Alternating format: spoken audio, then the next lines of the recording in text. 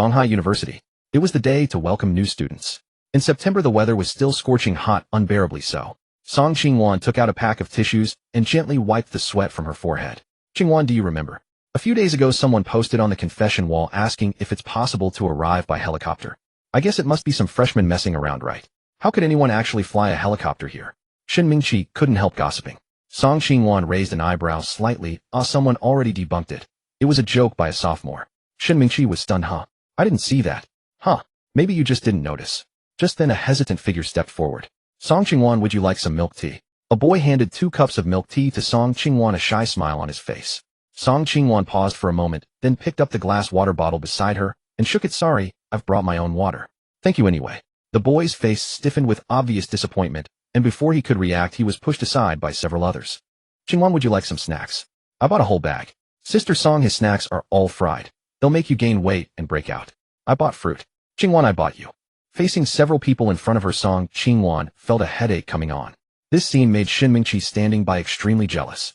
From the very first day Song Qingwan arrived at Modi University, she became the campus belle. Her profile photo even went viral on the internet, gaining her many fans. At school Song Qingwan had numerous suitors, but up to now no one had heard of her dating anyone. Although she was polite to her suitors, she always kept them at arm's length and never accepted anything from them.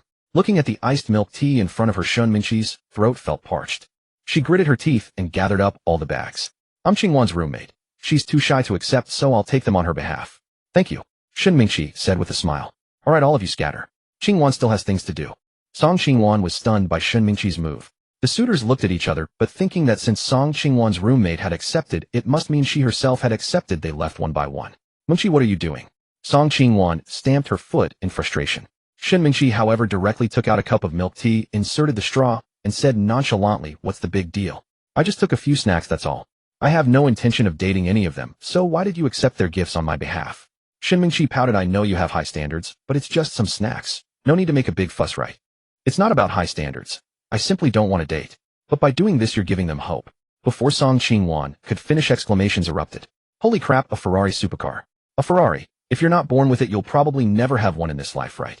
Definitely a rich second generation. Coming to register in a luxury car, truly a big shot.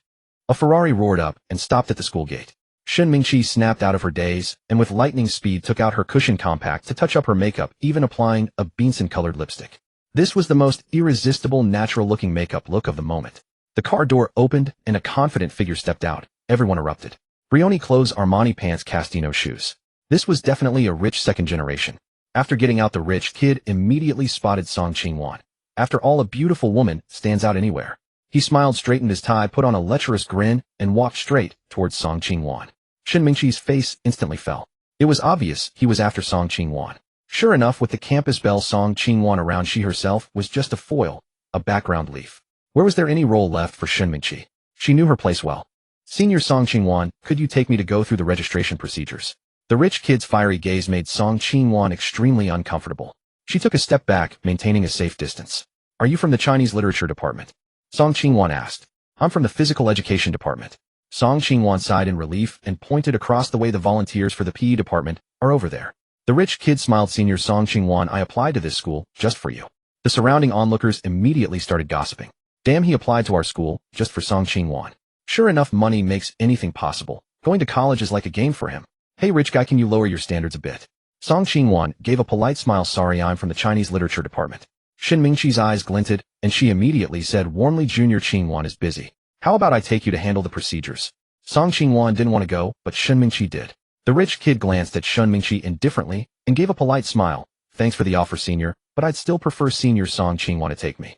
Then he looked back at Song Qingwan. Senior Song Qingwan, in this school, which student is more suitable for you than me? Song Qingwan frowned slightly. Sorry, I have no intention of dating throughout my 4 years of college. Just then someone among the onlookers shouted, there's someone flying a helicopter? Hey, you're just making trouble, it's just a joke. Yeah, these days how could anyone actually fly a helicopter to school? If someone really flies a helicopter here, I'll eat this table on the spot. Song Qingwan's expression turned somewhat unpleasant. Just then the sound of an engine came, growing louder, closer. What's that sound? Look up in the sky. Is that a helicopter? A helicopter flew directly into the school and landed on the sports field. Everyone went wild. Holy crap, it's really coming to our school. Hey, where's that guy who said he'd eat the table? Lin Chen, sitting in the cockpit of the helicopter, was covered in black lines.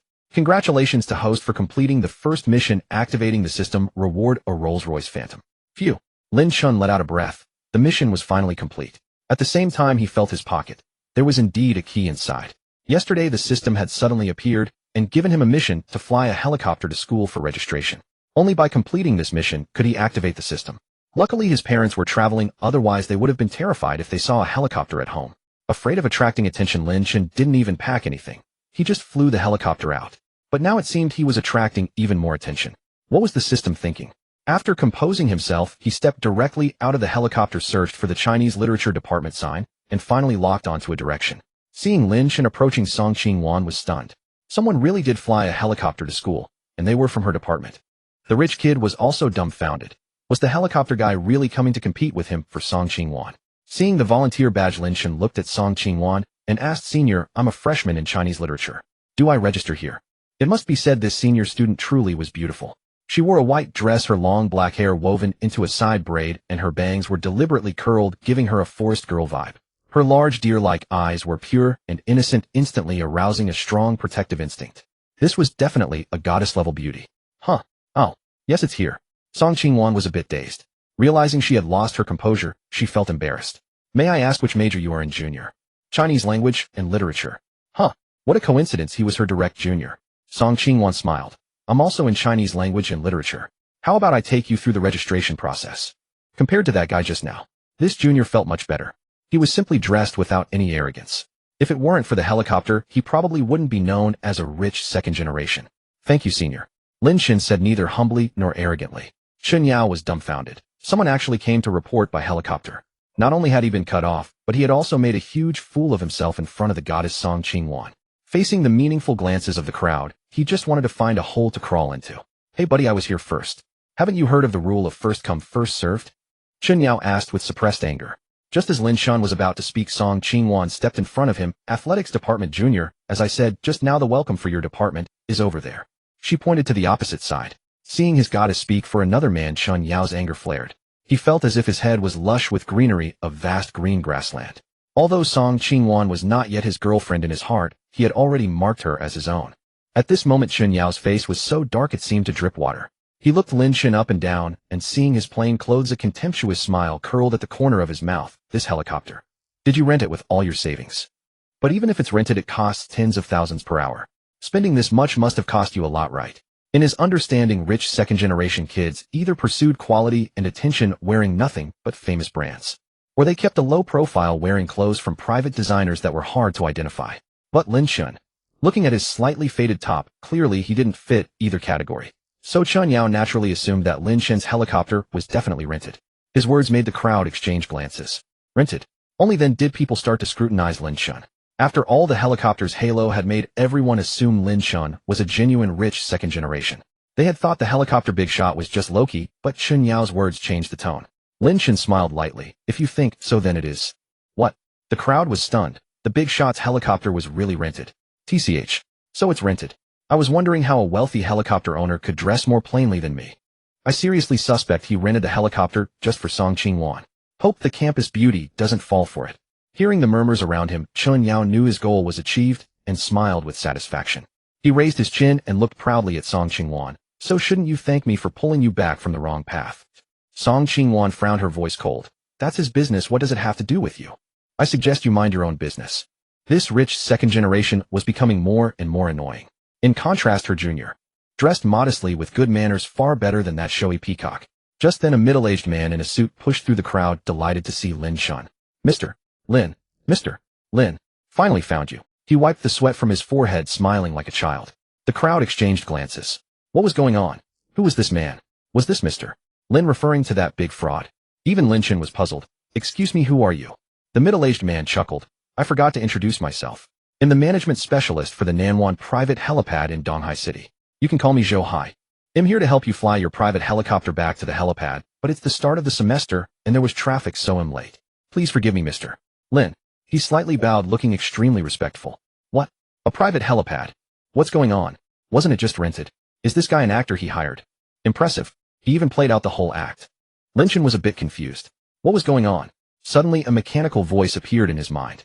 Friendly reminder: the private helipad and its manager are complimentary services that come with the helicopter reward. Then Lin Chen suddenly understood. But this was fine. He had been worried about how to deal with the helicopter. It turned out the system was quite thoughtful, having arranged everything for him. Thank you. But please stand up and speak. The man looked at least 50 or 60. Having an elder bow to him felt wrong to Lin Chen. Mr. Lin, have you reviewed my documents? Zhou Hai asked. Huh? What documents? Lin Chen was completely clueless. How could he know? I'm a retired pilot with nearly 20 years of flying experience. Your helicopter is absolutely safe in my hands. Lin Chen. Amazing. Damn, is this for real? A retired pilot as his management specialist. Wait, let me check, see if it's true. Whoa. It's actually true. Zhou Hai. There are even photos. The scene fell silent for a few seconds, strange expressions on everyone's faces. Even Chun Yao's complexion turned pale and then flushed. Only a fool wouldn't realize that Lin Chen's earlier remark, think what you will, was a mockery of Chun Yao. Say what you will, I won't bother with you. How about that? Frustrating, isn't it? Infuriating. A helicopter is one thing, but a retired pilot as his management specialist. He's the epitome of a life winner. Indeed. They say don't lose at the starting line, but some are born at the finish line. Like the helicopter big shot. I'm so jealous. It's unbearably sour. Where are those who said the big shot rented a helicopter and actors? Why are they all silent now? Just stop talking, look at the Ferrari heir's face. Hearing this, Chun Yao's face darkened further. Song Qingwan stared blankly at Lin Chen, the sunlight casting a glow on his resolute profile, as if time had frozen at this moment. She felt. This junior was quite handsome, wealthy yet low-key mature, and reserved, completely overturning her perception of the idle rich. Chun Yao's face was grim, but upon realizing the other party's identity was no ordinary matter, he chose to bow his head and apologize. I misjudged you earlier and caused you trouble. My sincerest apologies. He wasn't a fool. The man before him was clearly not an average person, so he naturally wouldn't rashly offend him further. He had been blinded by rage moments ago, but now that he had calmed down, he felt he had been impulsive. As a scion of wealth, he had this much awareness. However, this apology set the surrounding onlookers abuzz again. Two tycoons clash. The helicopter big shot wins. Amazing. See, I told you my judgment was right.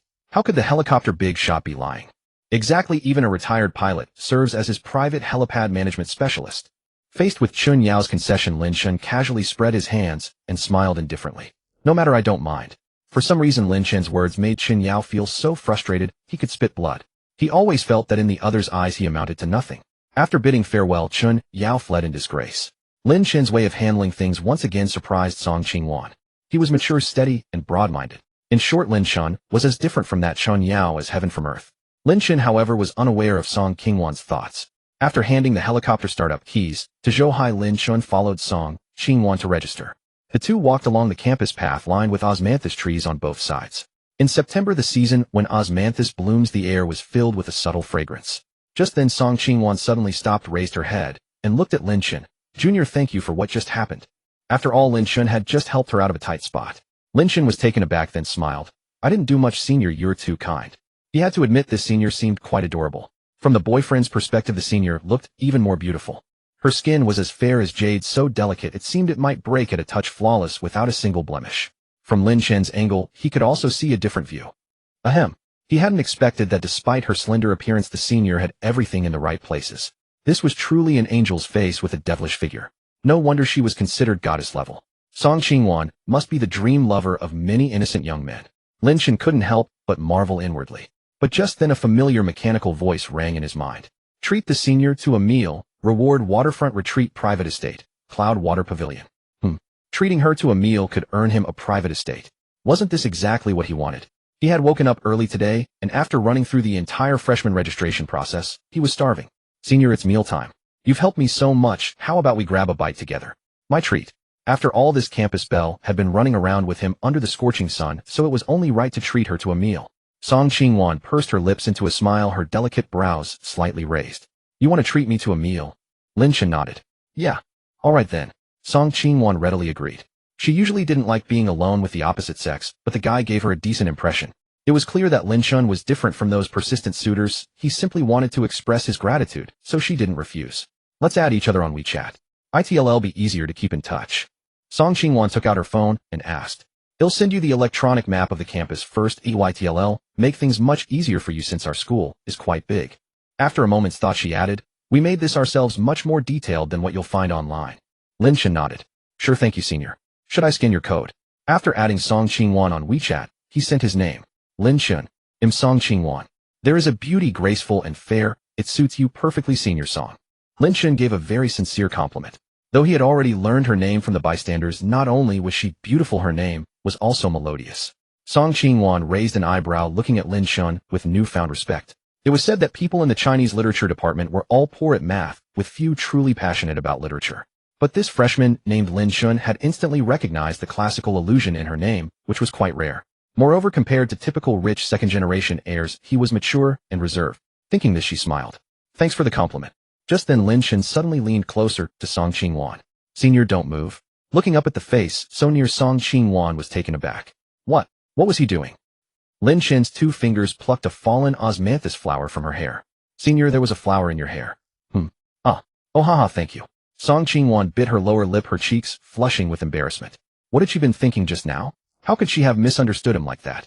How utterly mortifying. Seeing Song Qingwan's reddened ears, Lin Chen secretly smiled. This senior was incredibly adorable. Perhaps her wild thoughts made her feel guilty, as she became noticeably quieter afterward. After completing all the freshman registration procedures, it was already past lunchtime, so the two decided to go eat together. Jade Pavilion, a famous Chinese restaurant near Donghai University. Upon entering, Lin Chen was amazed by the ambience. True to its reputation as a Chinese restaurant, the interior was adorned with antique elegance, and a faint lingering scent of sandalwood permeated the air, soothing both mind and body.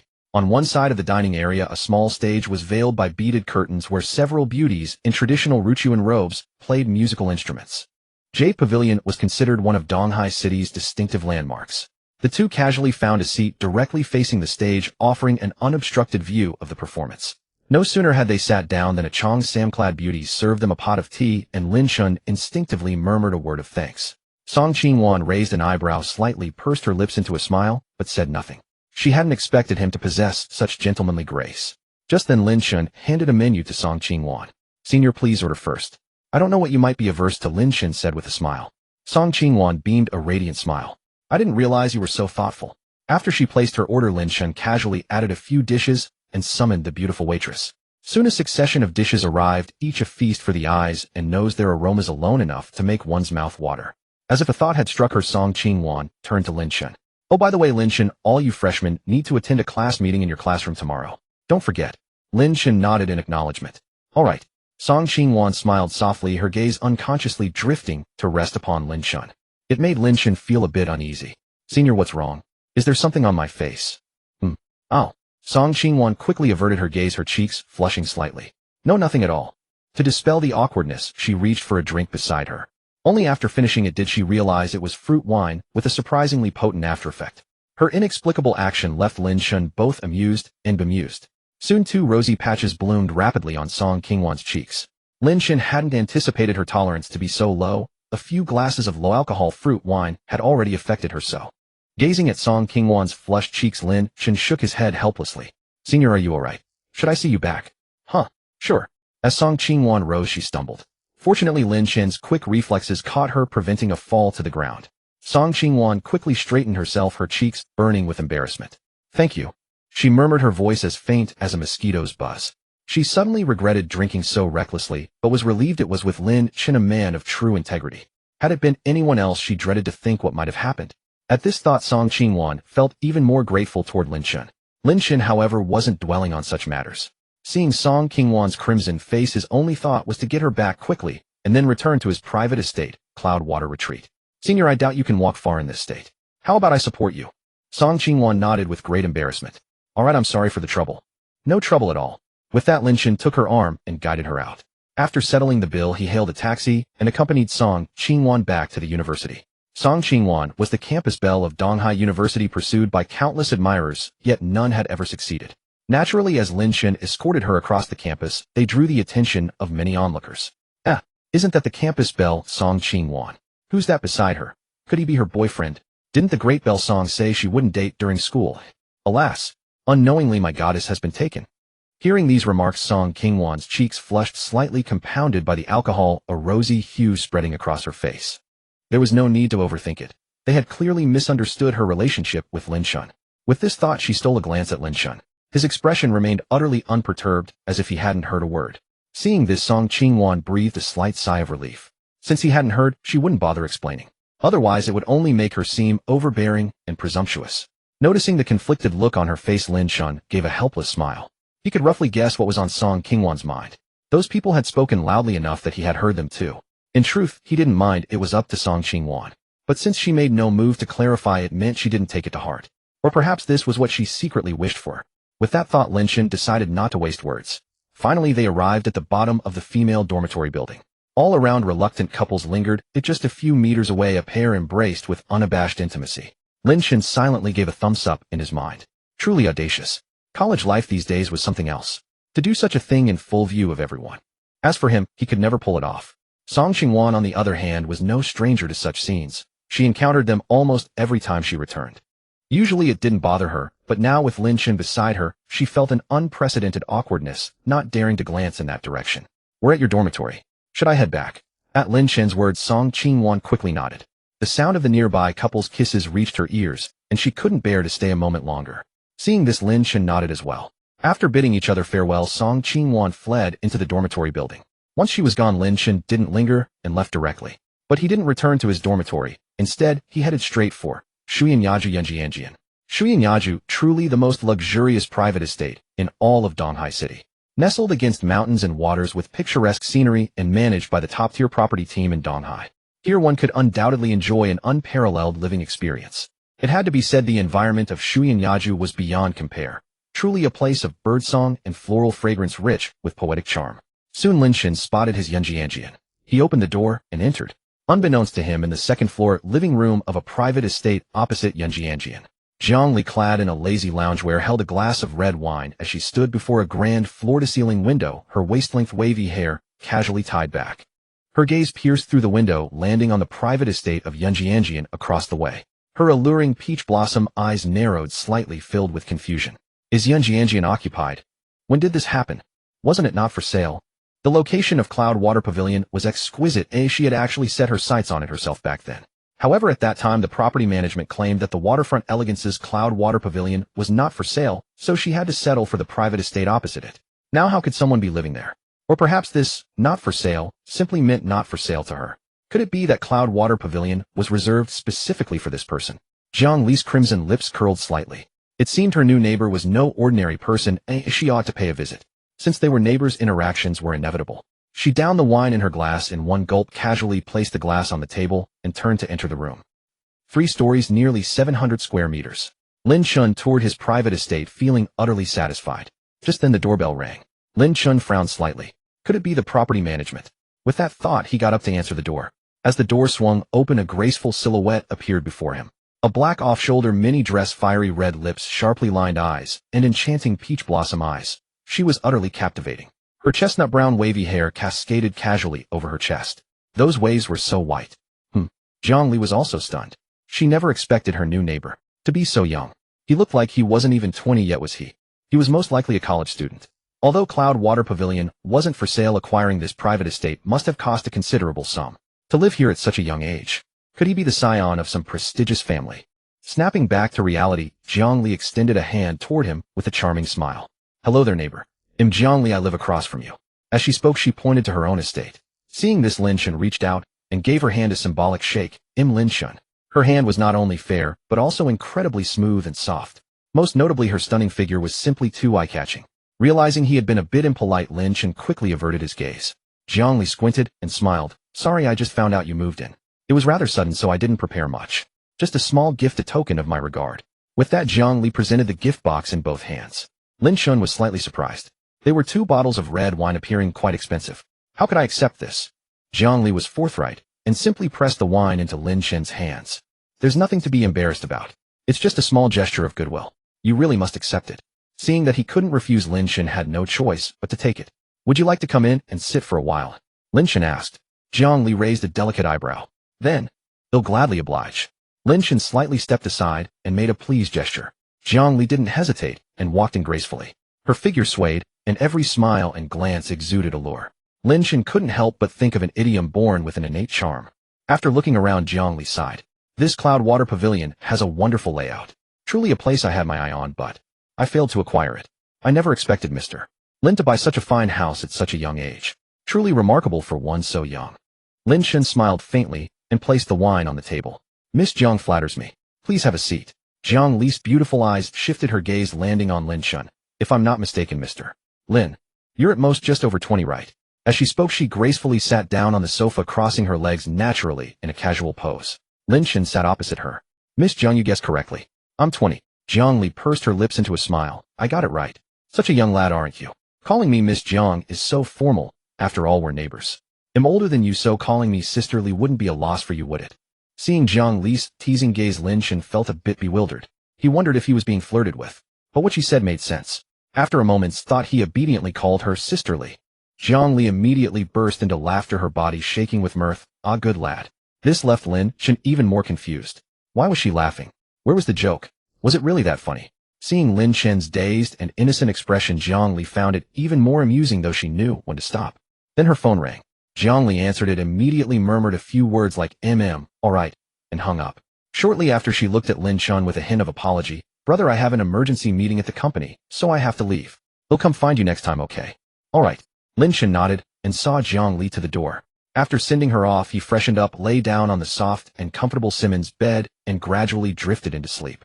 The next morning, as soon as he woke up, he received several messages from Song Qingwan. Song Qingwan, yesterday was really troublesome for you. Thank you for seeing me home. Song Qingwan, dazed. JPG. Song Qingwan, secretly observing. JPG. These cute emojis made Lin Chen chuckle involuntarily. After a brief chat, Lin Chen put down his phone. In the morning, he went directly to the teaching building. Song Qingwan had specifically reminded him yesterday that there was a class meeting today. Upon entering the building, following the digital map she had sent him, Lin Chen quickly found his classroom. It was true that the Chinese language department had many female students. He had barely seen any boys along the way. When he arrived at the classroom, Lin Chen realized he was late and most of the seats were already taken. He casually found a seat and sat down.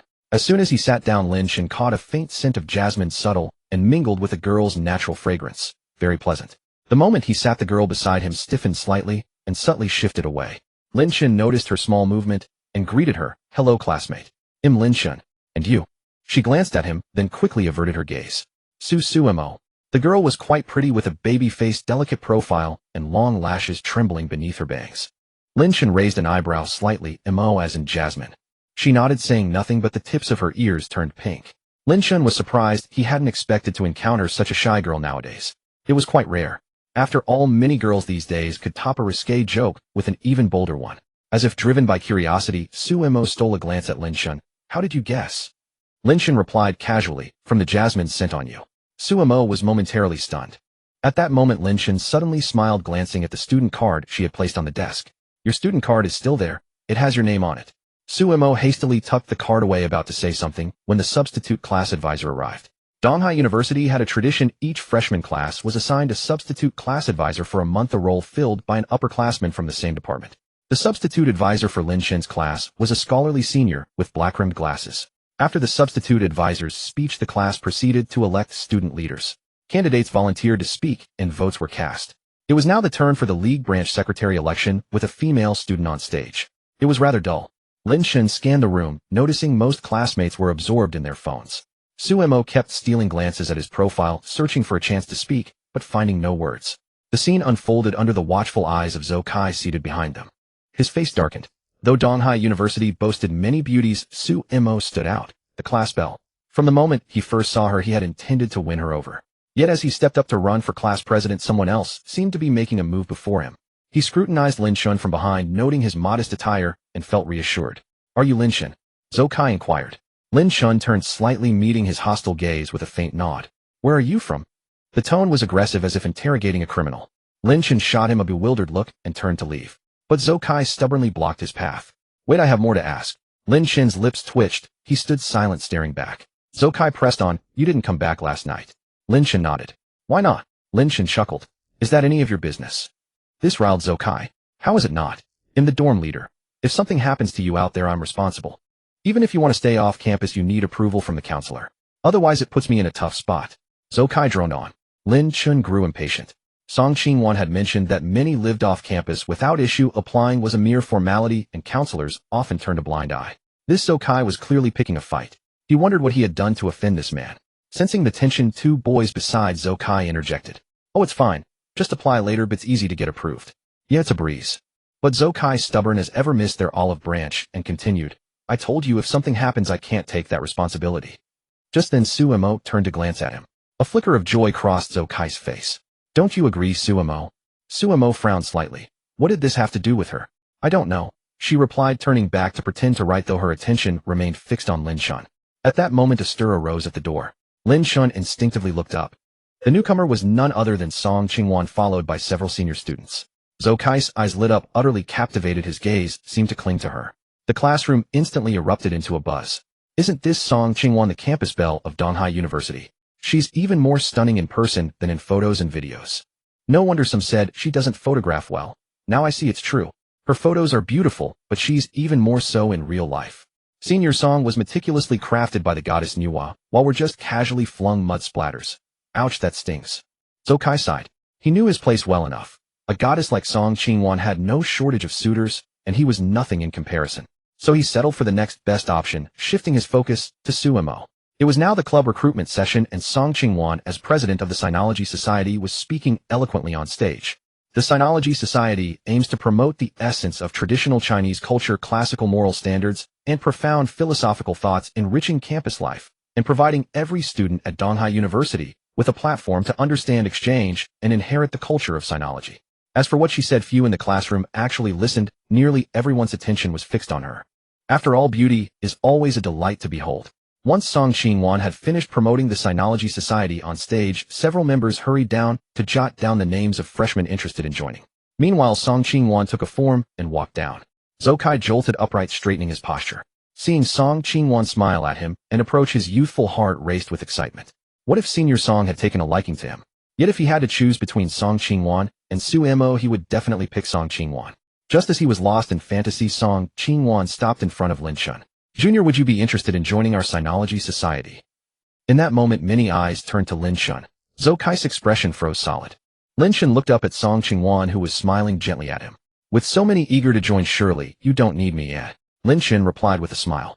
In truth, he had little interest in clubs. They were too much trouble. He preferred to spend his 4 years at university free and unburdened. Song Qingwan covered her mouth with a laugh. It would be even better if you joined. Lin Chen raised an eyebrow slightly. What benefits come with joining the Sinology Society? Song Qingwan sat in the empty seat in front of him and said, well, joining the Sinology Society earns you club credits, which are important for your final comprehensive evaluation. We also host events, and winning awards grants school-level certificates that add to your credits and help with job hunting after graduation. That does make some sense. Lin Chen nodded. He wasn't particularly interested in credits or such, but since Song Qingwan had spoken, joining a club wouldn't hurt.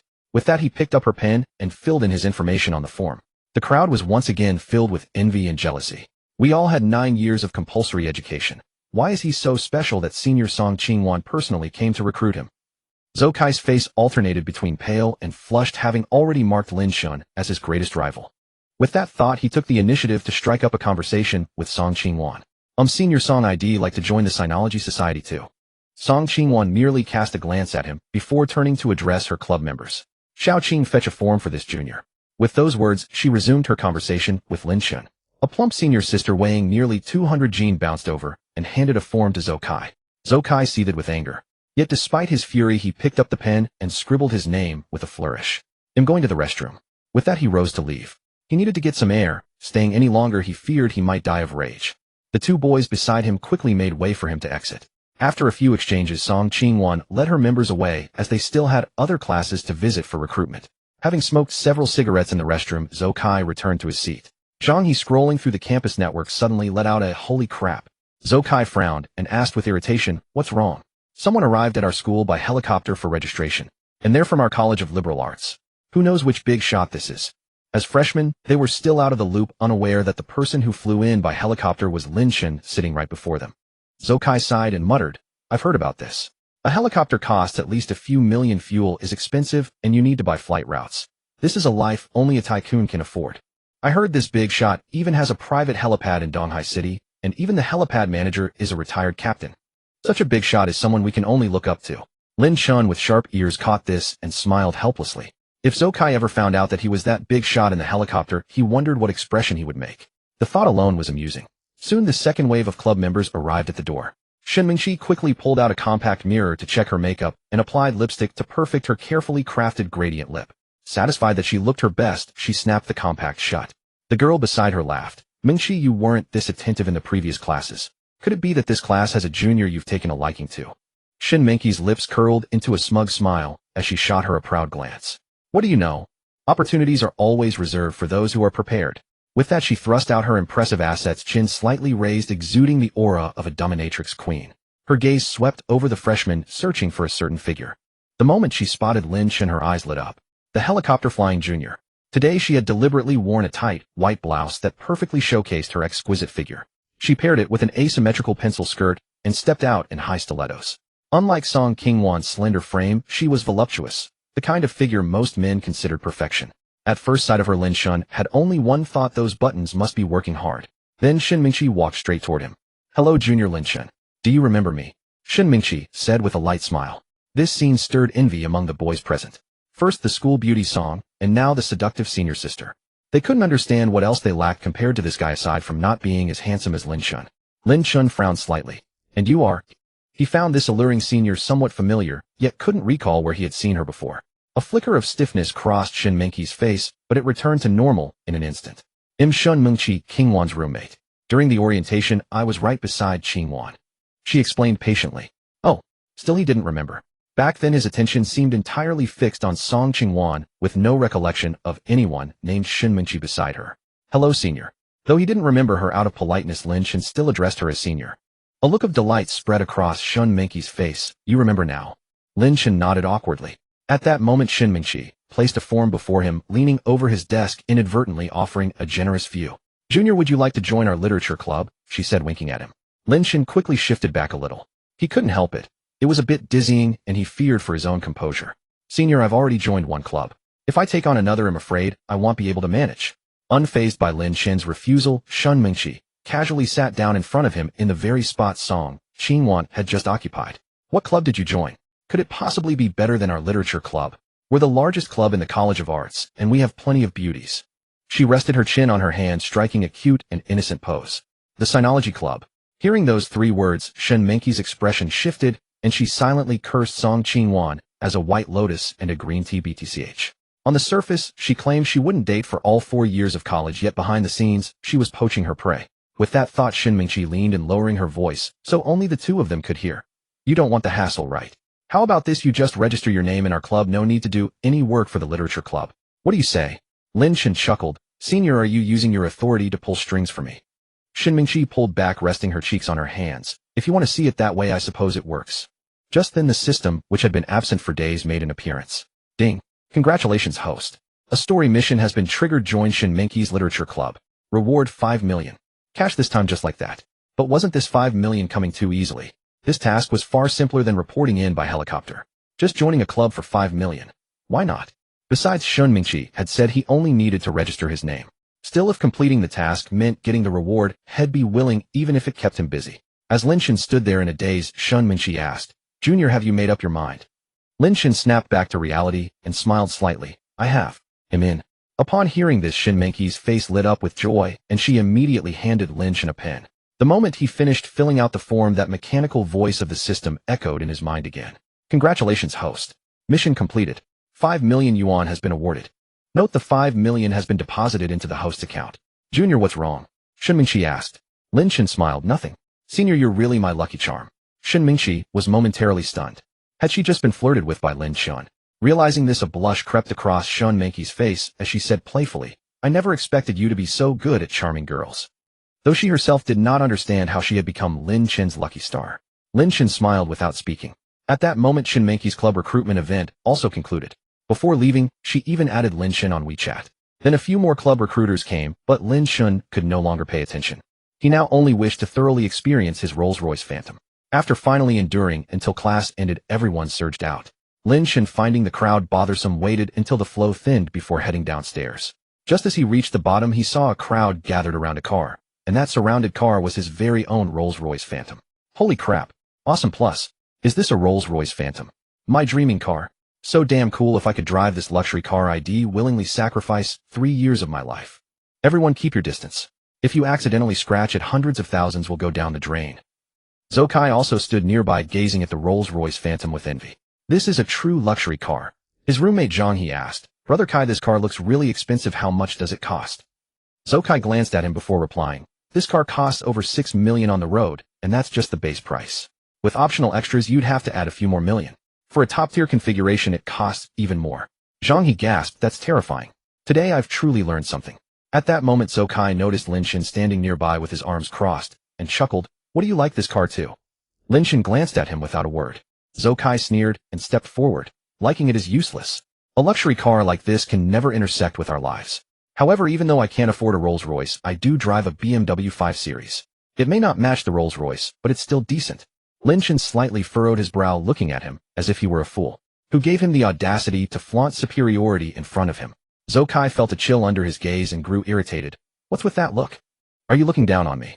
Zhou Kai swallowed the rest of his words abruptly. Because Lin Chen had already taken out his car key, walked toward the Rolls-Royce, opened the door, and sat inside. Zhou Kai's mouth formed an O shape, his expression, as if he had seen a ghost. What had he just witnessed? Lin Chen sat inside that Rolls-Royce Phantom. In other words, this luxury car was actually Lin Chen's. Damn, so this luxury car belongs to that guy. Hey, he looks familiar. Isn't he the helicopter big shot? He's the freshman who reported in by helicopter. No wonder, since he has a helicopter, a supercar is nothing. Woo, does the guy have a girlfriend? If not, would he mind having one? If he does, would he mind having one more? Am super obedient, no fighting or snatching. By the time Zhou Kai came to his senses, Lin Chen had already driven off in the Rolls-Royce Phantom. Listening to the surrounding murmurs, Zhou Kai felt as if all strength had drained from his body, his face as ugly as if he had swallowed a fly alive. He had also caught a crucial piece of information. Lin Chen was the freshman who reported in by helicopter. Now he understood why the two senior girls were so attentive to Lin Chen and where he fell short compared to him. The guy had the power of money. Zhou Kai's legs went weak and he nearly collapsed to the ground before fleeing in disgrace. Seated in the top-tier Rolls-Royce, Lin Chen's heart swelled with exhilaration. The naturally aspirated 60-degree V12 engine, paired with ZF's 6-speed automatic transmission, could accelerate from a standstill to 100 km per hour in just 5.9 seconds, with a top speed of 240 km per hour. One word: thrilling. Two words: absolutely thrilling. Lin Chen reveled in the joy of racing down the spacious road. The surrounding vehicles kept their distance, which was understandable. If an ordinary person accidentally scraped such a luxury car, they might as well prepare to sell their own vehicle in-house. While waiting for a red light, Lin Chen rolled down his window. A flirtatious whistle came from beside him, and he instinctively turned to look. It was a woman with a stereotypical internet celebrity face, big eyes, a pointed chin. Lin Chen suddenly recalled the snake spirit from the animated series Calabash Brothers. At least in his eyes, she lacked any aesthetic appeal. She couldn't compare to the pure-hearted senior schoolgirls on campus, let alone the formidable CEO, Jiang Li. The woman cast a seductive glance at Lin Chen. Handsome wannabe friends. Lin Chen averted his gaze and silently rolled up the window. When the light turned green, he pressed the accelerator and the Rolls-Royce's V12 engine roared to life. The Phantom vanished from the bewildered sight of the internet celebrity woman. It was already 10 o'clock in the evening when he returned to waterfront elegance residence. As he entered, a WeChat notification chimed. It was a friend request with the note Zhou Kai. Lin Chen initially considered ignoring it, but after a moment's thought accepted. No sooner had he approved than several messages poured in. Zhou Kai: Lin Chen, I'm sorry I was blind today. Zhou Kai, we're classmates, can you forgive me this once? Zhou Kai, I promise I won't act like this again. Lin Chen frowned and set Zhou Kai's messages to do not disturb. Just as he was about to freshen up, Shin Mingqi sent a message. Shin Mingqi Jr., are you free tomorrow? Can I treat you to a meal? Shin Mingqi, cute emoji. Shin Mingqi, playful emoji. Lin Chen thought it over and declined. Shin Mingqi, oh what a pity. I happen to have 2 movie tickets, we could watch a film after dinner. She then sent a picture. 2 tickets for a popular new release with a pair of legs and fishnet stockings visible beneath them. Lin Chen, those movie tickets are really white. On the other end, Shin Mingqi smiled coyly upon reading his message. This was her ultimate weapon to charm men. Without hesitation, she quickly typed a line in the chat. Shin Mingqi, so Junior, will you come watch a movie with me? Lin Chen was momentarily at a loss for words. His silence made Shin Mingqi feel awkward, and she added, I just want someone to accompany me to the movies. It's pitiful going alone. Lin Chen, better not, oh I'm afraid he'll suffer from malnutrition. Shin Mingqi felt a pang of disappointment. Alright then. Sad emoji. Holding her phone, she propped her chin on her hand, unusually troubled. For some reason, she felt Lin Chen's attitude toward her was distant and elusive, and his aloofness only made her more intrigued. No, she had to win Lin Chen over. Even God couldn't change that. Shin Mingqi silently resolved herself. The next day, a military training assembly was held. Lin Chen woke up late and drove his Rolls-Royce Phantom directly to the venue, barely avoiding being late. Upon arriving at the large conference hall, he found that almost every seat was occupied. At that moment, Shin Mingqi suddenly stood up from the crowd and waved at Lin Chen. Lin Chen, over here. I saved a seat for you. Lin Chen scanned the room, and found that the only empty seat was next to Shun Mingqi, so he had no choice but to walk over and sit down. Thank you. Shun Mingqi gave a sweet smile. Why are you being so polite with me? Today Shun Mingqi wore a white fitted knit top paired with hot pants, perfectly accentuating her figure. This drew the sidelong glances of many male students. Lin Chen couldn't help but remark, "Senior, your charm is immense. So many guys have their attention on you." Shun Mingqi pouted playfully. Not really, I don't think your attention is on me either. Lin Chen didn't directly answer her question, but instead asked, "Senior, doesn't it feel too tight?" Shun Mingqi was momentarily stunned, then immediately understood his meaning and put on a worried expression. It does. A figure like mine is a real bother. Loose clothes make me look plump and tight once. She didn't finish the sentence, instead giving Lin Chen a knowing look. Then she sighed. I don't want to appear chubby, so I have to settle for this. All right.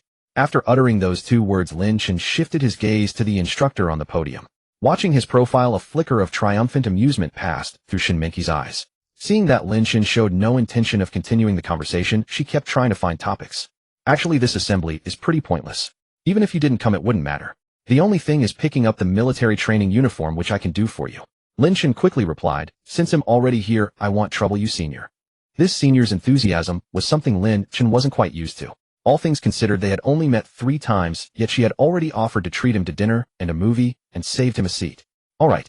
Shun Mingqi knew when to stop. Pushing further might irritate Lin Chen, so she obediently fell silent and listened attentively to the instructor's speech. Not far away, Zhou Kai's attention had been fixed on Lin Chen from the moment he entered the room. Dark circles hung heavily under his eyes, and he looked utterly haggard. He had sent an apology message to Lin Chen yesterday, but received no reply, leaving him tossing and turning all night, his heart in turmoil. His family was only moderately well off, and that BMW 5 Series was bought on loan. Offending a hidden big shot like Lin Chen, if he didn't handle it properly, his social standing at Donghai University would be irreparably damaged. There would be almost no chance of recovery.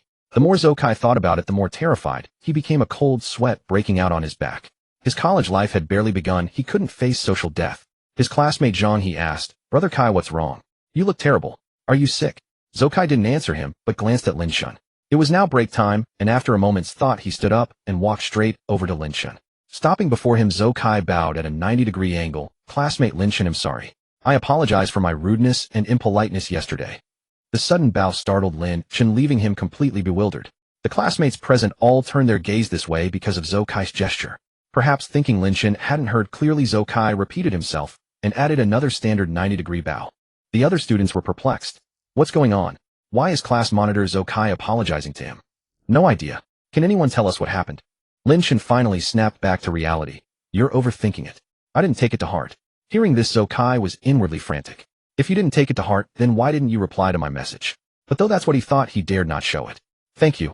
After expressing his gratitude, Zhou Kai returned to his seat and breathed a sigh of relief. Lin Chen looked utterly bewildered. Turning his head and catching Shun Mingqi's probing gaze, he helplessly spread his hands. He truly hadn't taken it to heart and hadn't expected Zhou Kai to apologize to him publicly. Soon the military training mobilization meeting ended. After collecting their uniforms, the students gradually filed out of the lecture hall. Shun Mingqi had left early due to other matters. Lin Chen picked up his military uniform and prepared to depart. Downstairs, Song Qingwan gazed at the Rolls-Royce Phantom, a hint of confusion flickering in her beautiful eyes. This was her favorite car, bar none. There's actually someone driving a Rolls-Royce Phantom on campus. I've never noticed it before. Could it be a freshman? Just as she was puzzling over it, Lin Chen walked out. She was about to greet him when she saw him get into that very Rolls-Royce Phantom and drive off with effortless grace. Song Qingwan was so startled that the documents in her hands slipped and fell to the ground. That Rolls-Royce Phantom belonged to Lin Chen. Unaware of this little episode, Lin Chen headed straight back to his Cloud Waterside villa. The moment he returned to his private estate, he received a message from Song Qingwan. Song Qingwan Jr., your military training starts tomorrow. Hey Ray, some friendly advice: prepare at least 1 pair of soft, thick insoles, and sunscreen is absolutely essential. Song Qingwan, otherwise you'll just have to pray that the drill instructor lets you get tanned evenly. Seeing the last line, Lin Chen couldn't help but laugh. Getting tanned evenly? What kind of operation was that? As a straight guy, Lin Chen naturally had no idea how powerful sunscreen could be. However, it was already quite late, so he would have to buy some tomorrow. The next day being the first day of military training, everyone rose early. The entire campus was practically filled with figures in camouflage. Unfortunately, Lin Chen's drill instructor had bad luck and drew a training ground on a sun-scorched field with no shade. Although it was early autumn, the September weather was still scorchingly hot. The field where Lin Chen and his group trained felt like a giant steamer with the students as steaming dumplings inside. By the end of the first day, Lin Chen stared at his arms, which had a distinct tan line, utterly speechless. The military training was scheduled to last half a month. Now he finally understood what Song Qingwan meant by saying that without sunscreen, he could only pray the drill instructor would let them get tanned evenly. Lin Chen sighed, pulled out his phone, found Song Qingwan's profile picture, and tapped on it. "Senior, may I ask which brand of sunscreen works best?" Upon receiving the message, Song Qingwan couldn't help but smile. "Song Qingwan, I bought quite a few bottles of the little gold bottle sunscreen during a promotion last time.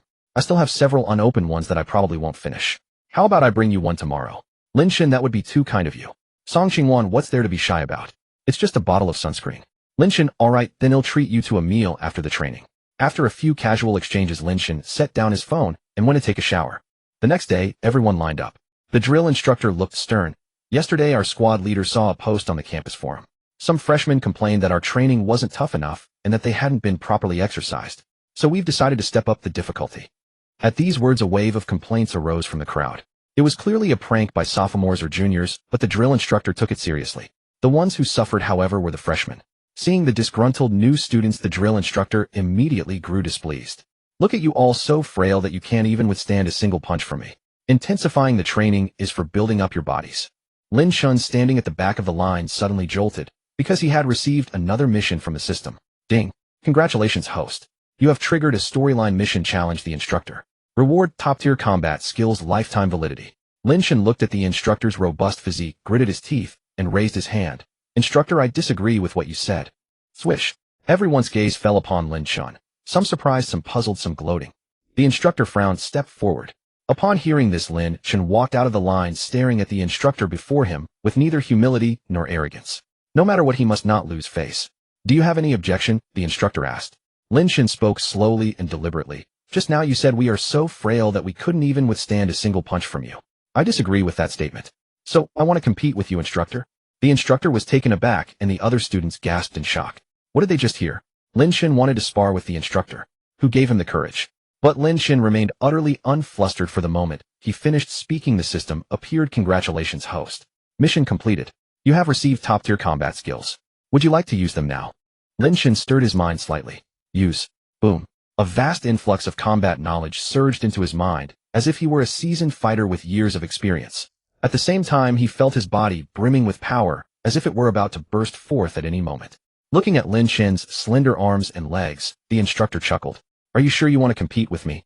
I'm afraid I'll knock you down with one punch." Lin Chen stood still, cracking his joints. "Let's see if you can knock me down first." The instructor laughed in exasperation, then swung his fist and charged forward. Lin Chen sidestepped the attack, and with a swift motion executed a shoulder throw, slamming the instructor to the ground. The entire audience was stunned. What had they just witnessed? Lin Chen had thrown the instructor to the ground. How terrifying was that? The instructor on the ground was utterly bewildered, but he quickly regained his composure. "Good kid, you've got some skills." With that, he charged at Lin Chen again. But this time he dared not underestimate his opponent. Just as he rushed over, Lin Chen executed a sweeping kick, sending the instructor to the ground once more. "Awesome." The surrounding students erupted into thunderous cheers. "OMG. Lin Chen is so cool, I love it. He's so manly, full of security. Holy crap, Lin Chen is amazing." The instructor stood up, conceding defeat. "Kid, you're impressive. I can't beat you, I admit defeat. You're too kind." With those 3 words, Lin Chen prepared to return to the line. But unexpectedly, the instructor called him back. "Wait a moment." Lin Chen turned around with a puzzled look. "What's wrong?" The instructor continued. "It's like this. I see you have great skills. How about becoming my teaching assistant?" "What? Teaching assistant?" Lin Chen was utterly confused. "As a teaching assistant, you'll help me train them. That way you won't have to undergo training yourself, and you can rest in a shady spot. Best of all, you'll earn extra credits," the instructor explained slowly. Lin Chen nodded. "That works." The students were filled with envy and jealousy. Why, after 9 years of compulsory education, was Lin Chen the one training while they were the ones being trained? They too wanted to stay in the shade. The instructor swept his gaze over the crowd, jealous. "If you can defeat me, you can do the same." The students immediately fell silent. Defeat the instructor? What a joke. From then on, Lin Chen's life became much easier. He only had to shout commands and train them. How delightful. Just then Lin Chen spotted a familiar figure not far away waving at him. He reported to the instructor, then left the line and walked over. "Senior sister, what's wrong?" Lin Chen asked. Today Song Qingwan wore a simple white t-shirt and jeans, her hair braided into a fishtail hanging to one side, and even her bangs were carefully curled. Having rushed over, the bangs on her forehead were slightly damp and her cheeks were flushed. Song Qingwan took out a small bottle from her messenger bag and handed it to Lin Chen. Here, did you forget? Sunscreen. Lin Chen was taken aback. He had indeed forgotten about that. Because he had been too comfortable earlier, merely shouting slogans without actually being exposed to the sun. Although he might not need the sunscreen anymore since Song Qingwan had brought it for him, how could he refuse? Lin Chen took the sunscreen and said gratefully, "Thank you, senior sister." Then Song Qingwan began rummaging through her bag again. "Wait, I have something else for you." With that, she handed Lin Chen another small bottle. "This is a post-sun repair essence, and it can also whiten your skin. Apply it to the sunburned areas when you get back, and it should help you regain your complexion." "Senior sister, you're so thoughtful." Looking at the bottles in his hands, Lin Chen praised her sincerely. Song Qingwan gave a sweet smile, her beautiful eyes curving into crescent moons. "Anyway, I still have plenty." Then she asked, "Lin Chen, why didn't I see you training with them just now?" Lin Chen glanced back at the formation and said, "I'm an assistant instructor now, specifically training them." "Huh?" Song Qingwan was dumbfounded. What was going on? Did I hear that right? You're training them? Lin Chen nodded. Now Song Qingwan was completely bewildered. "Why can you train them? Aren't you a freshman too? Shouldn't you be training with them?" Her naive expression made Lin Chen burst into laughter, and he felt like teasing her. "I don't know, maybe the instructor thinks him handsome." Song Qingwan paused for a moment. "You're such a smooth talker." With that, she pressed the iced lemon and grapefruit tea into his hand. "I'm not talking to you anymore. I'm leaving, humph." With that, she turned and walked away. She looked back and said, "After the military training, and don't forget to treat me to a meal." Lin Chen smiled and waved at her. When Lin Chen returned, he found everyone resting, sitting in a circle, while a few girls from the class were dancing passionately in the center. Many boys were watching with great interest, occasionally discussing which girl had a better figure or which one was prettier. Lin Chen found an empty spot and sat down sipping his honey grapefruit tea. "Bro, impressive. I didn't expect you to win over the campus belle song." A guy named Zhang Chung teased Lin Chen. With a slurp from his lemon grapefruit tea, Lin Chen grinned and said, "I don't know what you're talking about." Zhang Chung wore an expression of "I know everything," and said, "Humph, still pretending. That's not cool. We all saw it just now. The milk tea in your hand was from the campus belle song, right?" Just as Lin Chen was about to speak, the instructor began talking. After a long spiel, the gist was that they were going to play a game, specifically the drop the handkerchief game. Lin Chen found it rather boring. After a few rounds, he was so sleepy, he started yawning. This time, Su Mo was chosen. According to the game rules, she had to secretly drop the handkerchief behind someone before the song ended. Her gaze instantly fell on Lin Chen, and she made up her mind. Lin Chen shook his head helplessly, thinking she was naive. Her eyes had already blatantly revealed her intention. Sure enough, she dropped the object behind Lin Chen. Lin Chen reacted swiftly, grabbing the object and chasing after her. Su Mo panicked, stumbled, and fell to the ground. Everyone was shocked. Lin Chen instinctively rushed forward to support her. "Are you okay?" he asked. Su Mo shook her head, tears brimming in her eyes, her lips pale from pain. "I twisted my ankle," she whispered. Lin Chen quickly crouched down to examine her injury, finding her ankle severely swollen. He immediately reported to the instructor and escorted her to the infirmary. On the way, Su Mo looked up at Lin Chen's resolute jawline, her heart pounding uncontrollably. After leaving the infirmary, Lin Chen walked her directly to the dormitory building. "Can you make it up on your own?" Lin Chen asked. Su Mo nodded. "I can." She paused, then added, "Thank you, Lin Chen." Lin Chen smiled. "It's partly my fault. If I hadn't chased after you, you wouldn't have fallen." Hearing this, Su Mo grew anxious. "It's not your fault," she said quickly. Lin Chen was taken aback. Why was she so agitated? Realizing her overreaction, Su Mo quickly explained, "It's not your fault. I was just careless. I'm going back." With that, she limped away into the dormitory. After struggling to the second floor, she leaned by the window to look downstairs, but Lin Chen's figure had vanished, leaving a faint sense of disappointment in her heart. The 10+ days of military training passed quickly. Except for Lin Chen, all the boys in the class had tanned several shades darker. Lin Chen, working out on a treadmill in a private estate's gym, suddenly stopped. Ding. "Congratulations, host, for triggering a story quest. Treat Song Qingwan to a meal. Reward 30 shares of Jiaqing Company." Lin Chen sat down on the bench, almost forgetting that he still owed Song Qingwan a meal. After all, thanks to her sunscreen, he had avoided turning into a lump of coal. He took out his phone and sent a WeChat message to Song Qingwan. "Lin Chen, Senior, when are you free? I still owe you a meal." Song Qingwan replied almost instantly, "How about tomorrow noon?" Lin Chen, "Sure." He had no classes the entire day tomorrow. The next day, a Rolls-Royce Phantom was parked outside the girls' dormitory. Everyone passing by couldn't help but marvel. "This car is so cool. It looks really expensive. It's a Rolls-Royce Phantom, nearly 10 million. Awesome. Which rich young master is waiting for his girlfriend?" Lin Chen, in the driver's seat, sent a voice message to Song Qingwan asking when she would come down. No sooner had he sent the message than he saw her descending. Song Qingwan seemed to have dressed up specially today, wearing a white off-shoulder dress, her hair tied in a bun with 2 strands of hair framing her cheeks, making her face appear even smaller. As soon as she came downstairs, she spotted the eye-catching Rolls-Royce Phantom and walked straight over. The onlookers were stunned. What's going on? This car was waiting for the Campus Belle song. Didn't she say she wasn't dating? Has she been won over by a rich second generation in a Rolls-Royce Phantom? See, all that talk about not dating is fake. Lin Chen got out and opened the passenger door for her. Song Qingwan seemed to want to say something, but ultimately obediently sat in the front seat. This was her favorite car. She desperately wanted to try driving it. Noticing her frequent glances at the driver's seat, Lin Chen asked, "Senior, want to give it a try?" Song Qingwan's eyes lit up. "Can I?" Lin Chen nodded and got out to switch seats with her. Sitting in the driver's seat of the Rolls-Royce Phantom, Song Qingwan was thrilled. She stepped on the gas, the V12 engine roaring to life, her face flushed with excitement. Lin Chen lounged lazily against the seat back, teasing, "I didn't know you were such an experienced driver, senior." "Of course." Song Qingwan shot him a proud glance, then turned away, focusing intently on driving as she savored the thrill of the Rolls-Royce Phantom. At the Eugean Western restaurant, the flashy Rolls-Royce pulled up at the entrance, drawing the gaze of everyone around, all eager to see who could afford such a luxurious car. When they saw Song Qingwan, whose beauty was nearly flawless, step out from the driver's seat, everyone was captivated. Many men present were about to approach her, but when they saw Lin Chen exiting the passenger side, they froze in place. The expressions on their faces became indescribable. So she already had a kept man. They stared at Lin Chen, wishing they could take his place. After the meal, the mechanical voice of the system immediately rang out. "Congratulations, host, on completing the mission. Reward 30% of the shares of Jiaqing Company." Lin Chen was thrilled. He had heard of Jiaqing Company. It was one of the leading enterprises in Donghai City. That meant he was now a major shareholder of Jiaqing Company. A true winner in life, wasn't he? Song Qingwan looked at him with some confusion. "What's wrong with you? Why are you so happy all of a sudden?" Lin Chen gazed at her with gratitude. "Senior, you're my lucky charm too."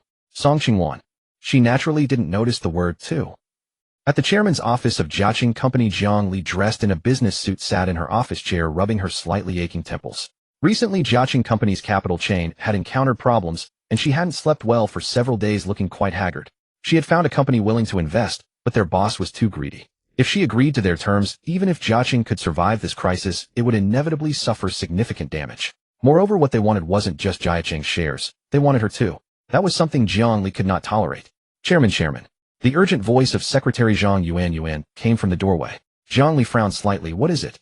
Why are you so flustered?" "Our company's capital chain problem has been solved." "What a—" Jiang Li was so startled she stood up from her seat. "Say that again." Zhang Yuan was clearly excited too. "Just now, Mr. Lin Chen injected a cash flow of 500 million yuan all at once. Our company's capital chain crisis can be resolved." Jiang Li's tightly furrowed brow finally relaxed, and her entire body eased from its tense state.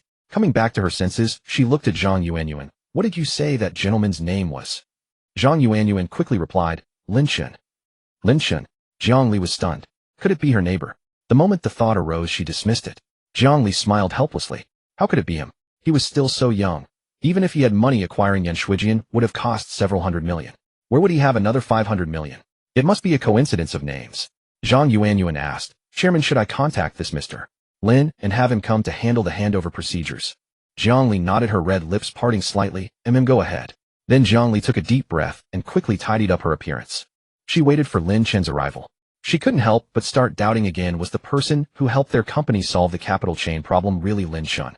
Just then her phone rang. Seeing the name on the caller ID, a flicker of disgust passed through Jiang Li's beautiful eyes, but she still pressed the answer button. "President Jiang, have you made your decision? For 100 million, we want 30% of the shares. If you've decided, come to the hotel tonight." Before he could finish, Jiang Li cut him off directly. "Mr. Jiang, there's no need." With that, she hung up the phone. 100 million for 30% of the shares. Was he joking? That Mr. Lin had directly injected 500 million. On the other end of the line, Mr. Zhang stared at his phone in utter disbelief, completely dumbfounded. Jiang Li had actually dared to hang up on him. He would make her come crawling back begging. Meanwhile, Lin Chen had already arrived at the company building. After registering with the security guard, he stepped inside. He had barely taken a few steps when a scolding voice rang out. "Hey you, what are you doing here?" "Here for an interview." Lin Chen turned around in confusion to see a middle-aged man in a suit and leather shoes looking at him with an air of condescension. Seeing Lin Chen's silence, the man continued, "Get out of here. We're not hiring today." Then he glanced at the nearby security guard. "What are you idiots doing? Don't you know we have an important guest coming today? Why did you let this random nobody in?" Lin Chen was now thoroughly angered. Just then a woman's voice interjected, "Manager Zhou, what's all this commotion about?" Upon seeing the newcomer, Manager Zhou immediately put on a fawning expression. Director Sun, these security guards were incompetent and let just anyone in. Lin Chen, however, looked at the woman in business attire and said, Director Sun Feifei. Startled Sun Feifei responded, you are Mr. Lin Chen. Lin Chen nodded. Manager Zhou's face instantly turned ashen. It dawned on him that the esteemed guest's name was none other than Lin Chen. Sun Feifei was also astonished. She had never imagined that this Mr. Lin would be so young and handsome. And just moments ago, Manager Zhou had nearly had this Mr. Lin thrown out. A wave of fear washed over Sun Feifei. If Lin Chen suddenly changed his mind before the deal was finalized, their company would be finished. With this thought, she shot a cold glare at Manager Zhou. Do you have any idea what a foolish thing you've just done? I. Manager Zhou was drenched in cold sweat, unable to form a coherent sentence. Sun Feifei's tone was icy. This Mr. Lin has single-handedly injected 500 million into our Jiacheng company, making him our savior. Who do you think you are to show him such disrespect? Go settle your salary with finance. You don't need to come in tomorrow. I'm sure the chairman will support my decision.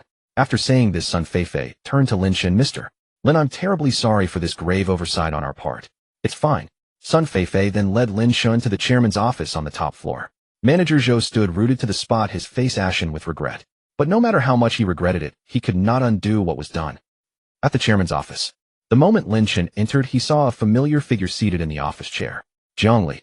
Lin Chen was stunned. Jiang Li was the chairman of Jiacheng Company. Hearing the sound, Jiang Li looked up, and the next second her face was a picture of astonishment. Lin Chen, is it really you? Sun Feifei was utterly confused, looking from Lin Chen to Jiang Li. Chairman, Mr. Lin, do you two know each other? Lin Chen smiled. Know each other.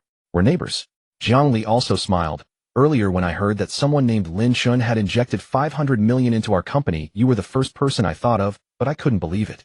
I never expected it was actually you. Lin Chen sat down on the plush sofa and chuckled. It's fate. Jiang Li sat down opposite him, and Zhang Yuanyuan immediately went to brew 2 cups of tea, placing them before the pair. So did you know my company was in trouble? Is that why you came to help me? Jiang Li asked with a beaming smile. Lin Chen glanced at her. What if I said no? Would you believe me? Jiang Li chuckled, her captivating peach blossom eyes narrowing slightly. No. Lin Chen shrugged. If she didn't believe him, there was nothing he could do. He truly knew nothing. The 30 shares were merely a reward from the system. But if she insisted on thinking that way, so be it. Then she added, Mr.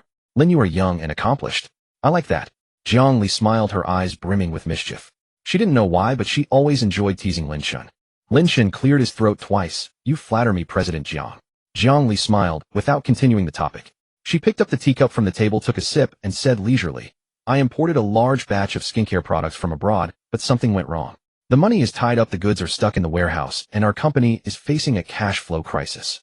In other words, your 5 billion practically saved Jiacheng. You are our benefactor. Jiang Li placed the teacup on the table and looked at Lin Chen seriously. Lin Chen felt a bit uneasy under her gaze. After a moment, Jiang Li let out a charming laugh. Tell me, since I owe you such a huge favor, how should I repay you? How about I give myself to you? Lin Chen, who was drinking tea, choked directly. Was she being this straightforward?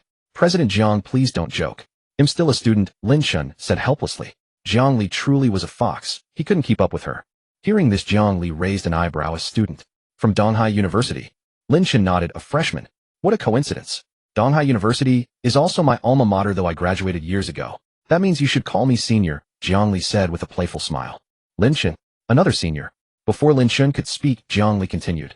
I'm curious. You just bought Shuijian outright, and now you're injecting 5 billion into my company. Where did you get all this money? As she spoke, she tucked a strand of hair behind her ear and gazed at Lin Chen. What a fox. That was the only thought in Lin Chen's mind. Every gesture she made exuded allure. Realizing her question was inappropriate, Jiang Li said apologetically, sorry, that was rude of me. We're business partners, your assets are none of my concern. Lin Chen was momentarily stunned, then realized Jiang Li thought he was upset. It's fine, he said. Due to the awkward moment, Jiang Li was distracted, and her teacup trembled, spilling tea onto her collar. Oh. Jiang Li immediately took off her blazer and frantically wiped the water stains on her white shirt. Lin Chen grabbed some tissues from the side and handed them to her. Wipe it off. The shirt and pencil skirt perfectly accentuated Jiang Li's graceful figure. What a temptress. Lin Chen thought to himself. Thanks, Jiang Li said while wiping her clothes with the tissues, inwardly mortified. How could she make such a fool of herself in front of Lin Chen? It was utterly embarrassing. Thinking this, the tips of Jiang Li's ears turned red and a blush crept onto her cheeks. Looking at the ruined clothes, she gave up trying to salvage them and sighed. I'll go change. Lin Chen started to rise. Should I step out? Jiang Li shook her head. No need. Wait here for me. There's a separate room in my office. As she spoke, she grasped Su Mo's hands with excitement and exclaimed, "This Lin Chen guy, is he also like the male lead in those web novels? Peerless in ability and supremely intelligent." Su Mo gently pulled her hands away and gave her a subtle sidelong glance. "You really should read fewer sweet romance novels."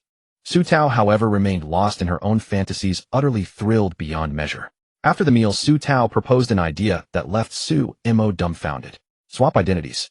Su Tao kept shaking her arm and coaxed, "Sister, haven't we swapped identities plenty of times before? They'll just sit in your classroom for a bit and see what this Lin Chen is like, okay? Besides, now that you finally have someone you like, I have to check him out for you and see if he's got good character. Otherwise, with your timid personality, you'd be taken advantage of without even knowing." Unable to resist her coaxing, Su Mo reluctantly agreed. In the afternoon, when class was about to start, Su Tao changed into Su Mo's clothes and sat in the classroom glancing around in search of Lin Chen. Suddenly, her eyes lit up. As Lin Chen entered the classroom, he saw Su Mo staring at him with a peculiar look in her eyes, one filled with excitement and curiosity. Thinking this, Lin Chen walked straight over and sat down beside her. "You're here early?" Su Tao quickly nodded and gave an awkward laugh. Sort of early, sort of early." Lin Chen frowned suspiciously. He felt that something was off about Su Mo today. It was as if she had become a different person. Given her usual personality, shouldn't she just nod and then ignore him? Catching Lin Chen's strange gaze, Su Tao realized she might have blown her cover. She quickly tried to mimic Su Mo's usual demeanor, deliberately putting on a stern face. Lin Chen nodded. "That's more like her." Then, recalling the incident at the school gate at noon, he asked with confusion, "I thought I saw you at the school gate today at noon, wearing a Lolita dress."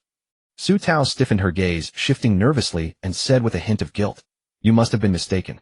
I don't wear that kind of clothes. They're too eye-catching, and I don't like that." Those were Su Mo's words. Lin Chen nodded. "Yeah, I thought I must have been mistaken too. Unless you can teleport, there's no way I could have seen you there." Su Mo gave a faint smile, but inside she was a bundle of nerves. Lin Chen took another look at Su Mo. Why did he keep feeling that something was off about her today? "Why do you keep staring at me? Is there something on my face?" Su Tao asked with a pout. Lin Chen shook his head. Then, as if remembering something, Su Tao asked again, "Do you like egg tarts?" Lin Chen was taken aback for a moment, then replied, sort of, "Why do you ask all of a sudden?" Su Tao squinted and smiled. "Nothing." Recalling the morning's events, Lin Chen suddenly grinned. "What do you want to make egg tarts for me too?" Su Tao was slightly stunned, then put on a haughty air. "Oof, no way." Seeing Su Mo in such a cute, dazed state, Lin Chen felt a bit unaccustomed. Still, she was adorable like this.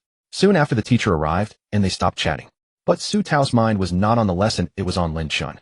The weariness of spring and the drowsiness of autumn soon got the better of her, and she rested her head on the desk. When the bell rang, Lin Chen looked at the girl sleeping soundly and helplessly tapped on the desk. Su Tao jolted awake and immediately sat up straight, like an obedient elementary school student. Lin Chen chuckled. "Class is over." Only then did Su Tao come to her senses. Rubbing her sleepy eyes, she said in a daze, "Huh, class is over already." As she spoke, she stretched and let out a yawn. Upon hearing this voice, Jiang Li's body stiffened slightly. She turned around and shot a cold glare at the approaching figure. "Mr. Zhang." Lin Chen also looked over. The newcomer was a pot-bellied, balding, middle-aged man, his beady, triangular eyes practically glued to Jiang Li. When his gaze fell upon Lin Chen, he first gave him a once-over, then sneered contemptuously. "You brought a pretty boy to the appointment." "An appointment?" Lin Chen was puzzled. Jiang Li's brow furrowed as well. Earlier, when she had sought Mr. Zhang's investment for Jia Cheng, he had not only driven a hard bargain, but also set his sights on her. Had she known he would choose this venue, she would never have brought Lin Chen here. "I don't know what Mr. Zhang is talking about. Today I am the one treating." "Treating?" Mr. Zhang's gaze landed on Lin Chen. "Don't tell me it's this kid." Jiang Li's expression darkened. "He is my guest. Please show some respect, Mr. Zhang." Mr. Zhang was taken aback, then let out a scornful laugh. "You want me to show respect to this wet-behind Thier's brat?" Lin Chen was utterly bewildered. What did this have to do with him? How did he get dragged into this? Could someone tell him what was going on? Having laughed his fill, Mr. Zhang continued, "It seems President Jiang no longer needs my capital." His sneer was heavy with menace. Jiang Li glanced at Lin Chen before replying, "Thank you for your kindness, Mr. Zhang. But Jiaqing no longer requires it." Jiang Li deliberately stressed the word kindness. Mr. Zhang was stunned, never expecting such a response from her. In his view, without a source of funding, Jiaqing Company would undoubtedly struggle to move forward. Could it be that Jiang Li had already found a source of capital? Jiang Li let out a cold laugh and continued, "This Mr. Lin has already injected a full 500 million into our Jiaqing at once. So we no longer need your help, Mr. Zhang." With that, she looked at Lin Chen. "Let's go inside." Lin Chen nodded, cast a glance at the petrified Mr. Zhang, and followed Jiang Li in. Mr. Zhang stood frozen in place, unable to snap out of his daze for a long time. Was this a joke? An injection of 500 million in one go? That kid couldn't be more than in his 20s. Where did he get that much money at his age? Could he be the scion of some prestigious family, and the 500 million came from his elders, not him? With this thought, Mr. Zhang quickly made a phone call. Find out if Jia Chung Company has secured a source of funding, and also look into the background of whoever provided the capital. Meanwhile, Zhang Li and Lin Chen were already seated in a private room.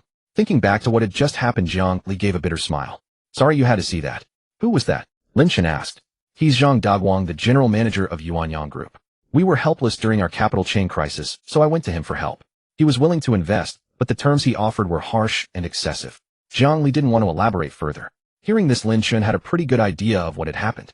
It was nothing more than that old lecher Zhang Dagwang, trying to use this leverage to force Zhang Li into his arms. He felt for her. But in a moment, Zhang Li had composed herself and smiled. So you see, I owe you a huge debt. From now on, if you ever need Sister Li's help with anything within my power, just say the word. Hearing this, Lin Chen's expression turned playful and mischievous. Oh, anything within your power. Zhang Li raised an eyebrow in mild surprise. What do you want to do? Lin Chen chuckled twice. Haven't figured it out yet. We'll talk about it later. Zhang Li pursed her lips into a smile and said nothing more. After the meal, since they lived across from each other, they returned together to Shuinyaju. Upon arriving home, each retreated to their own villa. After showering, Lin Chen, clad in a loose bathrobe, sat in the living room watching a film. His gaze suddenly fell upon the 2 bottles of red wine Zhang Li had gifted him last time, and a thought stirred within him. He took out a wine glass, filled it to the brim, snapped a photo, and posted it on his social feed with the caption, "Savoring Life." Within minutes, several comments appeared. Li Xinjian, that's insane. Looks like you're living large drinking $10,000 wine. Zhou Qian, drinking too much fake wine is bad for your health. Smile, Shun Mingxi, boohoo, enjoying life without me. The first was his high school buddy, the second his middle school classmate. The class beauty, someone who seemed to have dropped out after junior high. But Lin Chen jolted upright on the sofa. $10,000 wine. He grabbed his phone to search. Domain Leroy Musigny Grand Cru. Quite a mouthful. International average price, 92594 yuan. Giving away 200,000 yuan worth of wine, so casually, truly extravagant. Just then Zhang Li sent a message. Zhang Li, just saw your post. That's my favorite wine. How does it taste? Is it good? Lin Chen, it's good. Zhang Li, glad you like it. Soon after, Shin Mingqi also messaged. Shin Mingqi, Junior, you really know how to enjoy life. I've been learning to cook lately. Look how it turned out. She then sent a few photos of food she had made in the dorm. Lin Chen, want the prohibited appliances get confiscated. Shin Mingqi, hee, they wouldn't dare take mine. Lin Chen, the weather's dry. Be careful not to start a fire. With that, he put down his phone. The next day, Lin Chen deliberately woke up early and drove out for breakfast. Business was bustling in the morning, and Lin Chen barely found a parking spot. As he sat down and ordered egg dumplings and crystal buns, a commotion erupted nearby. Holy crap, there's a Rolls-Royce Phantom outside. Awesome. I wonder which big shot owns it. There aren't many luxury cars in Donghai City. Never thought I'd see one here. How wealthy must one be to spend that much on a car? A few young men had just settled down and were buzzing with chatter. A girl at a nearby table perked up her ears. Lin Chen glanced at them indifferently, said nothing, and quietly ate his breakfast. The girl scanned the shop a few times, her gaze finally landing on a middle-aged man. The man, around 40-something, wore a suit that looked far from cheap, his shoes polished to a mirror shine, and his hair slicked back into a small ponytail. He exuded an air of success. The young men also noticed him and began whispering, "Must be that guy, right? That suit looks expensive. Yeah, it's gotta be him. Can't believe a luxury car owner would slum it here for breakfast. So jealous. If only I could drive a car like that." The girl seemed to make up her mind. She pulled out a compact mirror to touch up her makeup, flashed what she thought was her most charming smile, and carried her breakfast toward the man. "Excuse me, sir, could I share your table?" The man was taken aback, but nodded. Delighted, she sat across from him, tossed her hair, and threw a few flirtatious glances. "Your car is so beautiful. Could I sit in your passenger seat for a bit?" Lin Chen, unable to contain himself, nearly burst out laughing. The girl shot him a displeased look, then switched back to a smile as she turned to the man. The man nodded, utterly bewildered. Was his Nissan really that impressive? Finishing his breakfast, Lin Chen wiped his mouth with a napkin, stood up, and walked out. With a single press of the pedal, the V12 engine roared to life, and the Rolls-Royce Phantom vanished into the distance. Everyone in the shop was stunned. That Rolls-Royce Phantom belonged to the young man who had just left. Especially that girl glaring at the middle-aged man with an angry expression. "Isn't that Rolls-Royce Phantom yours?" The man nodded blankly. "No, I drive a Nissan." Bang. The girl stood up abruptly, fuming. "Why didn't you say so earlier? What a waste of my time. I'm done eating." With that, she stormed off in a huff. Regretting her failed attempt to strike up a conversation, she wished she had approached the young man instead. Meanwhile, Lin Chen had already arrived at the classroom. Shortly after he sat down, a girl beside him leaned in and whispered, "Lin Chen, thank you. Perplexed Lin Chen replied, for what? As far as he could recall, this girl was named Chu Chanqian. Chu Chanqian beamed sweetly. Because of you I became the class monitor. Lin Chen was even more confused. Wasn't Zhou Kai the class monitor? Upon hearing this, a flicker of surprise crossed Chu Chanqian's eyes. Zhou Kai switched majors, didn't you know? Everyone says he changed majors because of you. After he left I got to be the class monitor. Lin Chen was speechless. Had he scared Zhou Kai away? Well, I had no idea. Chu Chanqian wanted to say more, but the foreign language teacher entered, and she immediately fell silent. Several times she wanted to talk to Lin Chen, but seeing him focused on the lesson she refrained. As soon as the break began, Lin Chen was about to rest his head on the desk, when a familiar voice called out, Lin Chen, come out for a moment. Hearing this, Lin Chen looked up toward the door. Shin Mingqi. What did she want? While he was puzzled, Shin Mingqi waved at him. Reluctantly, he stood up and walked out. Shin Mingqi handed him 2 delicate bags, her voice soft. I figured you hadn't had breakfast, so I brought you egg tarts and milk tea. The onlookers began to cheer. Wow, a love-filled breakfast. I'm so jealous I'm a lemon. Why can't I meet such a thoughtful senior? Hearing the commotion, Shin Mingqi's cheeks flushed with a rosy hue. Lin Chen looked at the bags in his hands, feeling a bit embarrassed. A senior, I've already eaten. Maybe you should take these back for yourself. Shin Mingqi's expression stiffened for a moment, but quickly recovered. It's fine, you can have them as a snack. These egg tarts are freshly baked by me. You can't bear to refuse, can you? The cheers grew louder. Left with no choice, Lin Chen accepted. Thank you, senior. Shin Mingqi beamed, her eyes crinkling with a smile. No problem. He'll head back now. Lin Chen returned to his seat with the bags. As he opened one, the aroma of egg tarts wafted over. They were fragrant and still warm. There were 6 in total, but since had already had breakfast, he couldn't finish them all. He glanced at Chu Chanqian beside him and offered one. Want some? Chu Chanqian shook her head. You go ahead, I'm on a diet. Lin Chen scanned her figure and shook his head. Someone like you still needs to diet. You'll turn into a skeleton. Come on, you need strength to lose weight. With that, Lin Chen stuffed the egg tart into her hand. Chu Chanqian reluctantly took a bite and praised, it's delicious. Meanwhile, Su Mo, sitting not far away, glanced at Lin Chen and then at the egg tart in his hand. Silently, she picked up her phone and opened the chat with her little sister. Su, how do you know how to make egg tarts? Lin Chen was stunned. He was innocent and adorable. What kind of description was that? Sister Ollie, please stop teasing me. I can't handle your jokes. Lin Chen said helplessly. A fox was indeed a fox, as she even wanted to devour him completely. But then again, who would be the one truly devoured remained uncertain. After a few laps around the neighborhood, Zhang Li invited Lin Chen to her villa for breakfast. Unable to refuse her kindness, Lin Chen had no choice but to follow. In the kitchen, Lin Chen sat at the dining table, watching Zhang Li busying herself. Sister Ollie, do you need any help? Lin Chen asked. Without turning around, Zhang Li replied, better not, you're a guest. It wouldn't be right to have you work. She then glanced back with a sly smile. Actually, I'm afraid you'll blow up my kitchen, ha. Lin Chen was taken aback. Was he really that terrifying? Even if his cooking wasn't particularly delicious, it was still edible, wasn't it? Zhang Li continued, just kidding. Sit tight, and wait, ITLL be ready soon. Another joke. Still being with Zhang Li was never dull. She was beautiful, had a great figure, loved to joke, and was genuinely amusing. This scene felt like a young couple. The girlfriend busy in the kitchen while the boyfriend eagerly awaited his meal. If Zhang Li became his girlfriend, given her assertive personality. A sudden image flashed in Lin Chen's mind. Zhang Li lifting his chin with her finger, a slight smirk on her lips. Little one finally in my hands. Startled by the thought, Lin Chen quickly grabbed the glass of water on the table and took a big gulp. Too terrifying. He chickened out. Just then Zhang Li emerged with 2 plates of beautifully arranged steak and pasta along with 2 glasses of milk. Lin Chen couldn't help but glance at her, surprised at her culinary skills. I wanted to have some wine with you, but since you have class and I need to go to the office, I switched to milk instead. Zhang Li said as she sat down, then looked at Lin Chen and asked, is milk okay? If not, I can get you some juice. Lin Chen nodded. It's fine, no need to bother. Zhang Li stared at him intently. Go ahead, try it. Is it good? Lin Chen took a small forkful of pasta and his eyes lit up instantly. It was soft, springy, and rich in flavor. He couldn't help but give a thumbs up. Awesome. Delicious. Thumbs up. Zhang Li's eyes narrowed into crescent moons as she smiled. I'm glad you like it. Suddenly Lin Chen's phone rang. He picked it up and answered while continuing to eat. Hello, who's this? A deep, respectful male voice came from the other end. Mr. Lin, hello. I'm Chun Lin, the legal director of Gourmet Delight.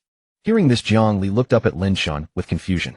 Why would the legal director of Gourmet Delight be calling him? Could it be? At that thought, she was astonished.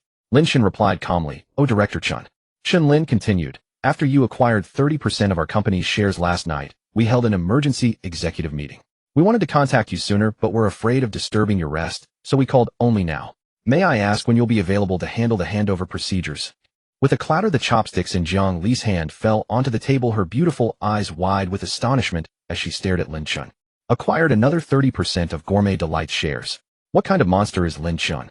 Lin Chen calmly glanced at Jiang Li and said, around noon, or I should be free. The voice on the other end quickly replied, all right then, the entire Gourmet Delight team awaits your arrival. After hanging up, Lin Chen continued eating the delicious pasta. Admittedly, Jiang Li's culinary skills were quite impressive and the steak was cooked to perfection. Jiang Li hesitated several times wanting to speak, but finally couldn't help asking, did you really acquire another 30% of Gourmet Delights shares? Lin Chen nodded. Just went ahead and acquired it. Just went ahead. Jiang Li's mouth twitched a few times, and suddenly the pasta before her didn't seem as appealing. How could anyone else even compete? Are you some kind of prodigy? Jiang Li asked. Lin Chen looked innocent. Why do you say that? I'm just an ordinary person. Ordinary. First he spent a fortune to buy the prime penthouse of Waterside Elegance, then he injected a massive 500 million cash flow into her company Jiacheng in one go, and now he's acquired 30% of Gourmet Delights shares. And he still claims to be ordinary. Then Lin Chen grinned. It's not me who's the prodigy, it's you. Jiang Li raised a delicate eyebrow, slightly puzzled. Why? Lin Chen said, I think you should be called a fox, that suits you better. Jiang Li was a bit taken aback, but quickly caught on. Since you say I'm a fox, do you want to take me in? Lin Chen finished the last bite of pasta on his plate and let out a burp. You're a fox of 1,000 years, my cultivation isn't deep enough. Compared to you, I'm still too green. Jiang Li covered her mouth with a laugh. In that case, I'll wait for you to refine your skills, how about that? Lin Chen paused for a moment, then let out an awkward chuckle. Sister Ollie, you're joking again. Jiang Li rested her chin on one hand and pouted slightly. It's because you're so adorable that I love teasing you. Lin Chen smiled and glanced at the time. It's getting late, I should head back. With that he stood up. Thanks for the wonderful hospitality, Sister Ollie. He'll treat you to a meal another time. Jiang Li chuckled. Sure, I'll be waiting for that meal. Lin Chen reached the door, then suddenly turned back with a sly grin. From now on I'll call you Ollie, the Li as in fox. Jiang Li was momentarily stunned, and by the time she came to her senses, Lin Chen had already left. Ollie. How interesting. Jiang Li murmured, the corners of her mouth lifting slightly. For the first time she found the term fox spirit rather endearing. Meanwhile, Lin Chen had just parked his car, and as he approached the entrance of Gourmet Delights building, a sharply dressed man in a suit stepped forward to greet him. His hair was long, tied back into a small ponytail. Lin Chen found him vaguely familiar. Wasn't he the middle-aged man at the breakfast shop that day who was mistaken for the owner of his Rolls-Royce Phantom? Behind him followed several other men, all equally impeccably dressed in suits. Mr. Lin.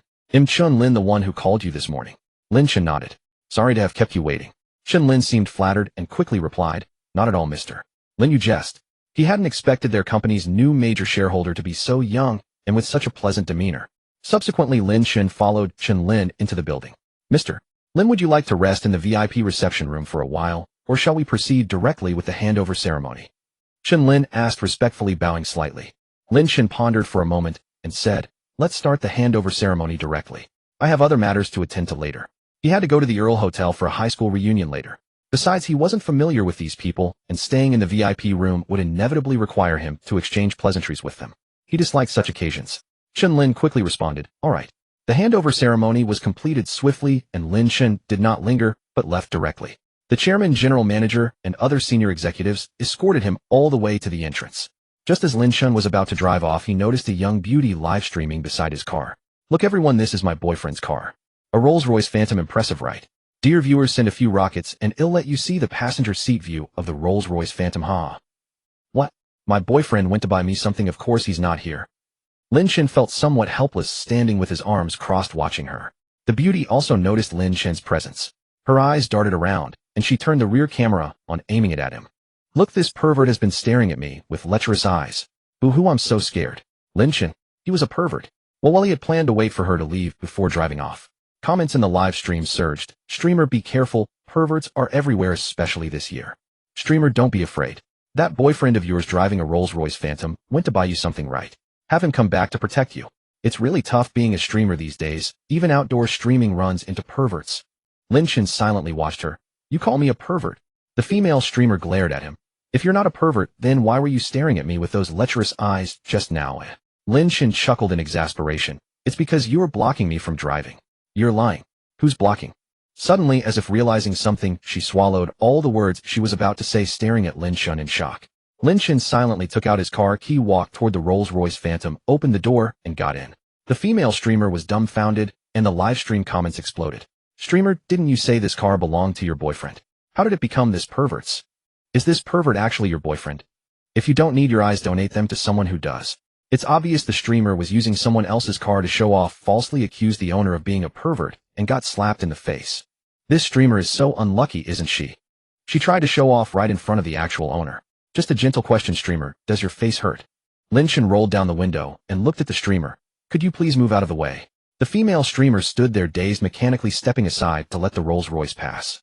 Lin Chen stepped on the accelerator, roaring away, kicking up a cloud of dust that left the streamer covered in grime. She quickly said, I'm feeling a bit dizzy, I'll end the stream now. With that, she hastily ended the broadcast, utterly shattered. How mortifying, how mortifying. At the Earl Hotel, in a VIP room, several men and women sat together chatting and laughing. Li Xinjian glanced at his phone. It was already 7:30. Why hadn't Brother Chen arrived yet? A man holding a glass of red wine came over and sat opposite Li Xinjian. This man was Sun Cheng. What, Lin Chen still hasn't shown up? Is he too afraid to come? He said with a sneer, a contemptuous smile curling at his lips. As he spoke these words, Xia He sitting in the corner couldn't help but prick up her ears. Could Lin Chen really not be coming? Li Xinjian shot him an annoyed glance. Just drink your wine and keep your mouth shut. Brother Chen said he'd come, and he will. Undeterred by Li Xinjian's retort, Sun Cheng remained all smiles. I heard Lin Chen is putting on airs now. In his social media posts, people could tell at a glance that the wine he showed off was fake. Tisk tisk, how embarrassing. Li Xinjian snapped, how do you know it's fake? And even if it were, what business is it of yours? Do you live by the sea? Why do you have to meddle so far? Just then Zhou Qian giggled as she sat down beside Sun Cheng, affectionately linking her arm with his, and turned to Li Xinjian. What's the matter? He dares to flaunt fake wine and can't stand being called out on it. Li Xinjian frowned, unwilling to waste his breath on them, and moved to sit on the other side directly across from Xia He. Xia He couldn't help asking Li Xinjian, is Lin Chen really coming? She hadn't wanted to attend this class reunion at all. Oh, she only came because she heard Lin Chen would be there. Li Xinjian gave Xia He a long searching look before slowly replying, he should be on his way. Maybe something held him up. Xia He nodded, her expression dazed. Meanwhile, Sun Cheng, with his arm around Zhou Qian's slender waist, kept stealing glances in Xia He's direction. The truth was, he had always been in love with Xia He. If not for the fact that her heart belonged entirely to Lin Chen, he would never have settled for Zhou Qian. Xia He and Zhou Qian were worlds apart. This time he was determined to make Xia He see that Sun Cheng was 100 times better than Lin Chen. Xia He would surely recognize his brilliance. Lost in thought, Zhou Qian had already peeled a grape and fed it to him. Sun Cheng accepted it, then casually pinched her cheek. Meanwhile, Lin Chen had arrived at the hotel entrance, but found no parking spot. Lin Chen parked temporarily at the entrance. As he got out of the car, a security guard approached. So you can't park here.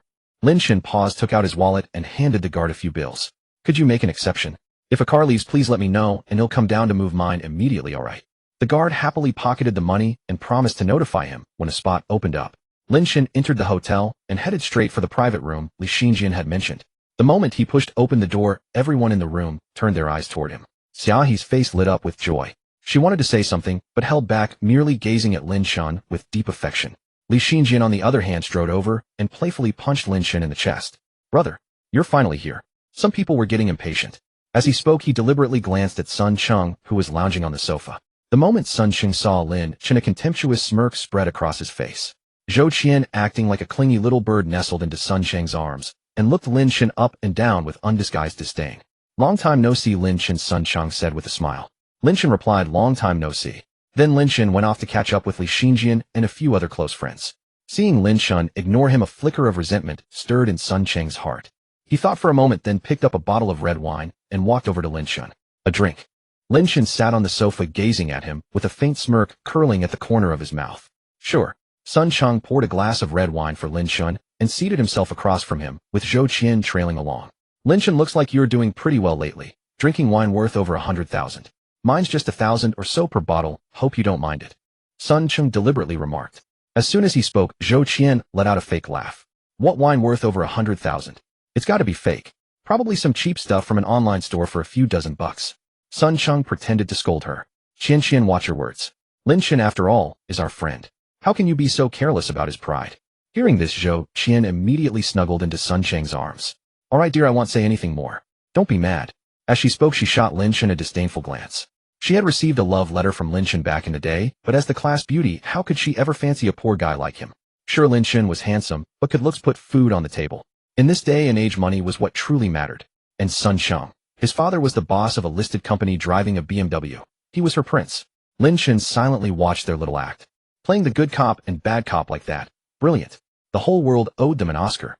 Li Xinjian couldn't stand it anymore and was about to speak up for Lin Chen when a commotion erupted at the door. Holy crap.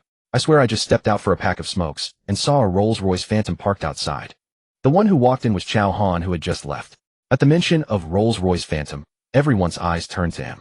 Chow Han continued, I'm serious, no joke. That car cost at least $6 million for the base model, and that one was fully loaded. It probably costs over $10 million to get your hands on it. I wonder what kind of tycoon can afford a ride like that. Sun Cheng sighed as well. A Rolls-Royce Phantom is my dream too. Who knows when I'll ever drive one, but my BMW is decent enough for now. Turning to Lin Chen, he asked with a smirk, Lin Chen, what car do you drive? Zhou Qian scoffed, darling, you should ask if he even owns a car. But judging by his look, he probably doesn't, right? Just then a hostess entered. Which one of you is Mr. Lin Chen? Lin Chen raised his hand. I am. The hostess said respectfully, sir, a car needs to leave the lot. Could you please move your Rolls-Royce? There's a space inside now, and you can park it there. The entire private room fell into dead silence. Lin Chen calmly pulled out his car key and handed it to the hostess. Could you please move it for me? Thank you. Yes, sir. The hostess took the key with both hands and left. Zhou Qian stared blankly at Lin Chen. The doubler emblem on the key stung her eyes, leaving her mind a blank canvas. Sun Cheng's face shifted between pale and red, wishing the ground would swallow him whole. That slap of reality. How painfully sharp it was. Li Xinjian froze for a moment, then burst into laughter. Way to go, Chun. Driving a Rolls-Royce Phantom now. Awesome. Xia couldn't help but glance in Lin Chen's direction, a flicker of surprise in her eyes. As far as she knew, Lin Chen came from an ordinary family, hardly the type to afford a Rolls-Royce Phantom. The other classmates also started discussing among themselves, I never thought that after entering university Lin Chen would actually be driving a Rolls-Royce. Amazing. Did he become a nouveau riche? Isn't that Sun Cheng utterly humiliated? Wasn't he just showing off his BMW a moment ago? Lin Chen drives a Rolls-Royce Phantom and didn't say a single word.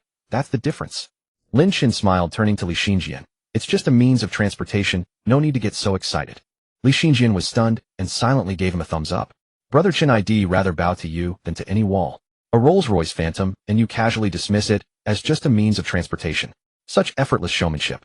Look at Lin Chen, then at Sun Cheng, who couldn't help but flaunt a mere BMW. The contrast couldn't be clearer, could it? Feeling the strange gazes of his classmates, Sun Cheng was mortified. Today was supposed to be his moment to shine, yet he had become nothing more than a foil to Lin Chen.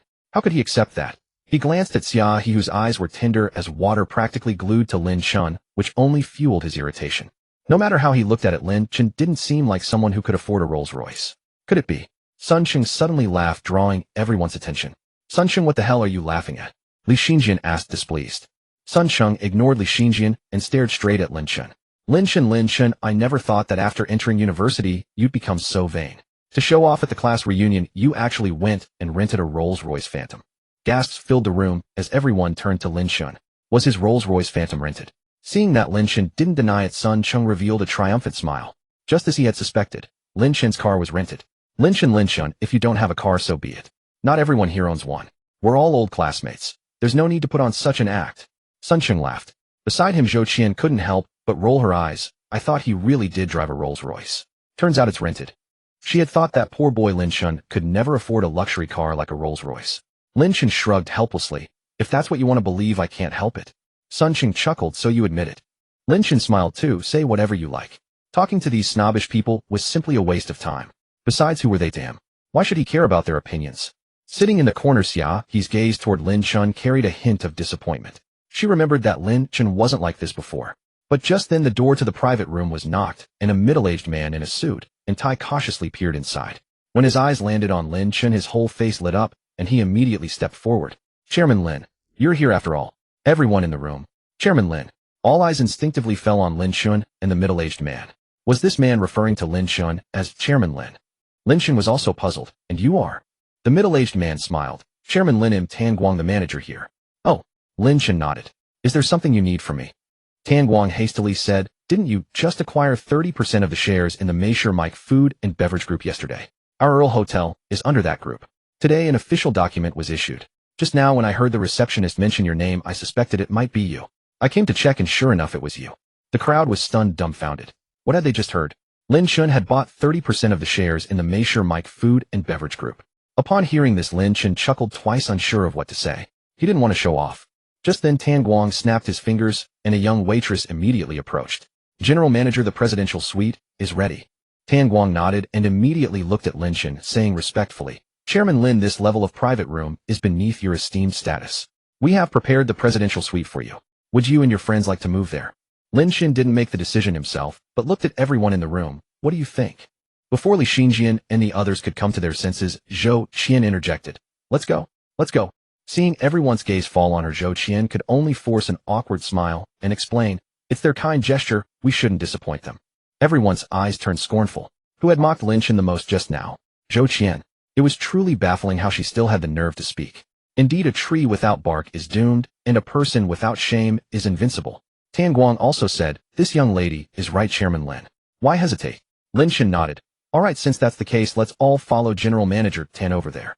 At that moment, Sun Sheng quickly tugged at Zhou Qian's sleeve and whispered, we should leave now and stop embarrassing ourselves further. But Zhou Qian turned back and shot him a fierce glare. Leave. Leave if you want. With that, Zhou Qian followed the group away. Sun Sheng paused for a moment, then followed as well. Soon everyone followed Tan Guang to a luxurious private room, far superior to the previous one. Wow, I never knew the Earl Hotel had a presidential suite. As expected of a presidential suite, truly opulent. Awesome. If it weren't for Lin Chen, would probably never get to visit a room of this caliber. Listening to these remarks, Sun Sheng's face grew increasingly grim. Because the VIP room earlier was the one he had booked. Just then Zhou Qian suddenly interjected. I've always felt Lin Chen was extraordinary. And now, as I suspected, at just 20 years old, he's become a major shareholder. And he drives a Rolls-Royce. At these words, everyone's expressions turned strange. Hiss. Lin Chen's mouth twitched a few times. He had seen shameless people before, but never one this brazen. Seeing this, Sun Sheng shot Zhou Qian a warning glance. But Zhou Qian glared back impatiently. Sun Sheng, look at Lin Chen, then look at yourself. That's the difference. Sun Sheng's face instantly darkened as he demanded, Zhou Qian, what do you mean by that? Zhou Qian sneered. Sun Sheng, I'm telling you I'm breaking up with you. Don't pester me anymore. The others sat aside, silently watching the two tear into each other. Sun Sheng was nearly furious, pointing at Zhou Qian and stammering, without forming a complete sentence. Meanwhile, Zhou Qian walked directly up to Lin Chen, flashing a sweet smile. Lin Chen, I'm single again now. Lin Chen rubbed his nose. Oh, but what does that have to do with me? Zhou Qian covered her mouth with a laugh, coquettishly saying, how could it not? It means you've got another chance. Lin Chen. Everyone was utterly astonished. What was happening? Lin Chen let out a dry chuckle. I don't know what you're talking about. With that, he sought to rescue himself by finding Li Xinjian. Meanwhile, Sun Sheng exploded on the spot. Zhou Qian, are you really going to cuckold me right in front of my face? Zhou Qian replied impatiently, cuckold? I just broke up with you, understand? Can you stop blocking me from pursuing true love? There's no chance for us. True love. Sun Sheng's face turned green with rage. Then, ignoring him, Zhou Qian turned to Lin Chen. Lin Chen, let me be honest. All these years I've always liked you. Those discouraging words I said were meant to spur you on to work hard. See, it worked, didn't it? This proves I was right. Everyone was dumbfounded. Zhou Qian's shameless antics shattered their perception of decency. It was the first time they had witnessed someone spin brazenness into such an eloquent, refined form. Feeling humiliated, Sun Sheng fled in disgrace. Lin Chen gave a dry laugh. Stop joking. Zhou Qian pressed on. Lin Chen, I like you, and you like me. Why can't we be together? Lin Chen was full of question marks. I like you. I wasn't aware of that myself. I don't have such questionable taste. At this, Zhou Qian said coyly, don't you remember? In high school you even slipped me a love letter. Hearing this, he shot a sharp glance at Lin Chen. A love letter? Did Lin Chen fancy someone like Zhou Qian? Now Lin Chen was even more baffled. A love letter? I don't recall that at all. Zhou Qian feigned a playful punch to his chest. Oh, stop it. Why be so shy? Just admit it. Lin Chen's skin crawled. He quickly stepped back, putting distance between them. Just then Li Xinjian timidly raised his hand. I have something to say about this. In an instant, all eyes in the private room were on Li Xinjian. Well, that love letter was a prank by a few of us buddies. Lin Chen had no idea. Lin Chen. Li Xinjian, you bastard. Understanding dawned on everyone. So that was it, no wonder. He breathed a sigh of relief. But Zhou Qian looked as if struck by lightning, utterly incredulous. No, it can't be, that's not right. She murmured, her face pale. Li Xinjian scratched his head apologetically. It's been so many years. If Zhou Qian hadn't brought it up, I'd have completely forgotten. The implication was clear. It was just a prank, yet Zhou Qian had clung to it all this time. Staggering, her face ashen under the strange gazes of her former classmates, she finally broke down and ran out crying. Watching this, he felt a surge of vindication. With the two unpleasant figures gone, the air in the room seemed fresher. Soon a series of delicious dishes were served. General Manager Tan Guang also sent over several bottles of fine wine. Apart from the minor disruptions caused by Sun Sheng and Zhou Qian, the class reunion was turning out to be quite a success. After a hearty meal, Lin Chen prepared to pay the bill, but Tan Guang directly waived it for him. Who would dare to make the major shareholder of the parent company pay? Even if he had 100 times more courage, he wouldn't dare. Subsequently, the classmates departed one after another, and Lin Chen also arranged for a designated driver. While waiting for the designated driver, Xiaohe approached him. Long time no see. You've become more and more outstanding. Lin Chen smiled and replied, well, one always has to strive upward, but one can't regress, can they? Xiaohe let out a bitter laugh. Indeed, everyone moves upward. But while others are still climbing, you've already reached the mountaintop, enjoying the scenery from all sides. I'm afraid I'm no longer worthy of you. This sentence Xiaohe kept hidden in her heart, not daring to utter it. Back when she pursued Lin Chen, he had always evaded her, so she had no choice but to watch him silently from the shadows, cherishing her secret affection for him. Soon the person who came to pick up Xiaohe arrived. Xiaohe got into the car, casting a reluctant glance at Lin Chen. I'll head back first. Let's meet again when we have the chance. Lin Chen nodded. All right. As Xiaohe left, Lin Chen felt a complex mix of emotions stirring within him.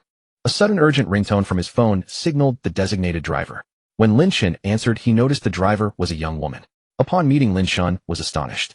Su Tao, the girl in the light blue Lolita princess dress. Who else could it be if not Su Tao? As for Su Mo, Lin Chen would rather believe the sun could rise from the west than believe she would dare to work as a designated driver this late. And when Su Tao saw Lin Chen, she too was shocked. LL Lin Chen, you called for a designated driver. Lin Chen looked around, finding himself the only one waiting, and said, as unbelievable as this coincidence is, it's the truth. Gazing at the Rolls-Royce Phantom, Su Tao couldn't help but swallow hard. Why you want me to drive this Phantom? Lin Chen crossed his arms and chuckled. What else? Su Tao clasped her hands together, looking on the verge of tears. Bro, please spare me. If I accidentally scratch it, I couldn't pay for it even if you sold me. Lin Chen shook his phone. If you refuse, I'll give you a bad review. Su Tao, you big meanie. With no other choice, she carefully sat in the driver's seat and fastened her seatbelt. As if remembering something, she quickly said, Big meanie, let me make this clear first. If I accidentally scrape it, I can't afford to pay. She was just a designated driver. Was it fair to make her drive such an expensive car? Boo-hoo. Lin Chen looked her up and down and said, Isn't it said that 9 out of 10 Lolas are rich and the 10th lives in a seaside villa? How could you not afford it? Hearing this, Su Tao immediately put on a pitiful expression. If I were a rich loli, would I be out here as a designated driver? As she spoke, her hands on the steering wheel trembled slightly. Even Lin Chen felt a bit unnerved watching her. Maybe I should drive instead. He expected Su Tao to agree readily, but she refused on the spot. No, you've been drinking. You reek of alcohol. Then, as if recalling something, she fished a small carton of yogurt from her bear-shaped bag and pressed it into Lin Chen's hand. Here, have some yogurt to soothe your stomach after drinking, you big drunkard. Lin Chen was somewhat surprised. Oh, didn't expect you to be so considerate. Su Tao gave him a proud glance before focusing seriously on driving. Along the way, other cars kept their distance. Initially puzzled, Su Tao soon understood why. If an ordinary person accidentally scratched such an expensive car, they might have to sell their house to pay for it, right? It turned out that driving a luxury car wasn't as terrifying as he had imagined. Soon they arrived at the entrance of waterfront elegance. How about I drop you off here and you drive it in yourself? Su Tao looked at Lin Chen and asked. Lin Chen chuckled. Are you this irresponsible as a designated driver? Su Tao huffed indignantly and drove the car in. Believe me, you'll wreck your luxury car.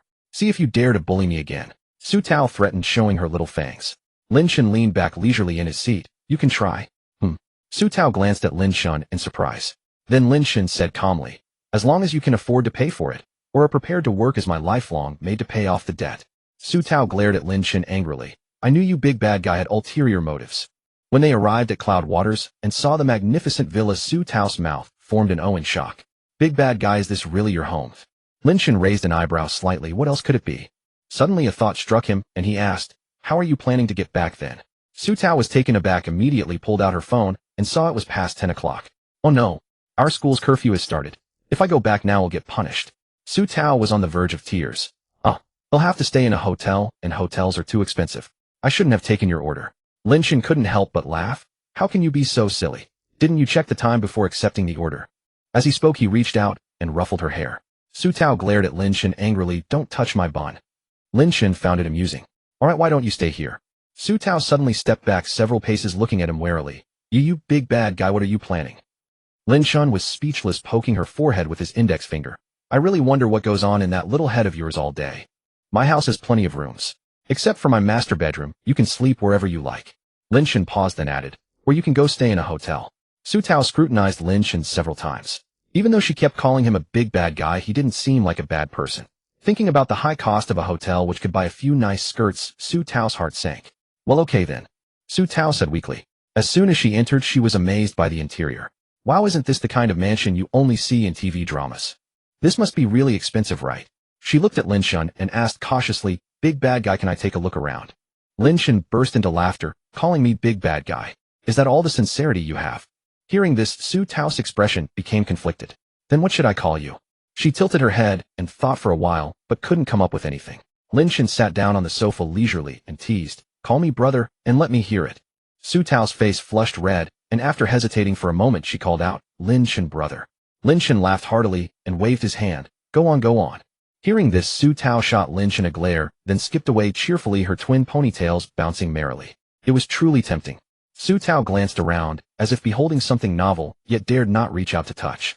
Who knew if she could afford to break anything here? After wandering for a while, she finally settled onto the sofa, her legs clad in white stockings swaying gently. By then Lin Chen had already changed into his loungewear and emerged from the kitchen. He took a glass from the sterilizer and poured her a cup of water. Su Tao accepted it with a smile, revealing two small fangs. "I didn't expect you to be so thoughtful knowing I was thirsty." Lin Chen chuckled and shook his head in resignation, saying nothing. Su Tao looked around and asked, "Do you live alone in such a big villa?" "For now it's just me," Lin Chen replied calmly. Su Tao raised an eyebrow slightly. "For now? What does that mean?" Lin Chen smiled. "Just that. If I have a girlfriend someday, wouldn't she live with me?" Hearing this, Su Tao's eyes darted. "So you're saying you don't have a girlfriend yet?" Lin Chen nodded. Su Tao felt a surge of joy. In that case, her sister might have a good chance. No, she had to urge her sister to step up her game. Seeing her eyes darting around, Lin Chen teased, "What do you want to be, my girlfriend?" Su Tao was stunned, then snapped back to reality, flustered. "Not at all. You big jerk could want to be your girlfriend." She gave a heavy huff and took a big gulp from the glass on the table. Lin Chen paused, his expression turning odd. "Why are you looking at me like that?" Su Tao grumbled. He glanced at her, then pointed at the glass in her hand, speaking softly. "That water you just drank. It's from my glass." Su Tao looked at the glass in her hand and the one on the table, both bearing faint lipstick marks, evidence of her contamination. She had just drunk from Lin Chen's glass. Didn't that count as an indirect kiss? Silence lingered for a few seconds. "Oh." Thud. Su Tao slammed the glass onto the table, feigning composure. "So what? It's 2020 now." She pretended indifference, but the tips of her ears reddened, betraying her true feelings. Lin Chen smiled faintly. "I didn't say anything." Just as he was about to head upstairs to rest, Su Tao's pitiful voice came from behind. "Big jerk, I'm hungry. Got anything to eat?" Lin Chen thought for a moment. He hadn't been to the supermarket lately, and the house was out of groceries. "How about I take you out for hot pot? There's a nice place nearby that's open late," Lin Chen suggested. At the mention of hot pot, Su Tao quickly refused. No, I don't eat hot pot. It's a rule I set for myself. It's too fattening." Half an hour later, Lin Chen sat across from Su Tao at a split-pot hot pot table, watching her feast, heartily lost in thought. "Didn't you say you don't eat hot pot? And it was your own rule." Su Tao's hand holding the chopsticks froze slightly, then she gave an embarrassed smile. "Rules are dead, but people are alive. You have to adapt based on the situation. Besides, aren't rules meant to be broken? And I just thought it over. How can I have the strength to lose weight if I don't eat?" Lin Chen shook his head helplessly. He didn't think Su Tao looked overweight at all, so he couldn't understand why she was always obsessed with losing weight. It seemed that no matter a woman's size, she was fixated on slimming down, a truly baffling phenomenon. He just couldn't wrap his head around it. Soon after Su Tao had eaten her fill, Lin Chen led her toward waterfront retreat. Su Tao said with a hint of embarrassment, "You big jerk, he'll treat you to a meal next time to return the favor." Lin Chen chuckled, "He'll hold you to that." Su Tao let out a proud hum. By then they had reached the entrance of waterfront retreat. The security guard, the same one who had guided Lin Chen before, spotted them and promptly greeted him. "Mr. Lin." Lin Chen nodded in acknowledgement and left with Su Tao. "That must be Mr. Lin's girlfriend, right? She's really beautiful." A faint murmur drifted from behind. Su Tao stiffened and looked at Lin Chen. But Lin Chen acted as if he hadn't heard a thing and asked, "What's wrong?" Su Tao shook her head absent-mindedly. When they returned to Cloud Water Pavilion, Lin Chen said, "I'm going to rest. You can pick any room except my master bedroom.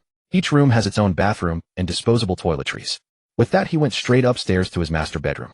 The next morning, Lin Chen forgot Su Tao was still there and came downstairs in a loose bathrobe. Su Tao, standing by the floor-to-ceiling window, heard the noise and instinctively turned around. Her eyes went wide. "Lin Chen, why aren't you dressed properly?" Su Tao quickly covered her eyes and turned her back to him. What had she just seen? Lin Chen in a loose bathrobe, casually tied with a hint of abs. Oh, she felt defiled. Lin Chen looked at himself, puzzled. What was wrong with this? It was already 2020 after all. But seeing Su Tao's extreme reaction, he obediently went back to change. Su Tao sat on the sofa, her heart racing as she recalled the scene. How terrifying. Yet, was it a little handsome? The thought startled her. No, she couldn't think like that. Just then Lin Chen came back dressed. Come on, let's get breakfast, and then he'll drop you off at school. Su Tao looked up at him with a resentful glance, uttered a faint, "Oh," and followed him. After breakfast, Lin Chen first took her to the East Sea Conservatory of Music. East Sea University and the conservatory were practically neighbors not far apart. A Rolls-Royce Phantom pulled up at the conservatory's entrance. Passers-by turned their heads curious about the luxury car's owner. The door opened, and Su Tao stepped out. Not far away, several of her roommates' jaws dropped to the ground. Su Tao? Is that her? That's a Rolls-Royce logo. She didn't come back last night. Did she land a sugar daddy? No way. Su Tao, that tomboy, actually bloomed. As Su Tao bid Lin Chen farewell and walked a few steps, her roommates swarmed her. Su Tao, was that guy in the luxury car your boyfriend? Su Tao shook her head like a rattle. No, don't talk nonsense. He's not my boyfriend. We're just friends. Her roommate let out a dismissive TSK and sneered. You didn't come back last night, and he dropped you off this morning. You stayed at his place, didn't you? Upon hearing this, a guilty Su Tao stammered at a loss for words. Su Xiaodao, just tell us, is it true or not? Her roommate pressed on. Su Tao, on the verge of tears, could only nod. See, we caught you. Exactly, and you try to hide it from us. Amazing, our Su Xiaodao. When you strike it rich, don't forget us. Don't forget your sisters in the future. Su Tao looked up speechless, gazing at the sky. Meanwhile, Lin Chen had already arrived at the classroom. As he was playing on his phone, he suddenly heard a wave of commotion. He instinctively looked up and saw a girl in an adorable Lolita dress. Su Tao. Know those evasive eyes? It was Su Mo. Su Mo. Had the sun risen from the west today? The surrounding classmates whispered among themselves, but all were praising Su Mo's beauty. Su Mo, looking flustered, quickly spotted Lin Chen's seat and walked over. Lin Chen, could you scoot over one seat? Lin Chen let out an "oh" and moved to the inside seat. Su Mo then took the seat Lin Chen had just vacated. She glanced at her dress, then at Lin Chen, a flicker of confusion in her eyes. She seemed about to say something, but ultimately pressed her lips together and remained silent. Lin Chen noticed her subtle gesture and found it a bit odd, but he offered a sincere compliment. You look really beautiful today. Upon hearing this, Su Mo's eyes lit up, and she asked timidly, really? Lin Chen nodded and glanced at the classmates around them. See, everyone has sharp eyes, they're all saying you're pretty. Su Mo lowered her head, a smile playing on her lips. I'm glad you like it. What? She had spoken so softly that Lin Chen didn't catch it. But Su Mo started like a startled fawn. I didn't say anything. Lin Chen gave her a skeptical look, but said nothing more. For the rest of the class, Su Mo barely paid attention. Her focus was entirely on Lin Chen. Meanwhile, Lin Chen was completely unaware that he had become an arsonist of hearts. After class, as Lin Chen reached the ground floor, he bumped into a girl scattering the files in her hands. Senior Song. Lin Chen was slightly taken aback. Hearing Lin Chen's voice, Song Qingwan looked up slightly at him. It's you. Lin Chen quickly knelt down to help Song Qingwan pick up the scattered files. For some reason, Song Qingwan's complexion was very poor, and she seemed dazed. It was completely different from the person he had seen before. Are you okay? Lin Chen couldn't help but ask. Song Qingwan was momentarily stunned, then revealed a bitter smile. I'm fine. Are you sure? Lin Chen asked with some doubt. Upon hearing this, Song Qingwan sighed as if she had made a decision and looked at Lin Chen. Lin Chen, would you take a walk with me? Sure. Lin Chen nodded. He had a gut feeling that something had definitely happened to Song Qingwan. Regardless, Song Qingwan was the first person he had met at Donghai University, and she had always been kind to him. Seeing her like this now, he couldn't help but feel worried. The two walked along the campus path, the autumn breeze cool, sending a cascade of maple leaves swirling down. Senior, just say what you want to say. Seeing Song Qingwan's hesitant expression, Lin Chen spoke. Upon hearing this, Song Qingwan sighed and said, forget it, it's useless to talk about it. Her family's company was in trouble. What good would it do to tell Lin Chen? Better not to burden him with unnecessary worries. Song Qingwan was unwilling to speak, and Lin Chen could not press further. At that moment, the system's mechanical voice rang out again. Congratulations, host, for triggering the plot quest. Take the campus beauty, Song Qingwan, out to relax. Reward Hongda Shopping Mall in Donghai City. Lin Chen was slightly astonished. Hongda Shopping Mall was located in the most prosperous golden zone of Donghai City, with a staggering daily turnover. He glanced at Song Qingwan and comforted her. Look at you, your complexion is so poor. Stop thinking about it for now. How about I take you out for a change of scenery? Song Qingwan was momentarily taken aback, then smiled and said, all right, thank you. Lin Chen replied nonchalantly, it's nothing, no need to thank me. Though there was still a class to attend, Lin Chen skipped it directly, took Song Qingwan, and drove a Rolls-Royce to the seaside. The sky was azure, the sea stretched endlessly, merging with the horizon. Song Qingwan's white dress fluttered in the wind, her hair flowing, giving her an ethereal, almost celestial aura. How do you feel? Any better? Lin Chen asked with a smile. Song Qingwan nodded, then said, my father's company is going bankrupt. Just as Lin Chen was about to ask something, Song Qingwan said, forget it, let's not talk about this for now. Hearing this, Lin Chen could only nod. All right, we won't talk about it then. It's nothing, trust me, everything will be fine. Song Qingwan let out a faint sigh and remained silent. After spending some time there, the two left the seaside. Lin Chen took Song Qingwan for a meal and then dropped her back at school. By the time he returned to the villa, it was already 7 in the evening. Tomorrow, he'll go check out Hongda Shopping Mall. The next day at Hongda Shopping Mall, the place was festively decorated with lanterns and colorful banners, drums thundering, and even a red carpet laid on the path. As Lin Chen stepped out of the car, two middle-aged men in suits approached him and asked hesitantly, "Excuse me, are you Mr. Lin?" Lin Chen nodded. "I am." The middle-aged man was slightly surprised. "I never expected Mr. Lin to be so young that I hesitated to come forward and greet you." Seeing this, Lin Chen was a bit puzzled. "And you are?" One of the balding middle-aged men said, "I am the general manager of Hongda Shopping Mall. My name is Peng Dehai." The other man, also dressed in expensive attire, appeared to be from the mall's management. "We heard yesterday that you were coming, so we worked all night to prepare, just to give you the highest honor." Peng Dehai bowed slightly and spoke respectfully. Lin Chen gave a slight nod and then followed Peng Dehai into Hongda Shopping Mall. Meanwhile, at Chincy Foreign Trade Co. Ltd., Song Jiaming looked at the documents in his hand, somewhat surprised. Hongda Shopping Mall has changed owners. The secretary beside him nodded. "Yes, we just received the news." Song Jiaming held the file, lost in thought. "Prepare the car, I'm going to Hongda Shopping Mall." After completing the handover procedures, Lin Chen stayed in the office reviewing the mall's financial statements. Soon after, there was a knock on the door. It was Peng Dehai. "Boss, Mr. Song Jiaming from Chincy Foreign Trade is here waiting in the VIP room. Would you like to see him?" Lin Chen nodded upon hearing this. "He'll meet him." With that, he put down the documents and walked out. As he stepped into the VIP reception room, he saw a middle-aged man sitting on the sofa. Hearing footsteps at the door, Song Jiaming quickly stood up instinctively. When he saw how young the visitor was, he was puzzled, then realized and asked, "Are you the new owner of Hongda Shopping Mall, Mr. Lin?" Lin Chen smiled and nodded. "It's me." With that, he walked over to the sofa opposite Song Jiaming and sat down. Song Jiaming's mouth fell slightly ajar in astonishment. It took him a few seconds to regain his composure before he seated himself on the sofa. "The moment I heard that Hongda Mall had changed hands, I rushed over to pay my respects. But I never expected the new owner of Hongda Mall to be so young." Lin Chen replied calmly. "You flatter me, President Song. May I ask what brings you here?" Lin Chen asked, feigning ignorance. Hearing this, Song Jiaming was momentarily taken aback, not expecting Lin Chen to cut straight to the point. Nevertheless, he had to say, "Well, upon learning that Hongda had a new owner, I came here, first to pay my respects to Mr. Lin, and second to discuss a potential collaboration with you." "Oh, what kind of collaboration did President Song have in mind?" Song Jiaming straightened himself up before he began to speak. Half an hour later, the two concluded their conversation. Song Jiaming laughed heartily. "President Lin, you can't be much more than 20, can you? To have built such a vast enterprise at your age truly proves the saying, the waves behind drive on those before." As he spoke, Song Jiaming suddenly thought of his daughter Song Qingwan, who should be about the same age as Lin Chen. Moreover, Lin Chen was a capable and promising young man, someone he greatly admired. If only he could become his son-in-law. That would be perfect. With this thought, he looked at Lin Chen and said, "President Lin, are you free this evening? How about joining me for dinner? We could take this opportunity to discuss the details of our future cooperation. What do you think?" Lin Chen hesitated for a moment, intending to decline, but then the system appeared. "Congratulations, host. You have triggered a storyline quest. Accept Song Jiaming's invitation. Reward 1 Pagani Huayra Chiwen." Lin Chen was stunned. Pagani Huayra Chiwen. This was a custom model specially made by Pagani for the Great Xia Kingdom. It would cost no less than tens of millions to acquire. He never expected that the reward this time would be such a super luxury car. Seeing that Lin Chen did not respond, Song Jiaming asked cautiously, "President Lin, are you unavailable?" Only then did Lin Chen snap back to reality and say, "I'm free." "What time this evening?" 7 o'clock in the evening at the Earl Hotel. "I look forward to your esteemed presence, ha." With these words, the two exchanged farewells, and Song Jiaming took his leave. A mechanical voice echoed in Lin Chen's mind. "Congratulations, host. Quest completed.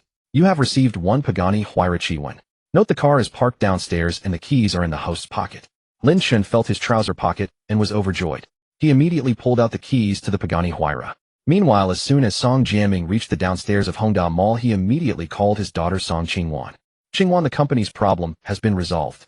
Upon hearing this, Song Qingwan's face lit up with joy. Song Jiaming continued, "I plan to invite this benefactor to dinner. You should come along tonight." Song Qingwan on the other end of the line frowned slightly. "That I'd rather not. I don't enjoy such occasions."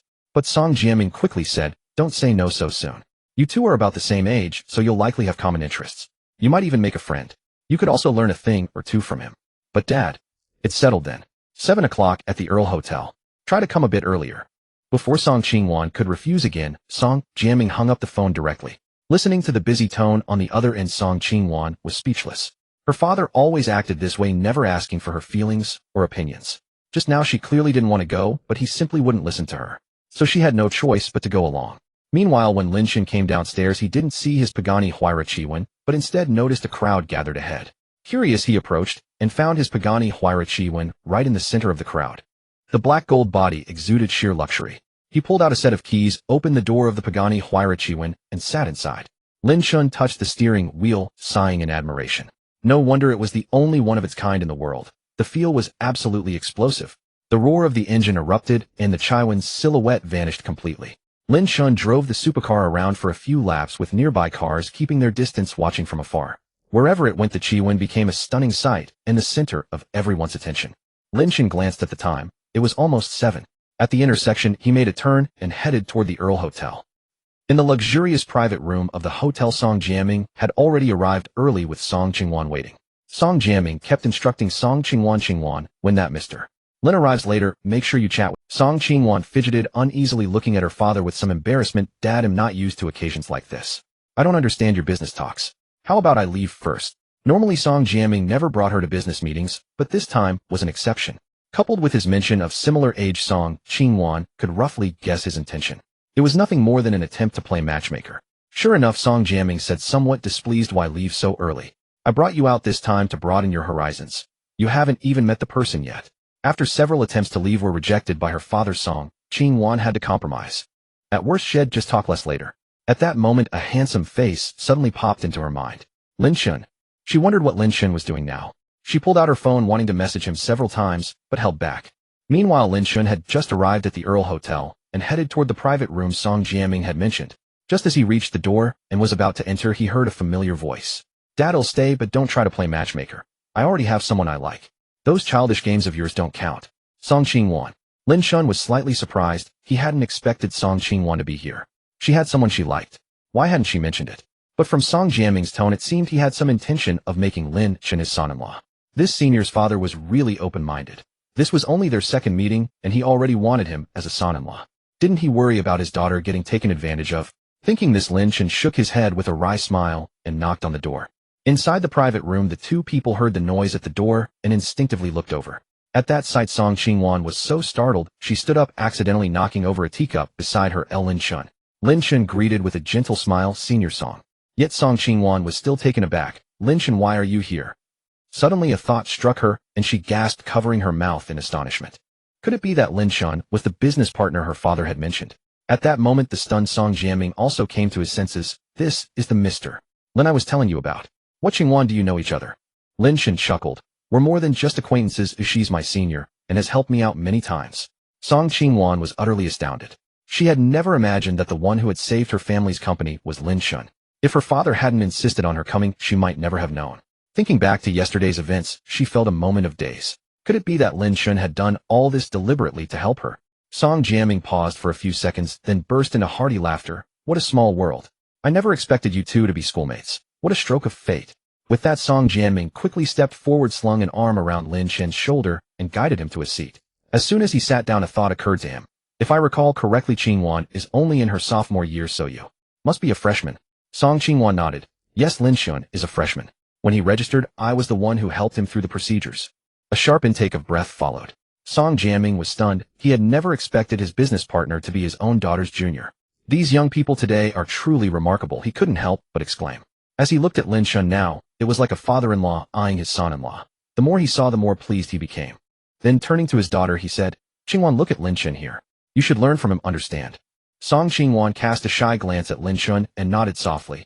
Indeed, there is much I need to learn from junior Lin Chen. Hearing this, Lin Chen felt a bit embarrassed. Uncle Song, and senior, you flatter me. I still have much to learn from Uncle Song.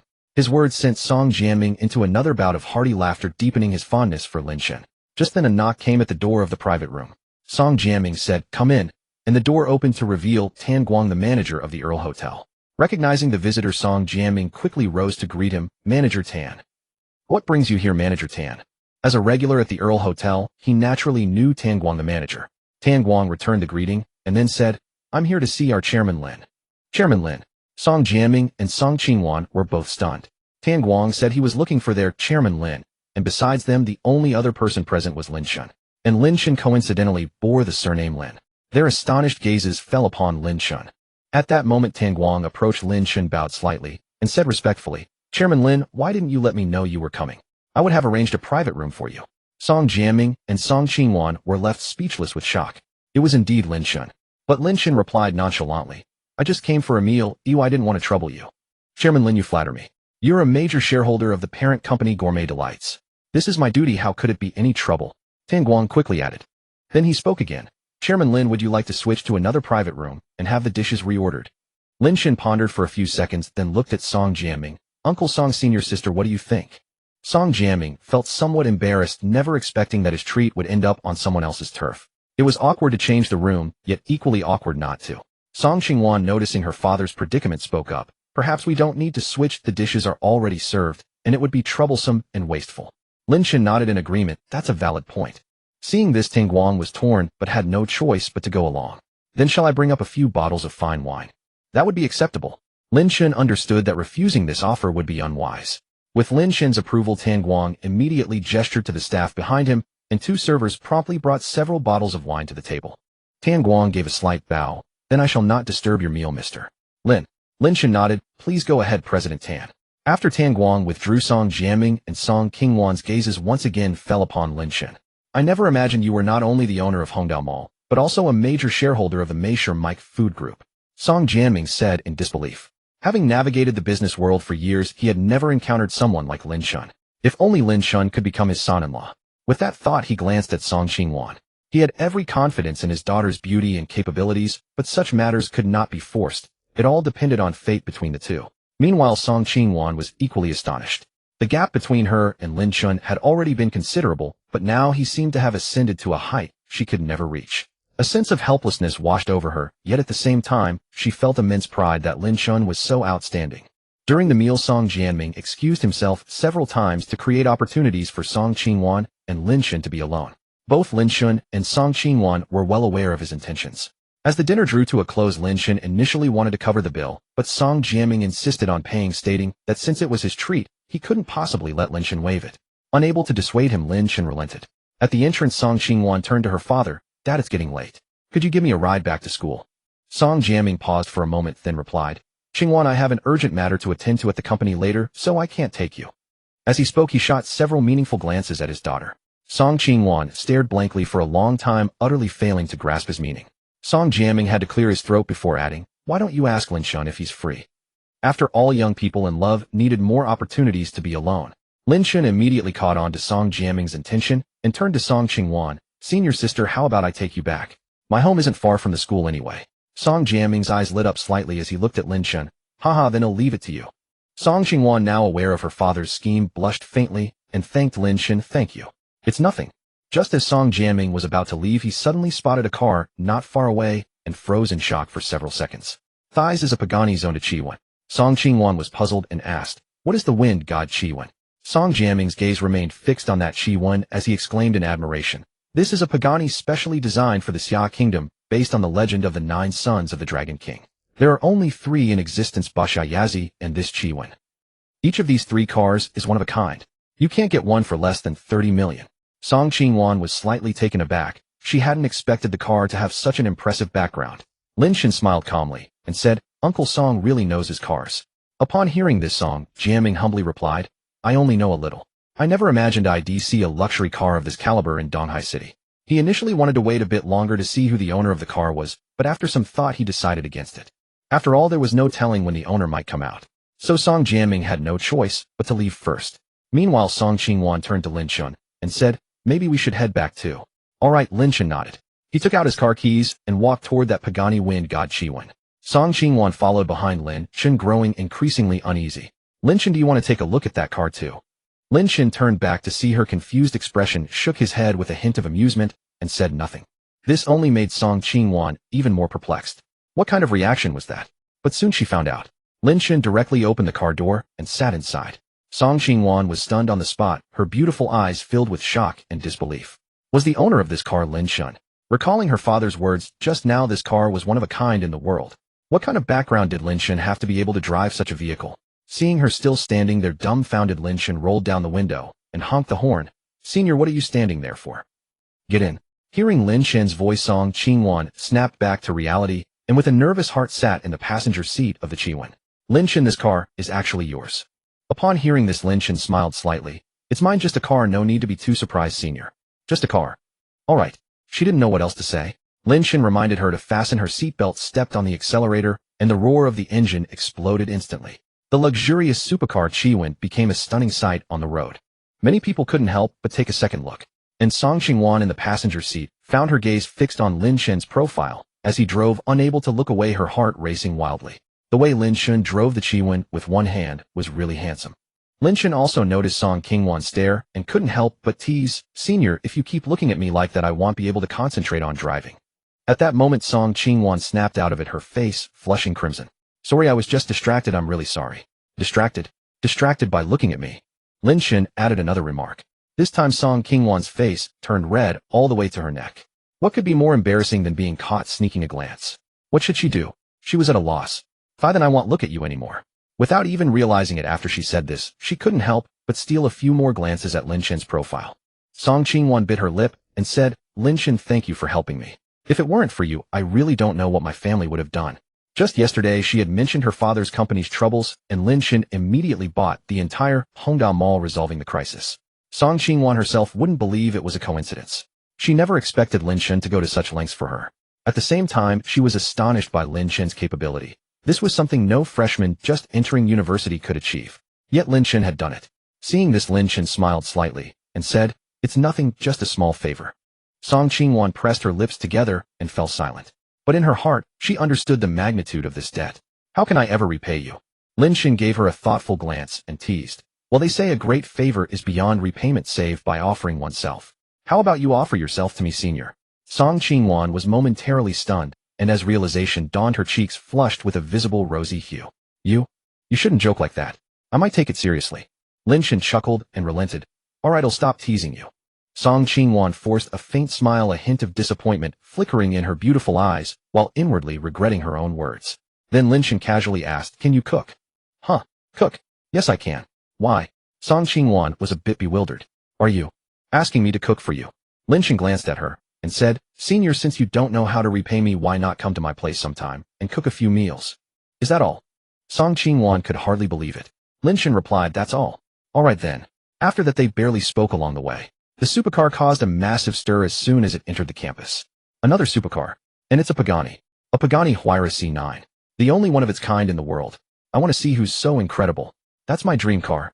I fell in love with it the moment I saw it on the news. I thought I'd never see it in person, and now someone at our school is driving it. This is the third supercar to appear at Donghai University, isn't it? When Lin Chen parked the car in front of the female dormitory and stepped out, everyone was frozen in shock. Isn't that the junior who arrived by helicopter? I heard that Rolls-Royce Phantom that caused a sensation before is also his. He's already changed to another luxury car, and it's a 1EO Faken model. This kind of car isn't something you can get just with money, is it? Just who is this junior?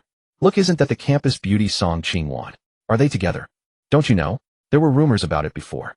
Lin Chen ignored the surrounding chatter, but Song Qingwan felt a bit embarrassed.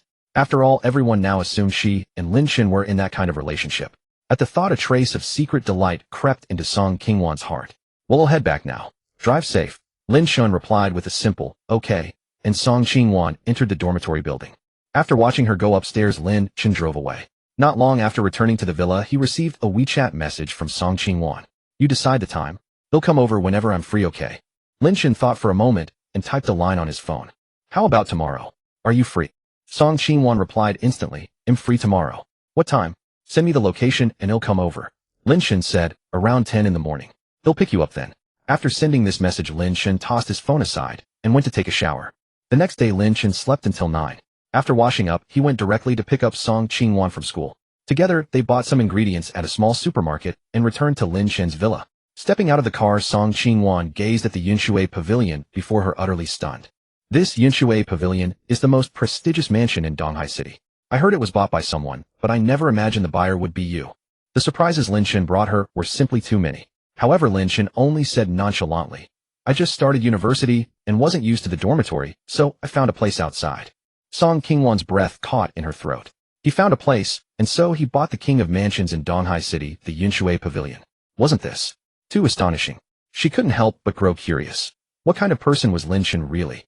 First he arrived at school in a helicopter causing a sensation across the campus. Then came luxury cars like the Rolls-Royce Phantom and the Pagani Huayra. Later, he purchased the entire Hongda shopping mall, and now the Yinshui Pavilion, the top mansion in Donghai City. She felt as though Lin Chen's money would never run out. Just as Lin Chen was about to enter the villa, he noticed Song Qingwan standing in a daze and had to call out to her a few times. She finally snapped back to reality and followed him inside. Compared to its exterior, the villa's interior was even more luxurious. After the meal, Lin Chen drove Song Qingwan back to school and then returned to the villa. As soon as he reached the entrance, he ran into Jiang Li.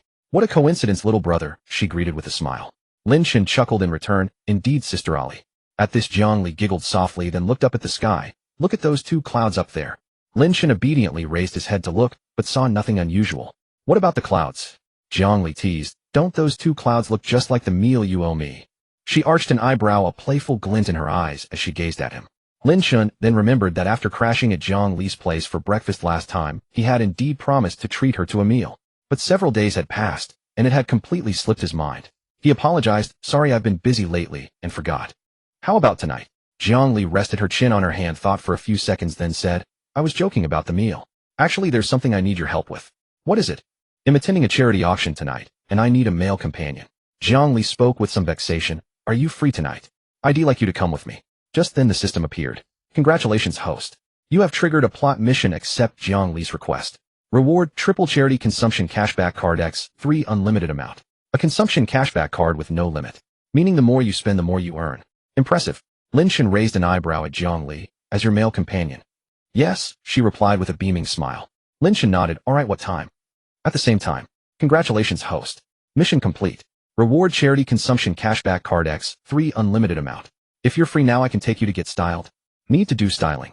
Upon hearing this, Lin Chen felt it was rather troublesome. After Lin Chen drove the car out, the moment Jiang Li saw the Pagani Huayra, she was stunned. It took her several seconds to react before she immediately stepped forward to touch it. "Holy cow, isn't this the recently released Pagani Huayra Chiwen? There's only one of these. How did you get your hands on it?" Jiang Li looked at Lin Chen with astonishment. Lin Chen merely smiled faintly and said, "Take a guess." Jiang Li was baffled and looked at Lin Chen with suspicion. "Tell me the truth, are you the biological son of the richest man in Xia Kingdom? Or perhaps the young master of some reclusive aristocratic family?" Lin Chen chuckled. "What if I said neither? Would you believe me?" This side of Jiang Li was rarely seen, carrying a certain charming innocence. "You're such a prodigy. Do you even give others a chance to live?" Jiang Li sighed. As she spoke, she settled into the passenger seat and couldn't help but exclaim, "I never thought that one day I'd actually sit in the passenger seat of a Pagani Huayra Chiwen." She then turned to look at Lin Chen, who was driving, her beautiful eyes filled with confusion. She grew more and more curious. Who exactly was Lin Chen? The place they were heading to now was the studio of Jiang Li's personal stylist. Along the way, Jiang Li kept giving directions until they finally arrived. Downstairs, the Pagani Huayra Chiwen once again caused a stir. As soon as they entered, a white woman named Linda greeted them and gave Jiang Li a big hug. Then Linda looked at Lin Chen and, speaking in flawless Xia Kingdom language, teased, "Jiang Li, is this your boyfriend? He looks a bit young." Jiang Li smiled and replied, "He's not my boyfriend." She quickly added, "Not yet." Linda wore an expression of knowing amusement. "Oh." Lin Chen felt a bit awkward. Seeing this, Jiang Li tactfully changed the subject. "All right, Linda, let's get started." To avoid ruining their makeup while changing, Lin Chen and Jiang Li first put on their outfits. Lin Chen wore a standard black suit with a burgundy bow tie. Rarely dressed in formal attire, he felt somewhat uneasy, preferring the comfort of casual wear. Jiang Li, on the other hand, changed into a strapless starry gown that accentuated her perfect figure. The ink-black dress was adorned with numerous tiny diamonds sparkling brilliantly under the lights. Even without makeup, she exuded a unique charm. Truly a natural beauty with an angelic face and a devilish figure. Lin Chen cleared his throat twice and quickly averted his gaze. Any longer, and he'd be starved for nutrients. It was a bit overwhelming. Jiang Li raised an eyebrow slightly and glanced at Lin Chen. "What is sister's figure so good that you're stunned?" Lin Chen smiled at her and said, "Isn't it normal to be stunned? Isn't a beauty always a feast for the eyes?" Jiang Li teased playfully, such sweet words. Hearing this, Lin Chen suddenly felt mischievous. "How would you know without tasting?" Jiang Li was momentarily taken aback. Usually she was the one teasing Lin Chen, but now the tables had turned and she found it hard to adapt. "Oh, in just a few days your skills have grown quite a bit." Lin Chen smiled naturally. Did Jiang Li really take him for an innocent young boy? "All right, you've got some nerve." Lin Chen gave her a deep look and fell silent. After the styling was done, Jiang Li was radiant. Her waist-length wavy curls were pinned up, and she wore a pair of pearl earrings exuding a queenly aura. Lin Chen, on the other hand, inexplicably acquired a mature air, though he felt as if he had aged several years. Even Zhang Li looked at him and nodded with satisfaction. The little brother has turned into a big brother. Interesting. Lin Chen let out a helpless sigh. If you think it's good, that's fine. It was already late after they finished styling. Linda saw the two off downstairs. Just as Lin Chen was about to get into his car, he noticed two beauties in spaghetti strap dresses constantly posing and filming videos beside his vehicle. Just got my first car. After achieving financial independence, I've realized another one of my small goals. Someone asked me what financial independence feels like. For me, it means buying what I like, seeing the sights I want, and letting my family and me live the life we desire. The moment she saw the Pagani Huayra, Linda stopped in her tracks, stunned. A Pagani Huayra. Zhang Li, your young man isn't simple. Linda exclaimed in amazement. Zhang Li cast a proud glance at Linda, of course. Meanwhile, excuse me, miss, I'm in a hurry. Lin Chen stepped forward, directly interrupting the two beauties who were filming. Linda couldn't help but laugh from behind. She leaned close to Zhang Li and said, your young man is really oblivious to romance. He actually dared to interrupt a beauty like that while she was recording a video. Zhang Li glanced at her helplessly. He's not my young man yet. Beside the Pagani, the two beauties whose video was interrupted looked at Lin Chen in bewilderment. What did you say? This car is yours. Lin Chen directly took out his keys to unlock the car door. What else would it be? Seeing this, the two beauties' eyes instantly sparkled with countless hearts. Wealthy, young, and handsome. He was exactly their type. Handsome, can we add you on WeChat? The two women immediately crowded around, squeezing their voices into a syrupy tone. Yeah, handsome, let me scan your code. Let's be friends. As they spoke, they kept batting their eyelashes at him. The strong scent of perfume filled his nostrils, and Lin Chen was already growing impatient. Sorry, I didn't bring my phone. But the two, having finally encountered a high-quality catch, refused to give up. Then tell us your WeChat ID, we'll add you. Linda glanced at Zhang Li with amusement. Your young man is under siege. Aren't you going to help? Aren't you afraid he'll succumb to temptation? Zhang Li smiled at her. He's not that desperate. It's getting late, he'll be off now. With that, she tossed her hair and walked away in her high heels. Darling, why didn't you wait for me to leave together? Zhang Li said coquettishly. The two beauties looked at her in astonishment, sizing her up from head to toe. A custom-made gown, Gucci genuine leather heels designed for the red carpet, a Patek Philippe necklace, and the scent of Chanel No. 5 lingering in the air. The two beauties' faces instantly turned sour. A formidable rival. This was a true socialite. But Zhang Li didn't even spare them a glance. She walked straight to Lin Chen's side and naturally linked her arm through his. Lin Chen looked at her with slight surprise. The two beauties exchanged awkward glances. Could this woman be this handsome guy's girlfriend? Zhang Li shot him a wink, and Lin Chen finally caught on. He walked around to the other side and opened the car door for her. Zhang Li smiled sweetly. Thank you, darling. The syrupy tone sent a pleasant shiver down Lin Chen's spine. The roar of the engine erupted, and the two beauties instinctively jumped aside, watching helplessly as the luxury supercar sped away. In the car, Zhang Li received a message from Linda and couldn't help but burst into laughter, rocking back and forth. What's wrong? Lin Chen asked, genuinely curious about what could make a mature beauty like Zhang Li laugh so heartily. Zhang Li looked at him with amusement. You know what? Your WeChat account is worth 10,000 yuan. This left Lin Chen utterly bewildered. What do you mean?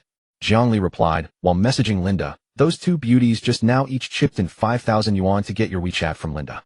Lin Chen chuckled. Well, looks like I've discovered a new business opportunity. Oh, Zhang Li raised an eyebrow slightly. Do tell me. Create a dummy WeChat account and sell it exclusively to women like them. That would be a hefty income. Imagenius. Zhang Li couldn't help but laugh out loud. You little rascal. Lin Chen glanced at her calmly. Have flattery will get you nowhere. Then Zhang Li asked, both of those beauties were quite attractive. Didn't you feel even a little tempted? Hearing this, Lin Chen's mouth twitched slightly as he looked at her with a complicated expression. Do you think my standards are that low? Am I the type to settle for anyone? Zhang Li propped her chin on her hand, gazing at Lin Chen's profile. Not really. That's more like it. Recalling how she had addressed him while fending off those socialites earlier, Lin Chen couldn't help but ask, by the way, what did you call me just now? I forgot. Zhang Li covered her mouth and giggled twice before scolding playfully. Call you a little rascal, and you take it as a compliment. I called you darling just to help you out. What do you want to hear it a few more times? Lin Chen nodded thoughtfully. That's not a bad idea. Seemingly taken aback by his response, Zhang Li froze for a moment, her cheeks warming. She suddenly felt as if she had been outwitted instead. Lin Chen glanced at her in slight surprise. Was it his imagination, or was the sly fox Zhang Li actually blushing? Wonders never ceased. To ease the awkwardness, Zhang Li coughed lightly and fanned herself with her hand, remarking casually, it's a bit hot in this car. Lin Chen couldn't suppress his laughter. He hadn't expected her to be so tsundere and prideful. She shot him an annoyed glare. What are you laughing at? A mischievous impulse stirred within Lin Chen. You still haven't answered my question. So can I hear it again, or not? Zhang Li was momentarily stunned. She had worked so hard to change the subject only for him to drag it back. At this thought, she couldn't help but study Lin Chen more closely. Was the little lamb turning into a big bad wolf? With a mix of pride and shyness, Zhang Li shot him a few more glances. Darling, darling. Happy now. Barely acceptable. Lin Chen kept his eyes on the road as he drove. Soon they arrived at the hotel. The Qiyuan instantly drew everyone's attention. As Lin Chen and Zhang Li stepped out of the car, they became the center of focus. A handsome man and a beautiful woman. They were a stunning sight wherever they went. Especially when the handsome man was accompanied by a Pagani Huayra Qiyuan. Every woman present envied Zhang Li, wishing they could take her place. After registering at the entrance, Zhang Li led Lin Chen into the venue. As they found their seats, Zhang Li briefed Lin Chen on the charity auction. Not far away, a beauty in a navy blue strapless gown glanced their way, a hint of confusion in her eyes. Zhang Li, and the man beside her. Could he be her boyfriend? I never expected her to fancy someone so young. In the past, Zhang Li usually attended such events alone. This time, however, she brought a male companion, so Luo Weiwei naturally assumed he was Zhang Li's boyfriend. The man beside Luo Weiwei, her boyfriend, Li Hao, also glanced over. The moment he saw the woman in the ink-black starry gown, he was instantly captivated. Weiwei, is that your friend? Li Hao leaned in and whispered into Luo Weiwei's ear. Luo Weiwei nodded. Then Li Hao asked again, how about we go say hello? Luo Weiwei thought for a moment and said, all right. Afterward, she fixed her makeup and walked toward Zhang Li in her 10-centimeter heels. A woman must never lose in the realm of poise. Hello, President Jiang. Luo Weiwei greeted Zhang Li with a beaming smile. As she spoke, she scrutinized Zhang Li's outfit from head to toe. A custom-made gown. Now that was a grand gesture. Zhang Li looked up, and upon seeing the visitor, her expression cooled slightly. President Luo. What a coincidence. I didn't expect to run into you here. Luo Weiwei smiled, then glanced at Lin Chen beside her. And this is a friend of mine. Zhang Li said indifferently. Luo Weiwei chuckled and took a seat beside Zhang Li. I'd say he's your boyfriend, right? Zhang Li frowned, about to explain, but Lin Chen spoke first. Hello, my name is Lin Chen. Hearing this, Zhang Li shot Lin Chen a look of slight surprise.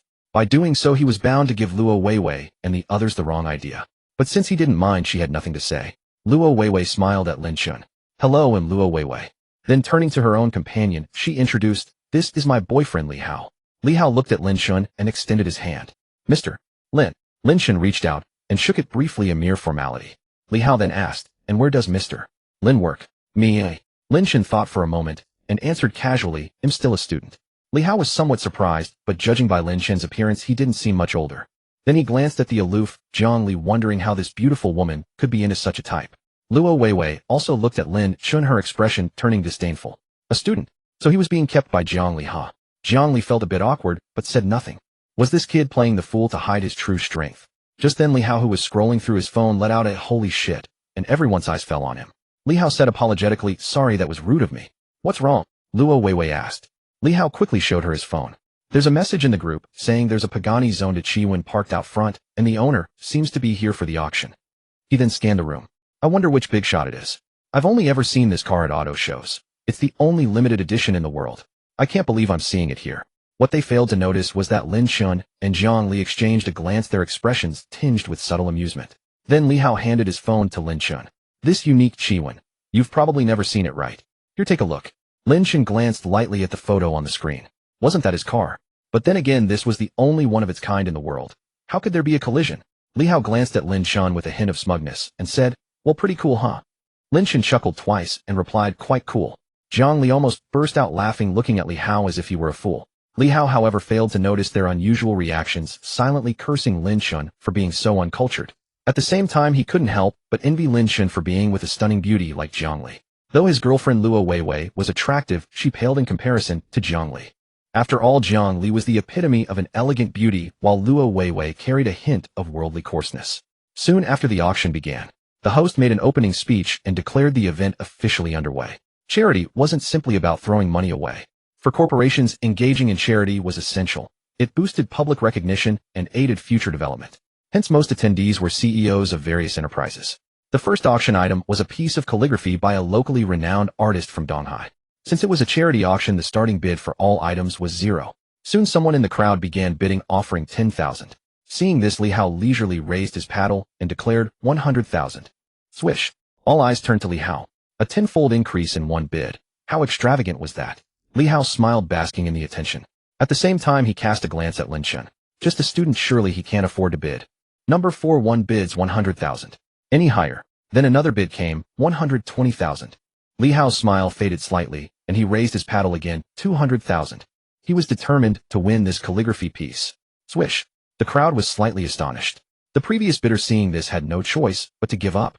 The auctioneer on stage, noting no further bids, asked, 200,000 going once. Any other bids? 200,000 going twice. He raised his small hammer high, but just then Lin Chen lifted his paddle and said 1 million. Boom. The entire hall was stunned. All eyes turned to Lin Chen. Whose young master is this? Spending 1 million on a calligraphy piece without batting an eye. No idea. Must not be a local or would have seen him before.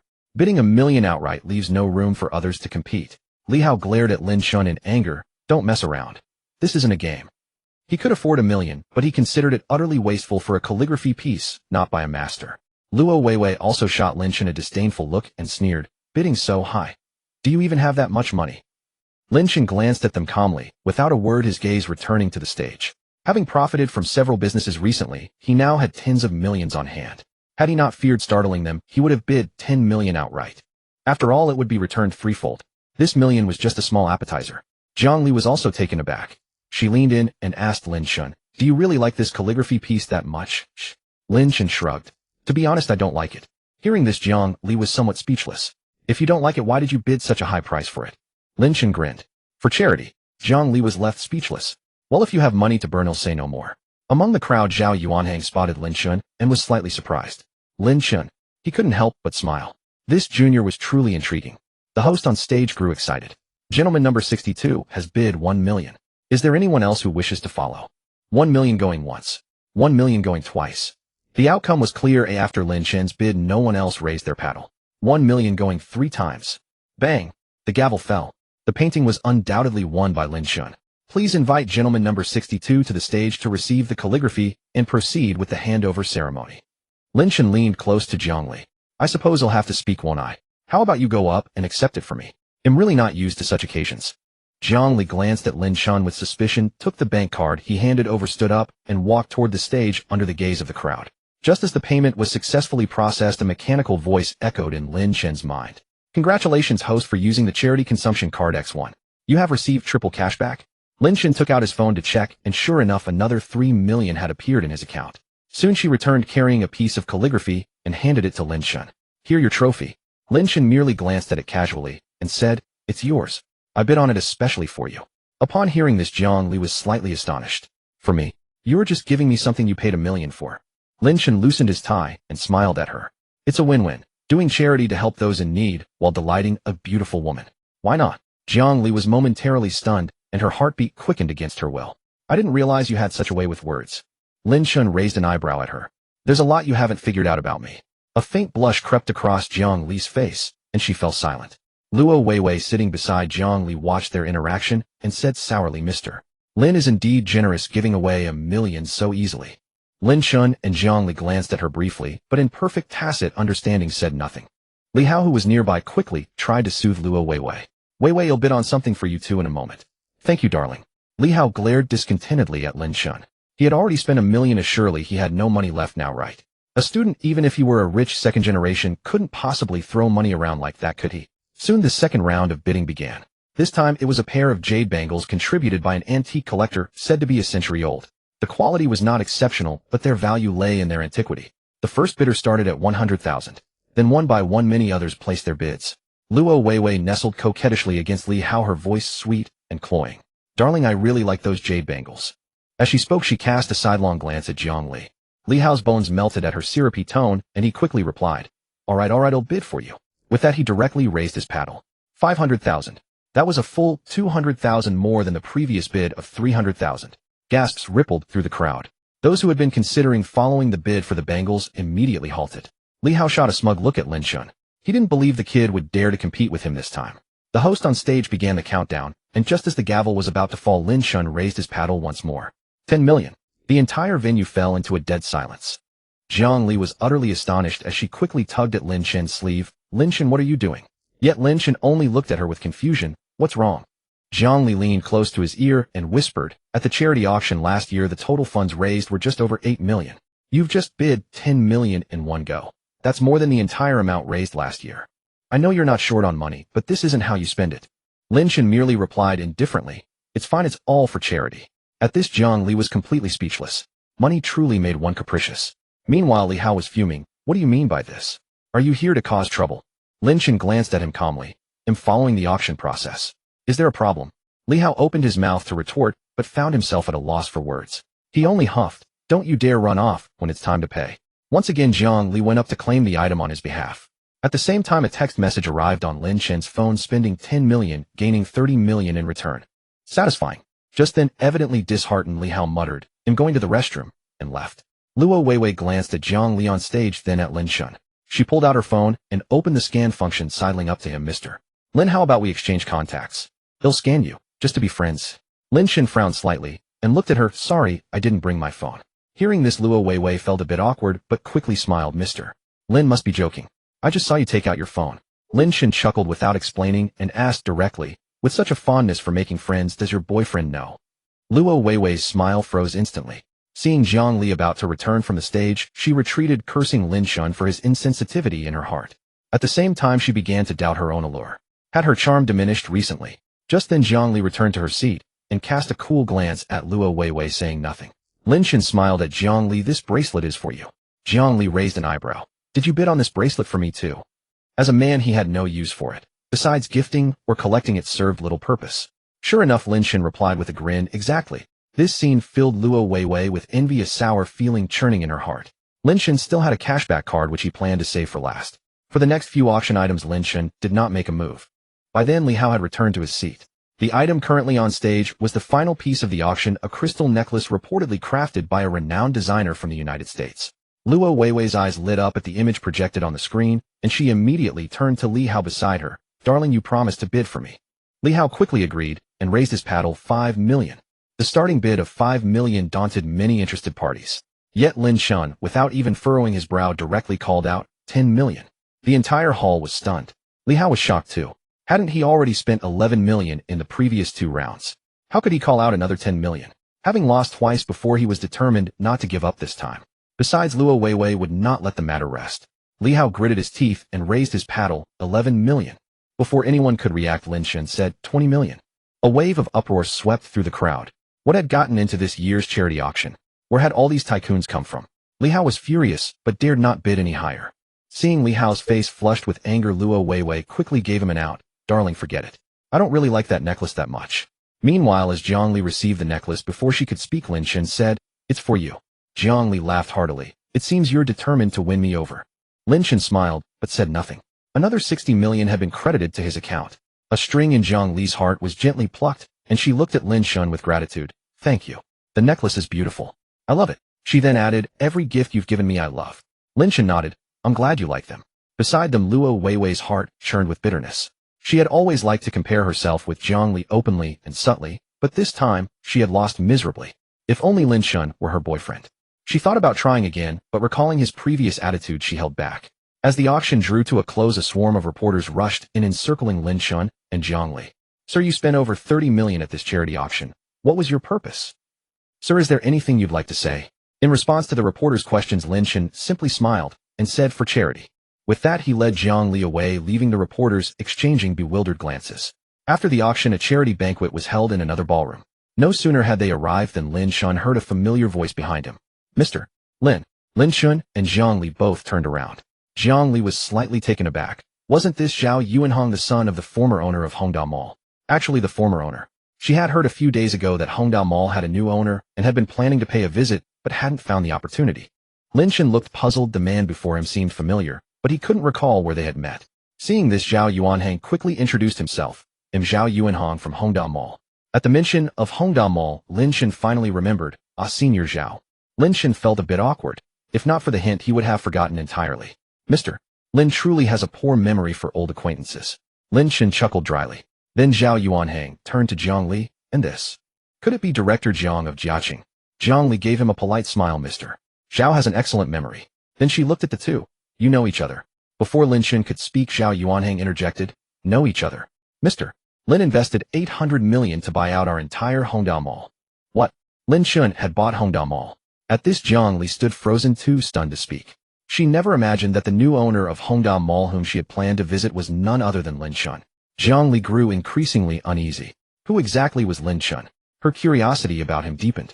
Senior Zhao is joking, Lin Chen said, indifferently oblivious to the thoughts swirling in Zhang Li's mind. Then Zhao Yuanhang recalled the Pagani Huayra Chiwen parked at the entrance. He looked at Lin Chen and asked that Pagani Huayra Chiwen outside. He left the sentence unfinished, but the implication was clear. Lin Chen caught the probing tone and replied with a smile, "It's mine." A sharp intake of breath. Though he had guessed the answer, hearing Lin Chen admit, it still left him astonished. "I remember you already had a Rolls-Royce Phantom, Mr. Lin. Now you've added a Chiwen so soon. Come to think of it, the Chiwen is the only one of its kind in the world. I truly admire how you managed to acquire it." Zhao Yuanhang's words were thick with envy. He was a car enthusiast himself, and he had only ever seen the Chiwen at auto shows. Lin Chen gave a dry laugh. "It's just a car. What a display of opulence." After a moment of awe, Zhao Yuanhang suddenly spoke. "By the way, Mr. Lin, there's a supercar club here. Would you be interested in joining?" "A supercar club?" Lin Chen perked up at the mention. Zhao Yuanhang explained, "I founded the Donghai Supercar Club. It's just a group of enthusiasts who get together and sometimes race. Oh, and there's someone in the club with a Pagani, but it can't compare to yours. Once you join, just the Chiwen alone will outshine all the other supercars. ITLL, make everyone green with envy." Lin Chen was intrigued. "So how do I get into the club?" Zhao Yuanhang pulled out his phone. "Let's exchange contacts and he'll add you to the group chat." "All right." Lin Chen took out his phone and added Zhao Yuanhang as a friend. After a few more exchanges, the banquet began. Luo Weiwei and Li Hao seemed to deliberately avoid Lin Chen, and Zhang Li, the latter, didn't see them for the rest of the evening. Lin Chen thought they had left early, but as the banquet ended, he headed to get his car, only to spot them again. "This Pagani Huayra is absolutely stunning. Yeah, if I could drive this car just once, I'd give up driving for a year. It's every man's dream. I wonder what kind of big shot owns it." As Li Hao marveled, Luo Weiwei tugged at his sleeve and nodded toward Lin Chen. Seeing Lin Chen, Li Hao felt both embarrassed and annoyed. "You're looking at this car too?" he asked. Lin Chen smiled. "It's just a car. What's so special about it?" Li Hao's mouth twitched at his words. He looked at Lin Chen as if he were a fool. "A Chiwen, the only one in the world, and you call it just a car?" Lin Chen raised an eyebrow. "What isn't it a car?" Li Hao was left speechless. "Yes, it's a car, but it's more than that. It's every man's dream, a symbol of status, prestige, and honor," Li Hao declared passionately, as if Lin Chen had insulted his faith. Beside him, Zhang Li was shaking with suppressed laughter. She couldn't wait to see their reactions when they found out Lin Chen was the owner. She was eager for it. Lin Chen glanced at her, thinking she was having a hard time holding it in. The people around them began to defend the Chiwen. "Yeah, what does he mean by just a car? Sounds like sour grapes to me." "Exactly, who says that? Some people just badmouth what they can't have. Shameful." If the owner heard that, who knows what he'd think. Li Hao crossed his arms, smirking triumphantly at Lin Chen. "Hear that? Got anything to say now?" Then Zhang Li linked her arm through Lin Chen's and coaxed, "Darling, let's head back." "All right." Lin Chen replied calmly, took out his car keys, and walked toward the Chiwen. A collective gasp stunned the crowd. Under their astonished gazes, Lin Chen opened the door for Zhang Li and settled into the driver's seat. Only after the Chiwen had disappeared from sight did Li Hao snap back to reality, mortified. That ultra-luxury car belonged to Lin Chen. Recalling his earlier rant, he wished he could crawl into a hole. The people around him looked at him with strange expressions. So that guy was the owner of the Chiwen. He tried to show off in front of the actual owner. How awkward. He dragged us into it too. Serves him right. Luo Weiwei, feeling humiliated, shook off Li Hao's hand and left alone. After a moment's hesitation, Li Hao chased after her. Meanwhile, in the car, Zhang Li gave Lin Chen a meaningful look. "I didn't expect you to spend over 20 million at this charity auction." Lin Chen chuckled. "It's all for charity." Zhang Li rolled her eyes. "You always say that. Can't you come up with something new?"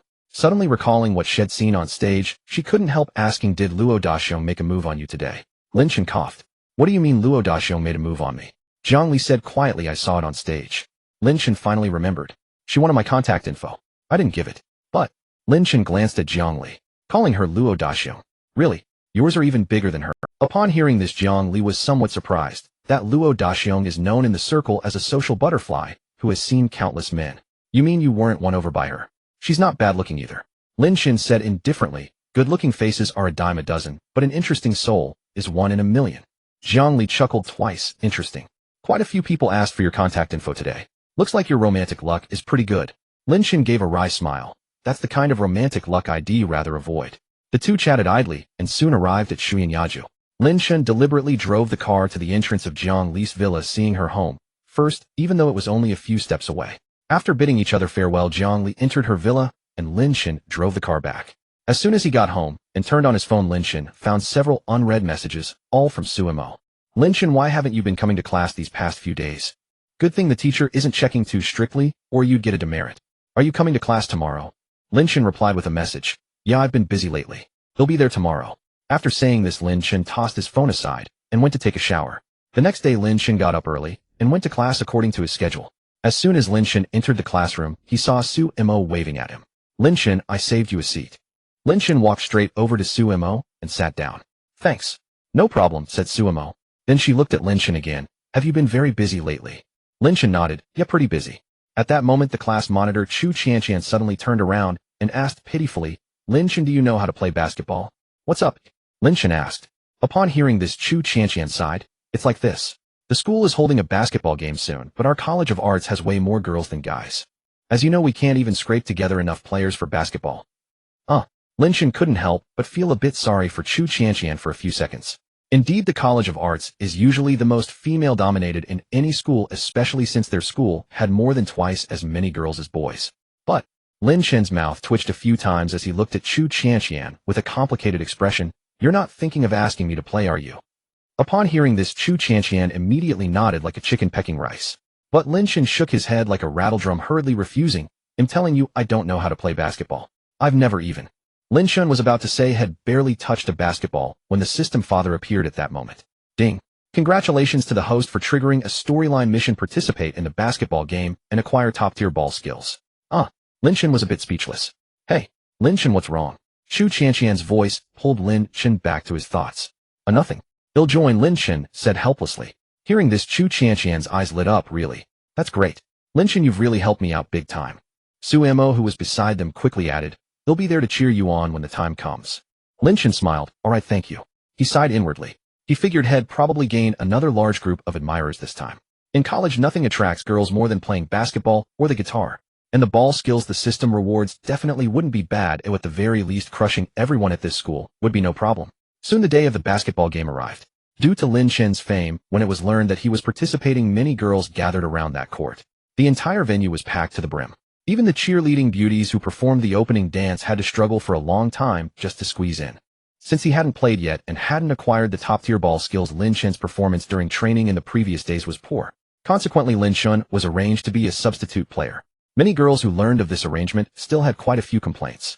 The match order for this game was determined by the advisors of each college drawing lots. The College of Arts had incredibly bad luck drawing the College of Physical Education. It was well known that the players from the College of Physical Education were all strong and muscular. For the past several basketball tournaments, the College of Physical Education had basically won the championship. In other words, the College of Arts had encountered the toughest opponent right from the start and might not even get past this first round. To make matters worse, Chun Yao, who had a conflict with Lin Chen during registration, was also on this team. He also recognized Lin Chen at a glance. Upon learning that Lin Chen was a substitute player, he felt a bit of satisfaction. Lin Chen had stolen the spotlight since enrollment, which annoyed him greatly. He planned to use this basketball game to teach Lin Chen a lesson. Lin Chen, however, didn't even remember who he was, let alone recognize him. After a passionate dance performance, the basketball game began. As Lin Chen changed into his uniform, a vast amount of basketball knowledge flooded into his mind. Lin Chen even felt as if he had been playing basketball for decades. Awesome, Lin Chen said to himself silently. As Lin Chen expected, the College of Arts was dominated by the College of Physical Education from the start. The College of Physical Education had scored 12 goals while the College of Arts had only managed 1-1. Who's number 11 from the College of Physical Education? He's amazing. That seems to be the captain Chen Kai, a true basketball master. Chen Kai is so handsome, he's my type. Because they were crushed from the beginning, the players from the College of Arts on the court grew increasingly anxious and their tactics became more chaotic, resulting in not scoring a single goal afterward. Several players were also injured. Off the court, the 3 substitute players besides Lin Chen were also sighing in despair. Is there even any point in continuing? Aren't the College of Physical Education guys just bullying us? We might as well just forfeit. The guys on the court are already playing like this, let alone us substitutes. Lin Chen glanced at them lightly. The game isn't over yet. One of them said, do you even need to look? We're definitely going to lose. The score is 2-8-1, isn't that bad enough? Lin Chen turned his head and said nothing more. It was simply boosting the opponent's morale and deflating their own. By the end of the first half, the score had reached 3-0-2. During the 10-minute break, the cheerleading beauties came back on stage for a passionate dance to liven up the atmosphere. However, none of the basketball team members had the heart to watch. They were all discussing tactics for the second half. Those guys from the College of Physical Education are way too strong. Exactly, I was bumped several times and the referee didn't even blow the whistle. If this continues, we're doomed to lose. Oh, I can't do it anymore. I can't play and my knee hurts like hell. Several players kept complaining. Lin Chen asked, who wants to come off? He'll go in as a substitute. You. The group looked at Lin Chen with strange expressions, then recalled Lin Chen's performance during training. Everyone's face showed a complicated look. Lin Chen, not to be critical, but with your skills. Ahem, Lin Chen, everyone knows your ball skills. You were basically just a filler anyway. How about you don't go on? Let them play. Yeah. Lin Chen turned back to look at the substitute players. Who wants to go in? The group looked at each other and shook their heads. You. The captain was furious. If you're not willing to play, then what's the point of being substitutes? The group was on the verge of tears. We were all just dragged in to fill the numbers. One of their players was injured and couldn't continue. But among the substitutes, only Lin Chen was willing to play. Lin Chen shrugged helplessly. Looks like it's down to me then. The captain sighed. Alright, I guess that's the only way. Soon the 10-minute halftime break was over. When Chen Kai saw Lin Chen coming onto the court, a gleam of triumph flashed in his eyes. He whispered to the players behind him, see that kid in number 14. Give him some extra attention later. Can't offend him openly, but doing things on the sly is fine, right? The second half of the game began. Chen Kai seized the ball first, took a couple of steps, and slammed it into the hoop again. The surrounding crowd erupted into cheers. This Chen Kai is incredible. How many times has he dunked now? Looks like the physical education college is going to win for sure. Chen Kai is too strong and the College of Liberal Arts doesn't have anyone to match him. Wait, look. Lin Chen dashed to the center of the court, caught a passed ball, and leaped into the air with explosive force. An exceptionally graceful arc traced across the sky as the ball swished perfectly through the net. A three-pointer. The College of Liberal Arts erupted. It was the first three-pointer their team had scored since the game began. Awesome. Who the hell said Lin Chen couldn't play basketball? Come out, and I swear I won't beat you to death. But don't celebrate too early. The score gap is huge. Even if Lin Chen can play, they can't catch up. I agree. On the court, the opposing player number 3 made a passing error and Lin Chen intercepted it. He then executed a layup in 3 strides, sinking the ball into the basket. Waves of cheers rose and fell. Chen Kai grew flustered. Guard that kid. Don't let him score again. Finally, the ball reached Chen Kai's hands. Before he could react, Lin Chen snatched it away and launched a long-range shot. Another three-pointer. Chen Kai's face darkened like the bottom of a pot. He had just ordered them to stop Lin Chen from scoring, and the guy had instantly nailed a 3. A player from the physical education college panted heavily, Brother Kai, we can't stop him. This kid is way too fierce. If you can't stop him, then find a way to stop him. Chen Kai gritted his teeth. The match grew increasingly intense, and the spectators watched with bated breath, their hearts pounding. The score gap narrowed. The College of Liberal Arts even took the lead by 3 points. Students from the College of Liberal Arts who had been dejected perked up as if injected with adrenaline. With many female students, their shrill, penetrating voices filled the entire court with cheers. Go Lin Chen. Lin Chen is the coolest. Oh, Lin Chen is my idol. Who made my idol sit on the bench before? Go Lin Chen. Long live the College of Liberal Arts. Amid the crowd, Su Mo, who had finally squeezed her way to the front, was shouting until her face and neck were flushed red. This was her first time being so wild, it seemed. The game neared its end with only the last minute remaining.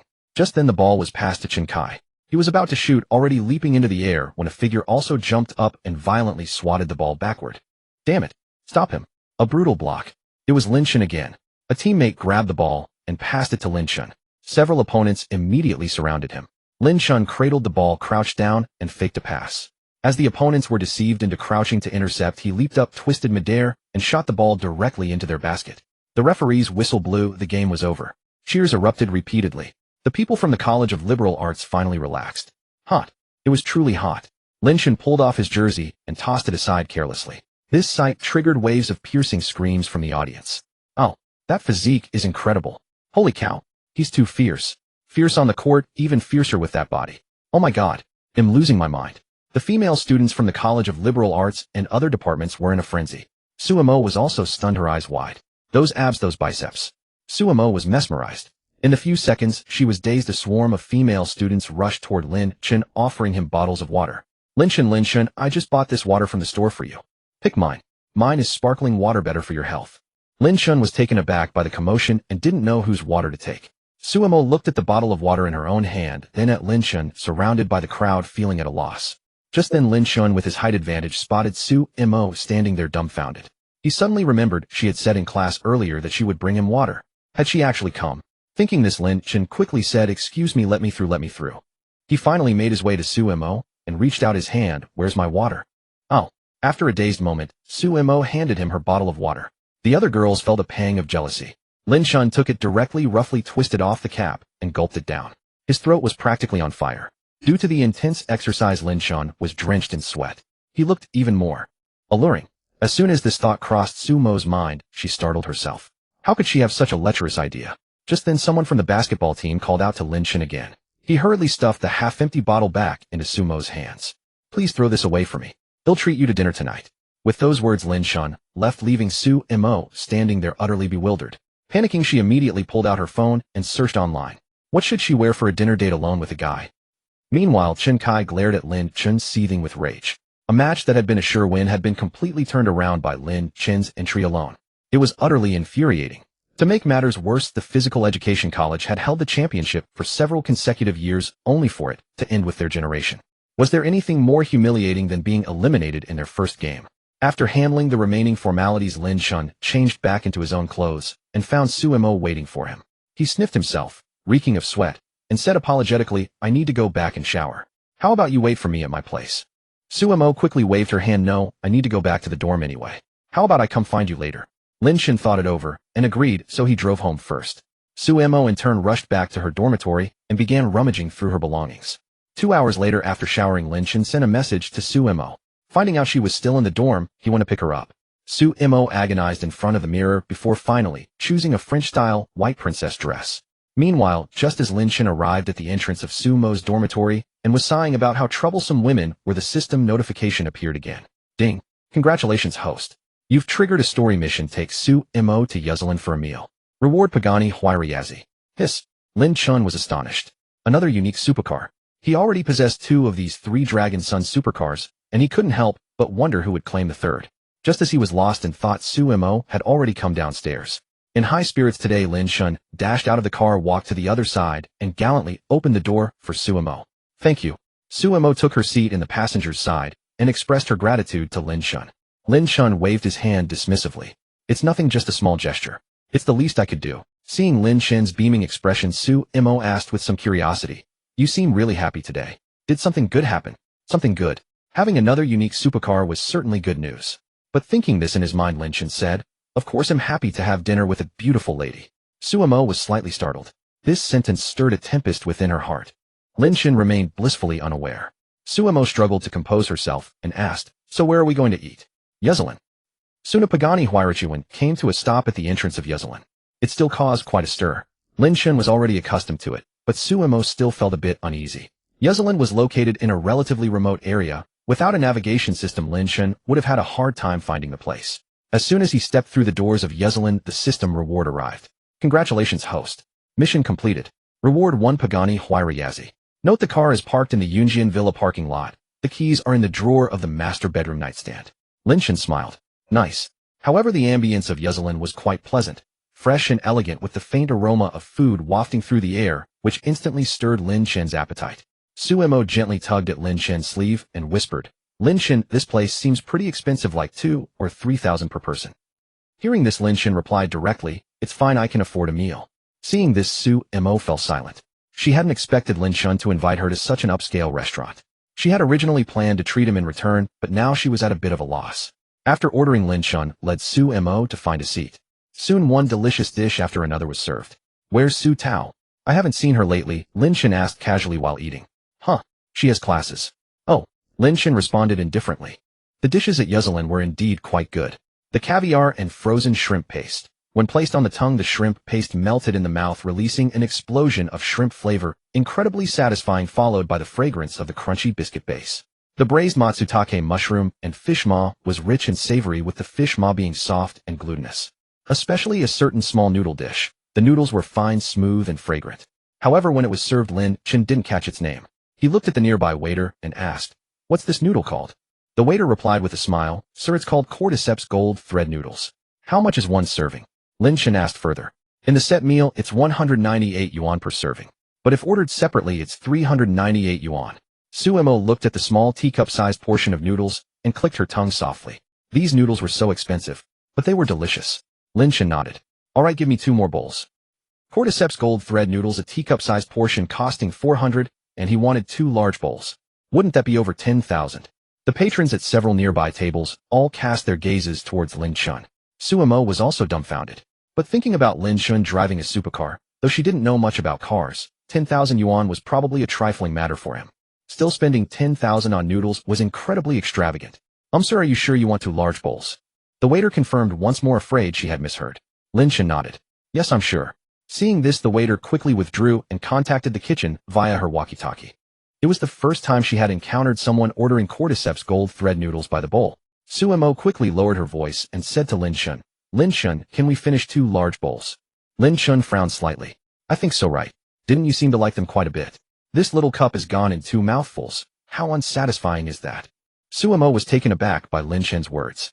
Could it be that Lin Chen ordered the noodles for her sake? Thinking this, Sumo's heart was filled with gratitude. But at the same time, she couldn't help feeling sorry for Lin Chen's wallet because the noodles were just too expensive. Soon the cordyceps gold thread noodles arrived. Lin Chen first served Sumo a large bowl, then began eating himself. Across the table, Sumo, while eating her noodles, couldn't help stealing glances at Lin Chen from time to time. After the meal, Lin Chen sent Sumo back, and then hurried back to the villa eager to experience the feel of his new car, the Yazzie. Of the 3 cars Pagani Huayra specially designed for this model, both the Chiwen and the Yazzie were now in his possession. The Chiwen was a luxurious black gold, while the Yazzie was a noble and mysterious dark purple. The driving feel of both cars was similar, but what made them precious was their uniqueness. The next day, Lin Chen drove the Yazzie to have morning tea. This was a restaurant Lin Chen frequented. Upon arrival, he ordered his usual crystal buns, tofu pudding, and steamed dumplings, found a seat, and began to eat heartily.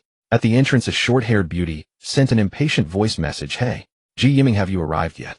The other party immediately replied, I'm here. Sigh. The beauty let out a long sigh and walked inside. Her name was Yi Qinxue. She had come today under her mother's strong insistence to meet a blind date. She was told he had returned from studying abroad, was quite arrogant, spoke a mix of Chinese and English, and was annoying to look at. She didn't want to come, but to make him give up, Yi Qinxue had to make an appearance.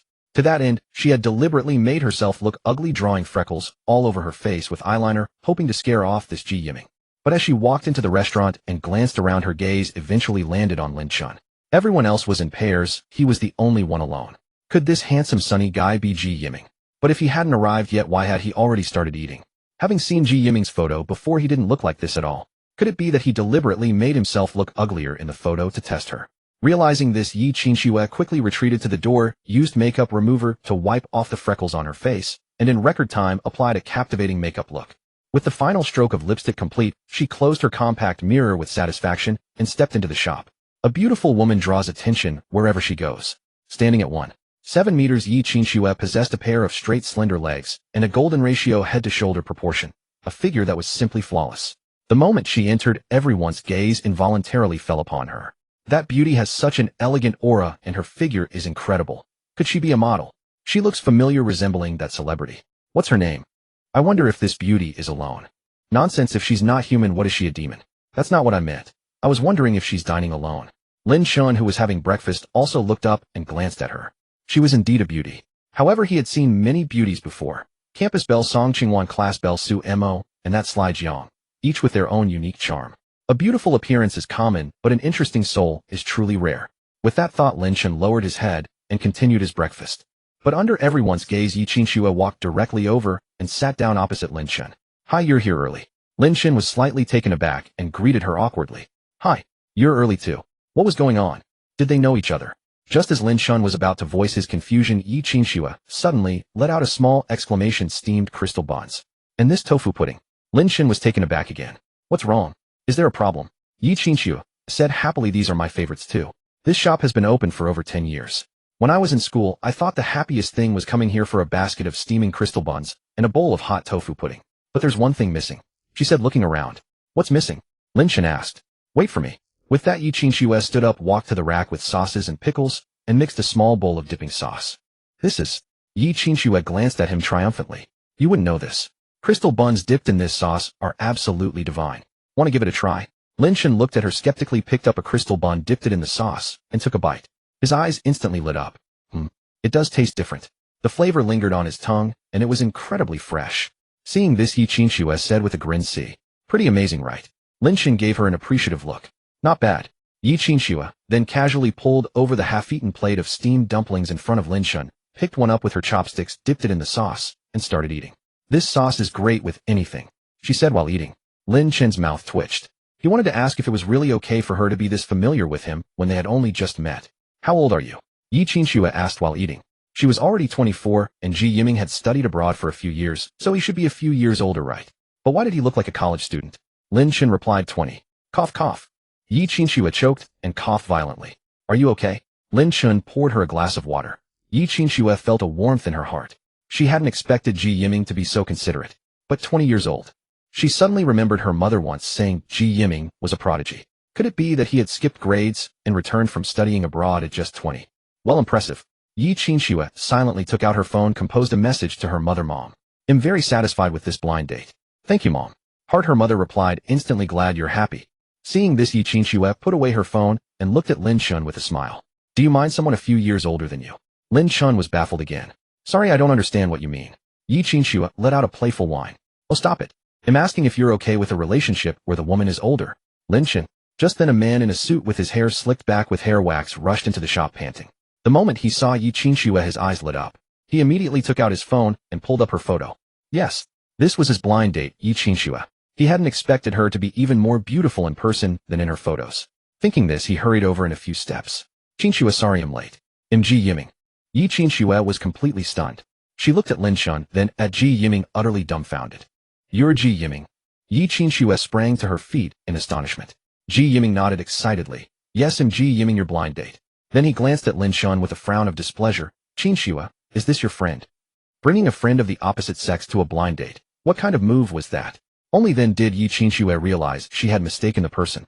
Lin Chen also belatedly understood it was a huge misunderstanding. Ji Yiming continued. Qingxue, this is your wrong. You're on a blind date with me, why bring a friend of the opposite sex? In blunt, don't blame me. Since we're about to date, you need to cut off all those friends of the opposite sex. After all, you have a boyfriend now, and you can't have any more ties with them. Stop. Yi Qingxue made a halting gesture, but only then realized she had been led astray by Ji Yiming's broken English, leaving her speechless.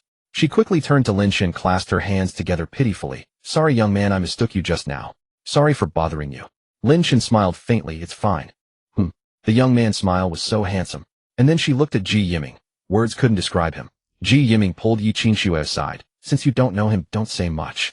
She shook off his hand and followed him to another table, sitting down. Ji Yiming wiped the table with his finger, disdainful. Domestic places are so dirty. Totally unsanitary. Look at this restaurant compared to abroad, it's just too low. Yi Qingxue rolled her eyes impatiently. Are you sitting or not? If you're not, I'm leaving. Others could sit, so why couldn't he? Did he think breathing foreign air for a few years made him superior? How pretentious. Then Ji Yiming continued. Qingxue, let me tell you, ladies abroad are independent and self-reliant, and I hope you're that kind of girl. So we'll go Dutch later. Fine, fine. Yi Qingxue was nearly in despair. This Ji Yiming was utterly annoying. His hair slicked with wax till it shone the spitting image of a greasy middle-aged man. She glanced at her young man, so sunny and handsome. As she thought this, she looked toward Lin Chen, only to see him finishing his meal and getting ready to leave. Seeing his blind date still eyeing another man, Ji Yiming felt a wave of jealousy and protested. Qingxue, how can you? Before he could finish, Yi Qingxue cut him off. Ji Yiming, I'm sorry, but I don't think we're a match. I hope you find happiness soon. I'm going to find mine too. She spat out the words at lightning speed and dashed out. Young man, wait. Lin Chen, who had just stepped out of the shop, stopped at the call behind him. What's wrong? Something up. Yi Qingxue said sheepishly. Young man, my name is Yi Qingxue. Can we be friends? Lin Chen nodded. I'm Lin Chen. Meanwhile, Ji Yiming had chased after them and witnessed the scene. What are you doing? He bellowed, causing the customers eating breakfast in the shop to turn and stare. Yi Qingxue, am a distinguished Riternese scholar, and am inferior to this kid. Ji Yiming glared at Lin Chen, as if he were a heinous criminal. Lin Chen, what had he done? Just then the system appeared. Ding. Congratulations, host, for triggering a story mission. Slap the face of the obnoxious blind date, Ji Yiming, and rescue Yi Qingxue. Reward, run a law firm. Huh. Lin Chen hesitated slightly. Was that slap the kind he understood? Ji Yiming turned to Yi Qingxue, furious. How can you be so shameless, going on a blind date with me and still? Slap.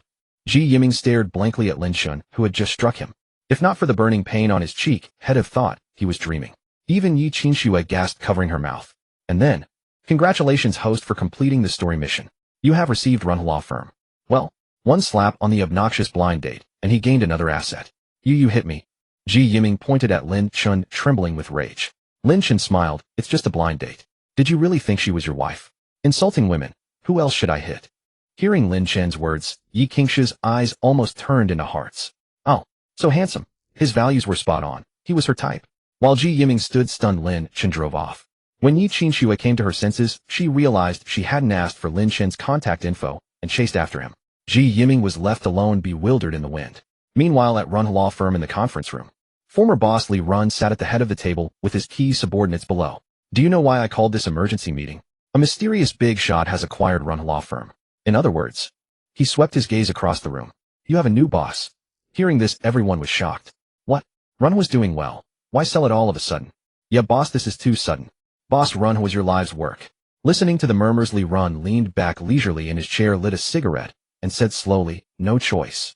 The other party paid $500 million in one lump sum. I couldn't refuse. $500 million. Everyone was dumbfounded. Their firm was valued at around $300 million, and the buyer had offered $500 million. What kind of tycoon was this? Meanwhile, Lin Chen back at school received a call from Run Law Firm. Mr. Lin, hello. I'm from Run Law Firm. Are you available? Would like to set a time for the handover. Before Lin Chen could reply, he added, if you're not free, we can come to you. All right, come over then. Lin Chen gave his home address. Then he stayed home playing games, waiting for them. An hour later, at the entrance of Shuyan Villa, Li Run's expression was serious. This Mr. Lin is no ordinary man. He lives in Shuyan in the crown jewel Yinshui Jian. Among all the villas in Shuyan, only this one has its own name, Yinshui Jian. He Zhanghai added, yes, I recall, this estate isn't something money alone can buy. When I heard it was sold, I wondered which tycoon had bought it. Never thought that tycoon would become my boss. After registering at the gate, the two entered Shuyan. Meanwhile, Lin Chen was gaming. The doorbell rang, and he put down his phone to answer. Two middle-aged men in suits stood there, Li Run and He Zhanghai. Lin Chen was dressed only in a loose loungewear set. Are you from Run Law Firm? He asked. They nodded yes. Oh, come in. Inside the villa, they found only Lin Chen. Li Run asked, where are your parents? What? Lin Chen thought had misheard. What did he mean? Li Run repeated, I mean, where is your father, Mr. Lin Chen? Oh, I'm Lin Chen. You must be from the law firm, right? With that, he sat directly on the sofa and said to the two, please have a seat. What? He is Lin Chen, the one who bought Run Law Firm for $500 million. Could he really be a young man who looks only about 20? They were dumbfounded. What was the world coming to? It was utterly astonishing. At their age, they were still asking their families for money, weren't they? But look at him, already living in the most luxurious residence in Donghai City, Yinshui Jian, and purchasing their law firm. Truly, comparisons could drive one mad. Both of them were speechless. Seeing them staring at him in a daze, Lin Chen was a bit puzzled. Why are you standing there? Have a seat. Oh, sure. Only then did they snap out of it and sit across from Lin Chen. After introducing themselves, Li Run said awkwardly, sorry about that, we were just so surprised. We really didn't expect you to be so young, Mr. Lin. Then, unable to contain his curiosity, he asked, Mr. Lin, how old are you? Lin Chen replied, I'm 20. Hearing this, the corners of their eyes twitched. They had thought he was at least in his 20s, likely a university graduate. But no, he was only 20. Well, Mr. Lin, you're even younger than we imagined. Still in university, right? Lin Chen nodded, yes, a freshman. Mr. Lin is truly accomplished at such a young age. He Zhanghai quickly began to flatter him. Lin Chen smiled, you flatter me. Then he remembered that they had come all this way. He couldn't let them leave without even a cup of tea, could he? Lin Chen said apologetically, sorry, I almost forgot. Please wait a moment, I'll brew some tea for you. With that, he got up and left. Behind him, He Zhanghai looked around. This truly is the most luxurious residence in Donghai City. The interior is lavish, the design is impeccable, and the lighting is just perfect. He's personally making tea for us. Surely he lives alone in this huge villa. This Mr. Lin, so young, already resides in the crown jewel of Donghai and has bought an entire firm. It's truly an eye-opener. Li Run nodded in agreement. Indeed. He doesn't seem to be a local. He might be an aristocrat from the imperial capital. Otherwise, how could he be so extravagant? At this point, Li Run quickly added, remember, don't pry into his background. That's a taboo. He Zhanghai quickly nodded, all right.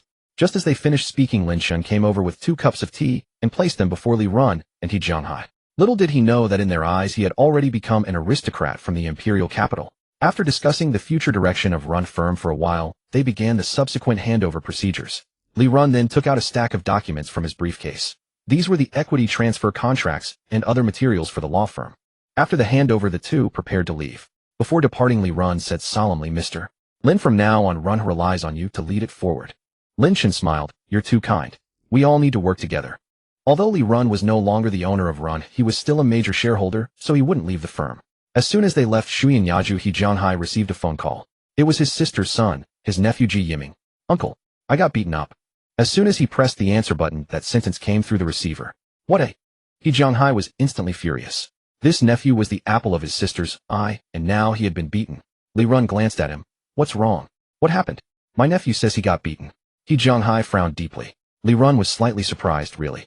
Ask him first. Hearing this, He Jianghai nodded, and continued, tell me exactly what happened. Angry as he was, He Jianghai was not unreasonable. If Ji Yiming was at fault, he naturally wouldn't help him. But if it was the other party's fault, he would make sure they paid dearly, even if it meant ruining them. And his nephew Ji Yiming, who had just returned from studying abroad, was well-mannered. If he was beaten, it was likely the other party's fault. Hearing this, Ji Yiming quickly said, it's like this mom recently set me up on a blind date. I thought she looked fine, so I went. But guess what? My date mistook me for someone else.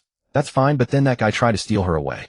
I just argued with him a bit, and he started hitting me. My face still hurts. He twisted the truth without a hint of guilt. After listening to Ji Yiming's account, He Jianghai was enraged. What? That guy was so excessive and he hit your face. Yeah. Then He Jianghai asked, what's his name? I won't let him off easy. Ji Yiming thought back to the scene. He remembered that Yi Qinxue had chased after him and asked for his name. I think it was something like Lin Chen, Ji Yiming said. Hearing this, the expression on He Jianghai's face froze instantly. A few seconds later, he came to his senses. Lin Chen, wasn't that their new boss? Is this Lin Chen the one with the characters for Forest and Jade? He Jianghai asked further. Ji Yiming was taken aback. He had only vaguely heard the name. How would he know the exact characters? Probably. Then He Jianghai asked again. Is he around 20, looks like a college student, handsome and fair-skinned? This time Ji Yiming was stunned again. Uncle, how do you know? Do you know him? He Jianghai closed his eyes and took a deep breath, trying to calm his anger. Yes, I know him. Ji Yiming was delighted. That's great, Uncle. Uncle, I want him locked up for at least 10 years. Once that guy was in prison, he wouldn't be able to compete for Yi Qinxue. He Jianghai didn't want to talk to him anymore. He was afraid of being angered to death. Where are you? He Jianghai asked. I'm at home. Why? Stay there. I'm coming over now. With that, he hung up the phone. That scoundrel nephew of mine is talking about Lin Chen. He Jianghai clenched his phone and said through gritted teeth. What a... Li Run was shocked, so he offended Lin Chen. He Jianghai nodded. Now he was going to make Ji Yiming personally apologize to Lin Chen. Meanwhile, Ji Yiming was leisurely waiting in his villa for his uncle, He Jianghai, to arrive. His uncle He Jianghai was a renowned lawyer in Donghai City. As long as he was willing to help, Lin Chen would likely end up behind bars. Just then the doorbell rang. Ji Yiming casually went to open the door. The moment he saw He Jianghai, he was about to call him uncle, but a heavy slap landed on his face. Silence fell. Ji Yiming looked at He Jianghai in shock. Uncle, why did you hit me? He Jianghai shoved him inside and closed the door behind them. Uncle. Ji Yiming looked at He Jianghai with pitiful eyes, baffled as to why he had been slapped without explanation. After all, He Jianghai was terrified of his own mother, and Ji Yiming, being the only son in the family, had been spoiled rotten since childhood. Having been struck by Lin Chen was one thing, but now even his own uncle had slapped him. He Jianghai was furious. He raised his hand, but after a moment's thought lowered it. Did you offend that Lin Chen? He Jianghai asked, suppressing his anger. Come with me. Apologize to him. During the handover, he had met Lin Chen and could tell from his demeanor what kind of person he was. He initially thought Ji Yiming was being bullied, but now it seemed Ji Yiming had provoked Lin Chen. Hearing this, Ji Yiming immediately protested. Uncle, what do you mean I offended him? And why should I apologize to him? He was the one who was brutally rude and attacked me without a word. You wretched brat. He Jianghai was nearly furious, kicking him to the ground.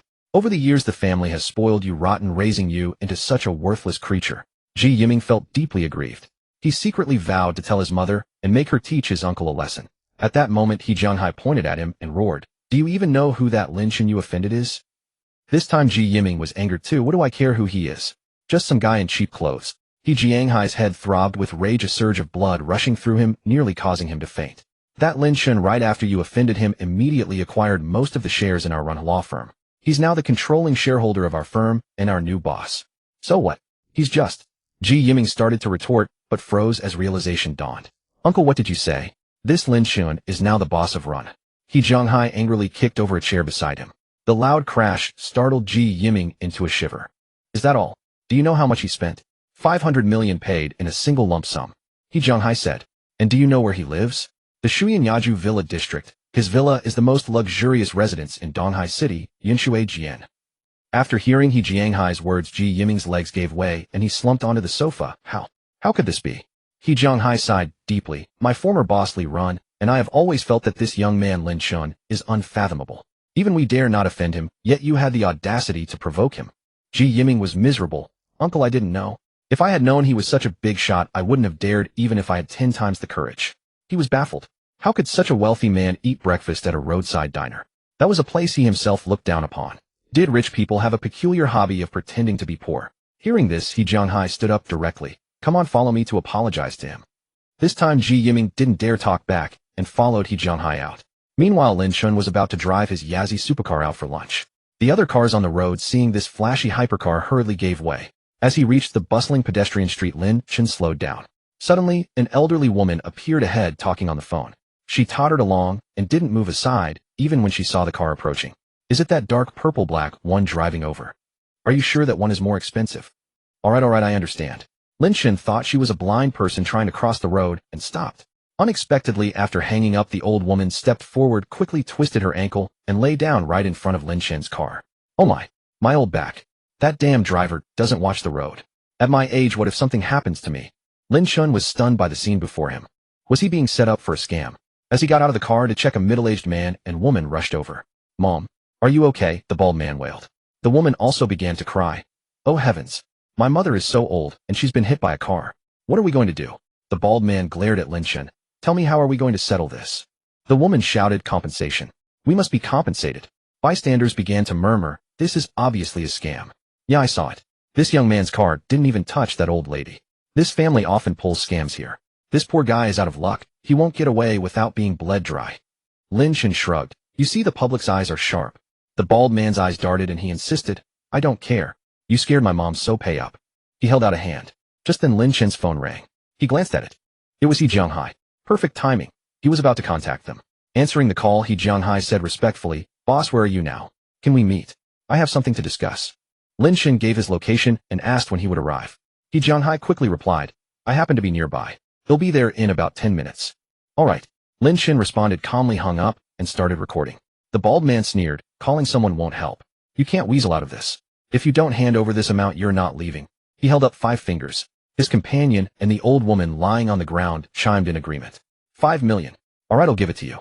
Lin Chen sighed with feigned frustration and took out his phone. Alipay or WeChat. They'll transfer it to you. Everyone was stunned.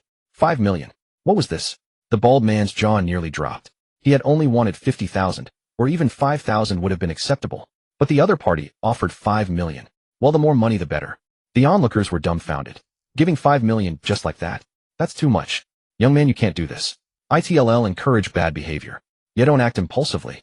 Lin Chen generously took out his phone and transferred 5 million to the bald man. How many years would one get for extorting 5 million? Waiting online. Looking at the balance in Alipay, 123. Plus his own savings, his account now held over 5 million. The other party had actually transferred the money to him. The bald man felt dazed as if in a dream. He sensed something was off, but couldn't put his finger on it. Suddenly, a knowledgeable person recognized Lin Chen's car. Holy crap. This is a Pagani Huayra, one of the Dragon's sons. Awesome. What's a Pagani Huayra? What are the Dragon's sons? I won't go into details, but let me tell you, this car is the only one in the world. Do you know how much it costs? At least $500 million. The crowd gasped, oh my god. Truly a once-in-a-lifetime sight. No wonder he gave 5 million without even blinking. Hearing this, the scamming trio began to panic. They never expected to have targeted a car worth $500 million. But the money was already in hand, so it was best to make a quick getaway. The bald man signaled to his accomplices, and they understood immediately. The old woman, who had been lying on the ground, on the verge of death, jumped up full of energy. Good heavens. The world owes you an Oscar. Just as they were about to slip away, He Jianghai arrived with Ji Yiming. Mr. Lin, I found you. He was about to have Ji Yiming apologize when he suddenly noticed a luxurious car parked beside Lin Chen. No. It was an ultra-luxury supercar. It was a Pagani Huayra Yazzie. He Jianghai gasped in shock. Ji Yiming was also stunned. Having mingled in the circle of the wealthy, how could he not recognize this dragon's son, the Yazzie? He had heard that this car couldn't be bought for less than $500 million. Besides money, it required immense influence. Thinking of this, cold sweat dripped down Ji Yiming's face. He was immensely grateful that his uncle had brought him to apologize. Truly a real uncle. Otherwise, he might not even know how he died. Meanwhile, seeing He Jianghai in a daze, Lin Chen waved him over. He Jianghai snapped out of it and was about to speak when Lin Chen said, first, we'll talk about your matter later. I've been scammed out of 5 million. Let me handle this. What? He Jianghai was shocked.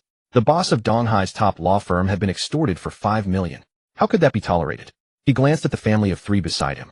Is it you? The bald man's heart began to race with panic. What do you mean by extortion? This is compensation he gave us. What's wrong with compensation? He Jianghai did not argue with him. Instead, he pulled out his phone and took clear photos of their faces. What are you doing? The bald man asked, bewildered. He Jianghai directly presented his lawyer's license, his expression devoid of emotion. I am He Jianghai, an attorney at Run Law Firm. I am here to sue you on behalf of my client, Mr. Lin Chen, for the crime of extortion. These words sent shockwaves through the entire crowd. What? The man the wealthy man had brought was actually a lawyer.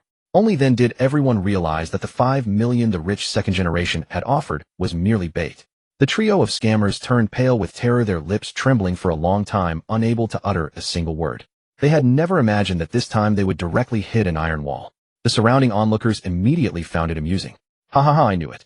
How could a wealthy family be foolish? Giving away 5 million just like that. There was a trick up their sleeve all along. Absolutely brilliant. These people need to be dealt with. Lock them up and let them taste hardship. Unbelievable. It's so satisfying to watch. They must be regretting it deeply now. A curious bystander asked, "Lawyer, he would like to know for extorting 5 million, how many years would they get?" He Zhonghai replied directly, 5 million. That falls under the category of an extraordinarily huge amount for extortion. It would result in a fixed-term imprisonment of over 10 years. The crowd erupted in murmurs. Only then did He Zhonghai turn to the family. 5 million. You really had the audacity to ask for such a sky-high sum. Only at this moment did they grasp the severity of the situation. They immediately knelt before Lin Chen, and He Zhonghai weeping bitterly. We were wrong. Please spare us this once. We'll never dare do it again. You can't do this. The 5 million was given by you. It has nothing to do with us. The money. Well, return all the money. Just don't make trouble for us. Oh. Lin Chen raised an eyebrow. Nothing to do with you. With that he took out his phone and played the recording he had saved. It's useless to find anyone. There's no way you're getting out of paying this money. If you don't cough up this amount, you're not leaving. The crowd was stunned. They never expected the wealthy man to have prepared this move as well. Yet not a single person felt sorry for the family. They all agreed they deserved it. After all, these people had committed heinous acts. If such a scam had happened to them, it would have been truly unbearable.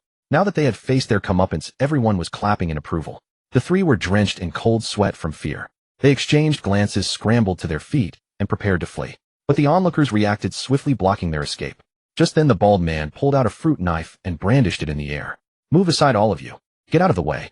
Don't blame me if my knife doesn't show any mercy. The crowd recoiled in fear. Lin Chen's expression turned icy cold. He walked forward slowly and deliberately. Hey, don't go over there. He has a knife. Don't approach. He might do something desperate. Young man, please don't go. Cornered, the bald man lunged at Lin Chen with the fruit knife. What happened next left everyone dumbfounded. Lin Chen sidestepped, dodging the attack, and snatched the knife away in one swift motion. A crisp crack rang out. The bald man let out a scream of agony, clutching his hand and wailing. A few brave young men in the crowd stepped forward and subdued him. Soon the security officers arrived and took the trio of scammers away. The farce had ended. As the onlookers slowly dispersed, Lin Chen turned to He Zhonghai. By the way, what were you looking for me about earlier? He Zhonghai let out an embarrassed laugh, and then waved over Ji Yiming, who was standing not far away. Only then did Lin Chen notice his presence. Him. That bizarre blind date guy. Ji Yiming swallowed hard, intimidated when he met Lin Chen's gaze. He had witnessed everything that just happened.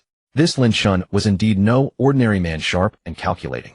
It's you, Lin Chen said. Upon hearing this, Ji Yiming quickly bowed slightly. Brother Lin, it's me.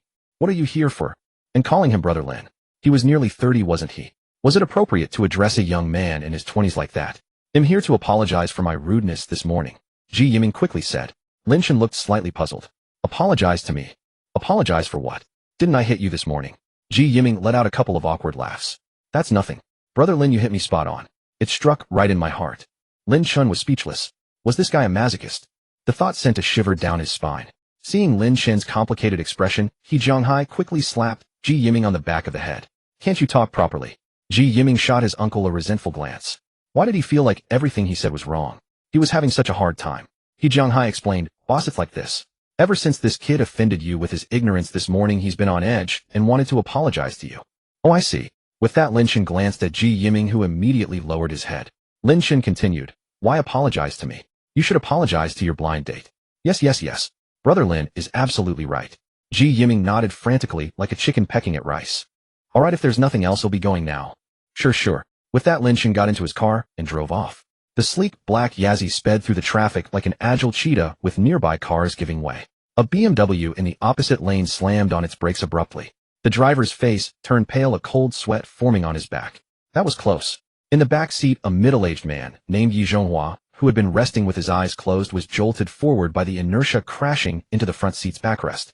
He rubbed his sore nose, furious. Old Wu, how are you driving?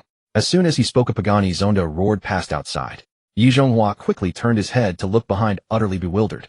No wonder. He looked at the driver, Old Wu. Old Wu, you executed that sudden brake perfectly. That Pagani Yazzie, If it gets damaged, it'll be a real problem. Old Wu shuddered with lingering fear. Yeah, I never imagined there'd be someone in Donghai City driving such a luxury car. Yi Zhonghua sighed and said, it's nothing surprising. There were rumors before about a Qi-Wen being spotted in Donghai, and now another Yazi shows up. The driver casually remarked, could the owners of these two luxury cars be the same person?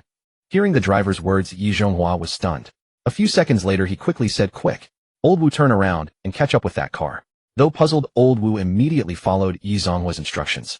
After making the U-turn, he asked in confusion, boss, why is that? Yi Zhonghua said gravely, your words just now struck a chord with me. The owner of these two cars is likely the same person.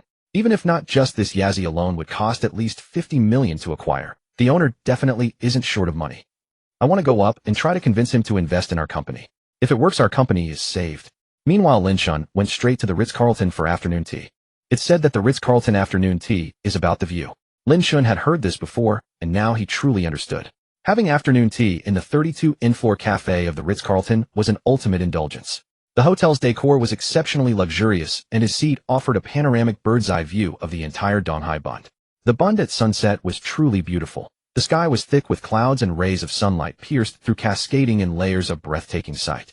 Yet there were also moments that spoiled the view. At a nearby table, so-called socialites were filming videos with a line queued up beside them. It was a bit noisy. A few of the socialites' gazes fell on Lin Chen, and they began whispering, hey, look at that handsome guy. He's quite good-looking, wonder if he's a rich second generation. Rich second generation. Come on, look at his clothes. Probably bought for a few dozen yuan on Taobao, with free shipping. I bet he's here for a group order too, just that his partners haven't arrived yet. And so Lin Chen was spared their attention. The Neverland-style afternoon tea he ordered arrived. The tea was served on a 3-tier stand, and Lin Chen started directly with the finger's-eye sandwiches on the first tier. Not far away, the socialite who had claimed Lin Chen was also there for a group order was stunned. Such an expensive afternoon tea. Why wasn't he taking photos, just eating straight away? Just then a middle-aged man in a suit and tie, the picture of a successful gentleman, came up. The socialite's eyes lit up immediately. Though he was a bit older men were good. They had stability. But after scanning the room, the middle-aged man's gaze locked onto Lin Chen. Indeed, this middle-aged man was Yi Zhonghua. When he saw Lin Chen, he was still slightly surprised. Though he had known the other party was young and had mentally prepared himself, seeing it in person still brought a measure of astonishment. He looked like he was still in university. So young, yet driving a luxury car like the Yazi. His family background must be extraordinary. That supercar was parked downstairs at the Ritz-Carlton, and before coming up he had asked the staff downstairs. Only one young man around 20 had arrived recently and gone to the 32 in-floor cafe. So he came straight up. Among the young men in their 20s present, Lin Chen was the only one. Just as a few socialites stepped forward to strike up a conversation with Yi Zhonghua, he walked directly to Lin Chen and bowed slightly, asking, sir, could we have a word? Lin Chen, who was eating scones from the second tier, looked up in surprise and gave him a curious glance. After a few seconds, he came to his senses. Seeing that the man was polite, he pointed to the seat across from him. Have a seat. Thank you. Yi Zhonghua sat down and asked again, is that Yazi parked downstairs yours? Lin Chen nodded. Yes, what's up? The socialites nearby pricked up their ears, puzzled. What was a Yazi? A car. But Yi Zhonghua soon cleared up their confusion. This Yazi is a one-of vacant car in the world. It can't be acquired for less than 50 million. Your capability, sir, is truly admirable. The socialites were all shocked. 50 million. This young man's car was worth at least 50 million. Their eyes turned into heart shapes. The older man suddenly lost his appeal. Young was better. But Lin Chen frowned. Sir, you seem to have more to say. Please speak frankly. Yi Zhonghua had been waiting for this. Yi Zhonghua, chairman of Lecking Beverages. Then he laid out the investment matter and the company's future development plans, hoping to secure Lin Chen's investment. Ding. Congratulations, host, for triggering a story quest. Invest 200 million in the conscientious company Licheng. Reward 1 billion. Just as Lin Chen was hesitating, the system chimed in. Invest 200 million, get a 1 billion reward. Even if that 200 million went down the drain, had still net 800 million. Besides, based on what Yi Zhonghua had just said, Lecking indeed had great potential. His 200 million investment wouldn't be a loss at all. Seeing Lin Chen silent for a while, Yi Zhonghua said, Mr. Lin, you don't have to give me an answer so quickly. Before he could finish, Lin Chen said directly, I've decided. He'll invest. What? Yi Zhonghua was dumbfounded. So fast. Lin Chen continued, Mr. Yi, your words just now impressed me, and am optimistic about your company's growth potential. So why not take a sure-win deal? What boldness, Mr. Lin. Yi Zhonghua was amazed. He never expected someone so young, even younger than his own daughter, to have such far-sighted judgment. Even he couldn't help but admire it. So, Mr. Lin, how much do you plan to invest? Yi Zhonghua probed. Their company needed 30 million. Just 20 million would give them a chance to turn things around. Lin Chen slowly raised 2 fingers. 200 million. Gasp. Yi Zhonghua inhaled sharply. Not far away, a socialite eavesdropping jerked her hand, dropping her phone into the cake they had ordered for their group order, drawing angry glares from the others. If not for the presence of the wealthy young man, they would have torn her apart. Yi Zhonghua shot to his feet, stammering in excitement. Mr. Lin, are you serious? Lin Chen nodded, as serious as gold. Before Yi Zhonghua could speak, Lin Chen added, are you free now? If so, you can contact your secretary to prepare the contract. Once signed, I'll transfer the funds immediately. Yi Zhonghua was stunned. So fast. Coming to his senses, he quickly said, yes, I'm free. They'll call my secretary right away. With that, he immediately took out his phone and made a call. After hanging up, he looked at Lin Chen. I might need to trouble you to come to our company. Lin Chen waved his hand. No problem. I'm done eating anyway. Let's go. The two left the cafe. Only after their figures disappeared did the socialites snap out of it and rush out on their stilettos, desperate to catch up. They just caught sight of them in the elevator, the doors about to close. Handsome, wait. Seeing the swarm of socialites, Lin Chen was startled and quickly closed the elevator doors, shutting them out. Yi Zhonghua looked at him curiously. Oh, Lin Chen gave an awkward smile. There are too many of them. The elevator can't fit them all. Let them wait for the next one. I see. The socialites pounded on the elevator doors, only to realize the elevator was already descending. They frantically pressed the button for the next elevator, drawing many stairs. If not for being on the 32nd floor, they would have raced down the stairs. Upon reaching the ground floor, Lin Chen directly got into his own car and drove off. Yi Zhonghua sat in the passenger seat of Lin Chen's car, guiding the way, and made a call to have his driver Old Wu take his BMW back. He sat upright, unable to help but sigh. I never thought I'd one day ride in a car like this. If not for Mr. Lin's grace, I'd probably never even get a glimpse of such a vehicle. Lin Chen was focused on driving, a faint smile on his lips. Mr. Yi flatters me. In the past, hearing such words might have embarrassed him, but now he had grown accustomed to it. Then Yi Zhonghua continued, Pagani designed 3 Dragon Suns for China. Now that Yazzie is here, I wonder who has claimed the other 2, Baxia and Chiwen. Lin Chen smiled, but said nothing. He wondered what Yi Zhonghua's expression would be if he ever learned that Lin Chen himself possessed 2 of the Dragon Suns. At this thought, he couldn't help but wonder if he could ever collect all 3 Dragon Suns. The idea only flickered by Lin Chen was not one to be insatiable. Having 2 was already commendable. As for the rest, he would let fate decide. Soon they arrived at the building of Lecking Company. With the secretary having prepared everything, Lin Chen went upstairs, signed the contract, and transferred the 200 million yuan. Almost at the same moment, a system prompt appeared. Ding! Congratulations to the host for completing the mission, receiving 1 billion in cash. Note the 1 billion cash will be transferred to the host's account in the form of stock profits. The host need not worry about the source of funds. Lin Chen picked up his phone and checked the balance in his bank account. Units, tens, hundreds, thousands. So many zeros that it dazzled him, so he simply stopped looking. Meanwhile, Yi Zhonghua held the contract stamped and fingerprinted, as if waking from a dream, unable to believe it was real. He grasped Lin Chen's right hand with both of his tears streaming down his aged face. Mr. Lin, you've saved our entire company. The company was being suppressed, isolated, and helpless. If not for your intervention, we might have collapsed. Lin Chen had learned the truth in the beverage industry of Donghai City. A few companies led by Huanin dominated, and Lecheng's emergence had undoubtedly taken a slice of the pie. Lecking promoted healthy, conscientious, and cost-effective beverages, which paired with their unique flavors won the public's favor. Consequently, the major companies led by Huanin could not tolerate Lecking shaking their position, so they joined forces to suppress it, leading to Lecheng's financial crisis. Lin Chen smiled, looking at Yi Zhonghua before him, and patted the back of his hand. Lecking has great potential. I have faith in you. At this, Yi Zhonghua realized he had been somewhat impolite, quickly released Lin Chen's hand, and wiped his tears with a tissue. I must seem ridiculous to Mr. Lin.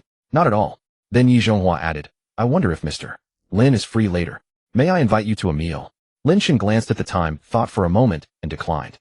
Another day. Since Lin Chen had said so, Yi Zhonghua had no choice but to drop it. After leaving Lecheng, Lin Chen drove straight back to the villa. Just as he took out his phone, he found dozens of new friend requests, from former high school and middle school classmates likely having heard of his newfound fortune and seeking to probe his situation. Lin Chen ignored them all. To his slight surprise, Shen Mengqi had also sent a message. Haven't seen you lately. Oh, I miss you so much. How have you been? Oh, Vice Principal Su wants to invite you to dinner. Reply to me when you see this, so I can get back to Vice Principal Su. Vice Principal Su. Lin Chen had no memory of this person at all. Why would he want to invite Lin Chen to dinner? Thinking this, he sent a message to Shen Mengqi. Why would Vice Principal Su want to see an ordinary student like me? Can you give me a hint? Shen Mengqi saw Lin Chen's message, twitched her eyes slightly, and quickly typed a few lines. Ordinary student. You arrived for registration in a helicopter, swapped 3 supercars in less than a month of school, 2 of them unique, and bought out Hongda Mall. And you call yourself an ordinary student? Do you even let us real, ordinary students live? As for what he wants I don't know either, but I'm guessing it has to do with Hongdao Mall. Hongdao Mall. Lin Chen was even more puzzled. Senior, please finish what you were saying, you're leaving me hanging. Shen Mingqi, seeing Lin Chen's words on her phone, felt a playful urge. Feeling uncomfortable. Want Senior to ease it for you. Noticing Shen Mingqi's flirtatious tone, Lin Chen pretended not to understand and sent a black question mark emoji. It was fine. When others drove the conversation in that direction, as long as he pretended not to get it, the awkwardness would fall on them. Seeing this, Shen Mingqi knew when to stop and got straight to the point.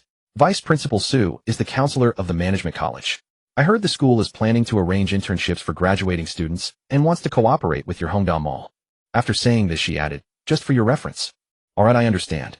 Lin Chen then asked, one question, how did Vice Principal Su of the management college come to talk to you?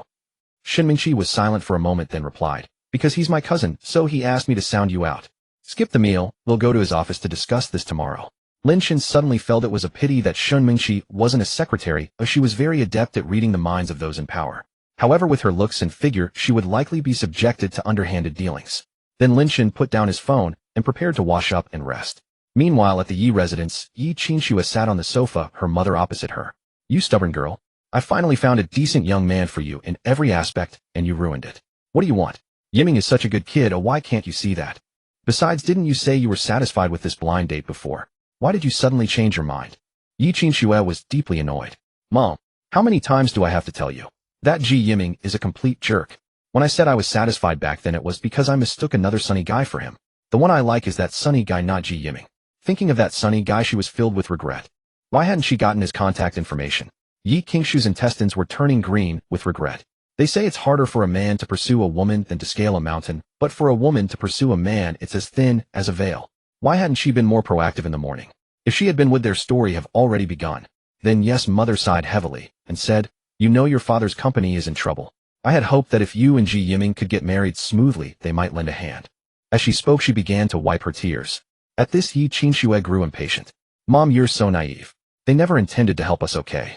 Besides, are you really willing to push your precious daughter into the fiery pit that is Ji Yiming? Yes, mother, knowing she was in the wrong, cried even harder. Yi Qingxue sighed and was about to comfort her when the doorbell rang. He'll get it. Seeing the visitor through the peephole, Yi Qingxue was shocked. Ji Yiming. What are you doing here? Behind him stood his parents. What was this bastard up to, bringing his whole family along? Were they coming to demand an explanation? Yes, mother also leaned in for a look and immediately grew somewhat frightened. On this side, Ji Yiming was about to speak when Jis' mother shot him a fierce glare, forcing him to obediently shut his mouth. Then Jis' mother revealed a kindly smile. Xiaoxue, it's like this. We failed to teach our son properly. He said some unpleasant things and offended you. We're truly sorry. We've given him a harsh lesson, and now he knows he was wrong. Perhaps you could open the door and let him come in to apologize to you. The two inside were stunned. After a moment's thought, Yi Qingxue still opened the door. She doubted they would dare to do anything. The group sat down in the living room, placing a few bags of gifts on the coffee table, all of them looking somewhat ill at ease. Jis' father said, sorry Qingxue. We've come to offer our apologies. As soon as he finished speaking, Ji Yiming quickly added, yes Qingxue, I'm sorry. I shouldn't have spoken to you like that. It was my fault. Can you forgive me? Upon hearing this, Yi Qingxue frowned. I accept your apology, but forgiveness is unnecessary. There's no possibility between us. Before she could finish, Ji Yiming hurriedly said, I know. I know you like Mr. Lin, and I won't dare to have any improper thoughts about you anymore. Yi Qingxue was stunned. Was he being this straightforward? And Mr. Lin? Was it Lin Chen? Hearing their conversation, yes, mother grew anxious, still hoping to pair them up, so she quickly said, don't be like that. Our Qingxue has nothing to do with that, Mr. Lin. I think you two are still very suitable. Ji Yiming panicked upon hearing this. Compete with Mr. Lin for a woman. Please, spare him. No, Annie, Yi Qingxue and I are truly not a good match. Ill wish her and Mr. Lin well. Yes, mother was completely baffled. Even Yi Qingxue herself was utterly confused. Still, Ji Yiming's words were pleasant to hear. With the apology made and accepted, Yi Qingxue no longer held a grudge. They rose to take their leave and departed directly. Inside, only yes, mother and Yi Qingxue remained staring at each other in bewilderment. What had happened? Had the Ji family all taken the wrong medicine? As the two were puzzling over it, yes, mother's phone rang. It's your father. She pressed the answer button. Old Ui, aren't you back yet? Yi Zhonghua's voice on the other end was hard to contain his joy. Incredible news. Our family has met a benefactor. A benefactor? Yes, mother was puzzled. What benefactor? Yi Zhonghua continued, I found an investor. They've directly invested 200 million in us. 200 million. What? Yes, mother was so shocked she leaped up from the sofa, her face filled with astonishment. Beside her, Yi Qingxue was startled. Good, good, good. After saying good several times, she hung up the phone. Mom, what happened? Yi Qingxue asked in confusion. Your father found an investor who put in 200 million all at once. Hearing this, Yi Qingshu's face lit up with joy. Her father had been worrying over this matter lately with many more white hairs appearing, and she had felt sorry for him. Now the problem was finally solved. Then yes, mother added, I heard the investor is much younger than you. Only in his 20s. Impressive. Yi Qingxue nodded without much thought. Indeed impressive. To invest 200 million at just over 20 years old, he's no ordinary rich second generation. Hearing this, yes, mother's face brightened. You think so too? Yi Qingxue nodded in bewilderment. Why was her mother reacting so strongly? Had she said something wrong? Seeing this, yes, mother quickly grabbed Yi Qingshu's hand. Xiaoxue, then you need to work hard and seize this golden catch. A young man like that must be in high demand. If you don't make an effort, you'll miss your chance. Mom. Yi Qingxue angrily shook off her mother's hand. Good heavens, she had just felt something was off, and now she realized her mother was scheming like this. I like the guy I met at the breakfast shop. Why do you keep trying to push me off on someone else? Am I even your real daughter? Hearing Yi Qingshu's accusations, yes, mother's temper flared. How can you be so casual? You only met him once. How do you know what kind of person he is? I don't care. I must find him. Yi Qingxue said stubbornly. Yes, mother fumed. Hey, you're getting rebellious, are you? I'm telling you, your father's business partner is definitely a golden catch. You must listen to me this time. Otherwise he'll disown you. Hearing this, Yi Qingxue stood frozen for a few seconds, then ran out crying. Only then did yes mother realize she had said the wrong thing. She hurriedly chased after her, but found her daughter had vanished. The next day, Lin Chen woke up late. After washing up, he drove directly to school. Upon arriving, he received a message from He Jianhai saying that the 3 extortionists had been punished. The bald man was sentenced to 12 years and fined 100,000 yuan. Lin Chen felt no particular emotion upon seeing this. He wasn't a saint. Since they had tried to extort him, they deserved their punishment. This time the victim was him, and he had the means to handle it and penalize them. But if it had been someone else, they might have succeeded. After all, there was no reasoning with such matters. Still, it was good that evil had its retribution. With a sigh, Lin Chen put away his phone and headed to the College of Liberal Arts building. At the stairwell, a few girls were looking around searching for someone. I haven't seen Lin Chen lately. I'm so down. Yeah, I can't eat, well, can't sleep well. Oh, come off it. Look at your waist. It's gotten a whole lot thicker. Maybe Lin Chen likes this type. Just look at Shenmingxi. You're all just jealous of me. You're overthinking it. Shenmingxi is what you call slightly plump, curvaceous, a goddess. You're just fat. Lin Chen had just reached the 2nd floor when a few girls' eyes lit up and they rushed over. Lin Chen, wait up. Lin Chen was startled and looked at them in confusion. Is something the matter? The girls squeezed in front of him, handing over the carefully prepared breakfast they had brought. Lin Chen, you haven't had breakfast, have we? We've prepared a love breakfast for you. Can we add each other on social media? Yeah, we really like you. Can we be friends? I'm super well behaved, no fighting or grabbing. Lin Chen was taken aback. After the basketball game, he instantly became a celebrity across the entire school, amassing a legion of adoring admirers. Yet with many admirers came many troubles. He lost count of how many times he had been confessed to. Staring at several breakfasts practically shoved into his face, Lin Chen was at a complete loss for words. Though he indeed hadn't eaten breakfast, he couldn't possibly consume that much. Moreover, in this situation, accepting any of them would be inappropriate. Sorry, I'm in a hurry, I'm about to be late. With those words, Lin Chen brushed past them and left. Yet the girls were relentless and pursued him once more. Lin Chen, you're lying. You still have over 10 minutes before class. Don't go, we really like you. Yeah, I can't sleep every night thinking about you. Can you give me your contact info? The girls' shrill voices grated on Lin Chen's eardrums. Song Qingwan, who was on her way to class, had just come upstairs and witnessed this scene. Moreover, Lin Chen appeared utterly exasperated. Song Qingwan lowered her eyes, bit her lip, and silently made a decision in her heart. She smoothed her hair and walked over. Lin Chen. The scene instantly fell silent, and everyone's gaze landed on Song Qingwan. Senior Song. Lin Chen murmured.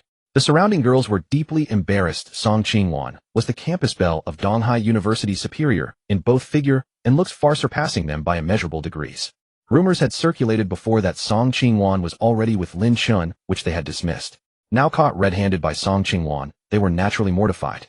Song Qingwan cast them only a faint glance, walked straight to Lin Chen's side, looped her arm through his, and said in a slightly coquettish tone, "Did you wake up late again today?" Lin Chen's body stiffened. In that posture, a certain distinctly feminine part of Song Qingwan's figure pressed directly against his arm. Lin Chen was inwardly astonished. What had gotten into Song Qingwan today? Had she taken the wrong medicine? Seeming to have noticed this awkward situation, Song Qingwan shifted back imperceptibly, her cheeks flushing crimson. Lin Chen cleared his throat twice. Ahem, I did wake up late. Watching the two of them in such close intimacy, the hearts of the girls shattered into pieces. Lin Chen withdrew his hand, and instead draped it over Song Qingwan's shoulder, leading her away. What he failed to notice was that the moment his hand touched her shoulder, Song Qingwan's body went rigid, her breathing quickened, and her mind became a dizzy haze. When they reached a less crowded area, Song Qingwan suddenly stopped and gently removed Lin Chen's hand from her shoulder. Lin Chen looked at her and saw she was completely flushed. Song Qingwan explained, "That just now I was only trying to help you out." "I know, so thank you." "Oh." Song Qingwan glanced up at Lin Chen, then quickly lowered her head. The sudden silence was the most awkward. The atmosphere was stifling. "Well, I should get going. I have things to do at the club." "All right." Watching Song Qingwan's fleeing figure, Lin Chen couldn't help but chuckle. Senior Song was as adorable as ever. With that thought, he headed straight for the classroom. Not far away, Su Mo, who had just come back from getting water, clutched her cup and, recalling the scene she had witnessed, fell silent for a few seconds. Finally, she made up her mind, her gaze turning resolute. Su Mo followed Lin Chen into the classroom and saw that there was only one empty seat next to him. As she walked over and was about to sit down, a male classmate behind her quickly said, Su Mo, that seat is taken." Su Mo frowned. Lin Chen also looked at her, intending to say something to help, when an unexpected scene unfolded. Scram. Su Mo lightly hissed at the empty seat, then turned to the student who had just spoken. "There, now it's empty." With those words, she swaggered over and sat down. Lin Chen, that male student, what kind of move was that? After recovering from his shock, Lin Chen burst out laughing. "Ha ha ha, you're a genius, Su Mo. Next time someone tries to save a seat, I'll do the same." Su Mo pursed her lips in a smile, her face slightly warm.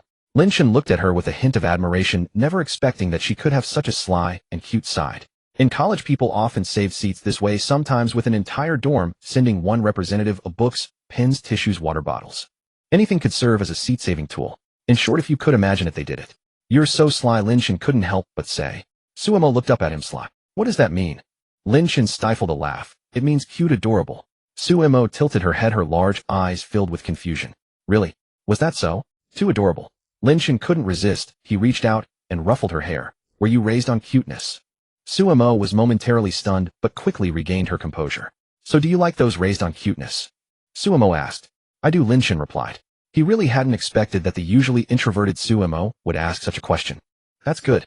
Su Mo smiled at him, revealing two sharp little fangs. Lin Chen was dazed for a moment. By the time he came to his senses, Su Mo had already turned around, writing something in her notebook. Meanwhile, a male student returning from the restroom saw his seat occupied and was about to tell Su Mo to move. The boy next to him shook his head and pointed at Lin Chen. He immediately understood and quickly found another spot, feeling a wave of relief. A saying circulated in the College of Liberal Arts: better to offend anyone than to cross Lin Chen. The interminable class finally ended. Lin Chen stretched lazily. Indeed, a single university lecture felt longer than 6 ordinary classes. As he was gathering his things to leave, Shun Mingqi's voice came from the doorway. "Lin Chen." Hearing this, he instinctively looked up and saw Shun Mingqi waving at him. It had been agreed yesterday that they would visit Vice Principal Su today, and Shun Mingqi was here to take him there. "One moment, Senior," Lin Chen said. Su Mo glanced up at her as well, then silently lowered her head again. Lin Chen stacked a few books together, and Su Mo stood up to make way for him. "See you tomorrow." He ruffled Su Mo's hair with one hand while holding his books in the other before leaving. Su Mo froze for a moment, then reached up to touch her own head, where the warmth of his touch seemed to linger. A sweet smile spread across her face. At Vice Principal Zu's office, several students were bustling about, while Vice Principal Su directed them with constant reminders. "Have the windows and desks been wiped? Have the potted plants been replaced with new ones? Are my 2 boxes of premium tea leaves ready? By the way, have the top 3 from our management school's tea art competition arrived?" Nearby, a few students whispered among themselves. "Why all this fuss? Is some important guest visiting?" "I don't know, but even when the principal comes, Vice Principal Su isn't this attentive. I heard it's a freshman named Lin Chen." "Lin Chen? You mean that basketball prodigy who drove 3 supercars here in less than a month?" "Well, now I understand why the vice principal is so invested." When Lin Chen arrived at the management school, he was taken aback. 2 rows of senior students stood on either side, with Vice Principal Su at the center to welcome him. Lin Chen, you're finally here."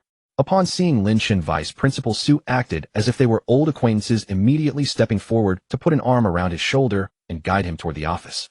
Lin Chen's mouth twitched slightly. "You're too kind, Vice Principal Su." After seeing Lin Chen to the office, Shun Mingqi said she had things to do and left. Inside the office, they sat down on the sofa. 2 senior students skilled in tea art brewed tea, and soon 2 cups of fragrant Longjing tea were served. Vice Principal Su smiled. "Lin Chen, I had planned to treat you to a meal, but now I can only offer you 2 cups of tea." "This tea is quite aromatic," Lin Chen remarked. Then he got straight to the point. "Vice Principal Su, is there something you wish to discuss with me?" Vice Principal Su slapped his thigh. Look at me, I almost forgot the important matter. Lin Chen chuckled. It's fine, please go ahead. Vice Principal Su said, hey, race the thing. I heard you've acquired Hongdao Mall and our management school plans to arrange internships for our junior students. So I'd like to collaborate with your Hongdao Mall. What do you think? You provide internship positions for our students, and you can decide on the interviews and assessments. Just give them a chance to gain experience.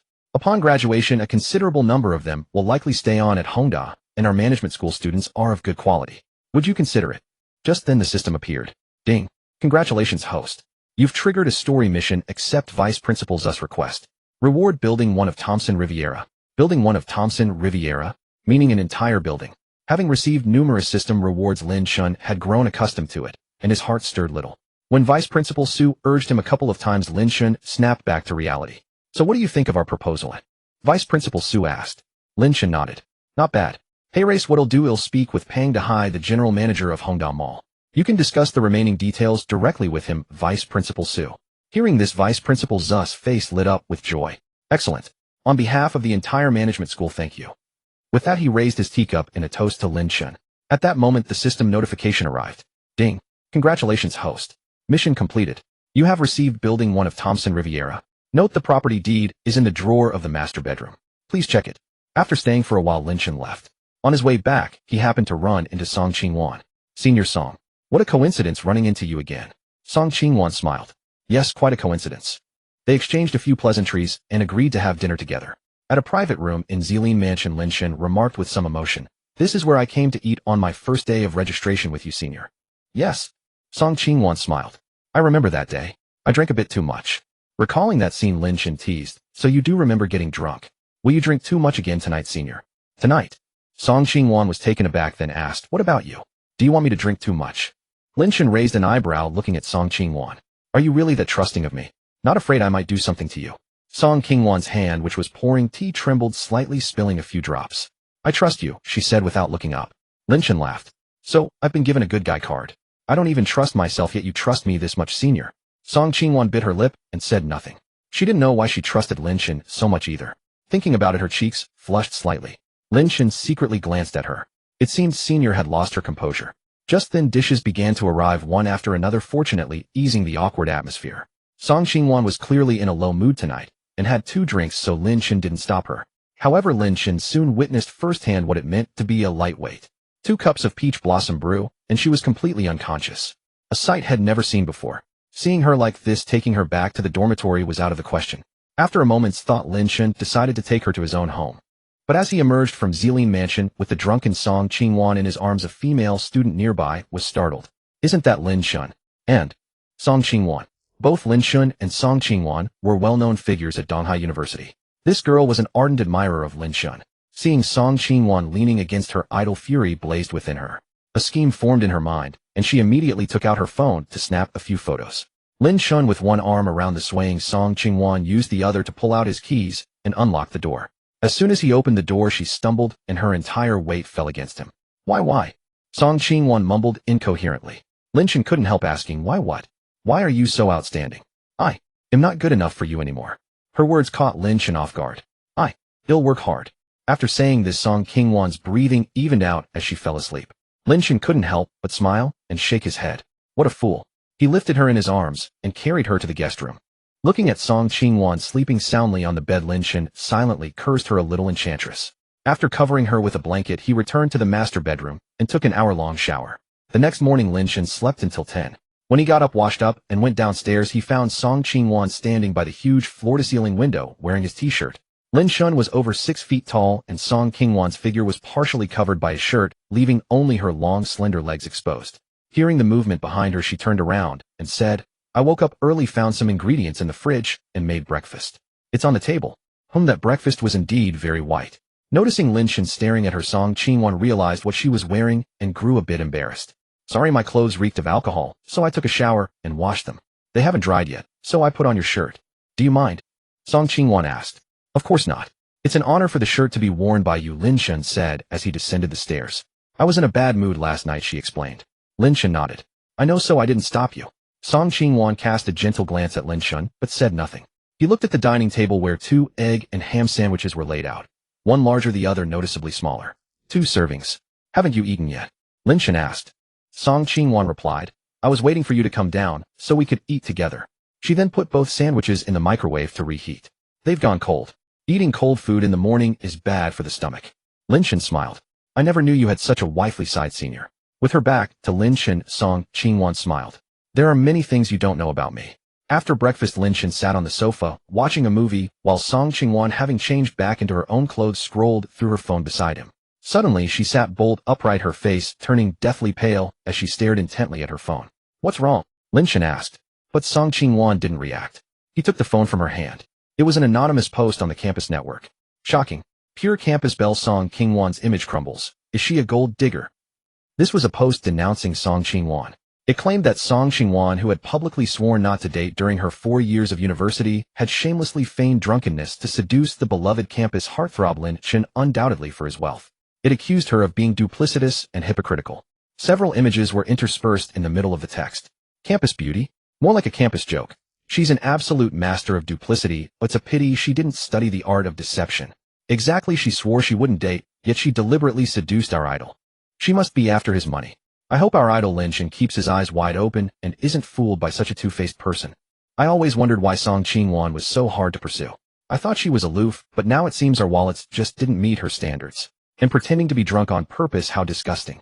Beneath it were all kinds of vile comments, all dissing Song Qingwan, mostly from girls.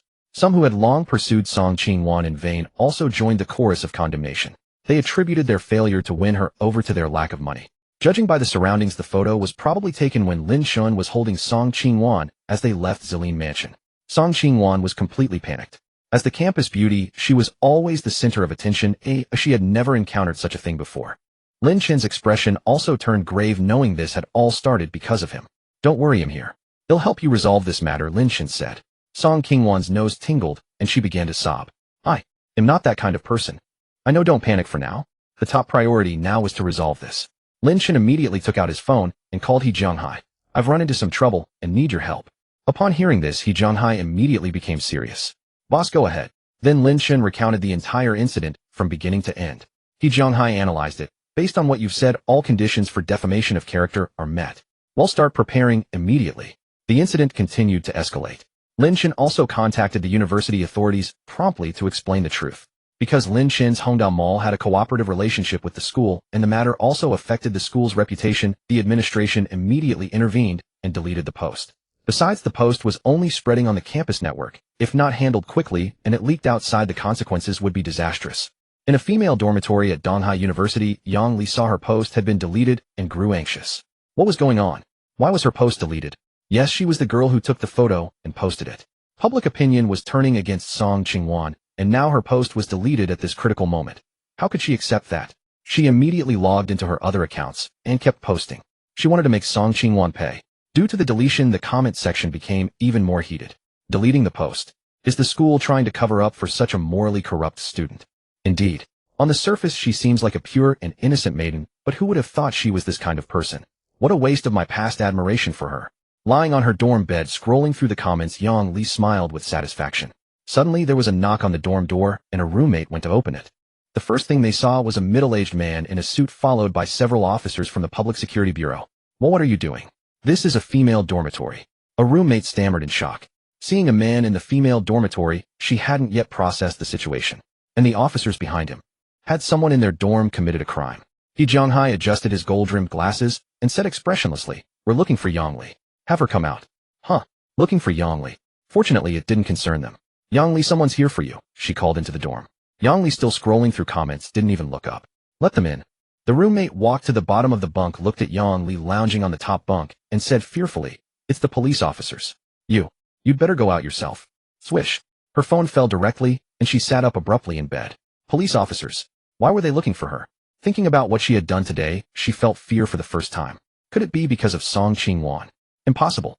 She had done worse things in high school, and nothing happened. Why had the police come this time? Hearing the words, police officers, the other two roommates also instinctively looked at Yang Li. "You'd better hurry up, they're waiting," a roommate urged. Yang Li hastily grabbed a jacket from the head of the bed and put it on her hands, trembling as she dressed. The moment she saw He Jianghai and the police officers, she was stunned. "Well, what do you want with me?" Yang Li asked fearfully. Seeing this, He Jianghai looked at her. "Are you Yang Li?" Yang Li nodded blankly. He Jianghai sneered, and adjusted his gold-rimmed glasses again. I am He Jianghai, a lawyer from Run Law Firm. You fabricated and spread false rumors online, severely infringing upon the reputation rights of my client, Ms. Song Qingwan, causing her immense psychological harm. On behalf of my client, Ms. Song Qingwan, I am filing a lawsuit against you. His icy voice exploded in Yang Li's mind. I didn't fabricate rumors. What I said is true. Yang Li stammered, tears streaming down her face. This wasn't her first time doing something like this, so why had a lawyer and police officers shown up this time? Realizing the gravity of the situation, Yang Li began to regret it. He Jianghai said coldly, whether you fabricated it or not is not for you to decide. But let me remind you, your actions have had a massive impact on Ms. Song Qingwan, causing her social standing to plummet. Your behavior is extremely malicious and you are expected to be sentenced to up to 3 years in prison. Hearing the word sentenced, Yang Li was so frightened she burst into tears. The officers behind stepped forward and took her away directly. Some female onlookers looked at each other in bewilderment. Why was Yang Li taken away? It seems to be related to Song Qingwan. I heard those posts exposing Song Qingwan's true nature were posted by Yang Li, and it seems Song Qingwan directly hired a lawyer. Huh. So were those things true or false? Probably 90% false. Oh my god. I just remembered I also commented cursing Song Qingwan. I need to go back and delete my comment immediately. Soon Yang Li posted an apology explaining the whole story and apologizing to Song Qingwan. As for herself, she was detained for 15 days. However, the punishment was far from over. The university, deeming Yang Li's conduct extremely egregious and detrimental to its reputation, coupled with Lin Chen's influence, decided to expel her. Compared to a 15-day detention, expulsion was the more agonizing punishment. Donghai University was a respectable institution, one she had worked tirelessly for 3 years to enter, only to be dismissed now. Yet one must always pay the price for their actions. People on the internet are quick to forget. Soon a scandal involving a popular celebrity erupted, diverting almost everyone's attention.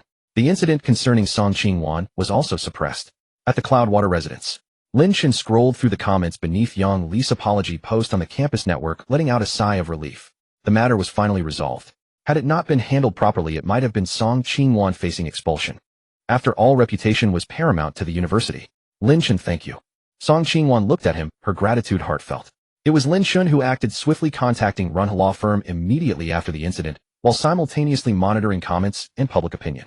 Whenever he spotted an issue, he promptly contacted the law firm, enabling them to catch the culprit in less than a day and restore her innocence. Upon hearing this, Lin Chen shook his head. Actually, this was my fault too. If I hadn't been careless and gotten photographed, none of this would have happened. Song Qingwan quickly interjected. No, it was my fault for getting drunk. In truth, a faster solution would have been for Lin Chen to step forward and claim Song Qingwan as his girlfriend. However, that wouldn't address the root cause, and given Song Qingwan's prominence at Donghai University, it would also deprive Lin Chen of years of dating prospects. Moreover, in Lin Chen's mind, it was his mistake for being photographed. That approach would essentially force Song Qingwan to pay for his error, while the rumormonger remained unpunished. This incident has had a significant impact. Would you like to take a leave of absence and stay home for a while? Lin Chen asked. Song Qingwan was silent for a few seconds before uttering a single, okay. Subsequently, Lin Chen drove her home. The Cloudwater residence was just over an hour's drive from Song Qingwan's home, neither too close nor too far. Before leaving, Song Qingwan had called Song Jiaming to explain the entire situation, including that Lin Chen was bringing her back. When they arrived, Song Jiaming and his wife were waiting at the entrance. Xiaolin, you're finally here. I've been meaning to invite you for a meal, but work kept me busy, so I never got around to it, Song Jiaming said. Thank you for handling Qingwan's matter. Lin Chen smiled faintly. Uncle Song, there's no need to thank me. I was partly responsible. Oh, it wouldn't have happened if not for me. Song Jiaming sighed. At least the culprit was punished. Kids these days, why do they believe every rumor they hear? Just then Song's mother reminded him, why don't you invite him inside to sit? Song Jiaming snapped back to reality. In his excitement upon seeing Lin Chen, they had been chatting while still standing outside the villa. Xiaolin, come in and sit. We'll have dinner together, Song Jiaming said. Upon hearing this, Lin Chen quickly declined. No, it's getting late. I need to head back. I have an early class tomorrow. Though he wished to insist, Lin Chen's reason left Song Jiaming with nothing more to say. On the drive back, Lin Chen couldn't help but chuckle to himself. The way Song Jiaming looked at him was exactly how a father-in-law would eye his son-in-law. It seemed he had fully accepted him. He just wondered what Song Qingwan thought of it all. The next afternoon after class, Lin Chen was about to leave. Lin Chen. He turned around to see Zhao Yuanhang. Senior Zhao, Lin Chen greeted politely. Zhao Yuanhang let out a hearty laugh. What a coincidence. He then continued. I added you to the supercar club chat group last time. Why haven't you said a word? Lin Chen felt a bit embarrassed. Sorry, I forgot about it. He had indeed forgotten. After joining, he muted the group and never thought of it again. Zhao Yuanhang waved it off. No worries. But do you have time later? We're gathering at the night bar. Want to join us? Lin Chen thought for a moment. He had nothing pressing. Just as he was about to agree, a system prompt appeared. Ding. Congratulations, host, for triggering a storyline quest. Accept Zhao Yuanhang's invitation. Reward luxury yacht RY 125 feet. A yacht. Lin Chen suddenly realized he had a helicopter, several luxury cars, and now a yacht would be a fine addition. Sure, Lin Chen agreed readily. He had planned to go anyway, so the yacht was essentially a bonus. Seeing Lin Chen's Pagani Huayra Chiwen, Zhao Yuanhang couldn't help but marvel. I heard you got a new Chiwen. I wanted to check it out, but never had the time. Finally I get to see it. Lin Chen smiled. Feel free to look, senior. Zhao Yuanhang laughed. The club is full of supercar enthusiasts. They were already envious of your Chiwen. If they find out you've bought a Yazzie, they'll be green with jealousy. After exchanging pleasantries, they headed to the night bar.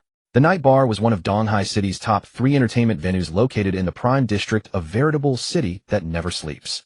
Though Lin Chen had never been, he had heard of it. Upon arriving at the night bar and parking, a young man with bleached hair slightly older than them trotted over to greet them. Brother Zhao, everyone's inside waiting for you, the bleached-haired youth said. Catching sight of Lin Chen's supercar, he slapped his thigh in astonishment. Holy crap.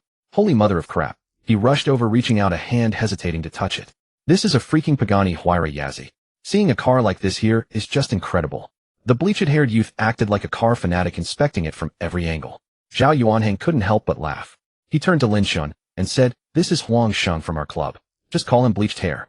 Then he addressed the youth. "Alright, stop gawking. Let's head inside." Reluctantly, Bleached Hair led Lin Chen and Zhao Yuanhang into the bar's private room. Upon entering, the room wasn't the smoky, chaotic mess Lin Chen had imagined. It was quite clean. Inside were about a dozen young men and several heavily made-up women. These young men were all members of the supercar club led by Zhao Yuanhang. In other words, they were genuine, wealthy, second-generation heirs. Zhao Yuanhang clapped his hands. "Everyone quiet down.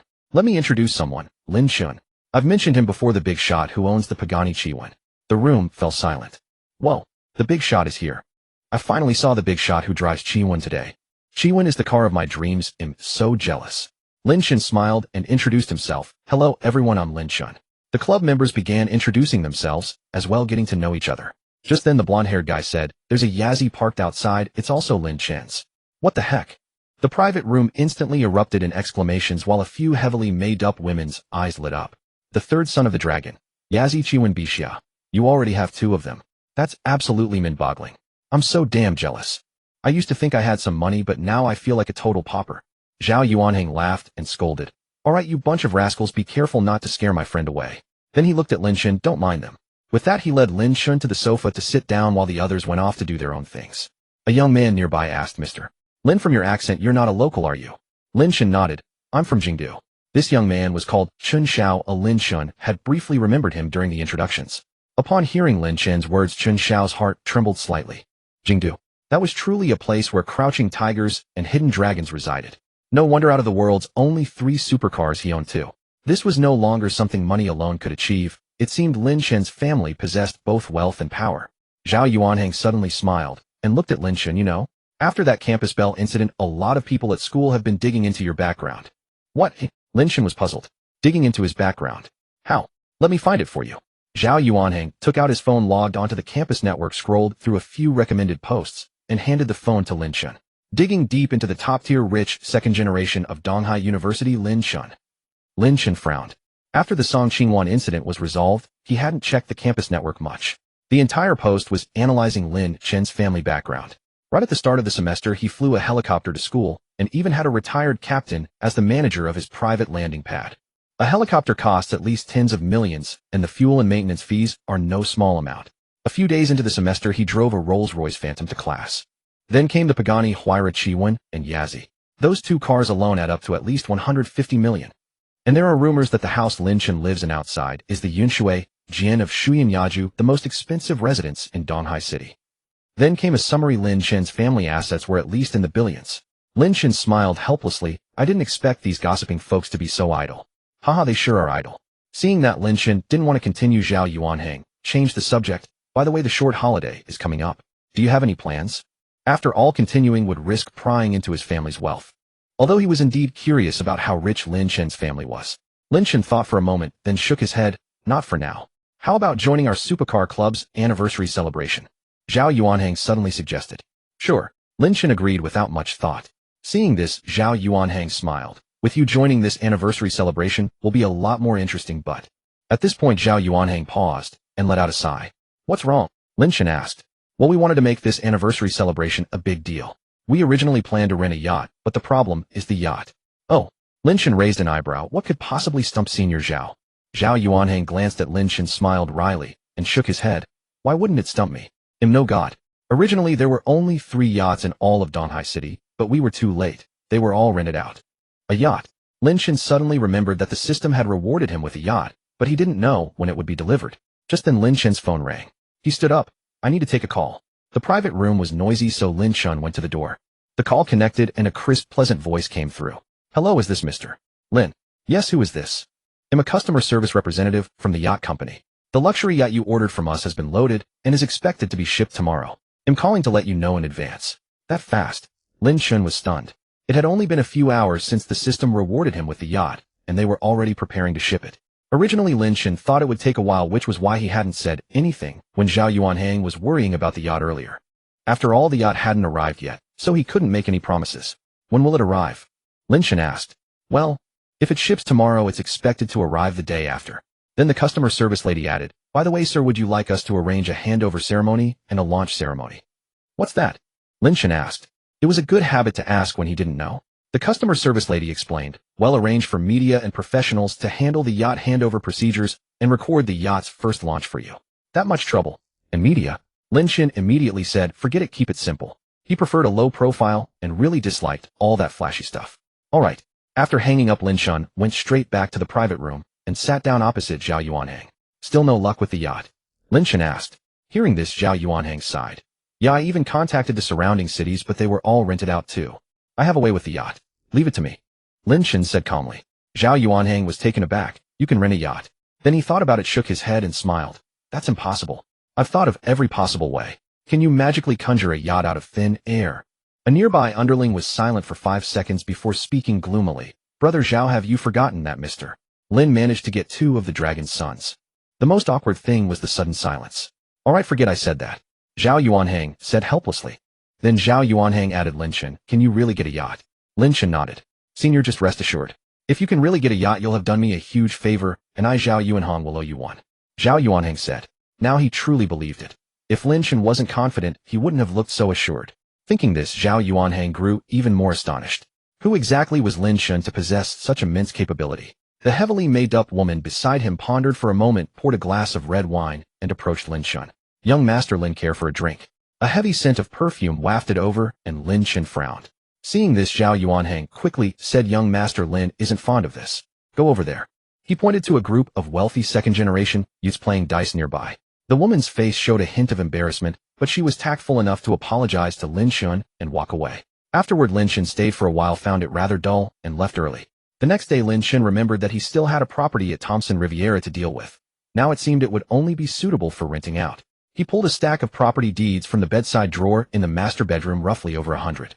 Tisk tisk tsk. Renting all of these out would bring in a substantial income. Lin Chen couldn't help but exclaim. With that thought, he grabbed a backpack and stuffed all the property deeds inside. It was surprisingly heavy. After a quick breakfast at home, Lin Chen drove his Rolls-Royce Phantom straight to Thompson Riviera. At the Thompson Riviera Property Management Office, Manager Lee looked at the assembled staff. These past few days, something unprecedented has happened. A Mr. Lin Chen has purchased the entire building. One. Gasps filled the air as everyone drew in sharp breaths. What did it mean to buy an entire building? Many people work their entire lives just to afford a single apartment, let alone a luxury property like Thompson Riviera. The manager continued his reprimand. From now on, all of you be more mindful and keep your eyes wide open. If anyone offends this Mr. Lin, don't blame me for being harsh. After everything was settled, the meeting adjourned. Meanwhile, Lin Chen had just arrived. After parking his car, he walked in carrying his backpack. Several saleswomen glanced at Lin Chen, but made no move to greet him, continuing their chatter instead. What kind of tycoon do you think could buy an entire building? It's terrifying. This must be a mega-rich level. I wonder when this mega-rich will show up. If only we could get in touch. They had all worked there long enough to tell at a glance who was a genuine buyer and who couldn't afford a thing. There were also those who came just to show off and take photos. They had seen plenty of such people. Lin Chen was immediately categorized as one of them. Manager Lee noticed this and frowned, tempted to scold the saleswomen, but ultimately deciding against it. Lin Chen spotted the manager and walked straight over. Hello, I'd like to rent a property, Lin Chen said. May I ask what conditions you have for the property you wish to rent? The manager asked politely. Lin Chen didn't understand his question. The manager explained again, you said you're here to rent a property, right? I'd like to know your requirements so I can recommend something suitable. Lin Chen finally realized the manager had mistaken him for a tenant. I'm here to lease out a property, not to rent one. What? The manager was slightly taken aback, scrutinizing Lin Chen. He hadn't expected a customer who could afford a property at Thompson Riviera to be dressed so plainly. The manager smiled apologetically. Sorry for the misunderstanding earlier. May I ask which property you'd like to lease out? Lin Chen walked over to a nearby coffee table with his backpack, opened it, and dumped all the property deeds out, with a few falling to the floor. The entire room fell into stunned silence. Staring at the pile of property deeds on the ground, everyone was dumbfounded. Just these. Handle them as you see fit, Lin Chen said. It took about a dozen seconds for Manager Li to snap out of it. Swallowing hard, he asked, Are you Mr. Lin, the one who bought the entire building? Lin Chen nodded. Yes. Manager Li was flabbergasted. He never imagined Mr. Lin would be so young, looking like a student. To buy an entire building at Thompson Riviera at such a young age. Truly extraordinary. The nearby saleswomen were filled with regret. They had seen Lin Chen come in first, yet they had missed the chance to serve this ultra-wealthy client. Suppressing the turmoil within him, Manager Li trembled slightly as he crouched down, picked up the few deeds that had fallen, and tidied them up. He never imagined that the property deeds countless people dreamed of owning at Thompson Riviera would be casually tossed on the floor.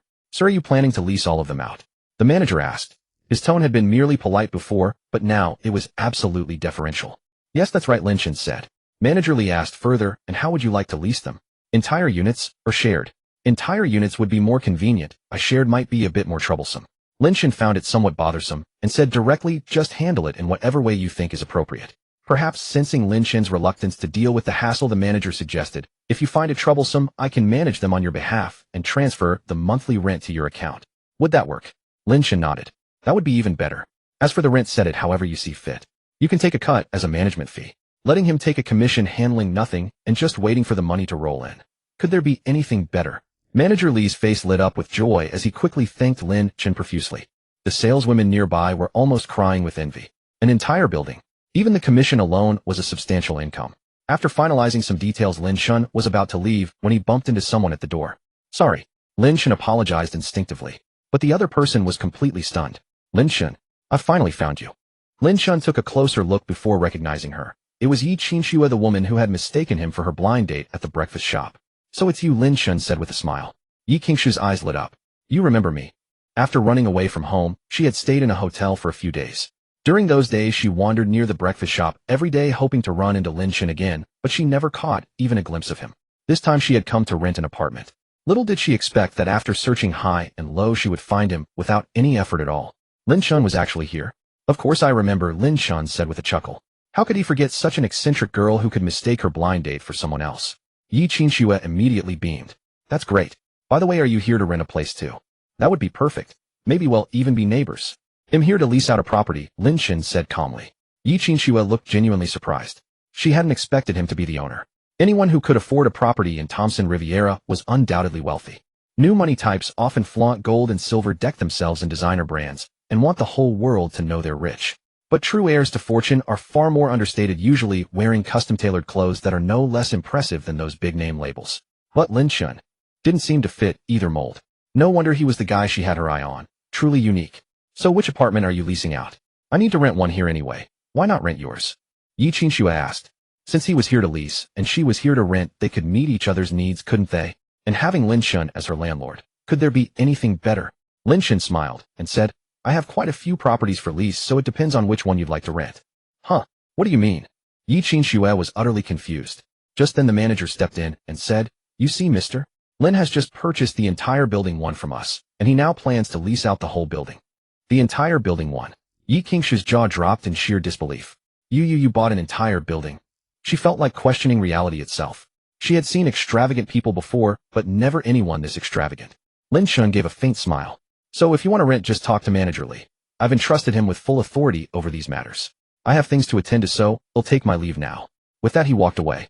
Yi Qingxue snapped back to reality only after his figure disappeared from sight. She had forgotten to ask for his contact information.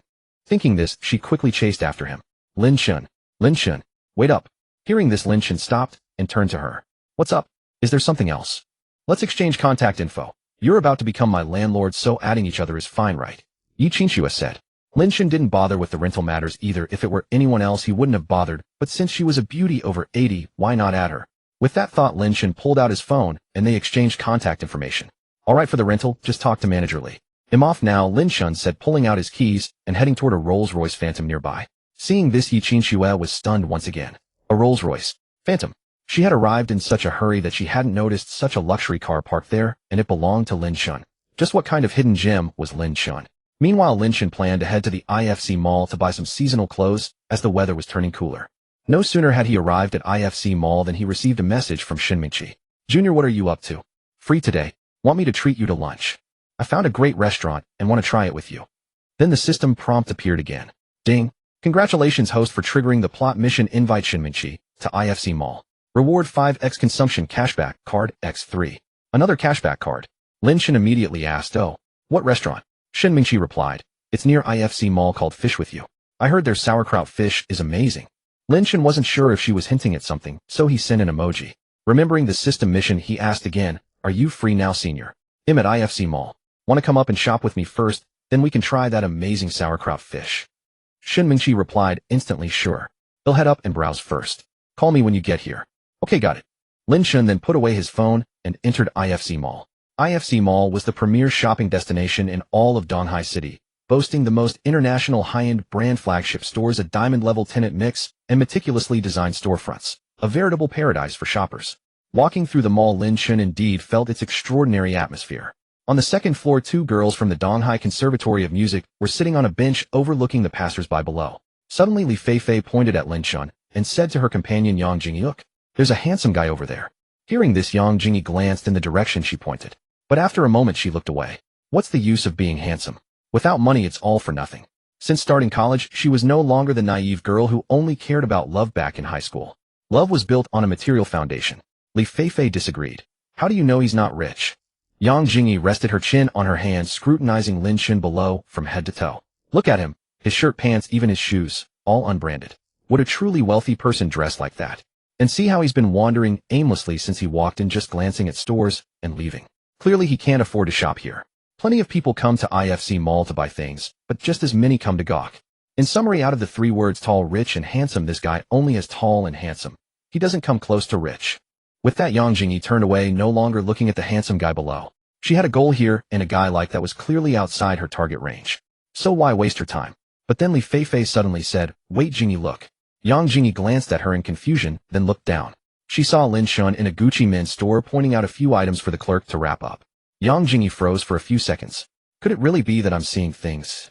Sir, that will be 32000 in total, the salesgirl said with a smile. Lin Chen furrowed his brow. 32000. That cheap? Hearing this, the salesgirl was stunned, her mouth twitching involuntarily. She had worked as a salesgirl for several years and had encountered all kinds of customers. But this? It was the first time she had heard someone call 3 sets of clothes worth over 300 cheap. Yet whether he truly found it cheap or was merely making an excuse because he couldn't afford it remained unknown. She was more inclined to believe the latter. After all, this customer was dressed in plain, unremarkable clothes. She couldn't even identify the brand, likely just some no-name labels. Upstairs, Yang Jingyi couldn't help but roll her eyes. I told you so. Even if it's wrapped up, what's the use? Without payment, it's all meaningless. He probably didn't check the price when buying and was shocked when it came time to pay. How foolish. Though she said this, her eyes involuntarily drifted downstairs. She wanted to prove that her guess was correct. Meanwhile, Lin Chen said to the salesgirl, just leave those there. They'll pick out 1 or 2 more. The salesgirl was slightly taken aback. What, he wanted to pick more? Could he even afford it? But despite her displeasure, the salesgirl didn't show it. As a salesgirl at an international flagship store, she had that much professionalism. Lin Chen chose clothes without looking at the prices or brands, simply grabbing whatever caught his eye. Soon he had added 2 more shirts, a jacket, and some small items like belts and wallets. It had exceeded 1 million. The salesgirl was inwardly astonished. She thought for a moment and said, Sir, several of the clothes you've picked are quite similar in style and design. This was her way of giving Lin Chen an out. The implication was to put them back. But Lin Chen didn't catch her meaning and casually replied, it's fine. Hearing this, the salesgirl sighed. She could do no more. She had intended to give him a graceful way to retreat, so he wouldn't be so embarrassed when paying. But since he didn't appreciate it, there was nothing she could do. She had done her utmost. Lin Chen looked around and, finding nothing else he liked, said, check out, that's all for now. With that, he pulled out a bank card and handed it to the salesgirl who had been serving him. The moment the card was swiped successfully, the salesgirl was slightly shocked. He was a true tycoon. buying over $1 million worth of clothes in one go. Such generous customers were a first for her. These young masters really knew how to play, clearly wealthy yet pretending to be a poor student. Thinking about how she had just doubted Lin Chen, she felt a pang of guilt and became even more respectful toward him. As for Lin Chen, congratulations host for using the consumption cashback card. You have received a 5-fold cashback totaling 5 million yuan. After returning the bank card to Lin Chen, she called over a few other salesgirls, and they busily wrapped up his clothes, handing them to him with utmost respect. Upstairs, Yang Jingyi and Li Feifei were so shocked they stood up. How much did he buy? With that huge pile it must be over $1 million, right? Looks like it, Li Feifei said, dumbfounded. The clothes here were not like those outside. Tens of thousands, or even hundreds of thousands for a piece was normal. With all those bags it was likely over $1 million. Spending $1 million on a few clothes. What kind of tycoon was he? They couldn't even imagine. Meanwhile, after paying, Lin Chen asked, "Where's the luxury goods section here?" On the 6th floor, the salesgirl replied respectfully. Good. Since Lin Chen had spent over $1 million here, he qualified for home delivery. After leaving the address of Cloud Water Pavilion, Lin Chen left the store directly. He had originally planned to go up himself, but after thinking it over he decided to wait for Shen Mingqi here. He checked his phone. Shen Mingqi had said she was almost there. Upstairs, Yang Jingyi quickly stood up, staring intently at Lin Chen below. "Jingyi, what's wrong?" Li Feifei asked. Yang Jingyi took a deep breath and flashed a sweet smile. "That young master is my type. In making my move." Li Feifei asked in confusion, "Didn't you just say? Philosophy says things are always changing and developing. I didn't like him before, but now I do." With that she grabbed an unopened bottle of water from Li Feifei. "Lend me this." As she spoke she headed straight for the elevator with the water. This young master had it all, tall, rich and handsome. It was now or never. If she missed this chance she knew she would regret it deeply. Lin Chen was playing on his phone waiting for Shen Mingqi, when suddenly a bottle of water was offered to him.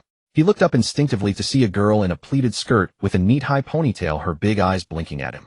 "Young master, could you help me open this bottle cap?" Lin Chen glanced at the water in her hand, then at her. He took the water, unscrewed the cap, and handed it back. Yang Jingyi beamed, "Thanks." She took the water and took a symbolic sip, then asked, "Are you waiting for someone?" Lin Chen nodded. "So aloof." Yang Jingyi clicked her tongue inwardly. But even if he was a stone she would find a way to melt him. Then Yang Jingyi chatted leisurely with Lin Chen. "Young master, I think you look a lot like a friend of mine." "Oh." Lin Chen glanced at her indifferently, his mind on why Shen Mingqi hadn't arrived yet. Yang Jingyi finally showed a hint of embarrassment. Since she arrived this young master had only said 2 words, "Nim" and "oh." It was the first time she had encountered such a situation, and she was cringing inside. Yang Jingyi thought for a moment. She wasn't willing to give up so easily. "Young master, I feel we have a special connection. Could I add you on WeChat?" Yang Jingyi asked innocently. Lin Chen finally turned to look at her. He hadn't noticed it before, but now he understood. This was clearly a pickup attempt. Just as Lin Chen was thinking of how to refuse, a familiar voice rang out. "What, you made plans with someone else?" Lin Chen turned around and saw Shen Mingqi walking toward him with a gentle smile. She wore a sky-blue fitted dress that perfectly accentuated her stunning figure. Clearly dressed up, Shen Mingqi exuded an undeniable aura. Yang Jingyi was stunned. She had imagined the person he was waiting for might be a woman, but she never expected someone so exquisite. Yang Jingyi looked Shen Mingqi up and down and felt a twinge of inadequacy. "Is she your friend?" Shen Mingqi glanced at Lin Chen and asked. Lin Chen shook his head. "I don't know her." Yang Jingyi was mortified. "Sorry, I was just looking for this young gentleman's help." "Thank you, sir." With that she turned and fled in embarrassment. Shen Mingqi covered her mouth with a laugh, looking at Lin Chen with amusement. "It seems our junior has become a heartthrob again." Lin Chen smiled. "You flatter me, senior. Where are we going now? Is there anything you need to buy?" Shen Mingqi asked. "A watch," Lin Chen replied. He indeed needed one. Luxury watches were no longer mere timekeeping tools. With modern technology, one could check the time on a phone. These days a premium watch symbolized status and identity, giving rise to the saying, "The poor flaunt cars, the rich flaunt watches," as watches were less ostentatious than supercars. But Lin Chen didn't fully agree. Sometimes cars cost far more than luxury watches, so watch enthusiasts weren't necessarily wealthier than car enthusiasts. Shen Mingqi nodded thoughtfully. "If you're buying a watch, the 6th floor is a paradise for luxury lovers." "Oh." Her words echoed what the sales assistant had just told him. Lin Chen raised an eyebrow. "Do you often come here, senior?" Shen Mingqi smiled. "I've only been here a few times, and I've never even been to the 6th floor. She sighed, feigning melancholy. "I'd love to go, but my wallet won't allow it. Maybe later when I've made big money I'll go up there and shop to my heart's content." Lin Chen chuckled. "No need to wait. We can go now."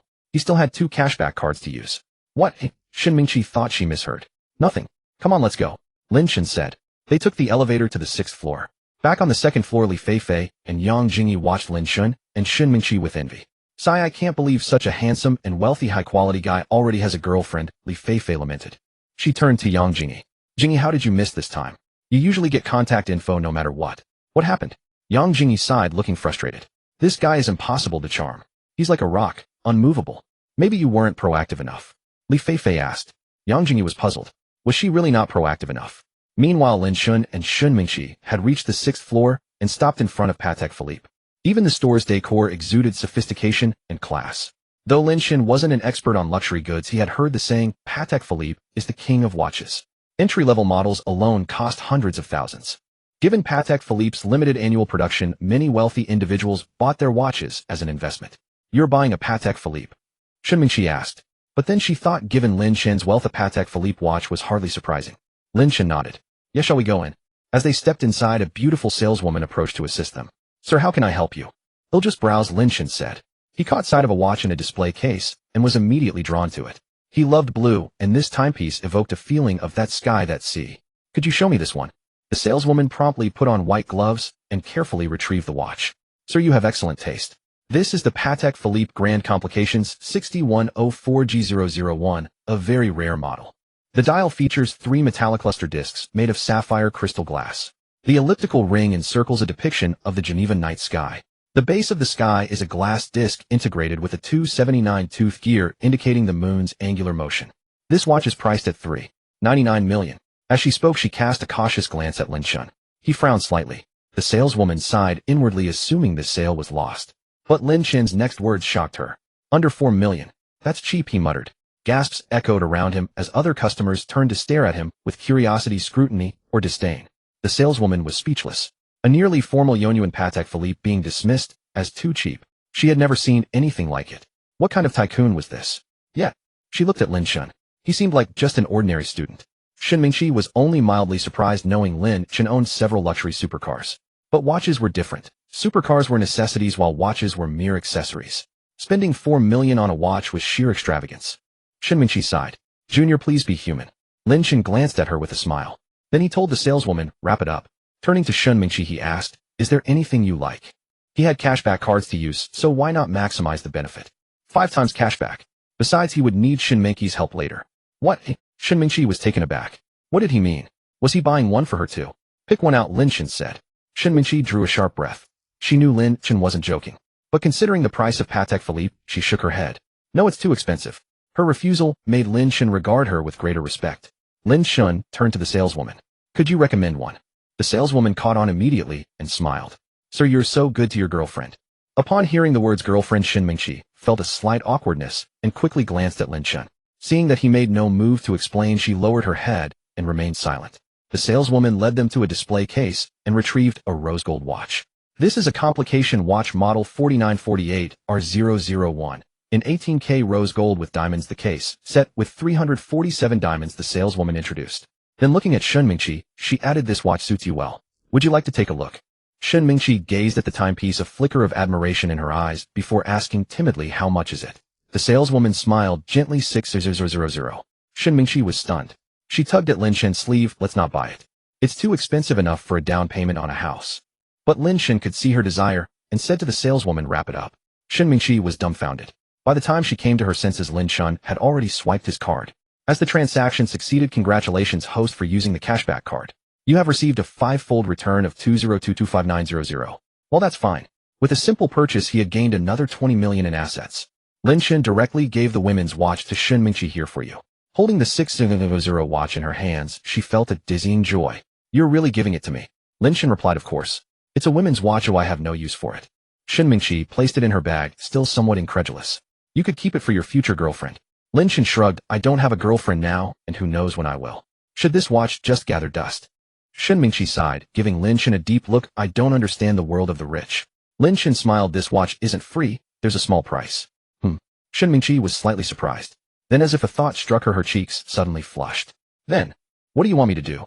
She asked softly. Lin Chen continued, are you free during the short holiday? Shun Mingqi lowered her head and nodded slightly. Good. I'm going to a supercar gathering during the holiday and want you to come with me, Lin Chen said. He figured many would bring a companion and he'd feel awkward without one. Shun Mingqi looked up, that's all. Nothing else.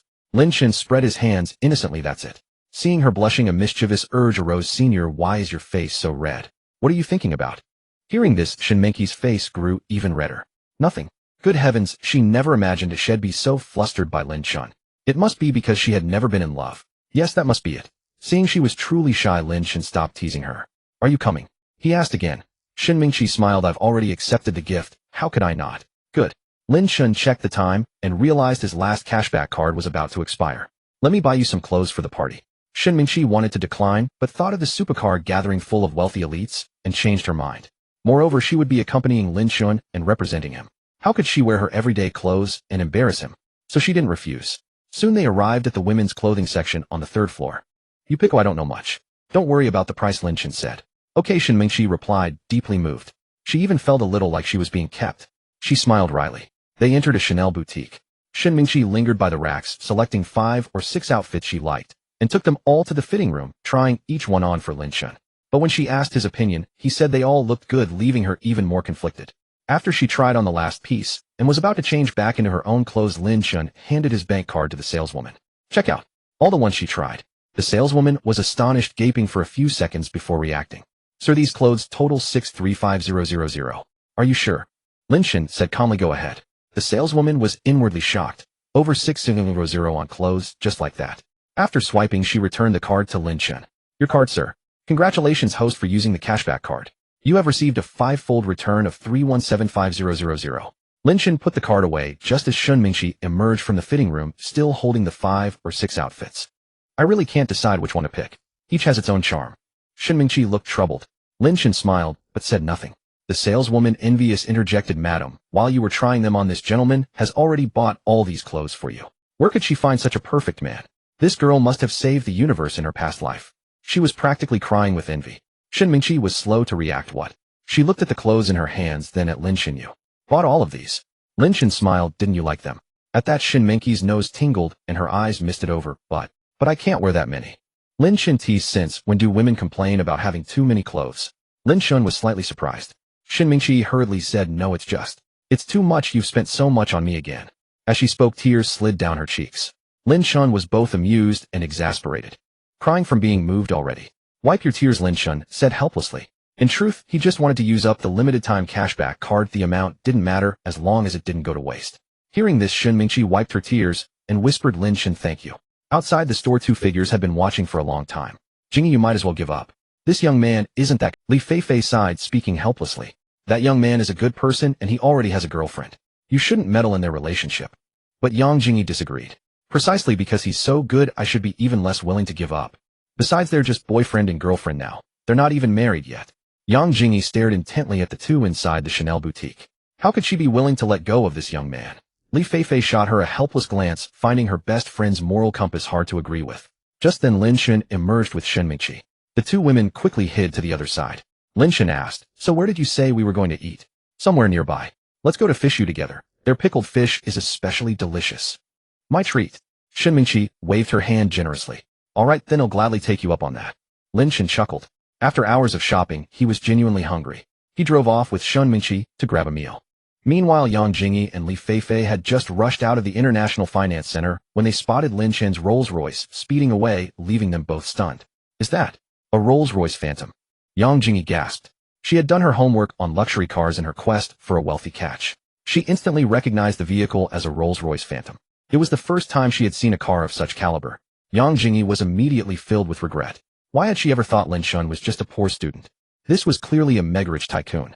Driving a Rolls-Royce supercar, no wonder he could casually buy clothes worth hundreds of thousands. Now Yang Jingyi wished she could take Shen Mingqi's place by Lin Chen's side.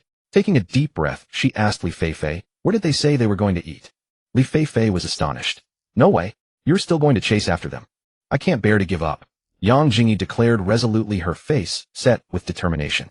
A man who had everything, wealth, looks, and status. Such a quality catch might never come her way again if she missed this chance. Sigh, fine. They mentioned a place not far from here called Fishu together, Li Feifei said helplessly. Though she disapproved of Yang Jingyi's actions, who else did she have as her only best friend? Still, if Yang Jingyi managed to win over that young man, there would likely be plenty of perks for her too. At the Fishu together restaurant, they found a seat, and soon a dish of pickled fish arrived. To be fair, the place Shen Mingqi recommended was excellent. The pickled fish was tangy and delicious. Lin Chen hadn't tasted such authentic pickled fish in a long time. Just then his phone rang. Hello sir, I'm a staff member from the yacht factory. Your yacht has arrived at Donghai City Pier. We're waiting here. May I ask when you'll be free to come and sign for it? Lin Chen was surprised. It's here? That fast? Would you like us to arrange a grand yacht handover and launching ceremony to commemorate this moment? No need for that. Keep it simple. I'm not one for such fuss. The staff member on the other end paused briefly. Most people who bought yachts wanted the whole world to know. But this customer was surprisingly low-key. So shall we just do a simple handover and then proceed with the launching ceremony, the staff asked. Sure, Lin Chen replied. Then he added, they'll be at the pier in about an hour. Sorry to keep you waiting.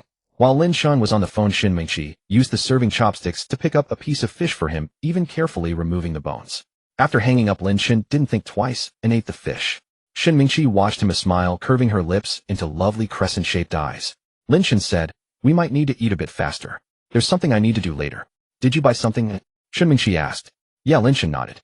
I bought something and need to sign for it later. He then added, after we eat, should I drop you off first? Shin Mingqi didn't pay much attention to the word pier, assuming Lin Chen had just ordered an ordinary package. Why don't you take me along? I've got nothing to do this afternoon, she suggested. Lin Chen thought it over and figured it was fine. He was just worried it might shock her. But since she had agreed to go to the party with him, that shock was inevitable sooner or later. With that in mind, Lin Chen nodded. All right, let's go together. Meanwhile, Yang Jingyi, stuck in traffic, was fuming with frustration. Why does traffic have to jam up now of all times? By the time we get there, they'll probably be long gone. This is infuriating. Watching the agitated Yang Jingyi, Li Feifei could only sigh. I think this might be fate. You two just aren't meant to be. If we're not meant to be, you'll make it happen. Don't you believe that human effort can triumph over destiny? Yang Jingyi huffed angrily. Li Feifei said helplessly, Jingyi, maybe you should just let it go. But Yang Jingyi shot her a sharp glare. Li Feifei, are you even my best friend? Why aren't you on my side? That's not what I meant. Li Feifei started to protest, but Yang Jingyi cut her off. Then what do you mean? Whose side are you on? Mine or that woman's? Li Feifei sighed. Fine, I won't say another word. With that, she turned away, staring blankly out the window in silence. As Yang Jingyi had predicted, by the time they arrived, they searched everywhere, but found no trace of Lin Chen or Shin Mingqi. A Rolls-Royce Phantom pulled up at the pier, drawing the attention of many onlookers. Lin Chen and Shin Mingqi stepped out of the car. Shin Mingqi looked puzzled. Lin Chen, didn't you say you had something to sign for? What are we doing here? Lin Chen grinned, flashing a row of white teeth. Signing for something? What are you signing for? Shin Mingqi asked. Lin Chen pointed at the heavy truck not far away. Over there. Following his gaze, Shin Mingqi saw a large truck, and on it a massive yacht. Wait, a yacht? Shin Mingqi was stunned, her heart skipping a beat. Lin Chen, the thing you bought. It's not that yacht. Shin Mingqi stared in shock at the colossal yacht before her. It was unimaginably vast. When she watched TV, yachts were usually the size of a truck. But what was this behemoth before her? Wasn't it too breathtaking? Shin Mingqi gaped at Lin Chen. What did you buy a yacht for? Could it be that Lin Chen had so much money he didn't know how to spend it? Lin Chen glanced at her and chuckled. Have you forgotten? The supercar party during the short break is planned to be held on the yacht. Senior Zhao couldn't rent a yacht, so he asked for my help. The logo on the yacht was an artistic LC. Weren't those Lin Chen's initials? Hearing this, Shin Mingqi swallowed hard. So, you bought a yacht? If that were true, it would be utterly terrifying. Lin Chen smiled. No, this yacht was custom-ordered months ago and just arrived now. He couldn't very well say he bought it a few days ago and it arrived today. That would be too unbelievable. Just then Lin Chen's phone rang. It was Zhao Yuanhang. Lin Chen, be honest, can you handle the yacht thing? If not, it's fine to just have the party on the beach, Zhao Yuanhang said. He had thought it over and still felt Lin Chen couldn't possibly get a yacht. To give Lin Chen an out, he said this. Lin Chen looked at the massive yacht before him, a slight smile curling at the corner of his mouth. It's already here at the dock. What? On the other end of the phone, Zhao Yuanhang was drinking water and choked in shock. You're at the dock. The yacht has already arrived. Zhao Yuanhang asked incredulously. Yes. I'm near the dock, I'll be there soon. Wait for me. With that, Zhao Yuanhang hung up the phone with a click. Lin Chen glanced at Shin Mingqi. A friend of mine is coming soon, a senior from our school. You might know him. Who? Shin Mingqi asked. Zhao Yuanhang. Shin Mingqi nodded. I've heard of him. Senior Zhao Yuanhang is somewhat famous at school, known as a model student. Meanwhile, a middle-aged man in a suit spotted Lin Chen, hurried over and bowed slightly. Are you Mr. Lin Chen? Lin Chen nodded. I am. Mr. Lin, hello. I'm the manager of the yacht factory.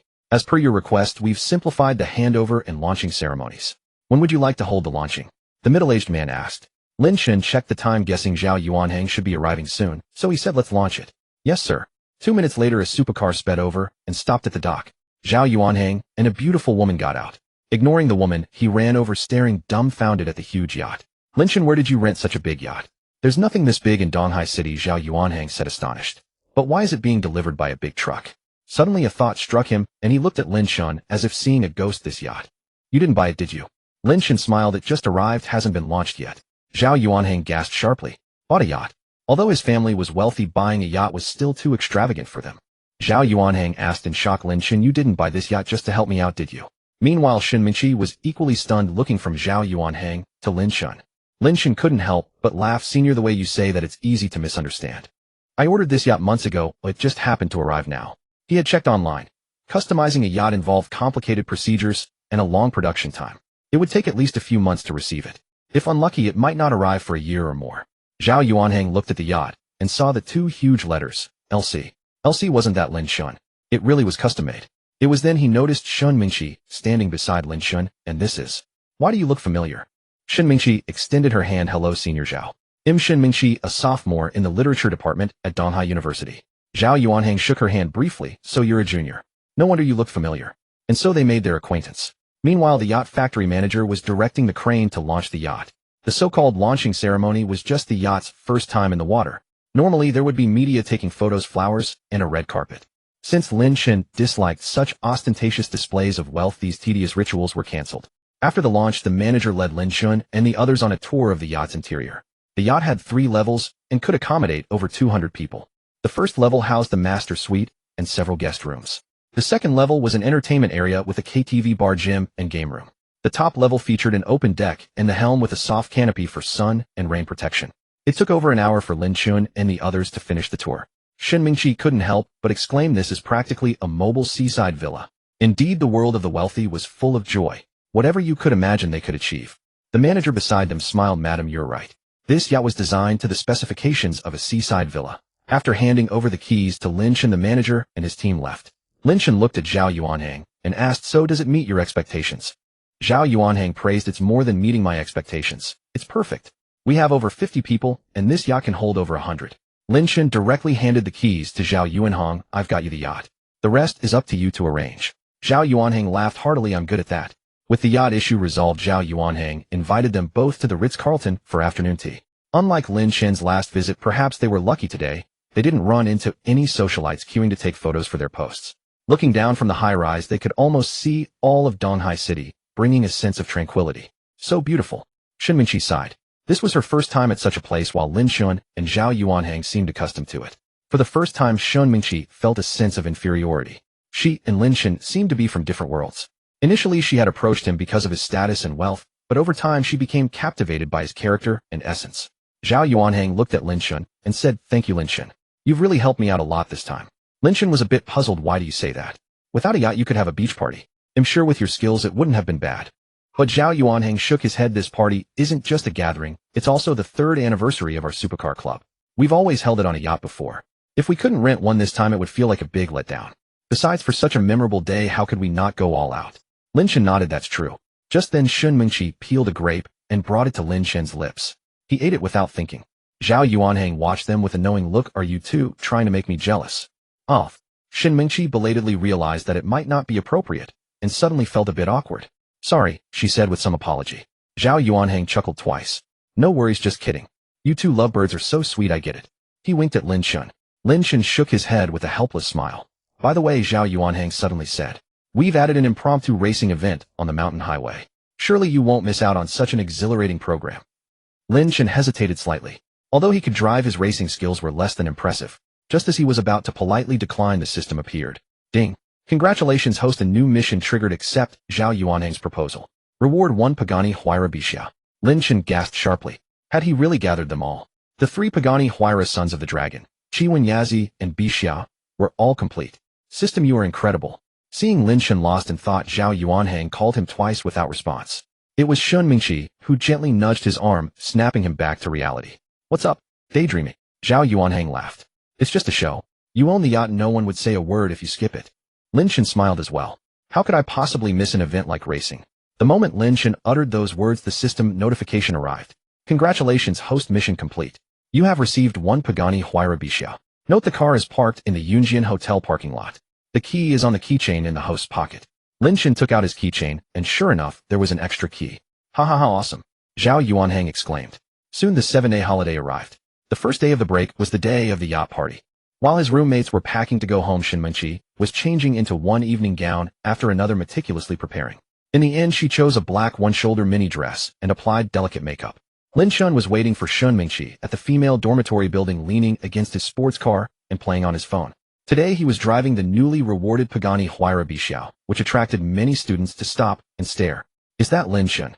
The one who reportedly arrived for registration by helicopter and has driven 3 sky-high supercars to school in less than a month. Yeah, I heard 2 of his 3 supercars are globally unique. Look, has he changed his supercar again? Another one. I don't recognize this. Is it a Pagani? It's the Bixiao. Bixiao. When Pagani entered China, they custom-built 3 unique divine cars. Chiwen and Yazi have both been driven to school by Lin Chen. I can't believe he has the Bixiao too. So has Lin Chen collected all 3 divine cars.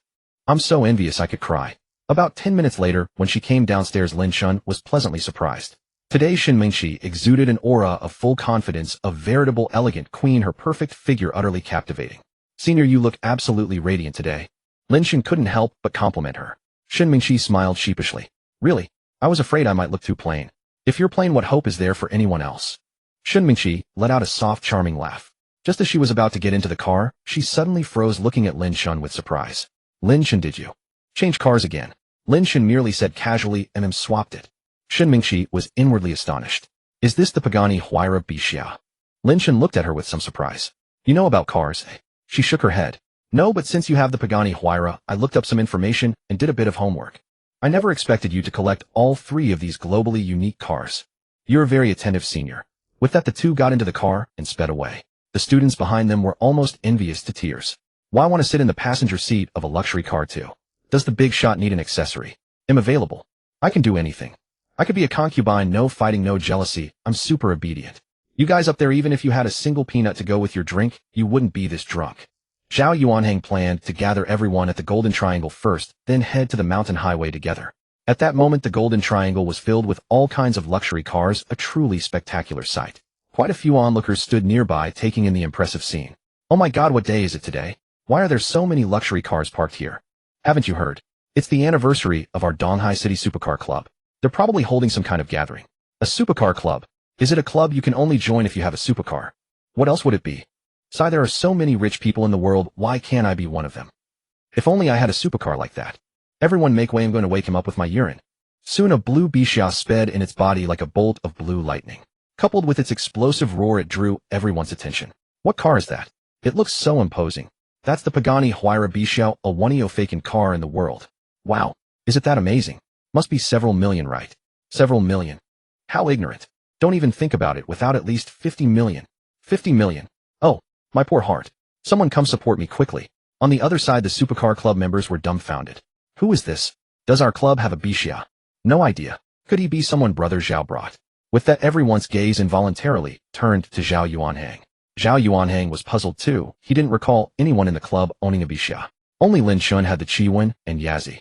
Suddenly, Zhao Yuanhang's eyes widened in shock. Could this person be Lin Chen? Amidst his astonishment and confusion, the Bixiao pulled up in front of everyone. Lin Chen got out with Shin Mingqi. The crowd was stunned. Holy crap. It really is Lin Chen. He's collected all 3 Pagani Zondas. What kind of monster is this? Damn. I thought I had some money, but now I realize I'm just a pauper. Life is so tough. Meanwhile, Lin Chen had already led Shin Mingqi to Zhao Yuanhang. Senior, Lin Chen greeted. Zhao Yuanhang chuckled. Impressive, you actually managed to collect all 3 Pagani Zondas. That's some serious wealth. You flatter me, senior. Out of courtesy, Shin Mingqi also greeted Zhao Yuanhang. Zhao Yuanhang's gaze fell upon Shin Mingqi, and his eyes lit up slightly. Why hadn't he noticed before how stunning this junior was? He smiled and nodded at her. After exchanging a few pleasantries, many men present couldn't help but steal glances at Shin Mingqi. Dressed in a black evening gown, Shin Mingqi shone like a queen. It wasn't that they hadn't seen beauties before, but someone with her unique aura was a rare find. Yet with Lin Chen present, they dared not be too forward, only sneaking occasional looks. After all, compared to Lin Chen, they were merely well off. Lin Chen was the true tycoon. Moreover, Lin Chen was Zhao Yuanhang's guest, and they had to show him respect. Zhao Yuanhang said, "Let's head to the mountain road first. That area is perfect for racing. It's practically our sacred ground." Lin Chen smiled. All right. Then Zhao Yuanhang added, "Lin Chen, it would be a shame not to have your Bixiao as the grand finale, don't you think?" Lin Chen shrugged. "I don't mind. Arrange it however you like." "Great, it's settled then," Zhao Yuanhang decided. Soon a fleet of flashy supercars set off, including BMWs, Mercedes, Ferraris, Lamborghinis, and Rolls-Royces. Nearby cars kept their distance, afraid of accidentally scratching any of them. This spectacular sight became a stunning scene in Donghai City. Many passers-by couldn't resist pulling out their phones to capture short videos. Even drivers waiting at traffic lights rolled down their windows to watch from afar. So many luxury cars. They're blindingly eye-catching. Which one is the most expensive? Can any car expert tell us? Did you see the one at the back?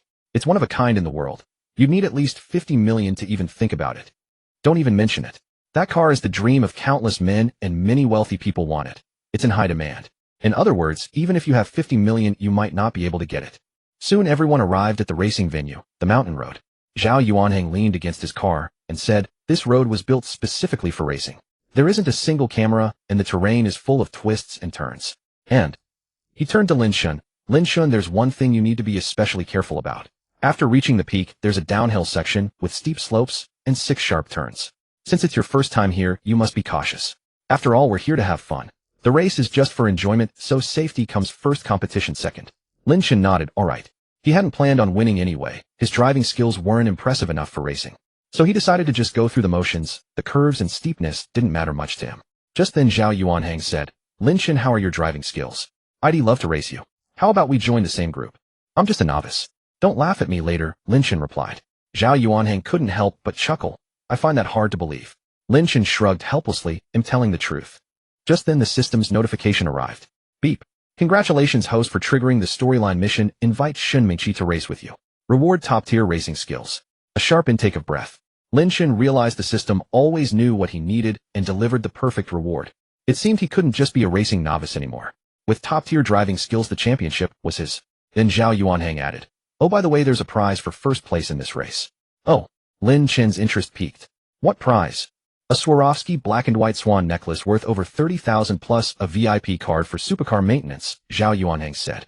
Neither prize appealed much to Lin Chen, but his supercars did need some maintenance. As for the necklace, Lin Chen turned to Shen Mingqi. "Do you want the necklace?" Shen Mingqi's heart leaped with joy, but she hesitated. "Can I?" Lin Chen smiled. "As long as you sit in the passenger seat and join me in the race, you can have it. What do you say?" His smile dazzled Shen Mingqi. Why did she find Lin Chen so handsome? "Why does sitting in the passenger seat make it possible?" she asked. "Because you're my lucky charm," Lin Chen said casually. He was telling the truth. He needed Shen Mingqi in the passenger seat to unlock top-tier driving skills. But his offhand remarks stirred Shen Mingqi's heart. A warmth spread through her, and 2 blushes quickly bloomed on her cheeks. "All right, I'll race with you," Shen Mingqi said softly, looking shy. Lin Chen raised an eyebrow. "Aren't you scared?" "I am, but you said I'm your lucky charm, right? As your lucky charm, I have to stick with you." Shen Mingqi smiled sweetly. Seeing her rare, adorable expression, Lin Chen couldn't help but ruffle her hair. Zhao Yuanheng couldn't stand it anymore. "Can you two stop torturing me? Do you think I don't have a girlfriend? I have a date too, you know." He waved at a girl not far away. She was chatting, but immediately came over upon seeing him. "Bro Zhao." Lin Chen glanced at the girl. She seemed to be a minor internet celebrity known as the Otaku Killer. He couldn't help but marvel at the power of beauty filters. This Otaku Killer was quite different from her stunning appearance in live streams. Still, she had a decent foundation and was considered pretty. "Do you want that Swarovski black and white swan necklace?" Zhao Yuanheng asked. The internet celebrity's eyes lit up. Yes. After all, that Swarovski necklace was worth over 30,000. Zhao Yuanheng smiled at Lin Chen. "What now?" "Both prizes belong to the first place winner, but there's only one champion." Lin Chen also smiled. "Then we'll see who has the superior skill." "Lin Chen, I didn't expect you to be quite arrogant," said Zhao Yuanheng. "You might not know this, but I've been champion for several consecutive years, and am extremely familiar with the road conditions here. If I'm not mistaken, this should be your first time here. If that's the case, this is rather unfair to you." Then he continued, "How about we give you a head start?" "I'm afraid you won't have that chance," Lin Chen replied. "Huh?" Zhao Yuanheng laughed. "Junior Lin Chen, I didn't expect you to be so confident. But just wait, you'd better be mentally prepared." After all, he was already a seasoned veteran of racing. Soon the race was about to begin, with Lin Chen and Zhao Yuanheng in the final group, serving as the grand finale. Finally, their turn approached. Just as Shen Mingqi settled into the passenger seat of the Bixiao, the system prompt immediately arrived. "Congratulations, host, on completing the mission and obtaining top-tier racing skills." Immediately after, Lin Chen's mind was flooded with a wealth of racing experience and knowledge, which he quickly assimilated. Shen Mingqi suddenly said, "Lin Chen's safety comes first. Don't focus too much on winning first place." Lin Chen smiled and raised an eyebrow at her. "What, you don't trust my skills?" "No," Shen Mingqi quickly replied. Then Lin Chen reminded her, "Hold on tight. Racing isn't like usual driving. You need to be mentally prepared." Shen Mingqi nodded heavily. "I know. It's just like riding a roller coaster, right? I've been on roller coasters at the amusement park, so I can handle it." Shen Mingqi's words directly made Lin Chen laugh. "Little naive one, racing isn't as simple as riding a roller coaster." "Huh. Then what's it like?" Shin Mingqi asked, somewhat surprised. Lin Chen pondered for a moment and said, about a few times faster than a roller coaster, I suppose. She gasped sharply, her face turning slightly pale. If you can't handle it, it's okay to get out, Lin Chen said with a smile. Seeing her frightened, pale face, Lin Chen couldn't help but feel a pang of sympathy. But Shin Mingqi quickly shook her head. No, I want to stay with you. At worst, I'll just hold on tight, and if I get scared, I'll close my eyes and not look. All right, Lin Chen gave her a thumbs up. That takes courage. I salute you. Shin Mingqi grew a bit flustered. She swiftly leaned and planted a quick light kiss on Lin Chen's cheek, and then immediately pulled back. Lin Chen only felt a fleeting warmth on his face. By the time he reacted, Shin Mingqi had already returned to her seat, pretending as if nothing had happened. If not for the lingering warmth on his cheek, Lin Chen would have thought the moment was just an illusion. But the redness of Shin Mingqi's ears betrayed her. You said I was your lucky charm, so I thought I'd pass some of my luck to you. Shin Mingqi explained in a small voice. Lin Chen couldn't help but laugh, not expecting Shin Mingqi to have such a side to her. But with so much luck, my heart is all jumbled up. What should I do? Shin Mingqi was stunned and immediately felt a twinge of regret, since the race was about to start, and she had distracted him like this. How about we skip the race? Just kidding. I was only teasing you, Lin Chen said. At that moment, the previous group's race had already concluded. Lin Chen, Zhao Yuanhong, and the other participants immediately started their cars and drove to the starting line. There were 5 lanes in total, each with a car waiting. Hold on tight, Lin Chen reminded Shin Mingqi beside him. Shin Mingqi nodded firmly and immediately gripped the handrail, her breathing quickening from sheer nervousness. When the signal dropped, Lin Chen floored the accelerator. The engine roared wildly, and the car shot forward like a streak of blue lightning. The sports car soared through the air. Shin Mingqi's breath caught in her throat, her eyes wide as her hands instinctively clutched the handrail, knuckles turning white. Then a feeling of weightlessness hit as the car landed back on the ground and sped away. Only then did Shin Mingqi come to her senses, gasping for air like a fish stranded ashore, her mind buzzing. A launch start. Everyone was dumbfounded. With just that start, he had left the cars behind him in the dust. Holy crap! Zhao Yuanhang cursed under his breath. This explosive start was simply too monstrous. With that thought, he quickly gave chase. But even at maximum speed, he maintained a constant distance from Lin Chen's car. The little influencer in his car was already pale with fright. It was a straight stretch now, and Zhao Yuanhang planned to overtake Lin Chen during the turns. The cheering crowd was also stunned into silence, the only sound being the roar of the racing engines. Before Shin Mingqi could recover, Lin Chen directly warned, "Hold steady, hang on tight." Shin Mingqi quickly closed her eyes, afraid to look anymore. Up ahead was a unshipped curve. Lin Chen didn't even slow down, he drifted right through it. Zhao Yuanhang was so shocked he cursed again. Damn. Was this guy courting death?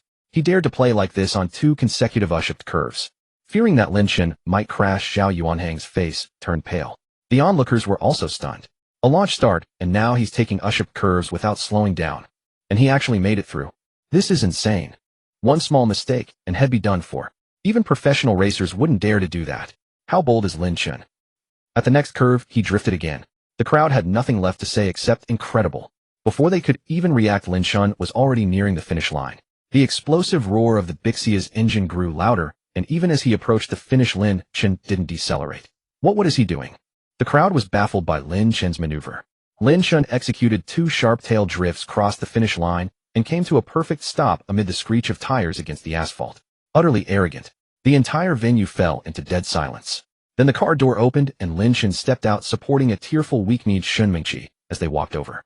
The crowd took a deep breath and looked at the timekeepers. 6 minutes 43. 56 seconds. 6 minutes 43. 56 seconds. What kind of result was that? For context, the previous champion Zhao Yuanhang's record was 9 minutes 21. 13 seconds. That was a lead of over 2 minutes and 40 seconds. In other words, the record had been shattered.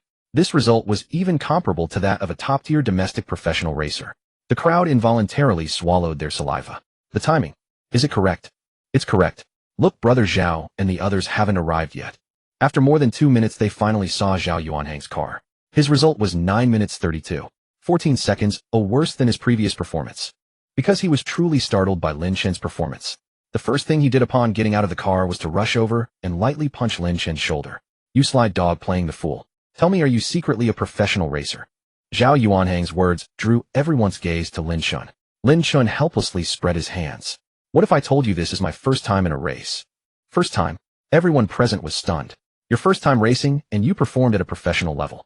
Shin Mingqi, who was leaning on Lin Chen, was so shocked upon hearing this that her legs went weak and she froze. Zhao Yuanhang quickly shook his head. I don't believe it. But it really is my first time. This track too. I've never been here before. Lin Chen said helplessly. Zhao Yuanhang was on the verge of tears. Don't crush me like this. How could he, an experienced racing enthusiast with years of practice, lose to a novice? The race's outcome was beyond doubt. Lin Chen took first place. Soon the prize was delivered. Lin Chen shoved both items into Shen Mingqi's hands. Hey, race the necklace, and it'll trouble you to keep it for me. Okay, Shen Mingqi nodded. She opened the necklace box and saw the black and white swan necklace worth 30,000. It complemented her outfit perfectly. Thinking this, she took out the necklace and put it on. Does it look good, oi? Shen Mingqi asked, turning to Lin Chen. Lin Chen glanced at her. The black and white swan necklace highlighted her delicate collarbone and fair skin, a true finishing touch. Lin Chen praised sincerely, yes, it looks good. Shen Mingqi smiled sweetly. Even the discomfort from the race seemed to ease. Thank you, she said suddenly. Lin Chen chuckled. So how do you plan to repay me? Shen Mingqi was momentarily stunned. She blushed and lowered her head, about to say, with my body, when Zhao Yuanhang suddenly appeared. Lin Chen, we're heading to the docks soon. Lin Chen nodded. All right. Shen Mingqi shot Zhao Yuanhang a resentful glance. He rubbed his nose, baffled. What was that look for? Had he done something wrong? The race was just an appetizer. Now came the main event, the yacht party. Gazing at the massive yacht, the wealthy heirs present were astonished. Brother Zhao, impressive. You got such a luxurious yacht. Huh. Since when did Donghai City have a yacht this big? I had no idea. Yeah, we didn't hear a thing. But Zhao Yuanhang shook his head. This yacht isn't mine, it's Lin Chen's. Thanks to him, our yacht party can go ahead. Everyone was slightly surprised. How did Lin Chen manage to rent such a luxurious one? Just as they were puzzled, Zhao Yuanhang added, to be precise, Lin Chen bought it. The crowd was petrified. Looking closely, they saw the LC logo on the yacht's exterior. They understood. LC stood for Lin Chen. Holy crap. I'm speechless. Brother Chen is awesome. From now on, I'm his loyal follower. Get real. Are you worthy? I want to be a trinket on Brother Chen's leg. Screw you. Nearby, Lin Chen noticed the commotion and approached with Shen Mingqi. What's all the fuss about? As soon as he arrived, he saw everyone staring at him with strange glimmers in their eyes. He felt a bit uneasy. Why are you all looking at me like that? The rich heirs immediately flocked to flatter him.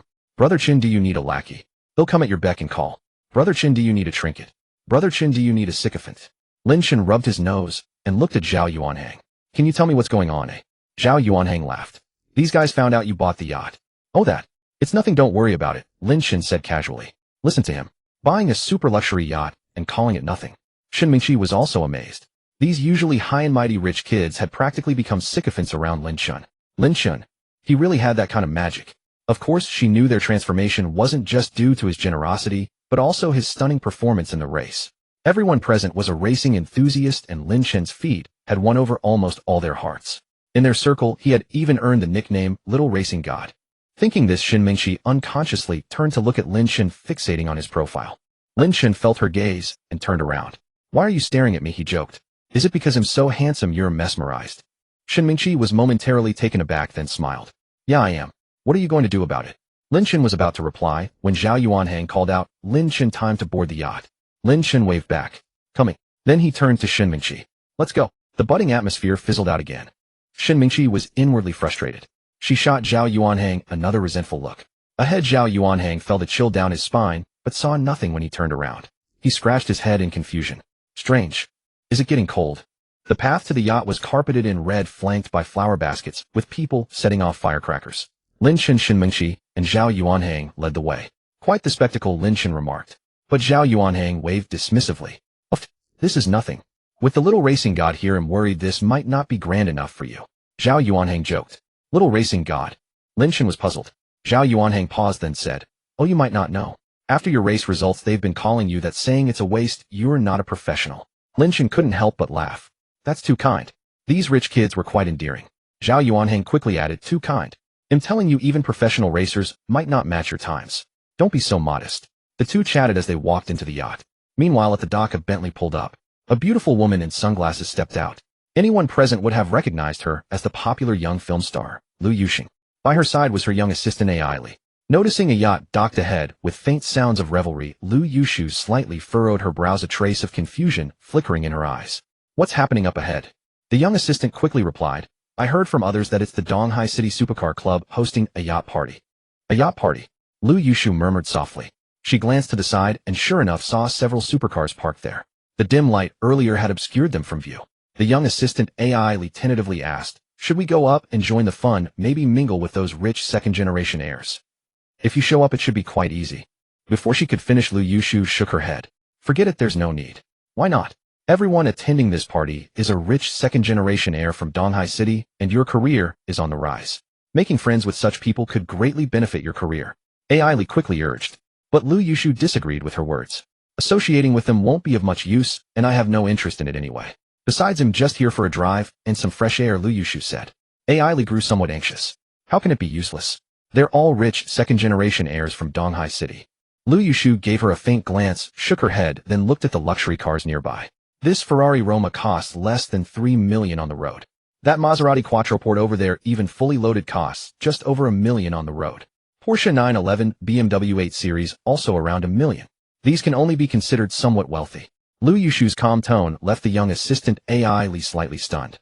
In this day and age where people driving million-dollar cars only considered somewhat wealthy, was her vision too narrow, or was Lu Yushu's standards too high? Lu Yushu sighed and casually glanced around. But that single glance left her utterly stunned. After a few seconds, she came to her senses and hurried forward to take a closer look.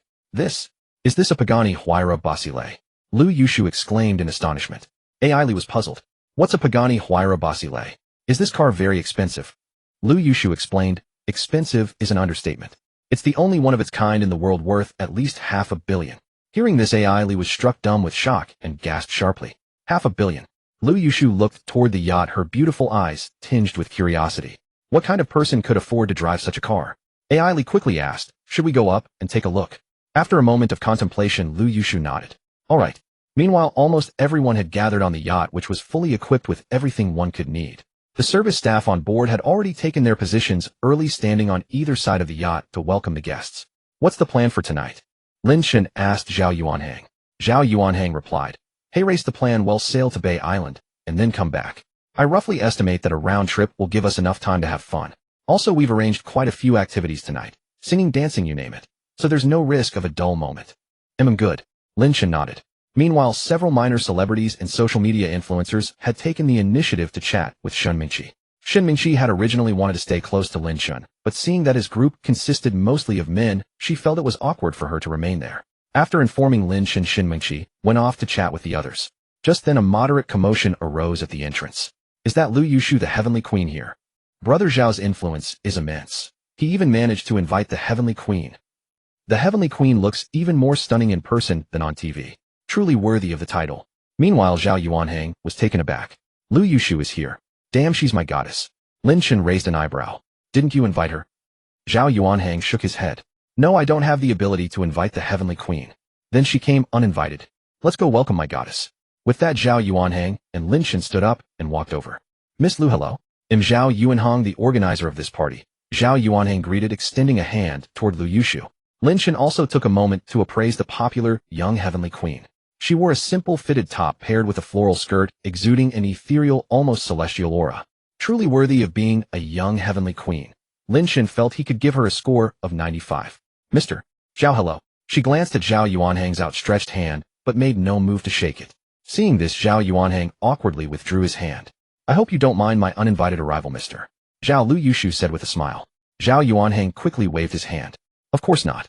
It's our honor to have you here, Miss Lu. Lu Yushu smiled faintly. Then, well, just look around.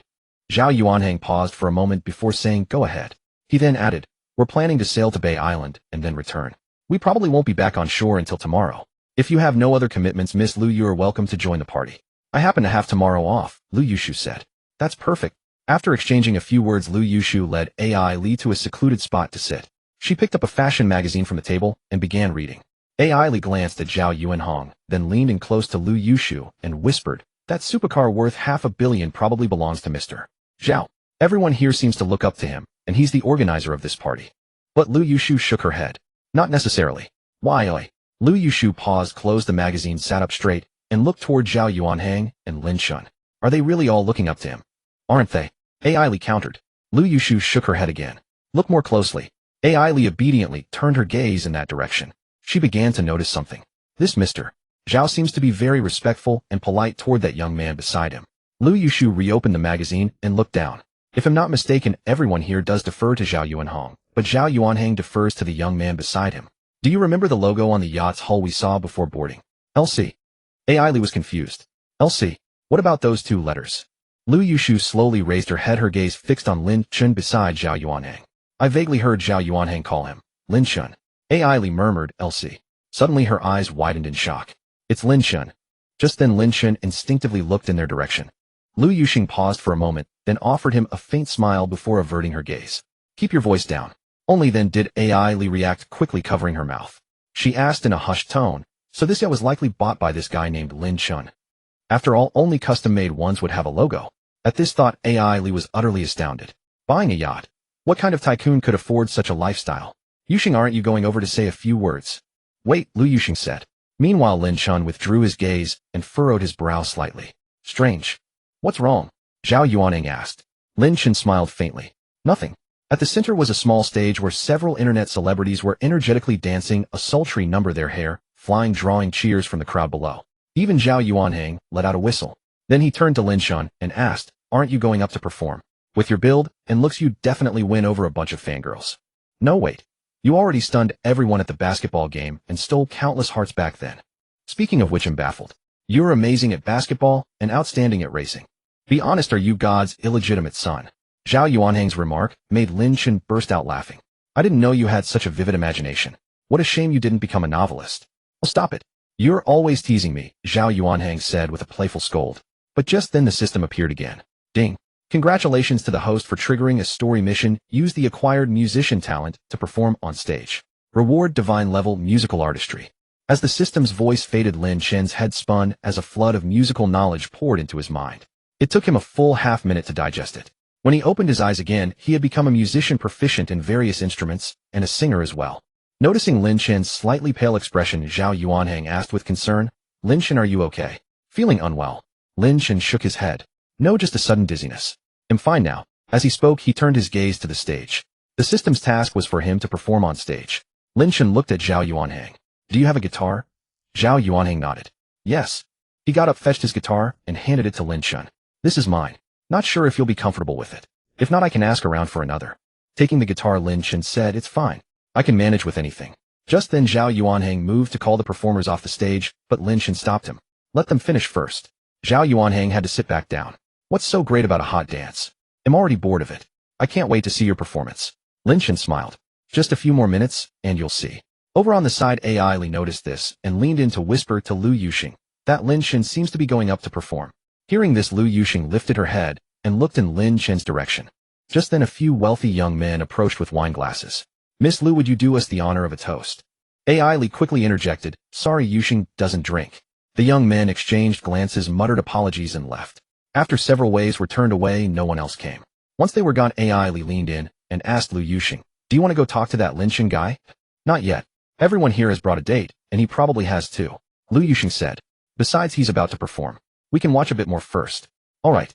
On the other side, the performers had finished, and Lin Chen went on stage with a guitar. Zhao Yuanheng had thought to help liven up the atmosphere, but suddenly felt it unnecessary. As Lin Chen stepped onto the stage, people gradually turned to look. Whoa, the big shot is going to perform. Looks like it's a guitar and singing. Wow, the big shot is going to sing for me. Dude, even with a peanut to go with your drink, you wouldn't be this drunk. Lin Chen adjusted a standing microphone, found a high stool, and sat down. His fingers plucked the strings, and a melodious tune rippled through the cabin. On the banks of the Seine left bank coffee. A cup in my hand, tasting your beauty. At that moment, everyone in the cabin fell silent, fixated on the figure on stage. His voice was deep and magnetic with perfectly placed vibratos. Many women in the audience were starry-eyed. Several people pulled out their phones to record the scene. The moment Lin Chen began to sing, Lu Yuxing was utterly stunned. Shen Mingxi rested her chin on her hands, completely transformed into Lin Chen's devoted fan. She never imagined Lin Chen could sing so beautifully. When the song ended, Lin Chen picked up the guitar, stood, and gave a slight bow to the audience. Thank you, everyone. The room was silent for several seconds before erupting into thunderous applause. That was incredible. My ears are pregnant. Lin Chen, you have to take responsibility. A voice like that. What a shame not to audition for China's Got Talent.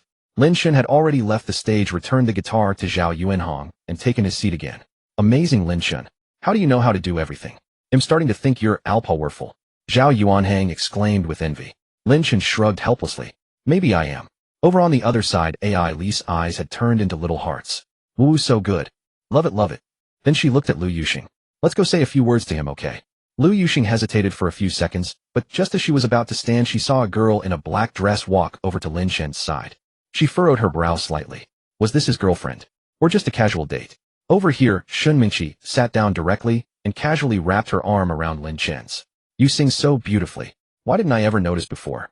Seeing her intimate demeanor with Lin Chen, many girls were filled with envy, wishing they were Shen Mingqi sitting beside him. Lin Chen laughed. It's never too late to find out. Shen Mingqi sighed, feigning sadness. It's so tough. I found out at the same time as everyone else. Lin Chen chuckled and ruffled her hair.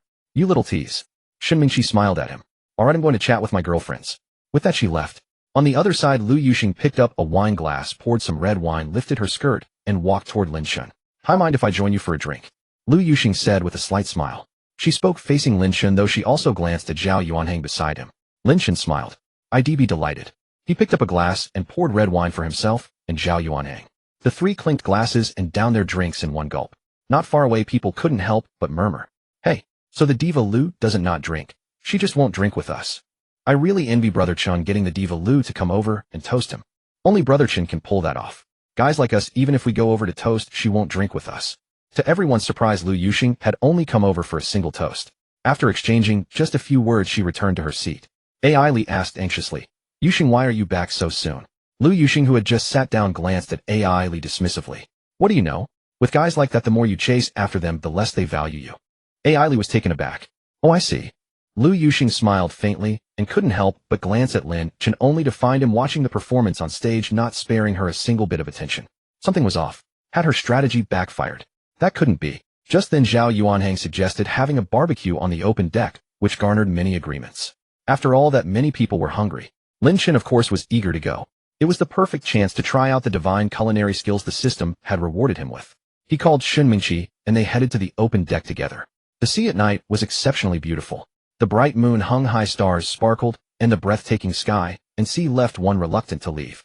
A cool early autumn breeze swept in, and Shen Mingqi couldn't help but shiver. Lin Chen asked Zhao Yuanhang to fetch a jacket, which he personally draped over Shen Mingqi's shoulders. A warmth filled Shen Mingqi's heart. Thank you, Lin Chen. Later I'll grill something for you. Lin Chen smiled. Sounds great. While Lin Chen and Zhao Yuanhang chatted, Shen Mingqi had already prepared a plate of grilled delicacies and brought it over.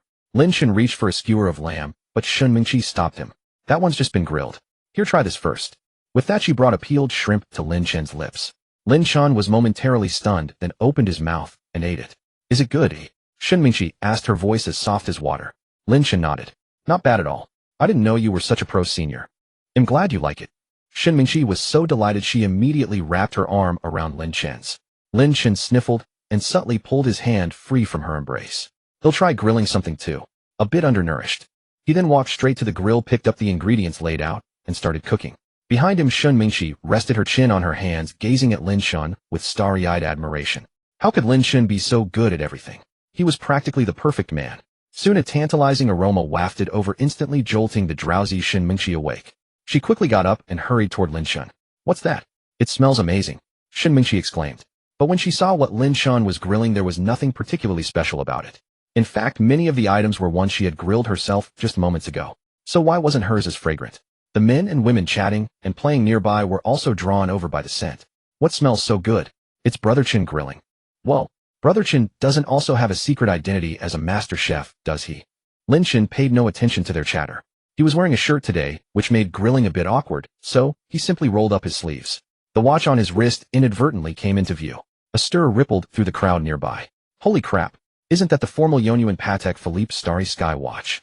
The big shot is barbecuing while wearing a formal Yonyuan watch. To be honest, I was dumbfounded. If I had a watch like this, I'd burn incense and worship it. Truly, a master is a master. At that moment, Zhao Yuanhang also approached. Impressive. Such an expensive watch, and you treat it like this. Don't you feel a pang of regret? Zhao Yuanhang exclaimed in astonishment. Lin Chen gave a faint smile, his hands never pausing from grilling the food. No matter how costly a watch is merely a watch, a tool to tell time. His calm, nonchalant words stirred no small waves in Zhao Yuanhang's heart. He could tell that Lin Chen wasn't putting on airs, he genuinely saw it as just a watch. Zhao Yuanhang sat down beside him and remarked, only you would say something like that. As the saying goes, the poor play with cars, the rich with watches. Indeed, there's truth in those words. You who play with cars aren't exactly poor either. Often a supercar costs far more than a luxury watch, Lin Chen said calmly. Zhao Yuanhang chuckled. True, I don't dabble in those watches. But I do play with another kind of watch. Oh, what kind? Zhao Yuanhang smiled mysteriously and whispered, add the character for woman beside it. Lin Chen was momentarily taken aback, then comprehension dawned. He gave Zhao Yuanhang a thumbs up. Brilliant, absolutely brilliant. At this, Zhao Yuanhang burst into laughter. You flatter me. Lin Chen noticed that Senior Zhao, who seemed quite proper at first, had let loose once they got familiar. Or perhaps it was the effect of a few drinks. The aroma of Lin Chen's grilling grew ever more enticing, drawing a crowd. So fragrant. How does Brother Chen do it? Are we using different ingredients? What's different? Didn't you see him pick up the same ingredients we did? It's his skill that makes the difference. I'm drooling just from the smell. Zhao Yuanhang leaned in. Same ingredients, yet yours smells this good. Oh, Lin Chen smiled. Is it really that impressive? Not an exaggeration. Look up, Zhao Yuanhang said. Lin Chen raised his head and saw a crowd gathered around, all drawn by the fragrance. While the system's reward of divine culinary skills was indeed remarkable, just then Shin Mingqi couldn't resist asking, is it ready? Lin Chen judged the timing was right. He took a skewer of lamb sprinkled on spices and handed it to Shin Mingqi. Here, careful, it's hot. Shin Mingqi took the skewer, blew on it, and bit into a piece of meat. Her eyes instantly lit up. Absolutely delicious. Meanwhile, Lu Yuxing, who had been watching from a distance, unconsciously swallowed. The aroma was simply irresistible. Lin Chen finished preparing the skewers, brought them to the side, and began eating with Shin Mingqi and Zhao Yuanhang. Aren't you going to invite your goddess over? Lin Chen asked. Zhao Yuanhang shook his head. She's too aloof, who I doubt she'll come. But no sooner had he spoken than Lu Yuxing walked over. May I sit and join you? Lu Yuxing asked with a gentle smile. The three at the table were stunned for a moment. Then Zhao Yuanhang quickly replied, of course. With Lu Yuxing's arrival, Zhao Yuanhang became noticeably more nervous. Shin Mingqi also sized her up. Truly a celestial queen. Her beauty could topple cities, her waist as slender as a willow, her skin like congealed fat, white as jade. A sudden sense of crisis washed over Shin Mingqi. This rival was far too formidable. Shall I dig in? With that, Lu Yuxing picked up a lamb skewer and ate without restraint. With one bite, the rich, spicy, and numbing flavors burst forth, indulging every taste bud. She closed her eyes in sheer delight. Mr. Lin, your skill is impressive. I could smell the fragrance from afar, Lu Yuxing praised unreservedly. Lin Chen smiled faintly. You flatter me. The onlookers watching the few at the table feast salivated uncontrollably. They thought of asking for a skewer or two, but seeing the meager portions on the plate, they abandoned the idea. After all, how could they take the food he had labored over? The women gazing at Lin Chen almost had stars sparkling in their eyes. They wanted to approach and ask for his contact, but with Shin Mingqi and the celestial queen Lu Yuxing by his side, they dared not. Even Shin Mingqi felt inferior, let alone the others. So everyone could only hold back. Soon the yacht party drew to a close. The boat had docked. After bidding farewell to Zhao Yuanhang and the others, Lin Chen prepared to leave with Shin Mingqi. What he didn't notice was that as he passed Lu Yuxing, she was about to call out to him. Seeing that he didn't even glance her way, she stopped. She looked at her unlocked phone, the screen showing the WeChat scan interface. Lu Yuxing gazed at Lin Chen's retreating figure in confusion, turned off her phone, and slipped it into her bag, lost in thought. On the other side, since it was already 3 in the morning, Shin Mingqi had to stay overnight at Lin Chen's place.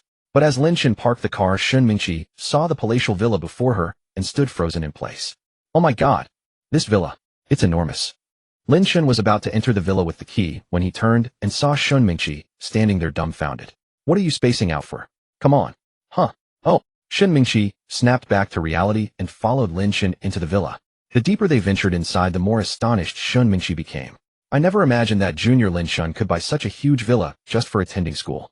Oh, and there were several luxury supercars. She had never seen such extravagance before.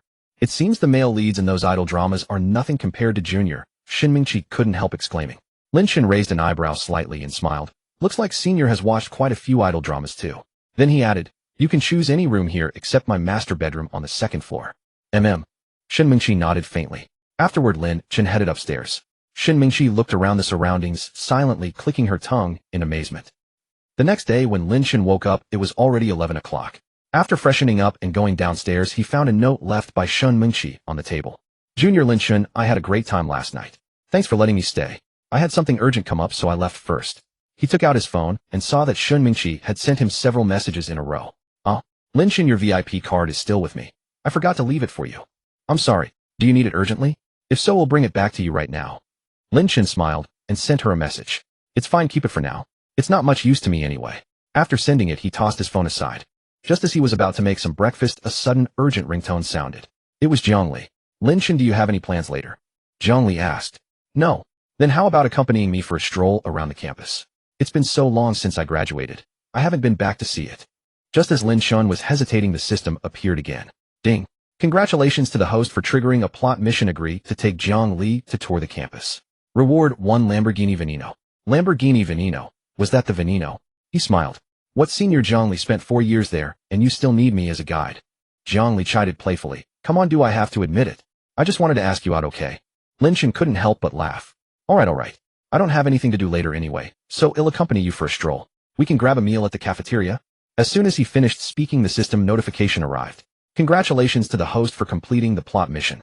Reward Lamborghini Veneno. Note the car is parked in the parking lot of the Yinshui Villa, and the keys are in the host's pocket. Lin Chen reached into his pocket, and sure enough found a car key. He took it out and examined it. It was a bit ugly. Indeed, the quality of a car couldn't be judged by its key. Meanwhile, Zhongli said again, I'll ride with you later. Please come pick me up. Afterward, they hung up. Lin Chen went straight to the garage, and sure enough, besides his previous supercar, there was a jaw-droppingly cool Lamborghini Veneno parked quietly there. The Lamborghini Veneno, also known as the Lamborghini Poison, was Lamborghini's most expensive sports car, priced at up to 90 million. Its V12 engine could unleash 552 kilowatts of power, accelerating from 0 to 100 km/h in just 2.8 seconds, with a top speed of 354 km/h. Only 13 of these cars existed globally, 8 convertibles and 5 hardtops. But among those 5 hardtops, only 3 were sold to the public.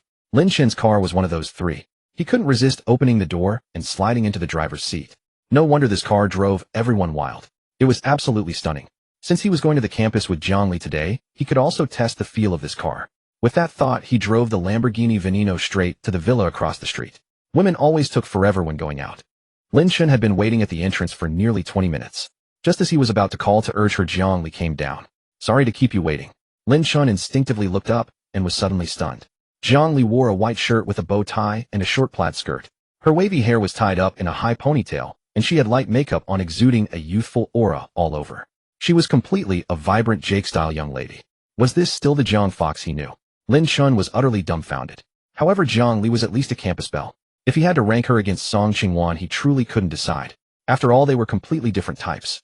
Song Qingwan was like a jasmine flower, pure and pristine. Zhongli, on the other hand, was a red rose, passionate and fiery. Seeing his reaction, Zhongli smiled and raised an eyebrow slightly. What's wrong? Staring at me like that? Is there something on my face? Lin Chen looked her up and down. What's gotten into you today? Has the fox suddenly put on a little rabbit skin? That's not like you. Zhongli was tickled by Lin Chen's words and laughed heartily. This proves I can be salty, sweet, mature, or cute. Besides, I wanted to visit the campus to relive the feeling of being at school back then. What? Don't I look good in this outfit? Zhongli asked. You look great. Zhongli gave him a proud glare. Then that's settled, isn't it? Then, as if recalling something, she looked at him slyly. Great. So were you just stunned by me? Lin Chen was taken aback for a moment, then smiled. So you caught me, huh? Zhongli lifted her chin. If I hadn't noticed that, I'd be unworthy of the fox nickname you gave me, don't you think? Lin Chen nodded. True enough. Zhongli smiled and was about to get into the car when she froze completely, her hand pausing midair as she reached for the door handle. A Lamborghini. Veneno. Did you change your car again, damn it?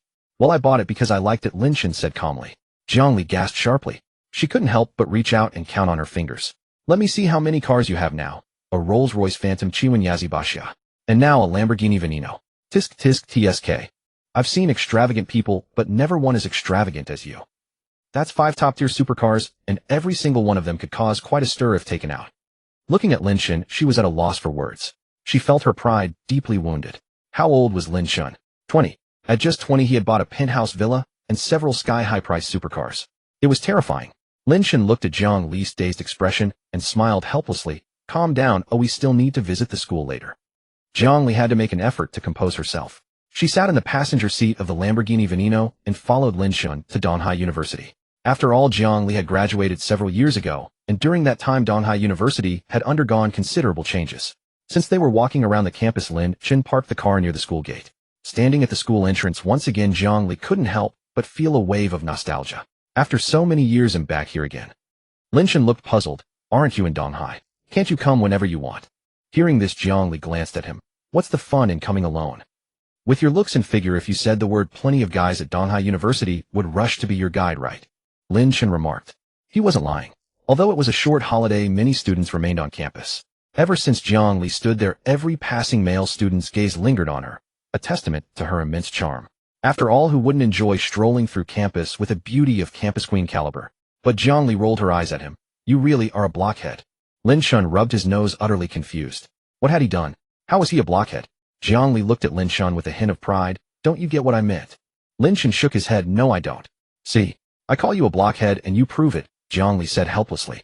What I meant was I want you to come with me. Lin Chen shook his head again. Oh, I see. Sighed. Jiang Li sighed. No wonder you're still single. It's your own doing. With that, she shook her head and walked into the school. Lin Chen quickly followed. But, single by his own doing. How is that possible? He chose to be single, didn't he? Why settle for one flower when a garden is far more fragrant? The campus of Donghai University was quite large, and after Lin Chen had walked the entire circuit with Jiang Li, nearly 2 hours had passed. Lin Chen's feet were aching, but Jiang Li was still brimming with enthusiasm. Sis, aren't you tired? Lin Chen asked helplessly. But Jiang Li was full of energy. She lifted her foot to show off her canvas shoes. See, I didn't wear heels today. I wore canvas shoes. Lin Chen, however, didn't think it was about the shoes. It was clearly a matter of gender. It was just like shopping. Women could wander for hours without stopping for breath. He had it too hard. Just then Jiang Li suddenly asked, I'm a bit hungry. Is there anything good to eat in the school cafeteria now? Lin Chen nodded. Yes, let's go. Finally, he could get some rest. The cafeteria at Donghai University was renowned, and not without reason. Jiang Li casually found a seat, while Lin Chen headed to the counter to order food. She propped her chin on one hand, quietly watching Lin Chen's figure at the counter waiting for him to bring back food to feed her. Just then a few male students approached Jiang Li. Hello, Junior. Can we add you on WeChat? One of them said shyly. Jiang Li was slightly taken aback and looked at the boy with some surprise. He was about 1.8 meters tall, and lean with fair skin. But, what was this junior business? She was several years older than them, for heaven's sake. A clever idea struck Jiang Li. Pointing at Lin Chen in the distance, she said to him, see that guy in the black jacket? He's my boyfriend. The boy looked closely, and suddenly his face turned pale. Lin Chen. His companions also jumped in fright, looking as if they were facing a formidable enemy. Before Jiang Li could react, the boy quickly bowed to her several times. I'm sorry. I didn't know he was your boyfriend. I apologize, I'm sorry. With that, he hurriedly led his companions away, leaving Jiang Li alone bewildered. Lin Chen, who was walking back with the food, also witnessed the scene. After placing the dishes from the tray onto the table, he asked curiously, what just happened? Did something occur? Only then did Jiang Li snap out of her daze. Those boys just came to hit on me. I pointed at you and said you were my boyfriend. They looked like they'd seen a ghost, kept apologizing, and fled in panic. Jiang Li said, puzzled. Then she turned to Lin Chen. Why are they so scared just hearing your name? Are you the campus terror? Cough, cough. Hearing the term campus terror, Lin Chen choked a little. Do I look like a campus terror with my innocent face? Lin Chen shrugged helplessly. Jiang Li couldn't help but laugh. That's true. So why are they so afraid of you? Maybe I'm somewhat famous on campus, Lin Chen said casually. But Jiang Li wasn't fooled. She chuckled. That somewhat famous must be the thunderous kind, right? Lin Chen smiled, but said nothing, merely shaking his head. Suddenly, he remembered he planned to have his supercar service during the short holiday. Thinking this, he looked at Jiang Li and asked, is there a place in Donghai City for supercar maintenance? Supercar maintenance. Jiang Li frowned slightly, then thought for a moment. There are several 4S stores in Donghai City. Mercedes-Benz, Audi, and Ferrari. Comparatively, the Ferrari 4S store is better. Lin Chen nodded. Ferrari 4S store. Got it. Jiang Li raised an eyebrow. You want to get your supercars serviced? All right. After they had eaten their fill at the cafeteria, they prepared to leave. Strolling along the campus paths, Jiang Li bounced along, showing a rare girlish playfulness. The handsome man and beautiful woman drew the attention of many passers-by. When they reached the school gate, they noticed a peculiar sight. Several cars were parked to the side, each with a bottle of drink on the hood, green tea, black tea, or Mizone, among others. Jiang Li was curious. What's that for? Are they giving drinks to sanitation workers as a good deed? Lin Chen burst out laughing. He couldn't help but reach out and ruffle Jiang Li's hair. Are you really clueless, or are you pretending to be? Seeing the bewildered look in Jiang Li's eyes, he realized she genuinely didn't know. Lin Chen clicked his tongue and shook his head. Are you still the sly fox I know? Jiang Li gave him a playful punch on the chest. Just spit it out already. Lin Chen cleared his throat and said, look, for example, green tea costs 3 yuan, right? Jiang Li nodded. Then Lin Chen continued, 3 yuan represents 300 yuan. If a girl thinks the price is acceptable, she'll take the drink off the hood and get into the passenger seat. If the car owner is also satisfied, they drive off. Where do I don't need to explain, do I? Jiang Li's face twisted into an expression of speechlessness. Okay. Lin Chen smiled. All right, wait here. He'll go get the car. With that, he headed off to fetch the car, not forgetting to remind her not to take anyone else's drinks. This made Jiang Li laugh and scold him as a little rascal. But then, the gazes of the nearby drink owners involuntarily fell on Jiang Li. That chick is hot. Look at that face, that figure. A total knockout. With that thought, one of the owners got out of his car and walked toward Jiang Li. Little sister, waiting for your boyfriend. Jiang Li, who was playing on her phone while waiting for Lin Chen, looked up and immediately frowned. A middle-aged man with a bloated face and a beer belly was smiling at her. Jiang Li subtly moved to another spot, but the man was persistent and followed her. He pointed at the Audi A8 parked nearby and said, "Little sister, see that? That's my car." Jiang Li glanced at it casually, a faint smirk curling on her lips. An Audi A8 worth over $1 million. Hearing this, the man puffed up with pride. "So, nice car, isn't it? Come with me, and he'll give you 3,000. Catching a glimpse of the Lamborghini Veneno approaching in the distance, Jiang Li smiled. That smile left the man spellbound. Jiang Li's lips curled into a mocking arc. "A car worth a little over $1 million. Do you even deserve it?" The smile on the man's face froze instantly. "What did you say?" he fumed. Just then a commotion began around them. Move. Get out of the way. That's a Veneno." "Hey, what? What do you mean, what?" "A Lamborghini Veneno. A car worth $90 million. Scratch it, and you'll be bankrupt." "No way." And that man staring at the approaching car was utterly dumbfounded. "A Lamborghini Veneno." The man gasped sharply. How could there be a $90 million Lamborghini Veneno here? While he was still in shock and confusion, the sky-high-priced Lamborghini Veneno pulled up right beside him, its two doors rising slowly like cicada wings. Jiang Li walked toward the Lamborghini Veneno without even a glance at the dumbfounded man behind her and settled into the passenger seat. The man stood frozen on the spot. On this side, after sending Jiang Li back, Lin Chen went directly to the Ferrari 4S dealership she had recommended. The store was located in a rather remote area. Without navigation, Lin Chen estimated he would have spent quite some time searching for it. Parking his car at the entrance, he walked straight inside.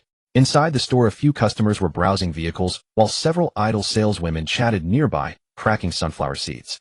When they saw Lin Chen enter, they merely gave him a cursory glance before looking away. Everyone working here was sharp as a tack. They could roughly gauge a person's wealth by their attire. Lin Chen, dressed modestly without any conspicuous luxury accessories, was naturally categorized by them as someone without money. For such people, they were naturally unwilling to waste their time and breath. Just then a young woman in her 20s approached, carrying a tray with several cups of coffee. A badge pinned to her chest read, "Intern Wang Ziming. Sister Zhang, Sister Li, Sister Wu, your coffee." One of the saleswomen said dismissively, "Just put it there." Then glancing at Wang Ziming, she gestured towards Lin Chen, "See that customer over there? Go attend to him. It'll be good practice for you." Wang Ziming quickly replied, "Okay, I'll go right away." Meanwhile, Lin Chen was looking around when a young woman approached him hesitantly. "Hello, sir, may I help you with anything?" As a newcomer and naturally introverted, Wang Ziming stammered a bit. Lin Chen didn't mind, he just noticed she looked quite young with a cute high-quality appearance. He asked directly, "Does your store offer maintenance services for supercars of other brands?" Wang Ziming replied, "Yes, we do, sir." "But..." She hesitated. Lin Chen frowned slightly. "But what?" Hearing this, Wang Ziming glanced around, and when she saw no one was paying attention, she whispered, "But it's not worth it." "Oh, why?" Lin Chen became intrigued. "How is it not worth it? Do tell." Wang Ziming said, "If it were a luxury supercar, it might be worthwhile. But for an ordinary sports car, it's not cost-effective." Lin Chen nodded. "Just tell me the price directly." Wang Ziming paused, then had to say, "The price mainly depends on the package you choose. Our standard package is $5,999, the VIP package is $8,999, and the deluxe package is $10999. "How long does it take per car for the deluxe package?" Lin Chen asked. Wang Ziming was slightly surprised, as she hadn't expected Lin Chen to ask about the deluxe package right away. "There aren't many clients for maintenance right now. If you come, we can start immediately." "For the deluxe package, since it involves more steps, it takes about an hour per car." Lin Chen nodded. "All right." Finding this girl quite interesting, he added, "I have more than one sports car. I'll need to go back first. Leave me your contact information, and he'll reach out to you directly when I come." He was aware of the unwritten rules in such places. The commission usually went to whoever served the customer. This girl was clearly still inexperienced, as she hadn't even asked for his contact info, and he had to bring it up himself. Hearing Lin Chen's words, she quickly snapped to attention and fumbled in her pocket for a business card, handing it to him. It bore her name, Wang Ziming, and her phone number. Lin Chen glanced at it before pocketing it. The saleswomen nearby, still cracking sunflower seeds, rolled their eyes at the scene. So naive. To them, a customer like Lin Chen was essentially useless. Best to just brush him off. But unexpectedly, Wang Ziming had actually given him her card. Still too green. Just then a few customers entered from outside, their faces full of disbelief. "Holy crap, there's a Lamborghini Veneno at the door. I can't believe a place like Donghai City has a car like this. That Lamborghini Veneno must be worth over 90 million now, right? Even 90 million might not be enough to buy one." The saleswomen immediately stood up, exchanging stunned glances. A Lamborghini Veneno. They hurried outside. When they saw the dazzling sleek supercar, everyone's eyes widened in shock. This really is a Lamborghini Veneno. Wang Ziming also heard the commotion outside and craned her neck, eager to see what the fuss was about. "Do you want to go out and take a look too?" Lin Chen asked. Upon hearing this, Wang Ziming nodded vigorously like a pecking chicken. She desperately wanted to see what that 90 million supercar looked like. Lin Chen smiled. If you want to go, then go. Thank you, Wang Ziming said quickly, then dashed out in a flash. Lin Chen shook his head helplessly. He really wondered how such a naturally airhead girl could survive here. While everyone was still stunned by the Lamborghini Veneno, Lin Chen simply took out his car key and walked towards the luxury vehicle. The door slowly opened like a cicada's wing. A profound silence fell over the entire scene. Amidst the crowd's stunned gazes, Lin Chen directly sat into the car. Not until the Lamborghini Veneno had completely vanished from sight did the onlookers snap back to reality. Several female salespersons were instantly filled with regret, for they had lost a major client, one who drove a 90 million Lamborghini Veneno. Meanwhile, Wang Ziming felt a surge of shame. Just moments ago, she had mistakenly thought his car was an ordinary supercar and had even run out in front of him to look at the vehicles. Oh, could there be anything more embarrassing than this? She was an intern, yet she knew that such a client deserved more respectful treatment. Moreover, if she had been even a step slower, someone else might have snatched him away. With that thought, she hurried to the manager's office. When Wang Ziming knocked and entered, the manager was reviewing documents. Manager, I have something I'd like to discuss with you. The manager continued to focus on the papers without lifting his head. What is it? Speak. Wang Ziming took a deep breath and said, It's like this: a guest came to our store today to get his supercar serviced. Hearing this, the manager's face twisted with impatience as he slammed the documents onto the table. Wang Ziming, if you truly have nothing better to do, go find more clients on your own. A supercar service is such a trivial matter, and you still need to report it to me. What use are you people if you can't handle this? Are you all here to freeload? Wang Ziming quickly replied, It's not like that, manager. This guest drives a Lamborghini Veneno. I don't care what he drives. Suddenly he paused. What did you say? What car does this client drive? Wang Ziming was taken aback. Had the manager not heard clearly? A Lamborghini Veneno. At this, the manager shot up in shock, confirming again, Are you sure it's that 90 million Lamborghini Veneno? Wang Ziming nodded. Yes, not just me, but the other senior colleagues in the store saw it too. The manager immediately put down the documents. Quick, take me to see him. Meanwhile, Lin Chen was faced with a dilemma as he gazed at the several luxury cars in his garage. He had no choice but to hire a chauffeur. Initially, he considered using a ride-hailing app, but after a moment's thought, he gave up. Rather than trusting strangers, it was better to ask for help from the club members. He contacted Zhao Yuanhang, directly asking him to send several club members over to help drive the cars to the Ferrari 4S store. Soon, the 5-member group from the club arrived at Shuinyaju. Upon learning that Lin Chen's villa was in Yunjian, everyone was astonished. But then upon reflection, it seemed plausible.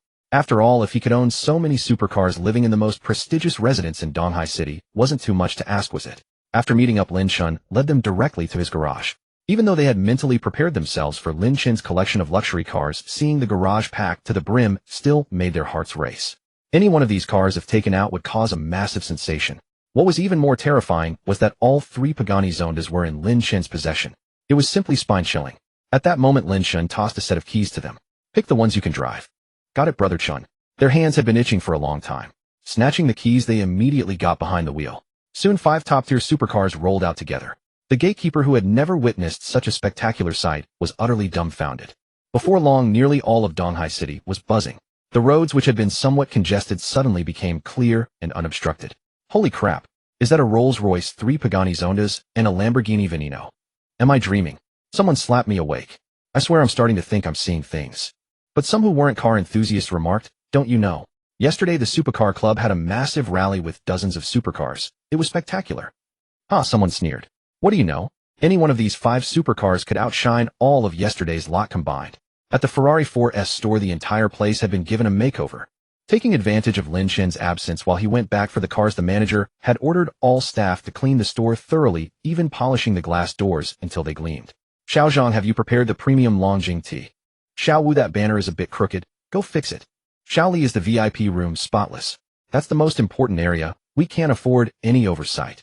Everyone was bustling about except for Wang Ziming, who had nothing to do but wait to accompany the manager in welcoming the major client. The other salespeople were green with envy, their hearts burning with jealousy. Soon after, Wang Ziming received a call from Lin Chen saying he was almost there. The manager immediately ordered everyone to stop what they were doing and line up at the entrance to welcome the distinguished guest. All the staff at the Ferrari 4S store stood in 2 rows awaiting Lin Chen's arrival. Shortly, a luxurious supercar drove in. A Rolls-Royce Phantom. That's not right. Wasn't the client driving a Lamborghini Veneno? The manager frowned, his face full of confusion. Wang Ziming was also bewildered. It was definitely a Lamborghini Veneno. The others exchanged puzzled glances as they too had seen the client driving that very car. But before they could collect themselves, another car drove in. A Pagani Zonda Bixia. This is a 1EO car custom made by Pagani specifically for Xia. Then came the Yazzie and Chiwen one after another. Holy moly. All 3 Pagani cars customized based on Xia's 9 Sons of the Dragon are here. Am I dreaming, or what? This is just too surreal. While Wang Ziming anxiously awaited Lin Chen's Lamborghini Veneno, the other salespeople were already eyeing those supercars with excitement ready to pounce. So many luxury car clients. If they could snag even one, it would mean a hefty commission. A salesperson sidled up to the manager and whispered, "Manager, the owner of the Lamborghini Veneno hasn't arrived yet, but all these luxury cars are already here. What should we do?" The manager was also torn. Just as she was about to greet the owners of these luxury cars, first the Lamborghini Veneno that Wang Ziming had been longing for finally appeared. "Manager, look. He's here." Indeed, it was that flashy Lamborghini Veneno. At that moment, people emerged from the earlier luxury cars, and many recognized them. Aren't these all members of the Donghai City Supercar Club? These are all rich second-generation heirs. But as Lin Chen stepped out, the very heirs they were referring to walked straight toward him. "Brother Chun, is it okay if we park your car here?" The crowd was petrified. A deathly silence fell. What? All these supercars belong to the owner of that Lamborghini Veneno. Have they lost their minds, or has the world gone mad? Aren't these people the rich, second-generation members of the Donghai City Supercar Club? Are they all just chauffeurs for the Lamborghini owner? The rich second generation who usually act so imperious are actually so obsequious before this gentleman. Who exactly is he? Owning 5 top-tier supercars, 3 of which are globally unique. The Veneno alone is worth over 90 million. It's simply terrifying. The manager stood frozen, utterly unable to process the situation. In all her years as manager, she had never encountered such a scenario. Just how vast must this gentleman's wealth be to afford so many top-tier supercars? Meanwhile, Lin Chen nodded to the club members. "Just leave them anywhere." "Sure thing, Brother Chun." They then asked, "Brother Chun, about when will you be done? You'll need someone to drive the cars back later, right? Just call us." Yeah. We haven't had enough fun yet. The Pagani's handling is just incredible. If it weren't for you, Brother Chun, we'd probably never get to drive such luxury cars in our lives. Lin Chen smiled and replied, "All right, I'll find you later. We'll head to the internet cafe next door and wait for you. Just give us a call, Brother Chun, and we'll be there in a flash." "Okay." At that moment, the manager snapped out of her daze and hurried over. "Sir, we've assembled the supercar maintenance team. Would you like to start the service now?" The manager asked respectfully. Wang Ziming quickly followed suit. Yes, the manager mobilized all the staff just for your supercar's maintenance. The manager cast an appreciative glance at Wang Ziming. Lin Chen nodded. "All right, let's begin now." The manager then said deferentially, "Sir, supercar maintenance takes some time. Why not let Xiao Wang and Xiao Zhou escort you to the VIP lounge to rest?" Xiao Wang was naturally Wang Ziming, while Xiao Zhou was. Upon hearing those 2 words, Wang Ziming's face instantly paled, and she looked at the manager in disbelief. A bold, sensually dressed saleswoman's eyes lit up as she quickly stepped forward. "Thank you, manager." She then looked at Lin Chen with a seductive smile. "Sir, please follow me." Lin Chen pondered for a moment and said, "It'll be a while. How about you show me around the store first, and we'll head over later?" "Certainly, sir," the saleswoman replied. She then led Lin Chen away while Wang Ziming followed reluctantly. With the manager's arrangement, what chance did she have? She glanced at Zhou Li, who was guiding Lin Chen, and sighed in frustration. It seemed this client would be snatched away by Zhou Li again. Meanwhile, a Ferrari pulled up at the entrance. The moment the occupant stepped out, it caused an instant commotion. "Wow, what luck do I have today to run into the queen of film and television here?" The queen is absolutely stunning. Such a stark contrast to those plastic surgery faces. Don't insult our queen by comparing her to those so-called internet celebrities. Who knows how many knives those faces have gone under? The queen's face is all natural. Indeed, the arriving person was the young film and television Queen Lu Yuxing along with her assistant AI Li. With sharp eyes, Lu Yuxing spotted the several luxury cars ahead and stood frozen in shock, unable to recover for a long time. AI Li, initially puzzled, also turned to stone upon seeing the luxury cars. "Holy moly! So many luxury cars. Is some big shot here today?" AI Li exclaimed. Lu Yuxing slowly came to her senses. Among those luxury cars, she spotted a familiar one, the Baxia. If she remembered correctly. No, she couldn't be mistaken. This car belonged to Lin Chen. On the day of the yacht party, Lin Chen had driven this very Pagani Huayra Baxia, the only one of its kind in the world. How could there be a duplicate? That meant Lin Chen was here too. Realizing this, she scanned the store for him. Sure enough, she spotted him not far away. Lu Yuxing lowered her gaze slightly, intending to greet him, but overheard the hushed whispers of a few female sales associates. "That Mr. Lin is truly remarkable. He looks so young, barely in his 20s, yet he owns 5 luxury cars, each one top tier. Yeah, I'd love to serve him too, but the manager has already assigned Zhou Li, so we can forget it." Zhou Li has her ways. She never fails. Lu Yuxing suddenly stopped one of them and asked, "Is the Mr. Lin you're talking about that one over there?" She pointed to where Lin Chen was. The 2 saleswomen exchanged glances and nodded. Lu Yuxing immediately understood. AI Li whispered, Sister Yuxing, should we go over now? Lu Yuxing's red lips curled into a smile, of course, why not? Meanwhile, Lin Chen was listening to Zhou Li's introduction of the store when he heard someone call out to him. He instinctively turned around. Lu Yuxing. Lu Yuxing smiled slightly, you remember me. This move secretly amazed those around them. Who would have thought the famously aloof queen would take the initiative to strike up a conversation? But considering he was a super-rich second-generation owner of 5 top-tier supercars, it made sense. Indeed, with enough money, aloofness goes out the window. Lin Chen also smiled. How could I forget the renowned film and television queen Lu Yuxing? Lu Yuxing modestly replied. You flatter me, it's just a title given by the audience. By the way, are you here to look at cars too? AI Li shot a surprised glance at Lu Yuxing. Didn't they just find out Lin Chen was here for supercar maintenance? Why ask that? But soon AI Li caught on silently praising Lu Yuxing's brilliance. If she revealed she knew he was here to service several top-tier supercars, he might think she was approaching him for his money. Pretending not to know, however, was a different story. A flawless move. Lin Chen smiled faintly. I'm here for a car service. A service it was, but how many cars were involved remained unsaid. I must say I truly admire you, Mr. Lin. You're so young, and already driving a top-tier supercar like the Bashia. If I'm not mistaken, you're just in your 20s. Lu Yuxing asked. Lin Chen nodded. Yes, I just turned 20. Lu Yuxing was slightly surprised. She had thought Lin Chen just looked young, but was at least 24 or older. She never expected him to be genuinely so young. Zhou Li couldn't help interjecting, at 20 shouldn't you still be in college? I'm a freshman at Donghai University, Lin Chen said.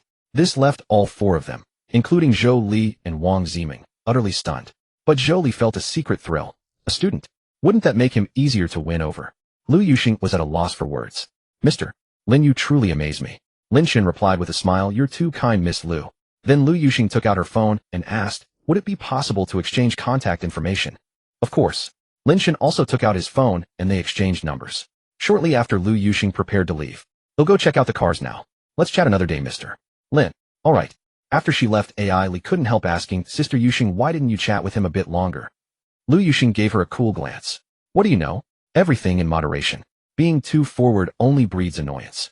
AI Li looked bewildered. I see. Meanwhile, Lin Chen, feeling tired from walking, followed Zhou Li and Wang Ziming to the VIP lounge.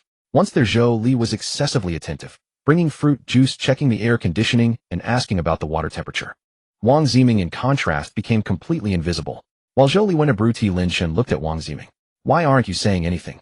Wang Ziming looked up at him with a hurt expression. Mr. Lin, will the commission from your supercar maintenance still be credited to me? Hearing this, Lin Chen felt a playful impulse. That depends on your performance.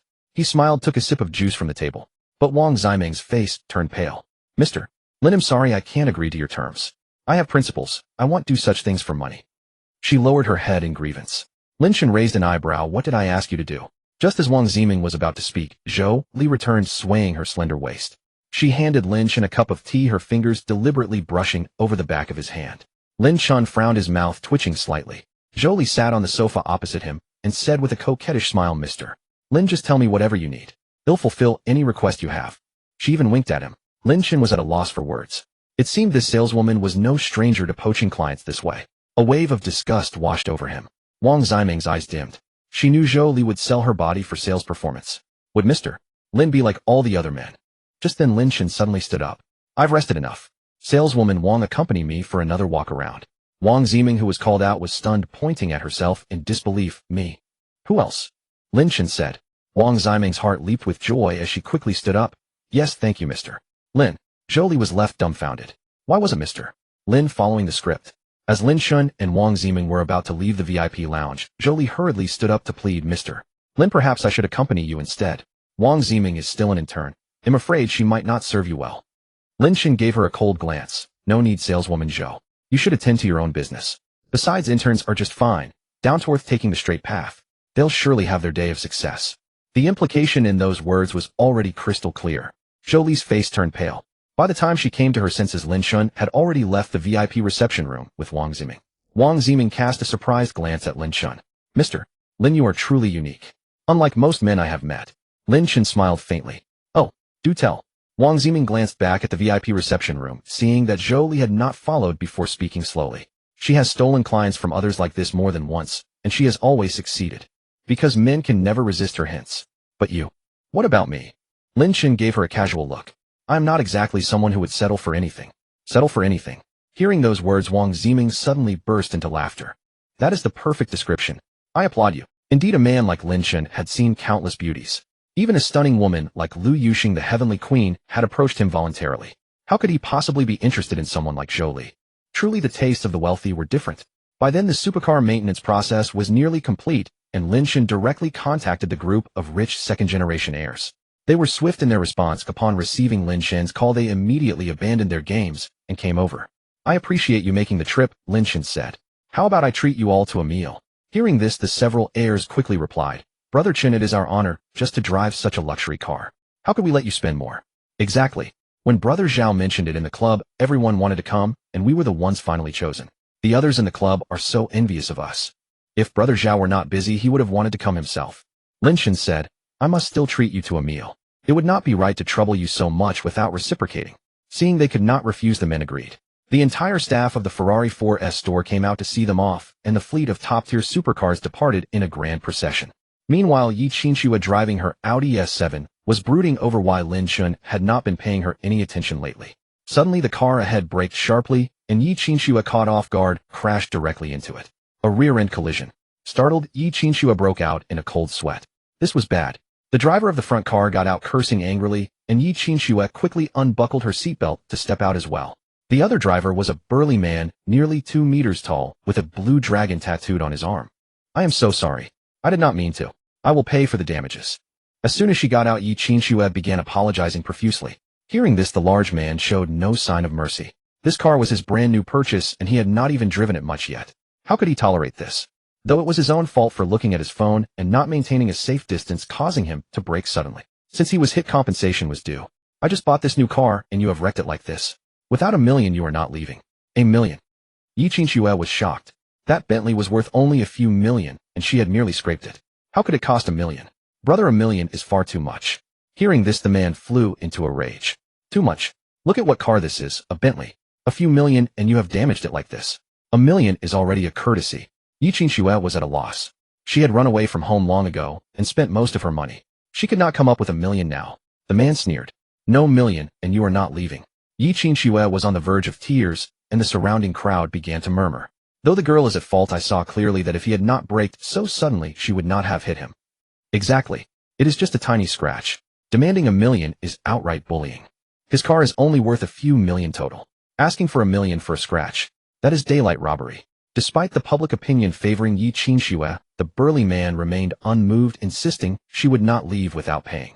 On the other side, Lin Chen was driving slowly when he noticed some commotion not far ahead. He frowned slightly. It seemed like a car accident. He was not one to meddle, but he immediately spotted Yi Qinxue, standing there alone and helpless.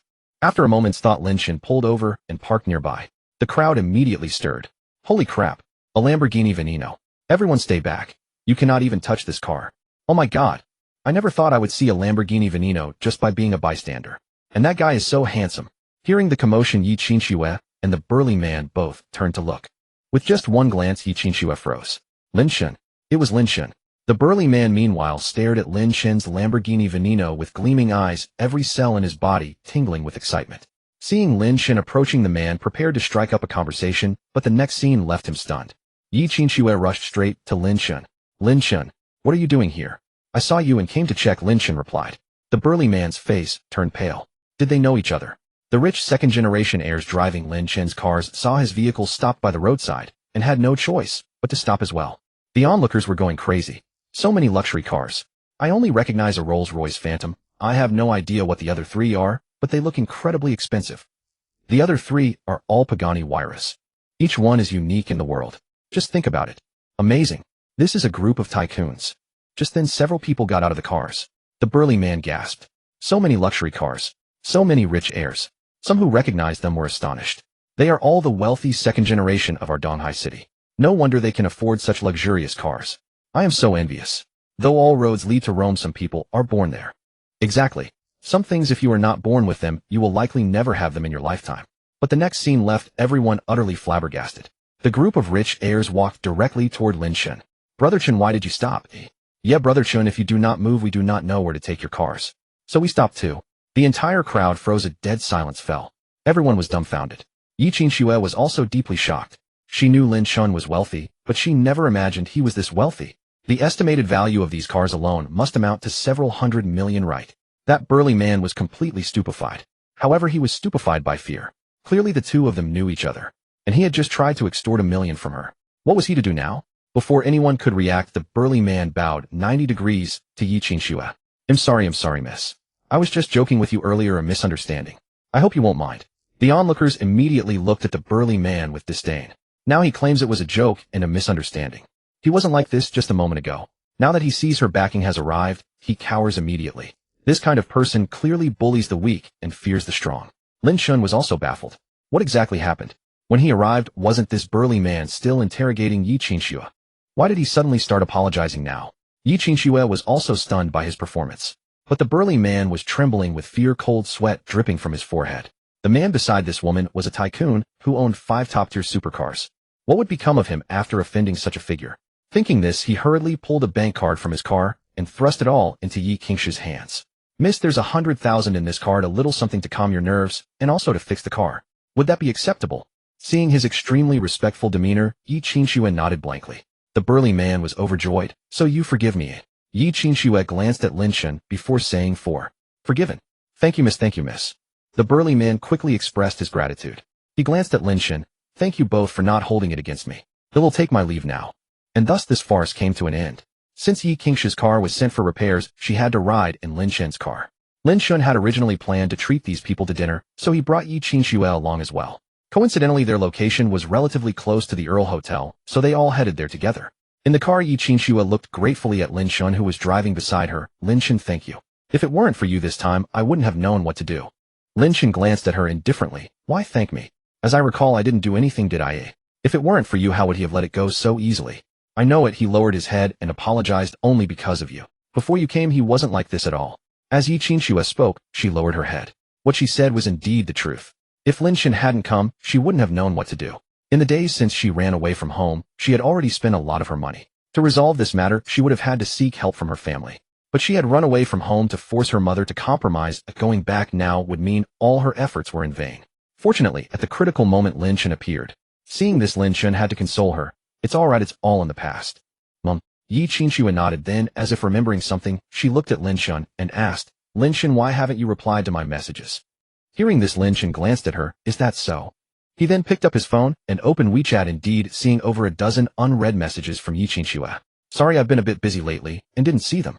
Hearing this, Yi Qingxue breathed a sigh of relief. So that's it. Good, I thought you were ignoring me. Lin Chen found it somewhat amusing. You haven't done anything wrong, why would I ignore you? Yi Qingxue tilted her head in thought and found his reasoning sound. Lin Chen. Yi Qingxue glanced at the several luxury cars following behind and asked, are all the cars behind yours? Lin Chen nodded their mind. It had only been Yi Qingxue's speculation before, but now hearing Lin Chen admitted himself, she couldn't help but be surprised. How old are you? You're still in university, right? How can you afford so many cars? Yi Qingxue exclaimed. Truly, comparing people only leads to frustration. Lin Chen said, I'm still a freshman. As for the cars, I bought them because I like them. A freshman. Yi Qingxue suddenly felt a sense of guilt. But it was alright, at least Lin Chen was of age. Hee. Then trying to strike up a conversation with Lin Chen, she asked, you go to Donghai University, right? Hearing this, Yi Qingxue seemed to open a floodgate of words. I heard before that someone at your Donghai University arrived at registration by helicopter. I found it quite interesting. Lin Chen glanced at her. What's interesting about it? Yi Qingxue continued. I think although this person is rich, flaunting his wealth like that would easily provoke envy in some people. It's downright foolish behavior. Besides, it's the first time I've heard of someone coming to school by helicopter. Finally, she looked at Lin Chen and asked, by the way, you don't know this person, do you? Lin Chen's face darkened as he nodded, I do. Huh. Yi Qingxue was puzzled. Who is that person? Right under your nose. Lin Chen said. The expression on Yi Qingxue's face suddenly froze. What did he mean? At that moment, Lin Chen turned to look at her. In the fool you're talking about. The most dreaded thing was the sudden silence. That the one flying the helicopter. Was it you? Yi Qingxue asked, her voice trembling. It was me. Hearing those two words, Yi Qingxue was so embarrassed she felt like crying. Why did she have to say that with her sharp tongue? Lin Chen, I didn't mean it like that. Oh. Lin Chen looked at her. Then what did you mean? Yi Qingxue was at a loss for words. I just wanted to talk to you a bit more. Who knew? Oh heavens, could someone please find her a hole to crawl into? Waiting online quite urgent. Lin Chen chuckled. Forget it'll stop teasing you.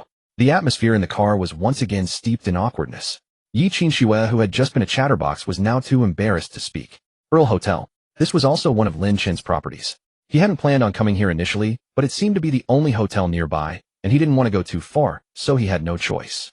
As soon as they arrived at the entrance the moment they saw Lin Chen, the several hostesses were visibly startled and quickly bowed. Chairman Lin.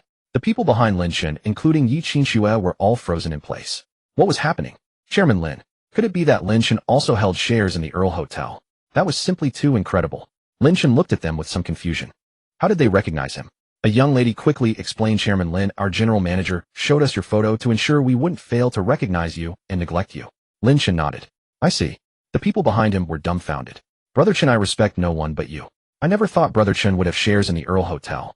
There's no one more extravagant than Brother Chen. Helicopter, yacht, cloud, water retreat, several supercars. I'm so jealous. Yi Qingxue, listening on the side, was shocked. What else didn't she know? Cloud, water retreat, yacht. She looked at Lin Chen, who was only 20 years old. Wasn't this too terrifying?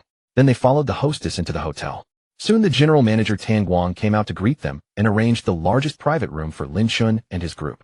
After the meal, everyone helped Lin Chen drive the car back, and Yi Qingxue also went home. After returning home and freshening up, Lin Chen received several WeChat messages. Suemo sent 3. The short holiday is almost over. What have you been up to? Others think the holiday is too short, but I find it too long. Can't wait to go back to school. How about you? Lin Chen smiled and replied to her. The break is almost over. When the time comes, you'll have to go back to school whether you want to or not. Meanwhile, Yi Qingxue also sent several messages. Lin Chen, are you there? QVQ, I'm sorry about today. You helped me, and I said those things about you. I should have treated you to dinner today. Are you free tomorrow? Can I make it up to you? Well, please don't reject me. Poor thing. JPG. Lin Chen thought carefully. He didn't seem to have any plans for tomorrow. Yi Qingxue was also a great beauty, so going out with her wouldn't be bad. He agreed. Soon Yi Qingxue replied instantly. Oh yeah, so happy. Lin Chen laughed. Be careful you don't get too happy to sleep. After chatting a bit, Lin Chen went to bed. A good night's sleep. When Lin Chen woke up, it was already 9 in the morning. He pulled open the huge floor-to-ceiling window and admired the river view before him. The river water was clear, the ripples glistening, picturesque and poetic. After stretching, Lin Chen went to freshen up. Just as he finished breakfast and played a couple of games, Yi Qingxue sent a message. Didi, are you ready? I'm about to head out, okay? How about you come pick me up? Thompson Riviera, your building. My car is in for repairs. Lin Chen replied with just an okay and prepared to leave. On her end, Yi Qingxue's bed was covered with clothes. For today's meal, she had spent a full hour and a half changing clothes and another hour and a half on makeup. Looking at herself in the mirror, Yi Qingxue smiled with satisfaction. But when she turned around and saw the mess in the room, she was startled. How did it get so messy? Thinking that Lin Chen might come up to pick her up and see this, Yi Qingxue panicked and began frantically tidying up the room.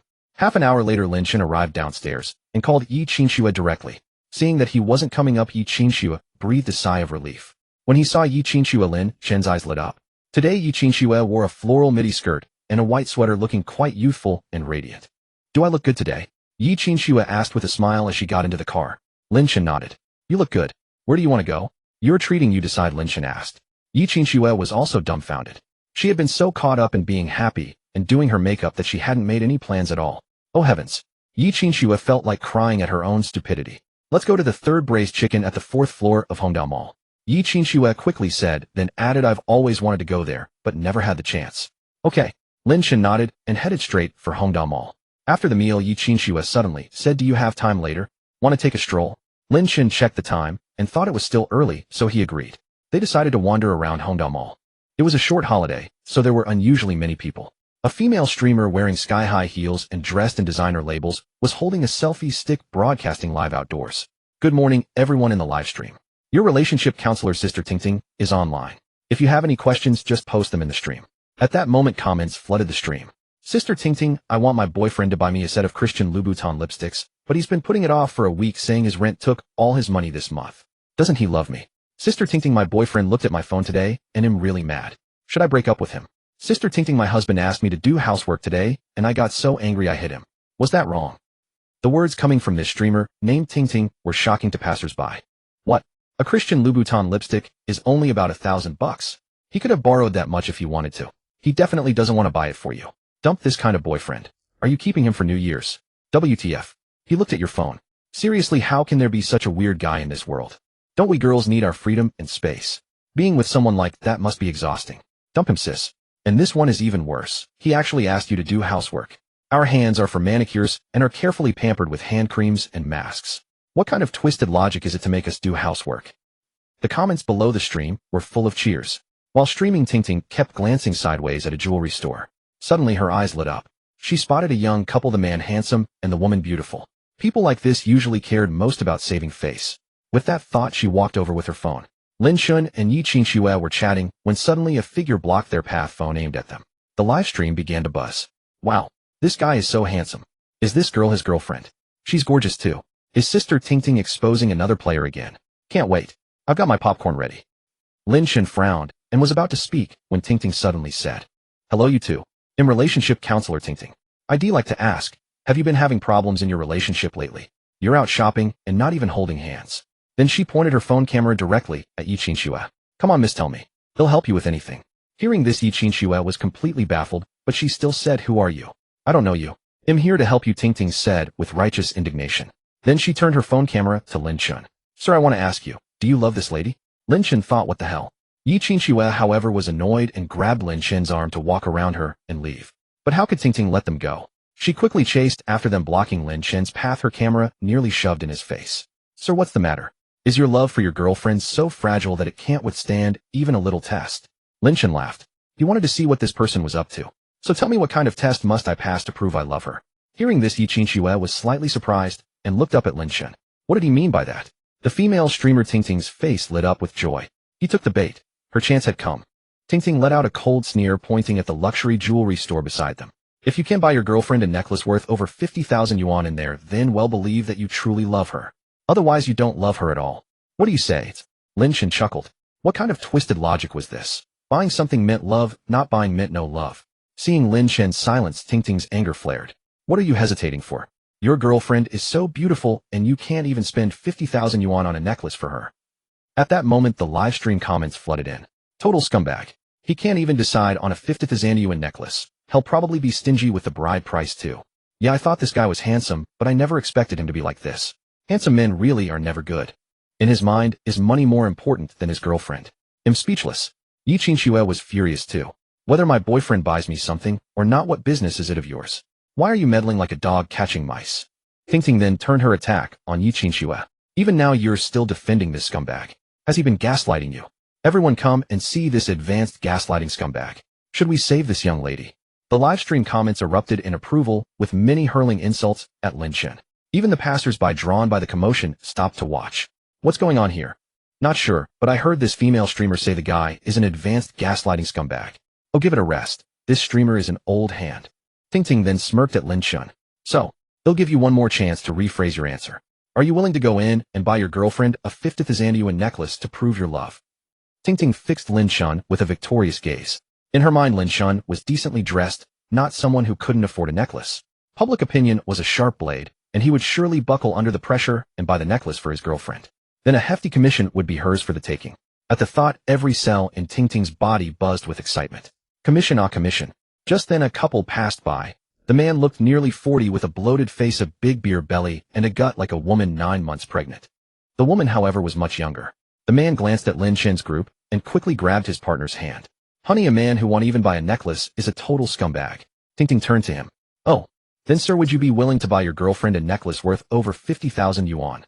The man raised his head proudly. 50,000 yuan is nothing. Of course I'm willing. The woman put on a reluctant expression. Honey, 50,000 yuan is several months of your salary. The man waved dismissively. No worries, I can earn more money. After all, no amount of cash is worth more than seeing you smile. With that, he took her hand and went inside to buy a necklace worth over 60,000 yuan. The woman cradled the box in both hands, her face a picture of tearful gratitude. Honey, you're so good to me. I'm so moved, and I absolutely love the necklace. She nestled into his arms.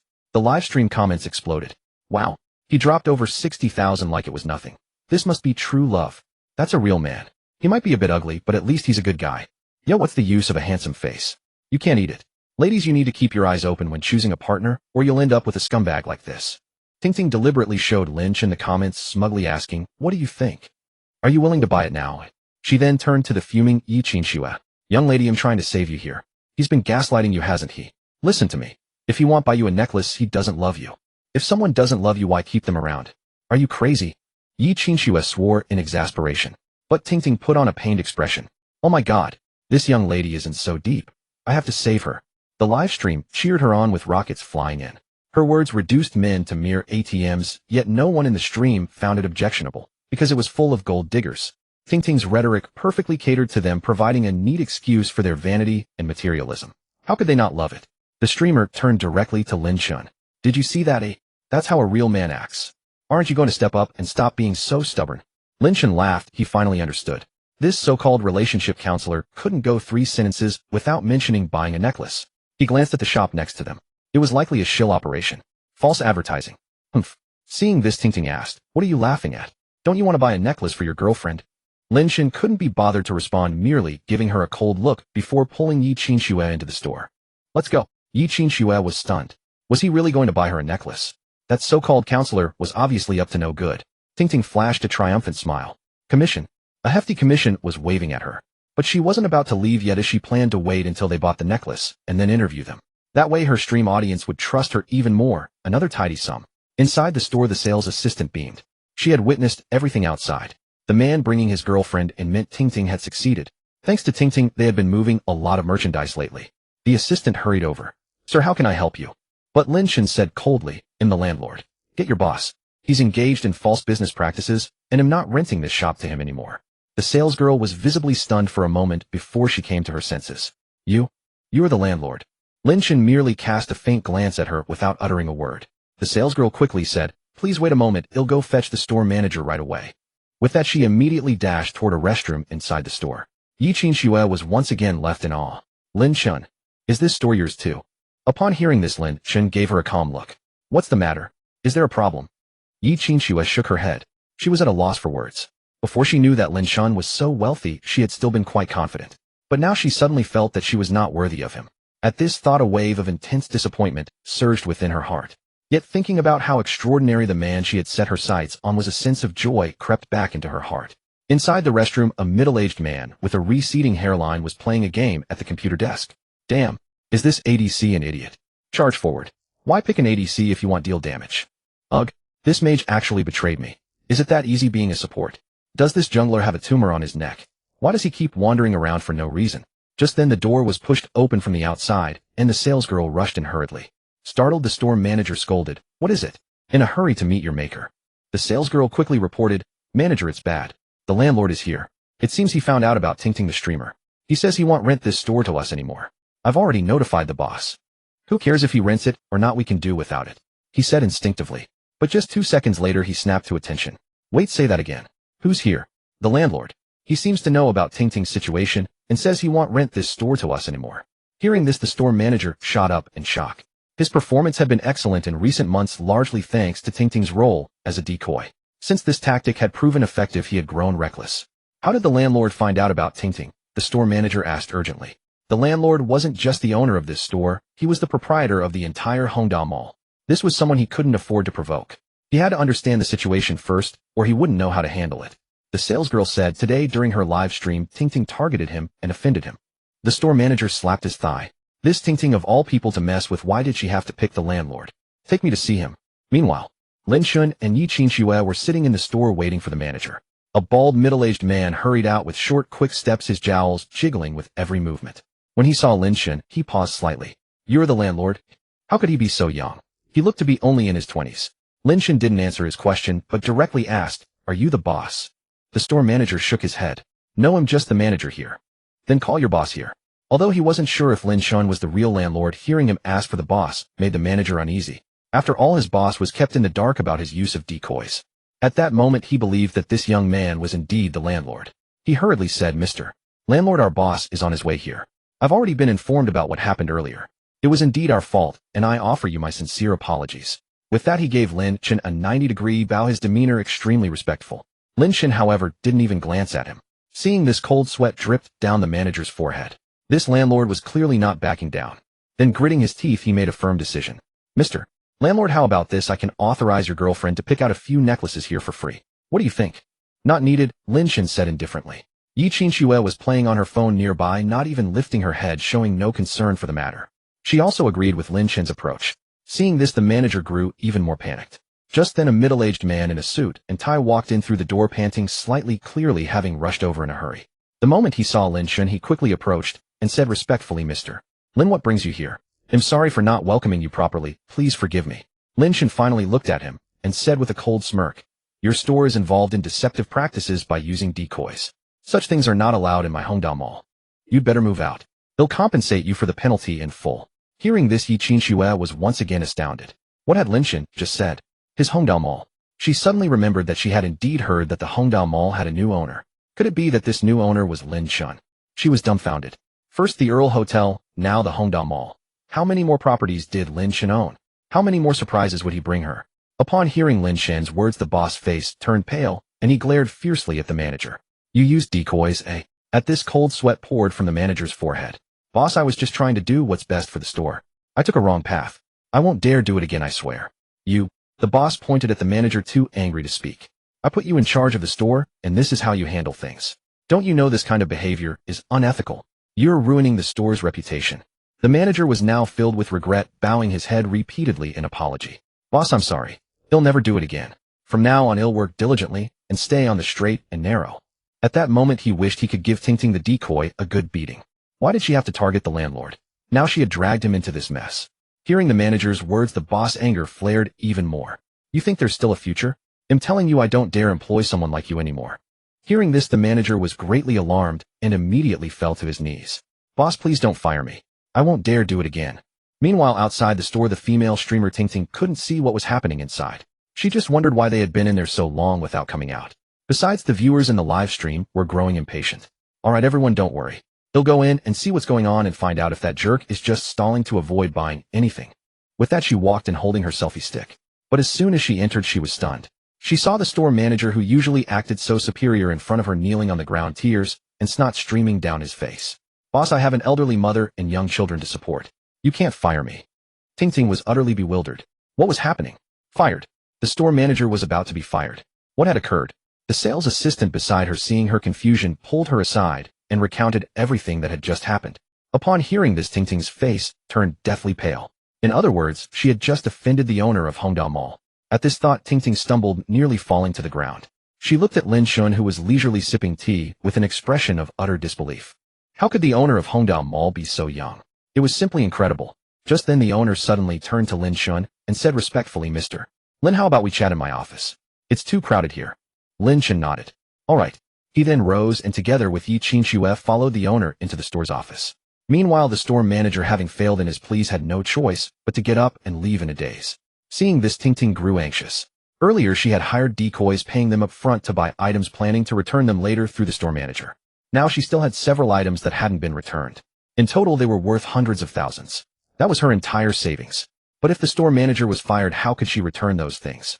At this thought, she quickly blocked the store manager's path and said urgently, Store manager, I paid hundreds of thousands of my own money to hire decoys to buy necklaces for you.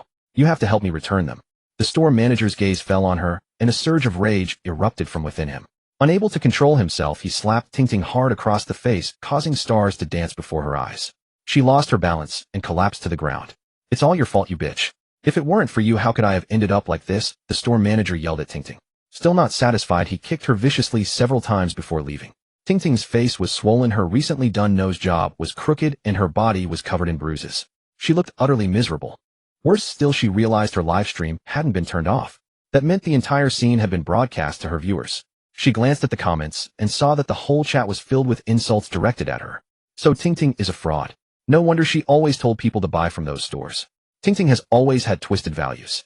She brainwashed me into breaking up with my boyfriend. My boyfriend told me if I kept watching her stream, he'd leave me. I gave up my boyfriend for her, but it turns out she's just a decoy, a big liar. Give me back my boyfriend. Tingting panicked and quickly explained, It's not like that, it's not like that. What just happened was fake, a misunderstanding. But how could the enraged audience listen to her? Helpless Tingting had no choice but to turn off the live stream. She picked herself up from the ground and fled in disgrace. On the way, many people saw her and immediately kept their distance, muttering things like, How terrifying. Tingting was puzzled. Even if she looked a bit disheveled, it wasn't to the point of being frightening, was it? Thinking this, she took out her phone to check her reflection. Seeing her crooked nose, she was so startled that her vision went dark and she fainted on the spot. Meanwhile, in the office, the owner personally brewed 2 cups of fine tea for Lin Chen, and Yi Qinxue offering his apologies. I'm sorry, Mr. Lin. It was my negligence that allowed my own people to do such a thing right under my nose. I cannot shirk responsibility for this. But I was truly kept in the dark. Could you give me a chance? Everything else can be discussed. Lin Chen pondered for a moment. It seemed the owner was indeed unaware. Since you didn't know, I won't blame the innocent. Those who did wrong have already received their punishment. I won't involve the blameless. Just keep a tighter rein on your people in the future, Lin Chen said calmly. He wasn't about to take advantage of the situation to make exorbitant demands, as he wasn't short of money. Besides, everyone had their struggles, and he wasn't a harsh person. The owner had been prepared for the worst, so he was pleasantly surprised when Lin Chen didn't impose harsh conditions. Overjoyed, he quickly expressed his gratitude. Thank you, Mr. Lin. Thank you, Mr. Lin. At this, Lin Chen stood up and looked at Yi Qinxue. Shall we go? Yi Qinxue rose and replied with a smile, sure. The owner escorted them out. Walking through the mall, Yi Qinxue glanced at Lin Chen's profile and couldn't help but say, I didn't expect someone so young to carry such authority. Thinking back to Lin Chen's demeanor, just now her heart fluttered with delight. He was the epitome of a domineering CEO. So handsome. Lin Chen glanced at Yi Qinxue and teased, look at you drooling like a lovesick fool. Yi Qinxue was taken aback and quickly wiped the corner of her mouth. You tricked me. That's because you're gullible. I am not.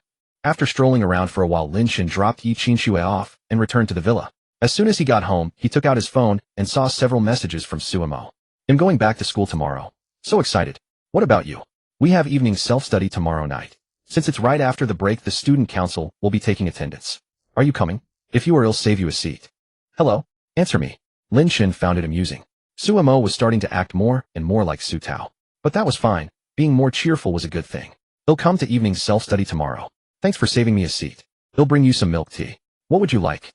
On the other end of the phone, Sumo's heart soared upon seeing the message, and a smile tugged at her lips. Su Tao, noticing her expression, asked curiously, what's got you grinning like that?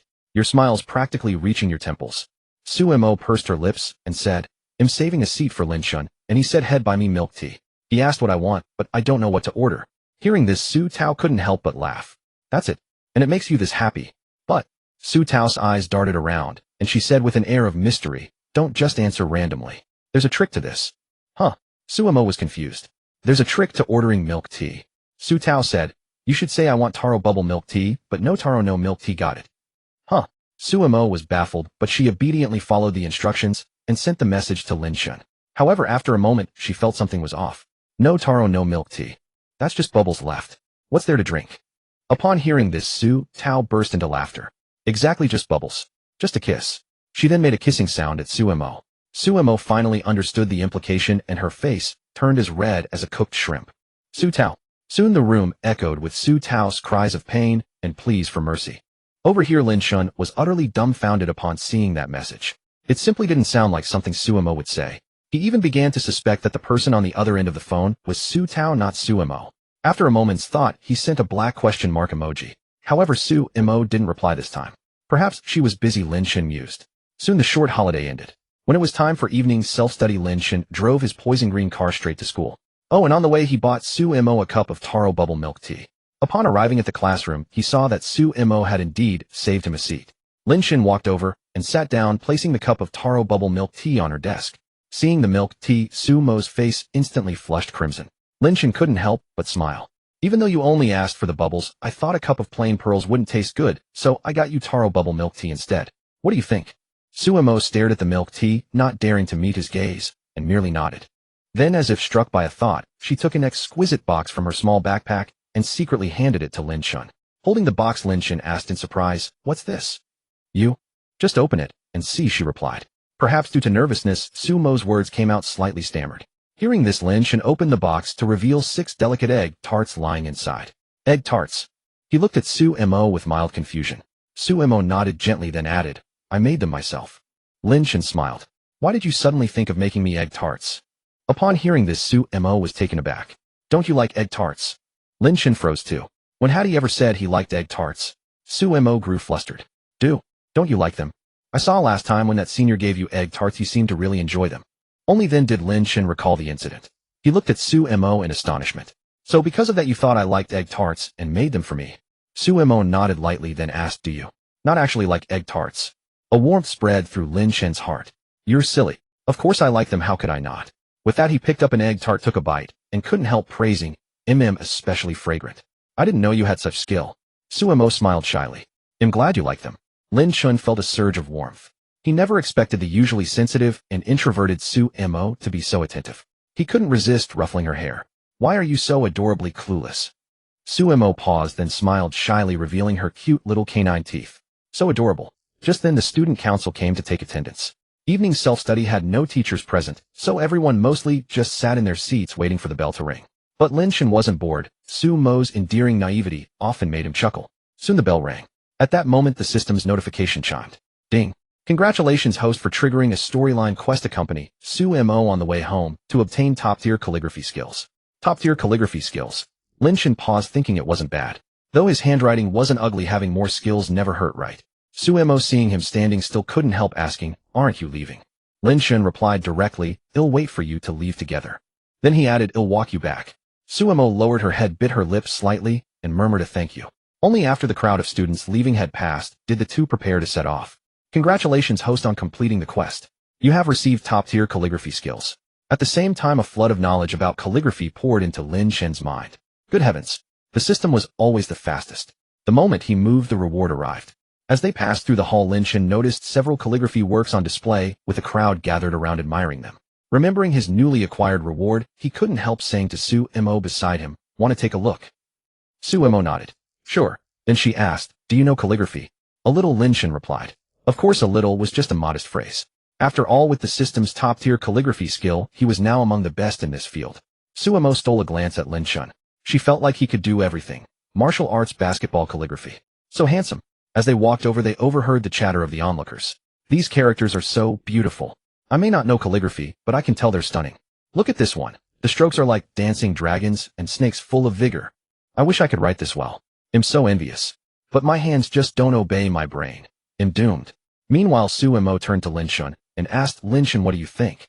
Lin Chen examined the work carefully and said, overall this piece looks decent. It follows a proper tradition with clear influences, clean and crisp brushwork, mostly centered strokes, good line quality, and the characters have structural strength. However, his critique sounded far more sophisticated than everyone else's, drawing many eyes. At the word however, ears perked up all around. Su Mo eagerly asked, however what?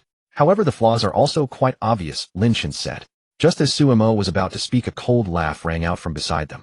Lin Chen and Su Mo turned to see several male students behind them looking at the pair with disdain. Who are you? Some calligraphy master appointed by an association, one of them asked. Lin Chen shook his head. No. Hearing this, the disdain in their eyes grew more pronounced. If you're not, then why are you spouting nonsense here?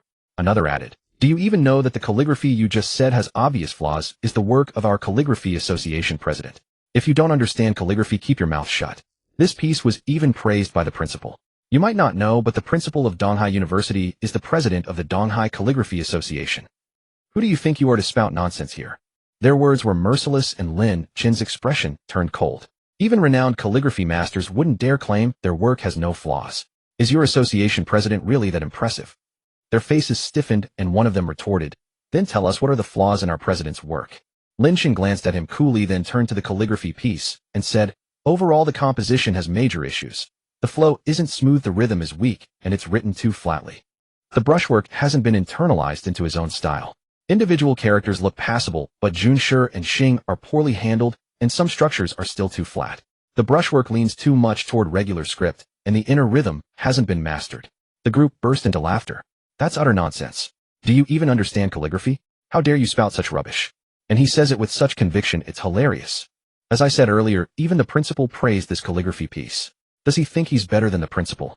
Watching them laugh uncontrollably, Lin Chen said calmly. So the president of Donghai University's Calligraphy Association can only accept praise, not criticism. One of them, having laughed enough, retorted, that's not it. But you're a nobody who doesn't even understand calligraphy. How do you have the nerve to say those things? Lin Chen raised an eyebrow. How do you know I don't understand calligraphy? The man sneered, just from what you said it's obvious you don't. Suddenly another spoke up. Oh, I remember now. Aren't you that Lin Chen who's been making waves lately? No wonder you looked so familiar. Hearing this, the group froze, a flicker of fear crossing their faces. Lin Chen had been riding a wave of fame recently. Word had it his family was wealthy, had arrived for registration by helicopter, and had switched through countless supercars within the first month of school. He was someone they absolutely couldn't afford to offend. Yet being young and prideful, they couldn't bring themselves to apologize publicly. One of them said, honestly, you're great at basketball, but why do you have to act like a big shot in calligraphy? This is art, not something you can just insult. Lin Chen let out a bitter laugh. When did I ever say anything vulgar? The group paused, realizing he had a point. But they remembered their backing, the association president who was backed by the principal. Even if Lin Chen was rich, surely he couldn't get the principal to expel them, right? With that thought, their courage swelled. You've insulted our president and art itself. You need to apologize. Apologize? Lin Chen smirked. Why should he apologize? Just then a vaguely familiar voice rang out. Lin Chen, evening self-study is over. Why aren't you heading home?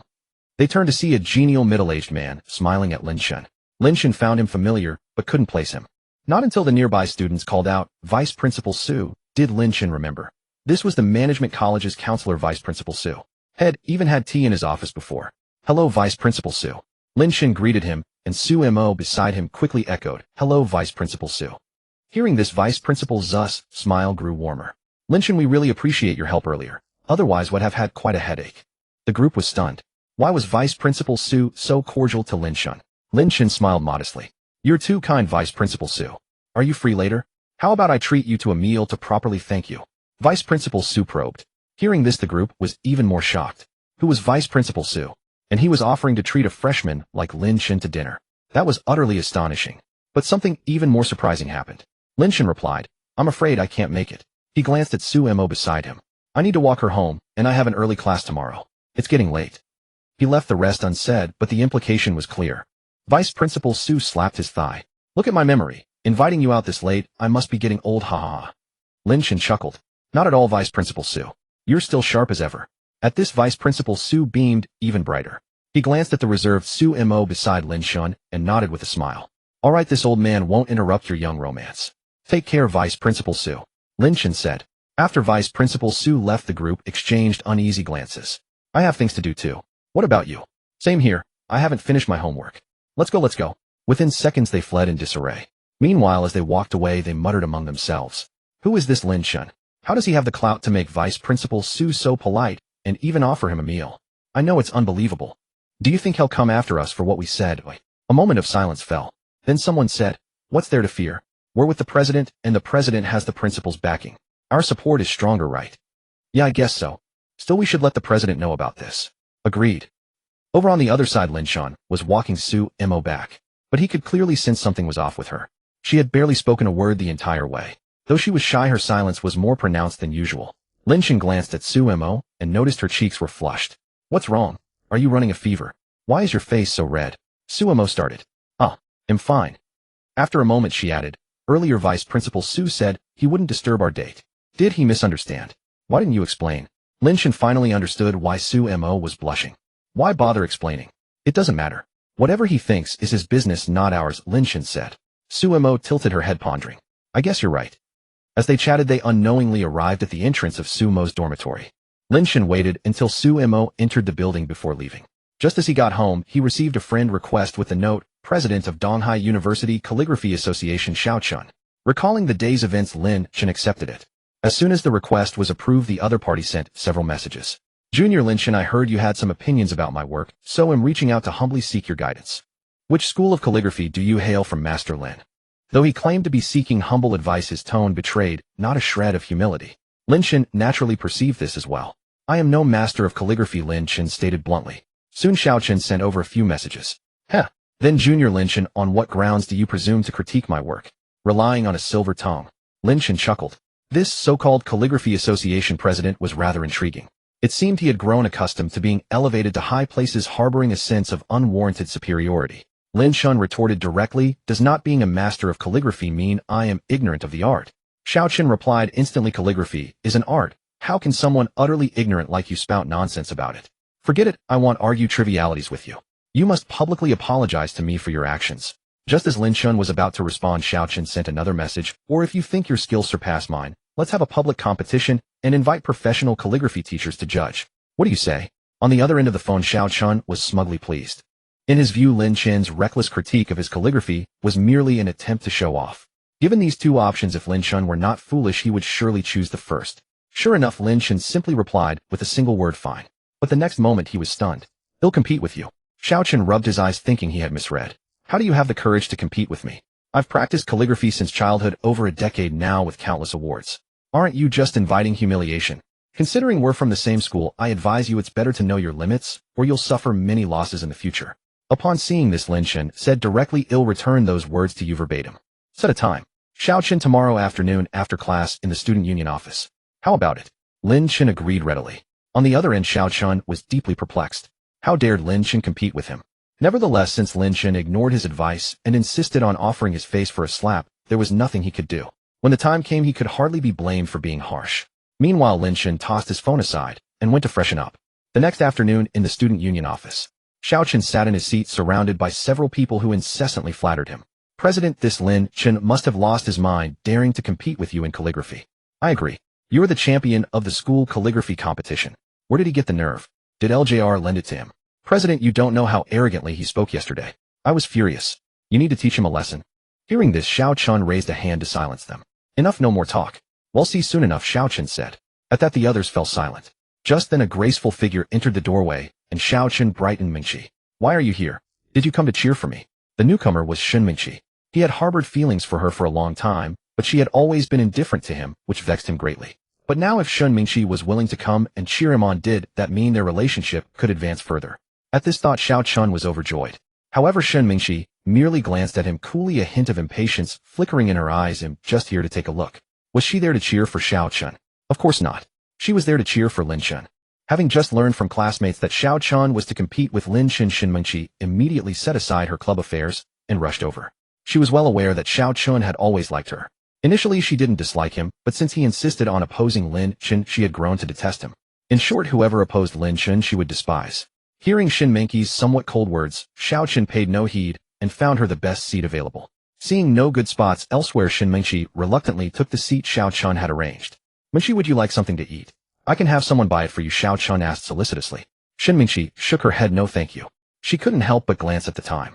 Why hadn't Lin Chen arrived yet? Soon the principal and several calligraphy teachers from the school arrived. Initially, they had no desire to be involved, but Xiao Chen was considered the principal's personal disciple, and with his exceptional talent, the principal held him in high regard. Hearing that someone was challenging Xiao Chen to a calligraphy competition, they were quite surprised. Xiao Chen's talent was extraordinary, logically no one in the school should surpass him. However, Lin Chen, his opponent, was also a notable figure at Donghai University. It was said that Lin Chen had arrived for registration by helicopter and had driven 5 supercars to campus within the first month of the semester. Moreover, he was the owner of Hongda Mall and had helped the School of Management resolve their internship issues. From this, it was clear that Lin Chen's family was wealthy and influential. Seizing this opportunity, they were also eager to meet Lin Chen and see what kind of person he was. Meanwhile, after class, Lin Chen headed directly to the student union office. Su Mo had wanted to accompany him, but was unable to due to an unavoidable club emergency. Upon entering, he found the office packed with people. All eyes fell upon Lin Chen. The student union office was quite spacious, comparable to a large conference room. The fact that Xiao Chen had secured the office suggested he was either a member of the student union or had connections. Over on one side, a young man in a simple gray casual jacket was staring at Lin Chen with a sneer. Surrounding him were the same few boys who had defended the Calligraphy Association president the previous afternoon. Lin Chen recognized them at once. This must be the Calligraphy Association president, Xiao Chen. You're Lin Chen? Xiao Chen asked. Lin Chen nodded yes. Xiao Chen sneered, I didn't expect you to have such courage. Lin Chen merely gave him a cool glance and said nothing. Just then Lin Chen heard a familiar voice. Lin Chen, go for it. Lin Chen instinctively looked up Shun Mingqi. He saw Shun Mingqi clenching one fist, making a cheering gesture for him. Okay, thank you, Senior, Lin Chen said with a smile. Beside him, Xiao Chen's face turned green with rage. Mingqi, weren't you here to cheer for me? Upon hearing this, Shun Mingqi merely cast him an impatient glance. When did I ever say I came to cheer for you? I'm clearly here to support Lin Chen. Her words visibly infuriated Xiao Chen. You. He pointed at Shun Mingqi, unable to form a complete sentence for a long while. It was only when the principal intervened that Xiao Chen's emotions began to calm slightly. He looked at Lin Chen, sizing him up from head to toe. So you're Lin Chen? Lin Chen nodded. Yes, principal. The principal replied with a nod. We've all heard about your critique of Xiao Chen's calligraphy. Have you studied calligraphy? Lin Chen answered calmly, a little. At this, Xiao Chen let out a cold laugh. A little, and you dare to show off in front of me? The principal shot Xiao Chen a dissatisfied look, and only then did Xiao Chen realize he had misspoken. Then the principal turned to Lin Chen, his tone softening. Do you know that Xiao Chen has been learning since childhood? Are you sure you still want to compete with him? It's not too late to back out now. Lin Chen understood immediately the principal was offering him a way out. But having come this far, how could he retreat? Besides, with the top-tier calligraphy skills granted by the system as his ace, defeating someone of Xiao Chen's caliber would be no challenge at all. Why would he ever back down from a sure win? Moreover, with Shun Mingqi still present, how could he let his senior sister down? He glanced at her, and she responded with a sweet smile. This intimate exchange only fueled Xiao Chen's irritation. Lin Chen then addressed the principal. Thank you for your kindness, but conceding before we've even begun would be too unreasonable. The principal was taken aback, but since Lin Chen refused to heed his advice, there was nothing more he could do. Just then Xiao Chen suddenly spoke up. How about this if I win Lin Chen, you apologize to me publicly and admit you're not as good as me? Lin Chen smiled. Deal. He then asked, and what if you lose? Xiao Chen was momentarily stunned. What if he lost? Come on. How could he possibly lose? His lackeys nearby couldn't help but chime in. Lin, aren't you being a bit too arrogant? Are you implying our president will lose? I'm telling you that's impossible. Yeah, the president has been studying calligraphy for years. You're dreaming if you think you can beat him. Honestly, I've seen arrogant people, but never one as arrogant as you. Lin Chen didn't spare them a glance and pressed on. You still haven't answered. What if you lose? Xiao Chen gritted his teeth. If I lose, I'll never touch calligraphy again. And he'll apologize to you admitting I'm inferior. How about that? After all, he was convinced he wouldn't lose. A faint smile curled at the corner of Lin Chen's lips. Deal. The principal frowned slightly, feeling a twinge of disapproval toward Xiao Chen. In terms of temperament, Xiao Chen had already lost to Lin Chen. He was irritable, arrogant, and self-satisfied, while Lin Chen remained composed and unruffled. It was ironic that Xiao Chen, a junior, was being outdone by Lin Chen, a freshman. The principal's gaze toward Xiao Chen carried a hint of disappointment. Soon he announced the start of the competition. A teacher stood up and set the theme, writing the preface to the Orchid Pavilion collection by the Sage of Calligraphy. Since it was a match between just two people, the format was simple, each wrote independently. Xiao Chen had already begun while Lin Chen was still slowly grinding his ink. The audience began to murmur among themselves. What is Lin Chen doing? Xiao Chen's already started writing. Is he just here to fool around? I think he's just here to make a joke. I don't get it. President Xiao's skills are obvious to everyone. How does Lin Chen have the nerve to compete with him? Who knows? Maybe he's just got some inexplicable sense of superiority. A few boys speaking suddenly felt a chill down their spines. Turning around, they saw several girls glaring at them menacingly. Don't you dare talk about our idol. Right? Say one more word, and we'll make you regret it. A girl standing over 1.7 meters tall and weighing nearly 100 kilograms raised her fist, glaring coldly at them. The boys quickly turned back, not daring to utter another word. Lin Chen had that many devoted fans. Over on his side, Xiao Chen heard the commotion and glanced at Lin Chen, who still hadn't started writing. He smirked contemptuously. How utterly reckless. He hadn't even begun, probably didn't know how to write at all. Meanwhile, the principal and several calligraphy teachers were equally puzzled. What's going on with Lin Chen? One teacher mused. Why hasn't he started yet? What is he trying to do? Is he just messing with us? I think there's no point in continuing this match. Principal announced the result. This suggestion garnered support from the other teachers. The principal furrowed his brow slightly. Wait, let's see what happens. Xiao Chen was already halfway through his piece when Lin Chen finally began. Empowered by his top-tier calligraphy skills, Lin Chen deeply understood what it meant to write, as if guided by a divine hand. The brush seemed alive, and the more he wrote, the more exhilarating it became. As he finished the final stroke, he gazed at the completed work, a profound sense of satisfaction washing over him. What a thrill. An absolute thrill. He looked up at Xiao Chen only to find that he had just finished as well. Xiao Chen was astonished. How had Lin Chen written so quickly? He vaguely recalled that Lin Chen had only started when he was nearly halfway done. But then again, something completed at such speed couldn't possibly be any good. This time victory was his for sure. At this, the calligraphy teachers rose from their seats. They first approached Xiao Chen, offering their critiques of his work. The strokes are like dancing dragons and hooked iron. Truly excellent calligraphy. Indeed, Xiao Chen is truly gifted. Given time, he will surely become a master calligrapher. Truly, the principal's discerning eye is legendary. Taking Xiao Chen as his personal disciple proves he has exceptional qualities. Even the principal nodded in satisfaction, patting Xiao Chen on the shoulder. I'm not bad. Xiao Chen was overjoyed. Thank you, principal. Thank you, teachers. At the same time, he shot Lin Chen a look, chin raised, exuding an air of assured victory. In the audience, Shen Menqi began to grow anxious. Would Lin Chen lose? Just then, the principal and the teachers walked over to Lin Chen. The moment they saw the work before him, everyone was stunned. This is a masterpiece.